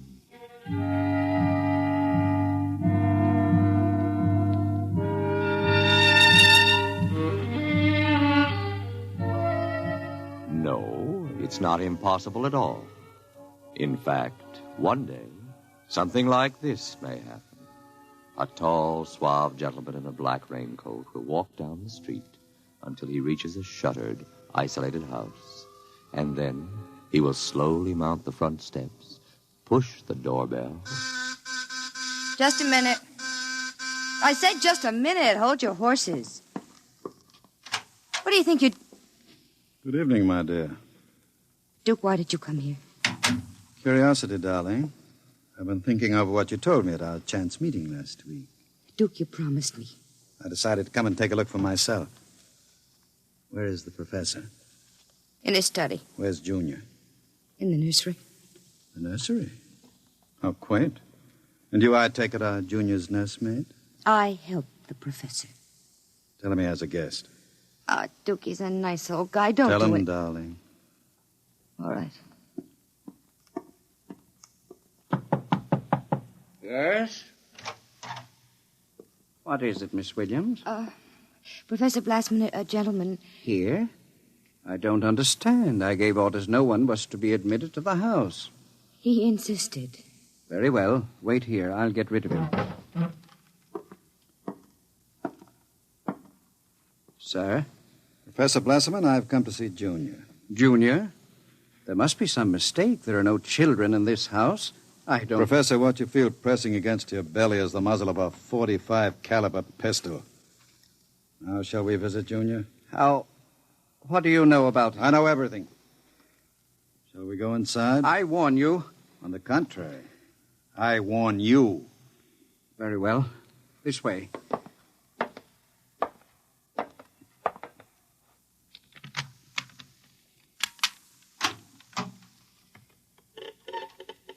This is the nursery. Where is Junior? In the next room. Behind the door with a panel in it. Very considerately furnished. Mother Goose figures on the walls. Blackboard, toy blocks. Panda. Bunny rabbit doll. Touching. All right, let's see him. You can look through the panel. Mary had a little Oh, wow. Who'd have believed it? Junior isn't very pretty, is he? I was not concerned with aesthetics. Why do you hide him? Is he dangerous? The world is not yet ready for such a thing. Besides, I must study. As you can see by his play, he is very young, hardly out of the cradle. I am educating him. With nursery rhymes? The brain is undeveloped. It must learn its behavior patterns like any infant. You call that 8-foot monster an infant? Physically, of course, he'll never change. He is built of chrome steel and glass. But his brain, that is my wonderful instrument. Unlike a human, he has no heritage, no basic instincts such as love or hate. These he has yet to learn. In some respects, he is like a blank tablet. What is written upon the tablet will remain. You mean he has no feelings? He will learn quickly. And now, if your curiosity is satisfied, I trust you will keep my secret. If anyone discovers... Open the door. I beg your pardon? The door, Professor. Very well. Junior, come here. What a monster. Papa. He talks? Yes. Mentally, he's about 6 years old now. What is it, son? Who is that man, Papa? Let me handle this. You may call me Duke, son. I've come to see you. That's nice. Nobody ever comes to see me except Lola. Play with me, Duke. Certainly, Junior. Oh, and Professor. Yes? While we're playing, you can have Lola and Miss Williams prepare my room. Your room? I forgot to tell you, I've decided to stay until the climate changes and I can go out again. Meanwhile, I'll have a chance to play blocks with Junior. Understand? I begin to understand. You are hiding from the law. As you wish. All right, Junior. Your move. Let's build a bridge. I have a better idea, Junior. What? Let's build a coffin. A coffin? I don't know that word. Then I'll teach you, Junior. I can see the professor has been neglecting the moral side of your education. Very sadly.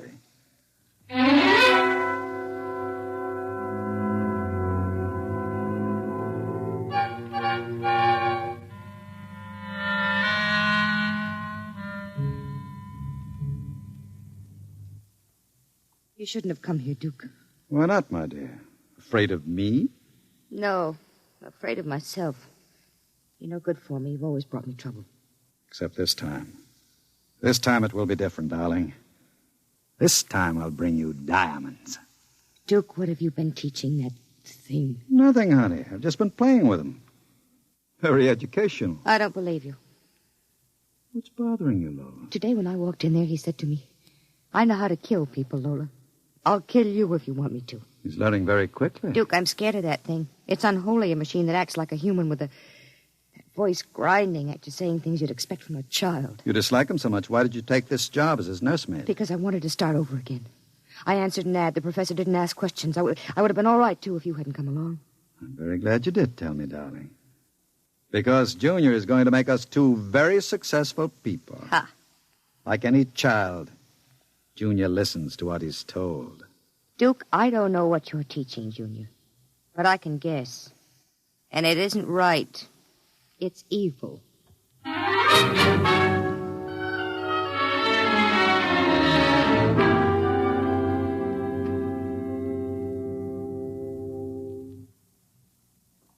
Now, write on the blackboard, Junior. My name is Junior. My name is Junior. People are evil. People are evil. Evil must be destroyed. Evil must be destroyed. The professor is evil. The professor is evil. The professor must... What are you doing? I warned you to keep out of the nursery, Professor. Go away. You don't even remember me. I know you. You are the professor. You want to keep me as your slave. You didn't tell me that people are evil. People are not evil. People are evil. They must be destroyed. Stop it! I am not a child any longer. No, you're not a child. You're a monster. Junior? Yes, Duke. The time is now, Junior. Yes, Duke. Keep away from me. Junior! Junior, don't do it! Listen to me! Junior, listen to me! Ah!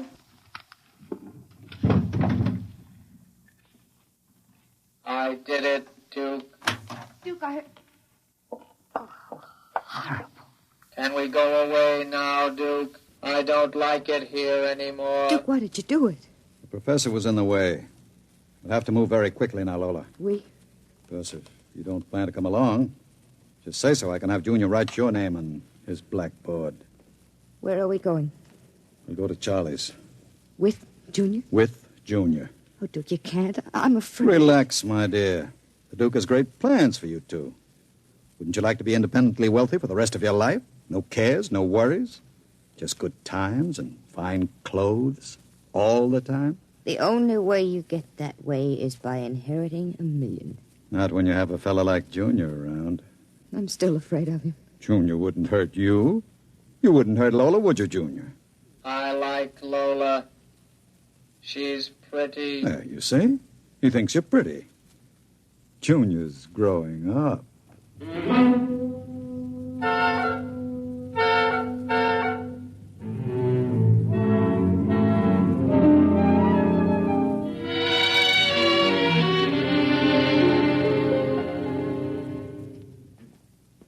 Sit down, Charlie.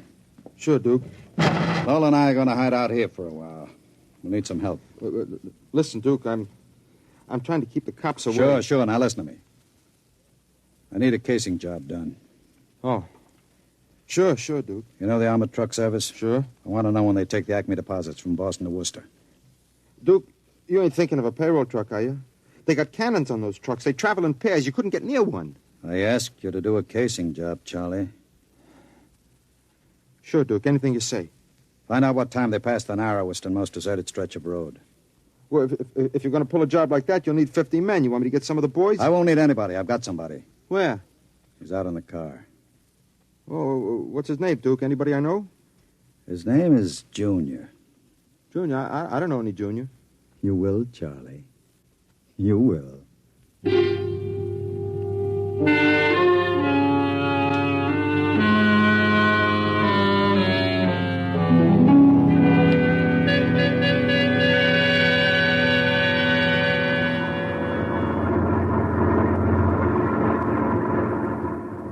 Smoke, Sam? Well, thanks, Al. Whew, it sure gets hot in these armored trucks, huh? You'll get used to it. How much we hauling this time? About $250,000. Brother, could I use a hunk of that? Who couldn't? What's our first stop? Acme National Bank. Then we unload a payroll at the Bronson Watch Plant. Hey, what's that up ahead? It looks like something shiny on the road. Throw up your spotlight. Right. Holy smokes, you see what I see? It looks like a mechanical traffic cop. About 8 feet tall. Standing right in the middle of the highway. Maybe it's a Halloween gang, huh? Guess they're trying out robot traffic cops. Can you get past him? I don't know. We'll have to slow down. Get on that gun, Sam. Let's take no chances. Right. I'll give it the horn. Don't budge. Where's our escort truck? Pulled up right behind us. Thing won't move. Sure looks like something out of Buck Rogers, don't it? That's a heck of a note, blocking traffic like that. We'll have to try and get past it. Here goes. Holy smokes, it's moving. Hell, it's coming toward us. Get on that gun. Give it a blast. Bullets are bouncing right off it. It's still coming. Al, back up. I can't. The other truck's right behind us. Al, it's lifting its arm. It's going to smash our window.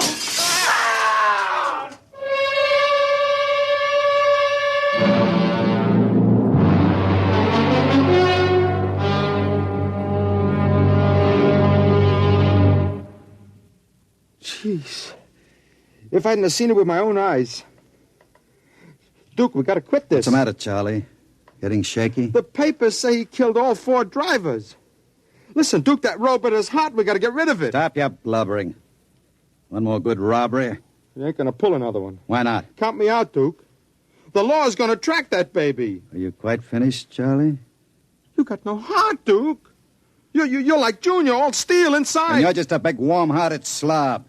I suppose flowing with the milk of human kindness. Well, I got nerves.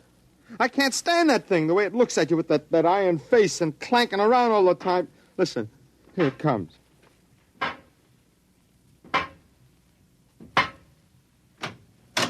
Hello, Junior. Hello, Duke. I've been talking to Charlie. Yes, Duke. You know what I think, Junior? I think Charlie's yellow. You know what happens to people who turn yellow, don't you? Yes, Duke. Tell him. They're evil. We have to destroy them. Huh? You see, Charlie?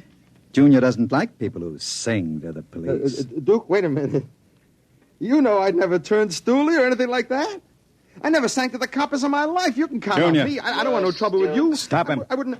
Yes, Duke.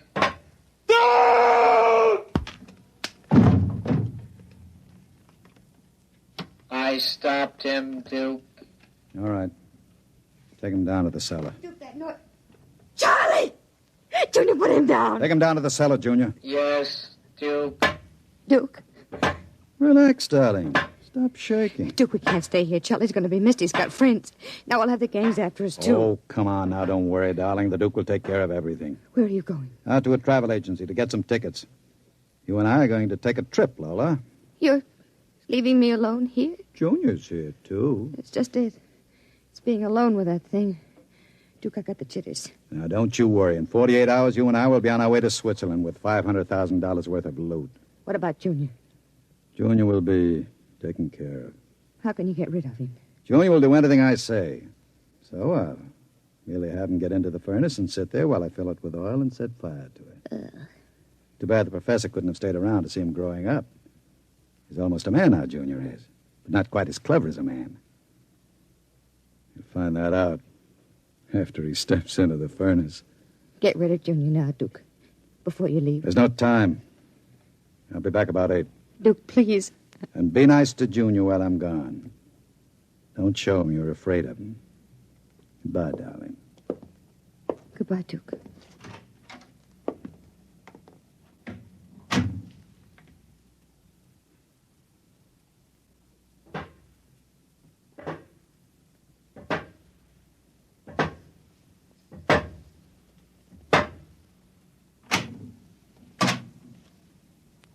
Lola, What, Junior? oil me. Can't you wait till Duke gets back? He always oils you. I want you to oil me, Lola. All right. I like you to oil me, Lola. Yes, Junior. Lola, do you like Duke? Certainly. Do you like me? Well, you know I do, Junior. Lola, What? who do you like best? Me or Duke? I like you both, Junior. Yes, but who do you love? What do you know about love, Junior? In the books, man and woman love. No. Lola, What? do you think anyone will ever love me? Maybe. Some women can fall in love with anything, Junior. Even with something like Duke. Why, Lola? I don't know. Maybe because, well, as long as she thinks her man is the smartest and the strongest. I see. Where are you going? To wait for Duke. He won't be home for a while. I'll sit in the hall and wait for him. All right, Junior. I want to be alone and think. About what? I read in a book today it was bad to kill people. What does that mean? Bad. Bad. I don't know, Junior. I guess it's just a word.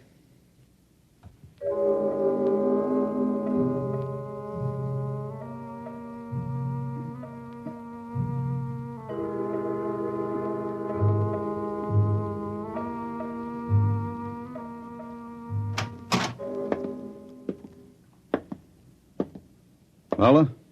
Hello, Duke. Oh, it's you, Junior. Why are you sitting in the dark? I was waiting for you, Duke. Well, now That's a good boy, Junior. Lola oiled me. That's nice. I tell you what, Junior. I've got a little job for us down in the cellar. Let's go down there. Now, Duke. Right now, Junior. All right, Duke. Are we going away soon, Duke? Yes, Junior. We're going away. What's in the cellar, Duke? A little surprise for you, Junior. You'll find out.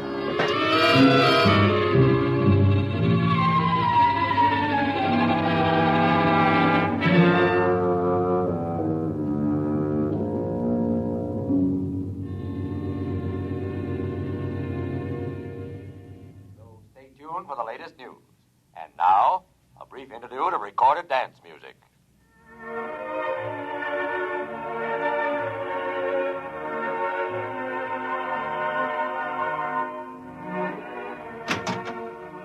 Duke? Is that you, Duke?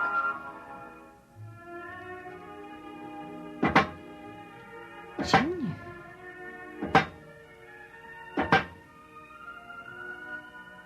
Hello, Lola. I thought I heard Duke come in. He came in. Where is he? Down in the cellar. What's he doing? Nothing. Did he say he'd be up soon? No. Maybe we better go down and get him. He's dead. Oh, no. No, he isn't dead. You said the woman loves the strongest and the smartest. Well, I'm stronger and smarter. But you aren't human. I'm almost human, Lola. No. No, stay away. Lola. Don't touch me. Those metal paws. No. I love you, Lola. No. No. I love no, you. No. No. No.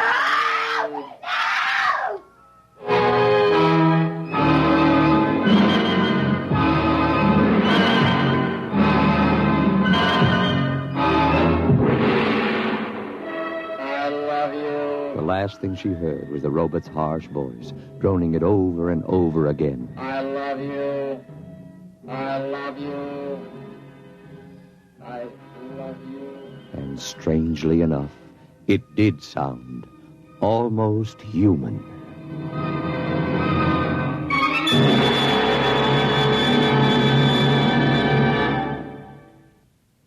You have just heard X-1, presented by the National Broadcasting Company in cooperation with Street and Smith, publishers of astounding science fiction. Tonight, by transcription, X-1 has brought you Almost Human, a story by Robert Bloch, adapted for radio by George Lefferts. Featured in the cast were Santos Ortega as Duke, Joan Allison as Lola, Jackie Grimes as Junior, Guy Rep as the Professor, Nat Pullen as Charlie, Joseph Julian as Al, Lynn Cook as Sam, and Merrill Joels as the radio voice. Your announcer, Fred Collins. X-1 was directed by Ken McGregor and is an NBC Radio Network production.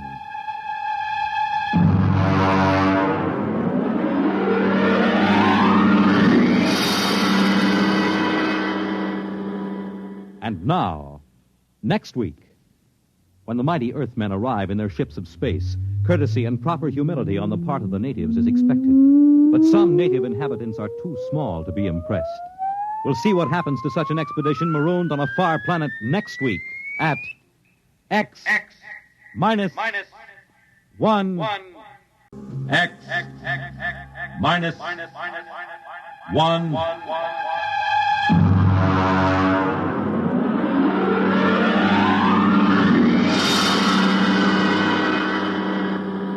Tonight's story, Courtesy. This is the story of the second expedition to the planet of Landro. I'm recording it for any future expeditions which might land on this God-forsaken sphere, in the hope that they may learn from our tragic example. As I write, there are 2 of us left. 2 out of an original complement of 180 men. One of us, myself, will be dead in less than 23 minutes. As for the other, heaven have mercy on him. I do not know.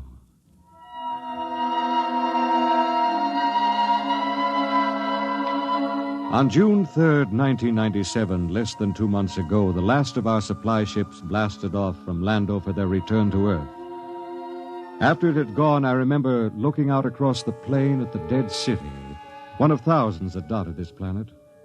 It had tall, graceful buildings, atomic power systems, vacuum conveyors, all perfect, all deserted, all ominous. How had it happened? The best guess was that the plague had frightened the original inhabitants of the planet so that they'd piled into rocket ships and headed for some distant planet. I often wondered why a civilization so advanced as Landro could not find a serum to beat the plague. It had taken our Earth doctors less than 6 months to develop an immunization method. Well, maybe those aborigines back in the hills knew the answer. That strange, ugly little people who had taken to the caves the day we landed. I was thinking these things when something happened that gave me the shock of my life. Good evening, Captain. Oh, what brings you here, Doctor? It's the matter of the serum, sir. Oh, what about the serum? It's no good. No good? It's too old. 10 years too old. Didn't you examine it? Yes, I did, but, well, my eyesight has been failing lately. Are you aware, Doctor, that the last supply ship has returned to Earth? Do you know we'll have no more contact for 2 years? Just, how long do you give us? Well, the present immunity will last a week or so. Then, without booster shots, it's just a question of time until someone picks up the plague. After that... What about the natives? They don't die from the plague? The accepted theory is that they have developed an immunity. Well, suppose they haven't developed an immunity, Doctor. Suppose they get the disease. Then they must have a treatment for it. If they don't, there would be no natives. Would you be willing to go on an expedition to the hills to find out? At this point, Captain, I'd be willing to do anything. Absolutely anything. I am truly sorry. You're sorry? Dr. Morgan, sometime when you aren't too busy, when you have a moment, I'd hate to inconvenience you. Would you mind telling me how it feels to murder 180 men? 181, including yourself.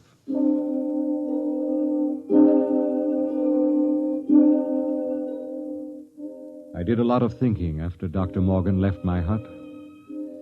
It was still unreal for me. After all, the planning of an expedition was no simple thing. You put into it the result of years of training and experience, years of study at the academy, years of learning how to handle men and natives. Every man on my crew was hand-picked for his skill. And yet, a simple thing like a myopic surgeon misreading a label could blast the whole thing. Yes, it was a shame. And I did the only thing I could think of.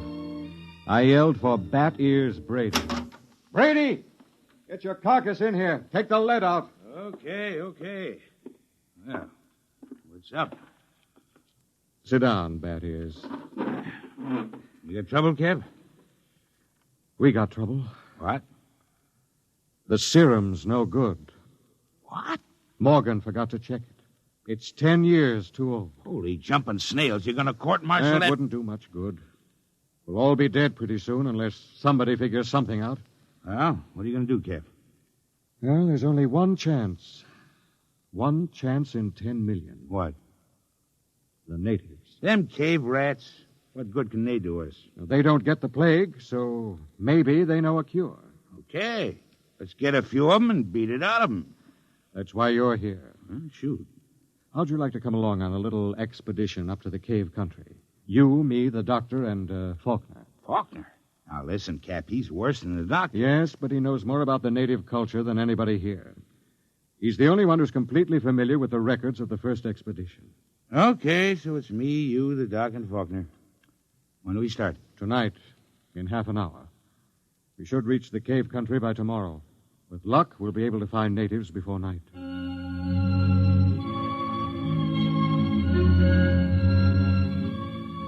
Benny Faulkner was the expedition anthropologist. One of the most unfortunate-looking individuals I've ever met. An ugly man with large ears and a big nose.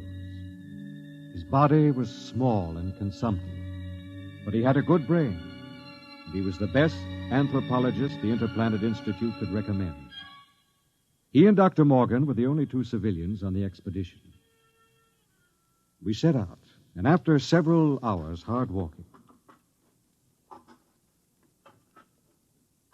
Cap. What is it?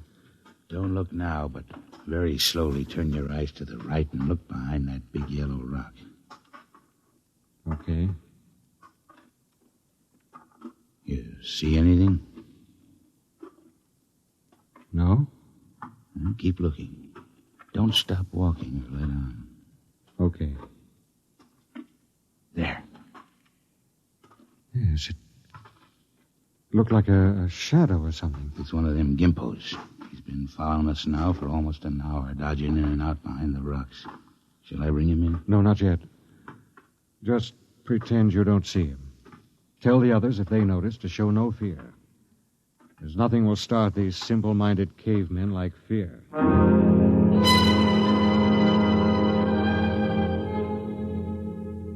The manual said, "Under no circumstances shall a member of the patrol display fear before a native. The dignity of the Earthman must be preserved at all costs." Just before dawn, we reached the cave country. We were tired and hungry, and we stopped to cook some food and rest. Everything was quiet. There was no sign of the Gimpo, which had been trailing us until... Okay, get in there, you sneaking little monkey man. Come on, before I break this shovel on your stern. Yeah, what's the trouble? Cap, I caught me one of these gimpos sneaking around outside the tent. Bring him in the light of the fire. We can get a look at him. Faulkner? Yes, sir? Keep an eye on him. Try to establish some communication. All right, get in there. Look out. No need to knock him down, Bat is. Oh, that's the only language they understand. See if you can reach him, Faulkner. Okay, Captain. I'll need a drum of some sort. A what? Well, they have no language as we know it, and they have a very rudimentary sense of hearing. I find they communicate with one another through a very primitive kind of vibration of the tongue. The closest I can come is a series of drum beats, a sort of Morse code. The psychologist on the first expedition had it worked out before he was killed by the plague. I've studied his notes, and I think it'll work. You mean these little critters can talk to one another? I believe they can. At any rate, we'll have a chance to find out.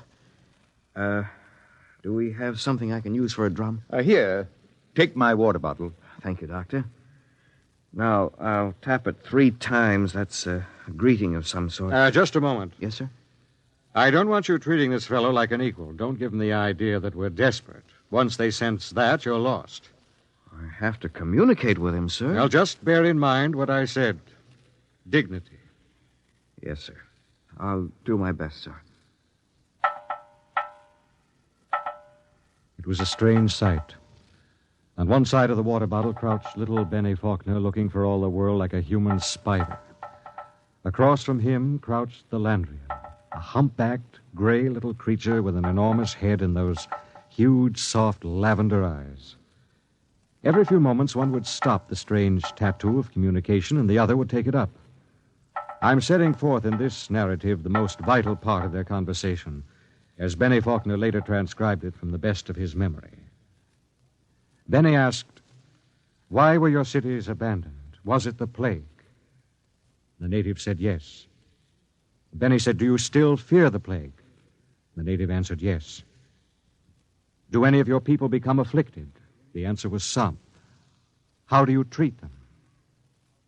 Silence. "How can we find a cure for the plague?" More silence. And then the native said, "Go among my people." Benny asked, "Will we find the answer among your people?" And the native replied, "My people have the answer." Benny said, "Will you tell me the answer?" The native repeated, "Go among my people." As far as the Landrian was concerned, the conversation was ended. He rose to go, and Faulkner stepped from his path, but Brady was there to ensure the bet. Hold on there, bucko. You ain't going no place. Don't maltreat him, Brady. What did he say, Benny? He says his people have the answer. What do you think? Well, there may be some truth in it.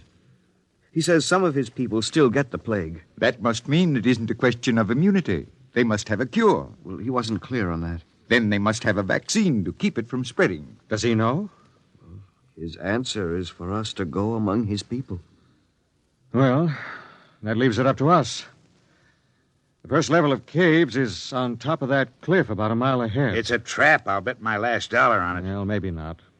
And we'll have to risk it. Wait. Well? Let me go. I got you all into this. But how will you talk? Benny here can give me enough of the code so I can ask the big question. You understand that they might just decide to cut your throat? I'm fully aware of the risk. All right, Doctor. You go ahead. We'll wait at the foot of the cliff. If you aren't back down in 3 hours, we'll come up after you. What about the Gimpo here? We'll hold him as a hostage to ensure the doctor's safety. If the doc comes back, all right, we'll let him go. If not, well, that's your job, Brady. A pleasure.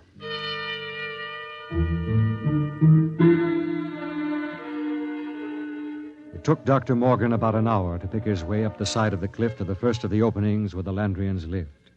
He waved to us before he entered the mouth of the cave, and we waved back. Then we settled down to wait. It was a long, long wait.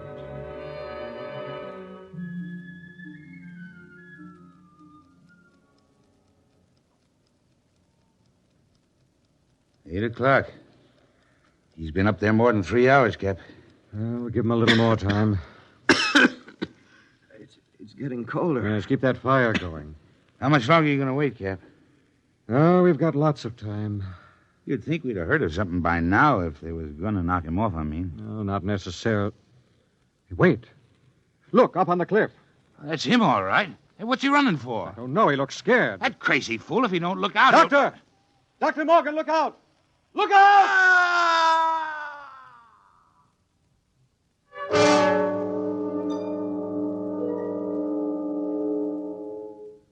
We found the doctor at the foot of the cliff, crumpled and broken.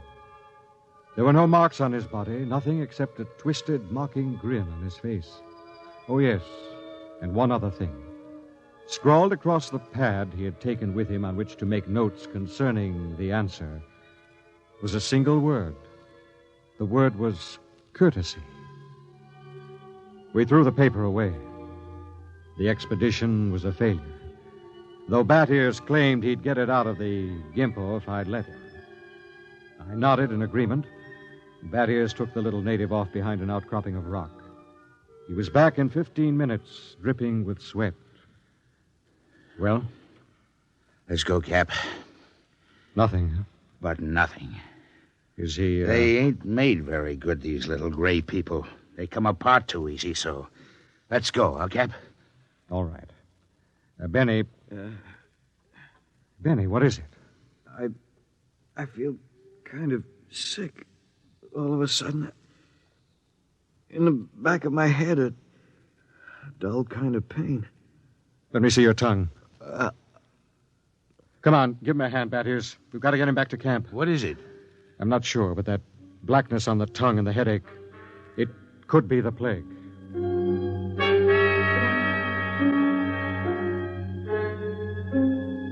By the time we got Benny Faulkner back to camp, he had the red spots on his body, and then the fever began to rage. It was the plague, no mistake about it. Before morning, Collins, the supply sergeant, had it. Then it was Peabody. After that, the men went down like 10 pins. Then one morning, Bat Ears Brady dragged himself into my tent and sat down. The lines in his face told me the end was coming pretty fast. Sit down, Brady. Well, what's the count? 6 left. We buried the chaplain today. Got anything to drink? Sorry, I'm all out. How about a cigarette, then? You got a cigarette? Yeah, sure. Here. How's Faulkner? I don't get it. He's still alive. Still alive? Yep. In fact, he's getting better. He's sitting up. Holy mackerel. Oh, this is a good cigarette. It's like any other. No. This one's different, Cap. This is my last. What do you mean, Brady? Take a look at my tongue. See? Little black spots.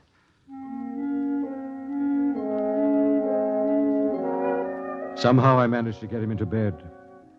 He was already raving when I gave him the last of the morphine. It was incredible. Big, brawling, bat ears Brady, a tower of strength, lying sick and whimpering on a cot. When he died, I went out on the moors to think.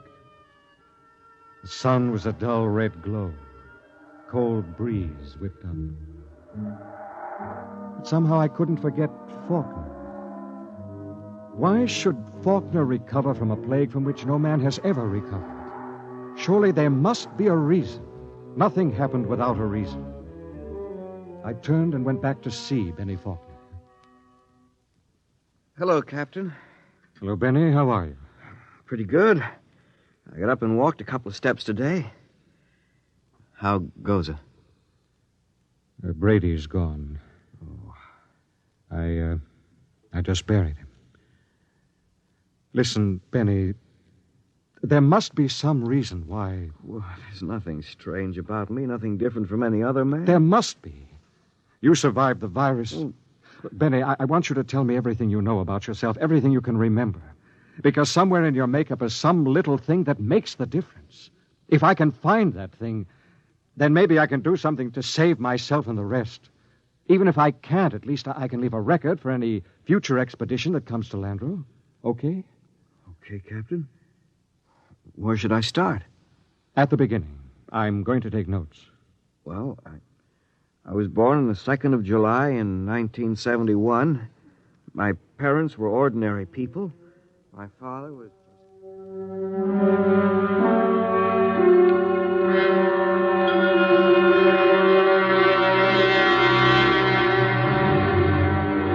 Look, Captain, I've told you everything I can remember. 3 days now you've gone over me, pawed me, questioned me. What else can I tell you? Benny, let's go over that last part once again. Where should I start? Take it from where the native started to walk away. You stepped out of his path, and Brady grabbed him. Okay, so I stepped out of his path.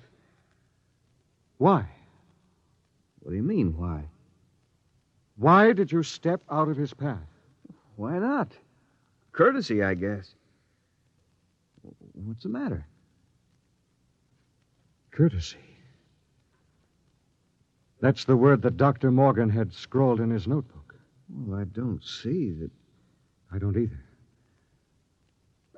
Tell me, Benny, why should you want to be courteous to a native? Why not? What about maintaining your own dignity? Are you talking about dignity or arrogance? I don't know. Benny, listen, maybe we were all wet in our deductions. Maybe these cities here on Landro weren't deserted centuries ago. Maybe these little people up in the caves are the same people who used to live in those big cities. Why would they leave? Maybe they found out the big cities weren't the answer. Maybe they found out that civilization doesn't necessarily bring happiness. So they just packed up and left, returned to the simple life. No, it doesn't make sense. You're forgetting the plague. What is the plague, Benny? Well, I don't know. Is it a virus? I don't think they ever found out. You know what I think? What? I think the plague is nothing more than what we know as greed and arrogance. Captain, you're going off your rocker. I think maybe we're in line to die. Serum was good. In fact, I don't think the serum had anything to do with it. Oh, I never heard anything as crazy, fantastic in my life. No? Well, I think I'll go back to my tent and finish writing the report. I am beginning to sweat a little. Captain, maybe it isn't the plague. It is. I've seen it too many times to kid myself about it. Maybe hot compresses or something. No, Benny. Listen, Captain, you don't believe that junk about courtesy, do you? I mean, that's a lot of nonsense. You must know that. Holy mackerel, Captain. You do believe it, don't you? Good night, Benny. I think I'd like to be alone for a while. Okay. Good night, Captain. Maybe the supply ship will be early. You can probably stick it out. Sure. Good night, Captain.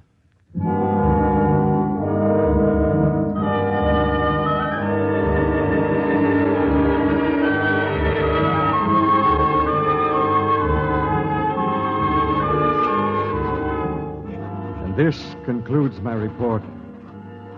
I'm turning it over to Benny Faulkner in the hopes that he will be able to transmit it to any other expedition commander who contemplates exploring the planet of Landro. The fever is beginning to mount now. My hands tremble as I write. The end should not be far off. There's little question in my mind as to what it'll be. You see, I didn't have a chance. I stepped out of no paths. I showed no courtesy.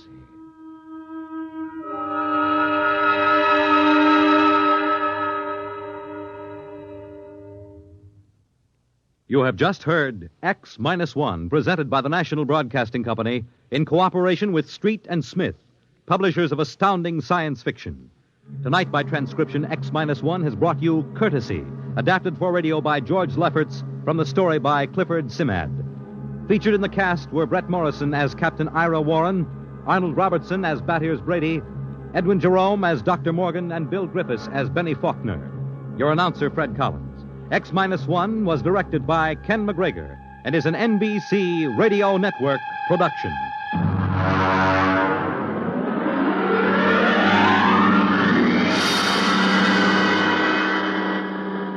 And now, next week, the frontier is a strange place, and a frontier is not always easy to recognize. It may lie on the other side of a simple door marked No Admittance, but it is always deadly dangerous. What happens when an innocent girl ignores a single regulation? You will find out next week at X-1.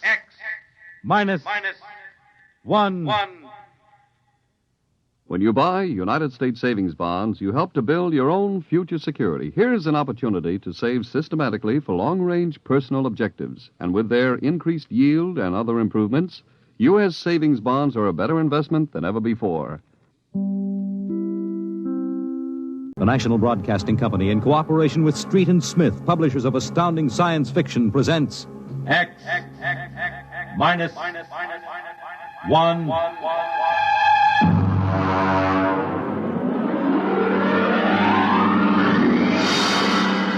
The Martian Death March.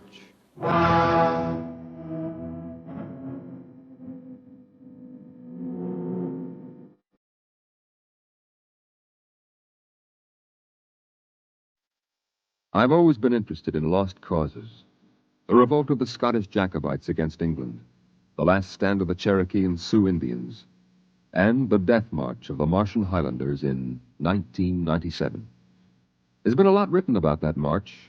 The UN Commission report covers 4 volumes, but the whole story isn't down on paper yet. I know it because I was on that march from the beginning to the end.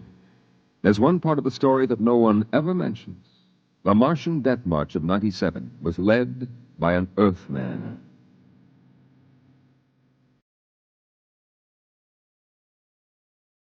Maybe you've been over the route of the march. There wasn't any highway there 30 years ago in 97. There was desert, hot, burning desert.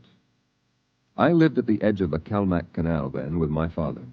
He was a prospector searching the surrounding desert with sonar probe and Geiger counter, scratching just enough ore from under the Martian sands to pay for our grub stake the next year. I remember he was in the Adamson digger in the North Quadrant when I came running out that day. Dad! There's somebody coming, Dad, across the desert. You sure? I saw them. They're a couple of miles out. Well, how many cars? They're on foot. On foot across the desert? Honest, Dad. I saw them. Are you sure it wasn't a light reflection off the canal? No. It was dark against the sand. I don't like that. You run back and get the rifles out. I've got to pull the digger into the shed. Is there going to be fighting, Dad? I don't know. I got a whole year's ore piled out back in the bins, and I ain't going to lose it to no claim jumpers. You go back to the shack and break out those rifles and see they're loaded, you hear? And jump!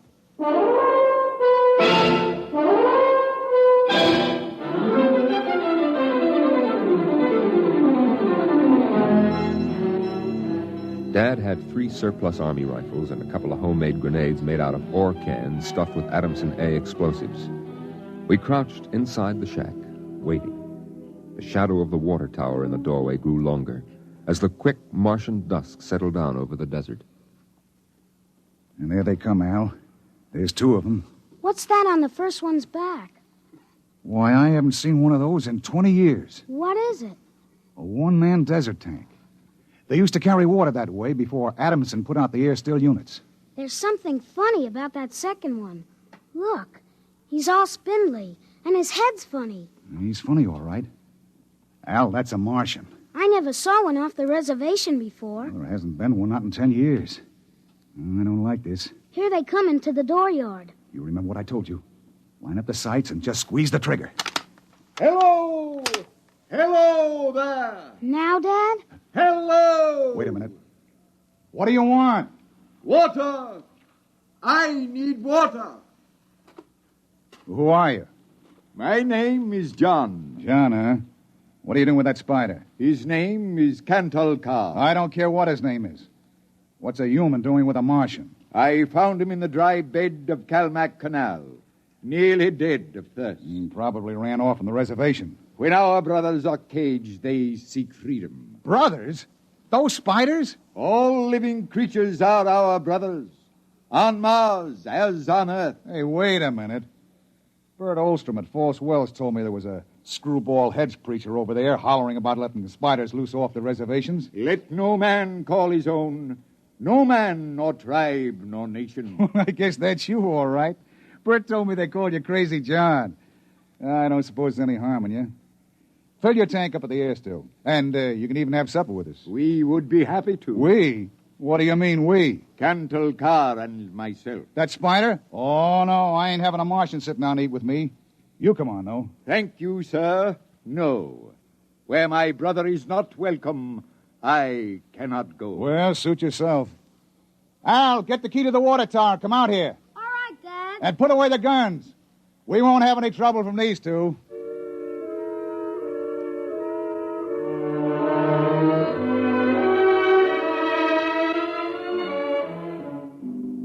The old man filled his tank at the air-still tower, and the Martian went through the ash pile for half-burned fuel brick. When we went to the house for supper, I could see them silhouetted against the fire. The old man with his wild hair and beard, and the thin, spidery arms and legs of the Martian. Dad? What? Are all the Martians on the reservation? Yeah. All but a couple of wild ones in the mountains up north.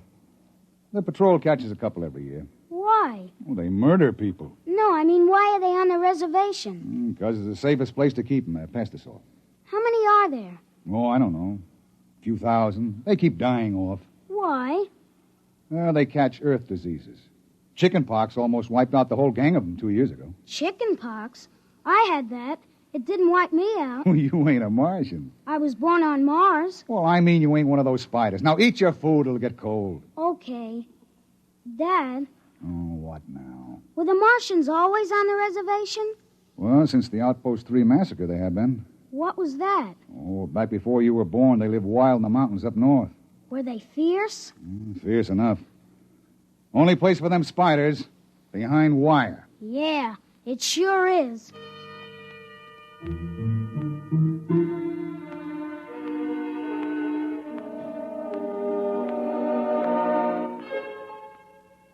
Out in the dooryard, the campfire flickered at the base of the water tower. The first of the Martian moons had set. The other wouldn't rise for several hours. I could hear the sandpeepers out in the desert as I stood there. The old man and the Martian were sitting on the ground, huddled close to the fire. It gets cold fast on the desert when the sun goes down. Is that you, boy? You can come up to the fire if you like. My dad wouldn't like it. All right. But I'm not afraid of no spider. No, there is nothing to be afraid of. How come his arms are all skinny? Ask him. Does he talk? Yes, his name is Kantalkar. It is, huh? Hello. Hello, boy. He talks funny. It is not my language. Why isn't he on the reservation? You can get in trouble helping spiders to escape. No man has the right to imprison the innocent. They that are enslaved will be freed.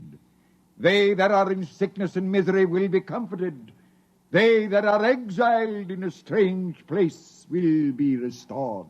My dad says the spiders are treacherous, cowardly, murdering savages. That's what he says. Boy, there was a time on this world when there were no Earthmen, when the ships and the machinery of Earth were unknown. Then the people of the highlands lived in peace. But today they are a handful, starving, dying behind the wire. But the reservation isn't so bad. Our home is in the mountains of the north, not the desert. I heard a voice which cried out to me in the desert, "Go to your brothers." Do they really call you crazy, John? I have been called many things. You really think we ought to let those old spiders off the reservation? Boy, we die here in the desert. We die in the sun and of the sicknesses you have brought from Earth. That's 'cause Martians are just weak. I'll bet I could knock you down myself. You could. We are a different people. We have not the strength of muscle of Earthmen. But we will not stay here to die. You won't get off the reservation. The patrol takes care of all that. They won't let any stinking old spiders out. Even in the minds of children is planted the poison of evil. How long?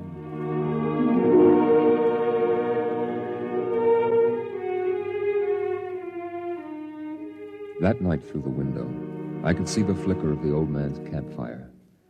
He was walking up and down now, shouting, singing hymns, verse after verse, his white beard catching the light as he passed behind the fire. The Martian sat slumped over, his thin, spindly arms folded across the huge barrel chest that had developed over the centuries as the air of Mars thinned and escaped into space. In the morning, I looked out, and they were gone.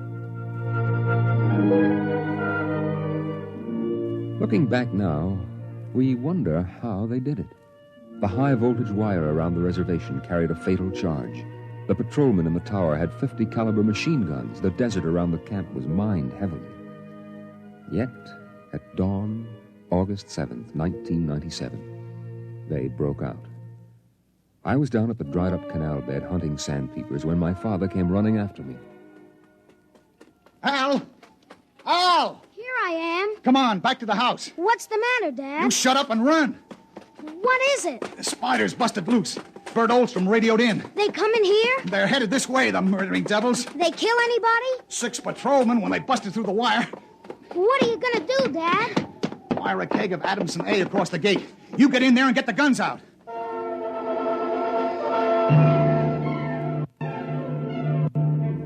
I got the rifles and shoved a full clip in each one. Then I slipped a primer fuse on the homemade grenades and lugged them out to the porch.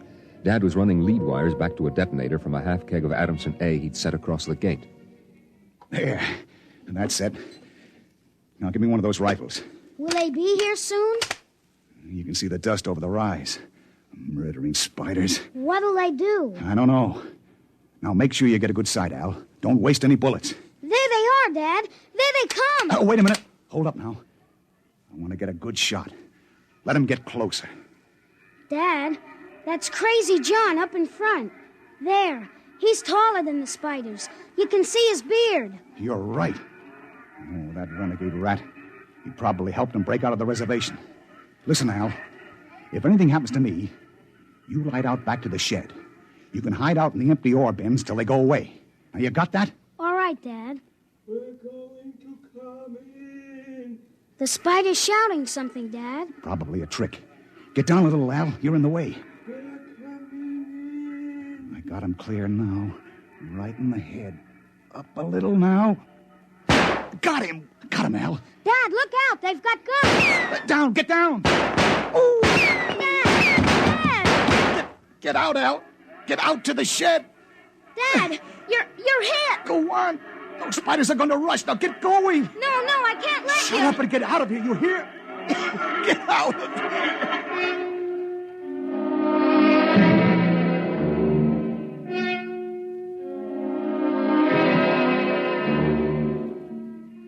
I ran back through the house to the shed. Behind me, I could hear the Martians sweeping up to the dooryard. Then suddenly the ground shook. and I could feel the dull concussion waves hit my ears as the Adamson A exploded. I could hear the high, whispered screams of the Martians and the rattle of fragments on the metal roof of the shed. I dived into the empty ore bin and slammed the hatch almost shut.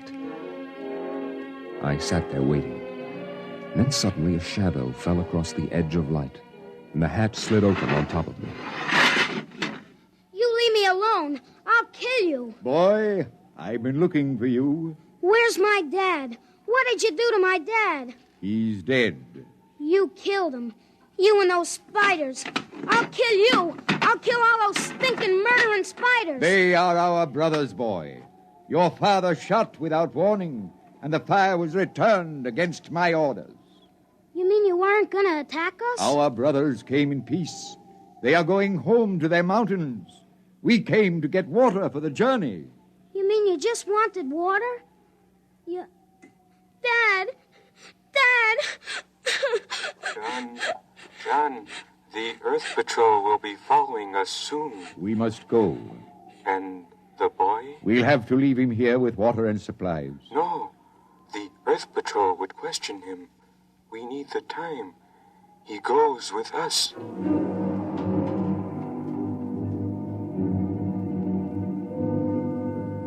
They tore the Adamson air still from the tower and mounted it on poles. They piled our supplies in the yard and loaded them on their backs. And then they started. I marched with the old man at the head, and the column stretched out behind us on the desert. I turned to look back at our house, but the sun was behind it, blinding red. The old man pulled me around as he marched, his eyes fixed on the horizon, where far to the north rose the cool mountains that were the ancient home of the Highlanders. 14 of the Martians died the first day. They dropped to the side of the column when they could go no farther, and died. But the march went on. On the 5th day, we swung wide to avoid a mining settlement, but not wide enough. The miners were in ambush behind a pile of rocks.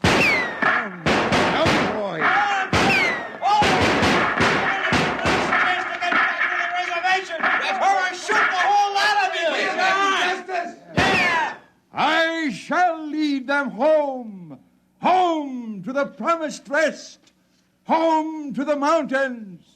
March forward! March forward!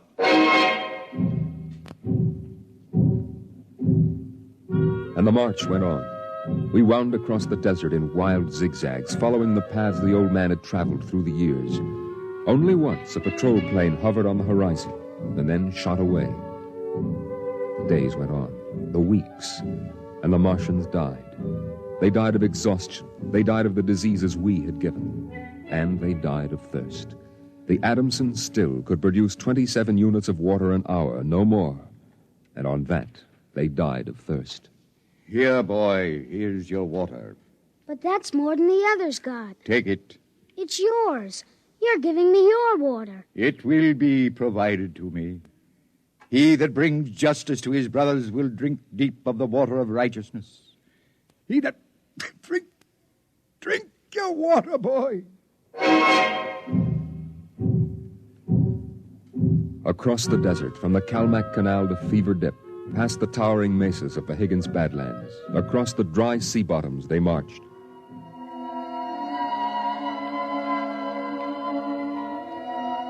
On the 54th day of the march, we halted at evening. The air was thinner, colder now. The rations had long since been exhausted. I lay down to sleep wrapped in the old man's coat. Early in the morning, before sunrise, I woke suddenly. The ground mist that had covered the desert the night before was lifting slowly, and I saw the old man standing by the burned-out fire, the vapor swirling around his legs in the cold light of the false dawn, edging his wild beard. Go back to sleep, boy. I can't. The end is near. I have led them through the wilderness, dry shod across the seas, and before us lie the mountains. You mean we're almost there? When the mist is taken from the eyes of man, the place of refuge can be seen. You mean the mountains? It's over. We're there. I have led them to their home, and I must go back to the desert. You mean alone? Now, even now, I hear a voice in the wind. Carry the message to the men of Earth. Bring to this new world the message of the old. All beings created in the universe are my brothers, and he that harms my brother harms me. Goodbye. Goodbye, boy. You'll be safe now. Goodbye, John. Goodbye.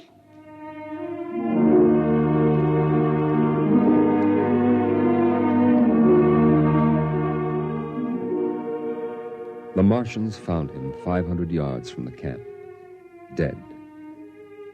Now the mist rose, and before us towered the highlands, the tall green mountains and the cool sky. The march was over. Of the 7,000 Martians who started, 900 were alive. They gathered now on the rise of ground and faced the hills. Their thin bodies wavered as they stood, and some dropped to the ground as they stood there. But there was a light of hope in their large, staring eyes. Most of them had died, but they had died on the way home, and now the march was over.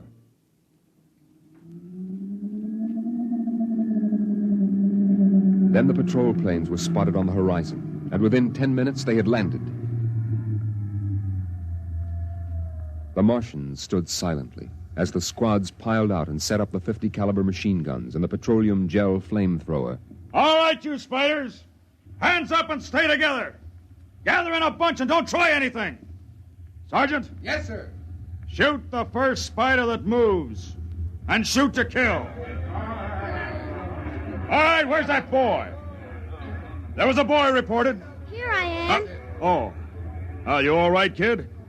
They hurt you? No, I'm all right. John gave me his water ration. Oh, the leader, huh? Well, I've got a warrant for him. Where is he? There. He's dead. Huh? Oh. Well, just as well. I'd hate to be him in front of a settler's jury. What are you going to do to them? The spiders? See those transport planes coming in? We're going to ship them all back to the reservation where they belong. You can't. You can't do that. What are you talking about, kid? You can't take them back. They're home. John said they were home. You can't take them back. It isn't fair. I won't let you. I won't let you. I won't let you. Hey, let go of me. Sergeant. Yes, sir. Peel this crazy kid off me. All right, now, kid, take it easy. I must be shot. Can't believe he's safe now. Yeah, I guess that's it. All right, you spiders, step it up. Move along to those transport planes. It's all over now. You're headed right back to the reservation.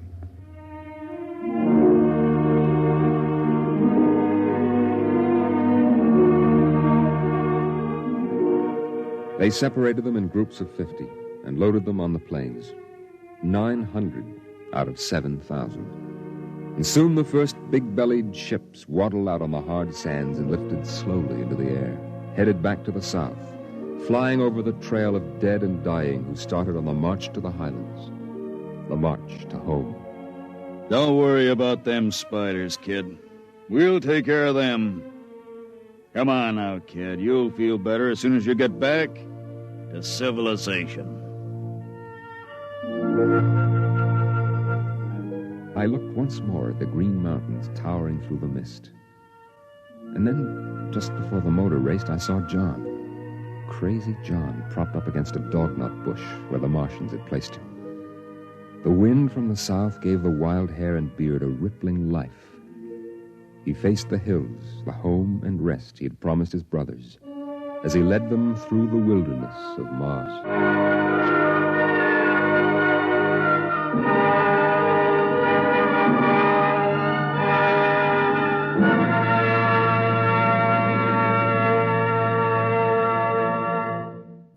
You have just heard X-1, presented by the National Broadcasting Company in cooperation with Street and Smith, publishers of astounding science fiction. Your announcer, Fred Collins.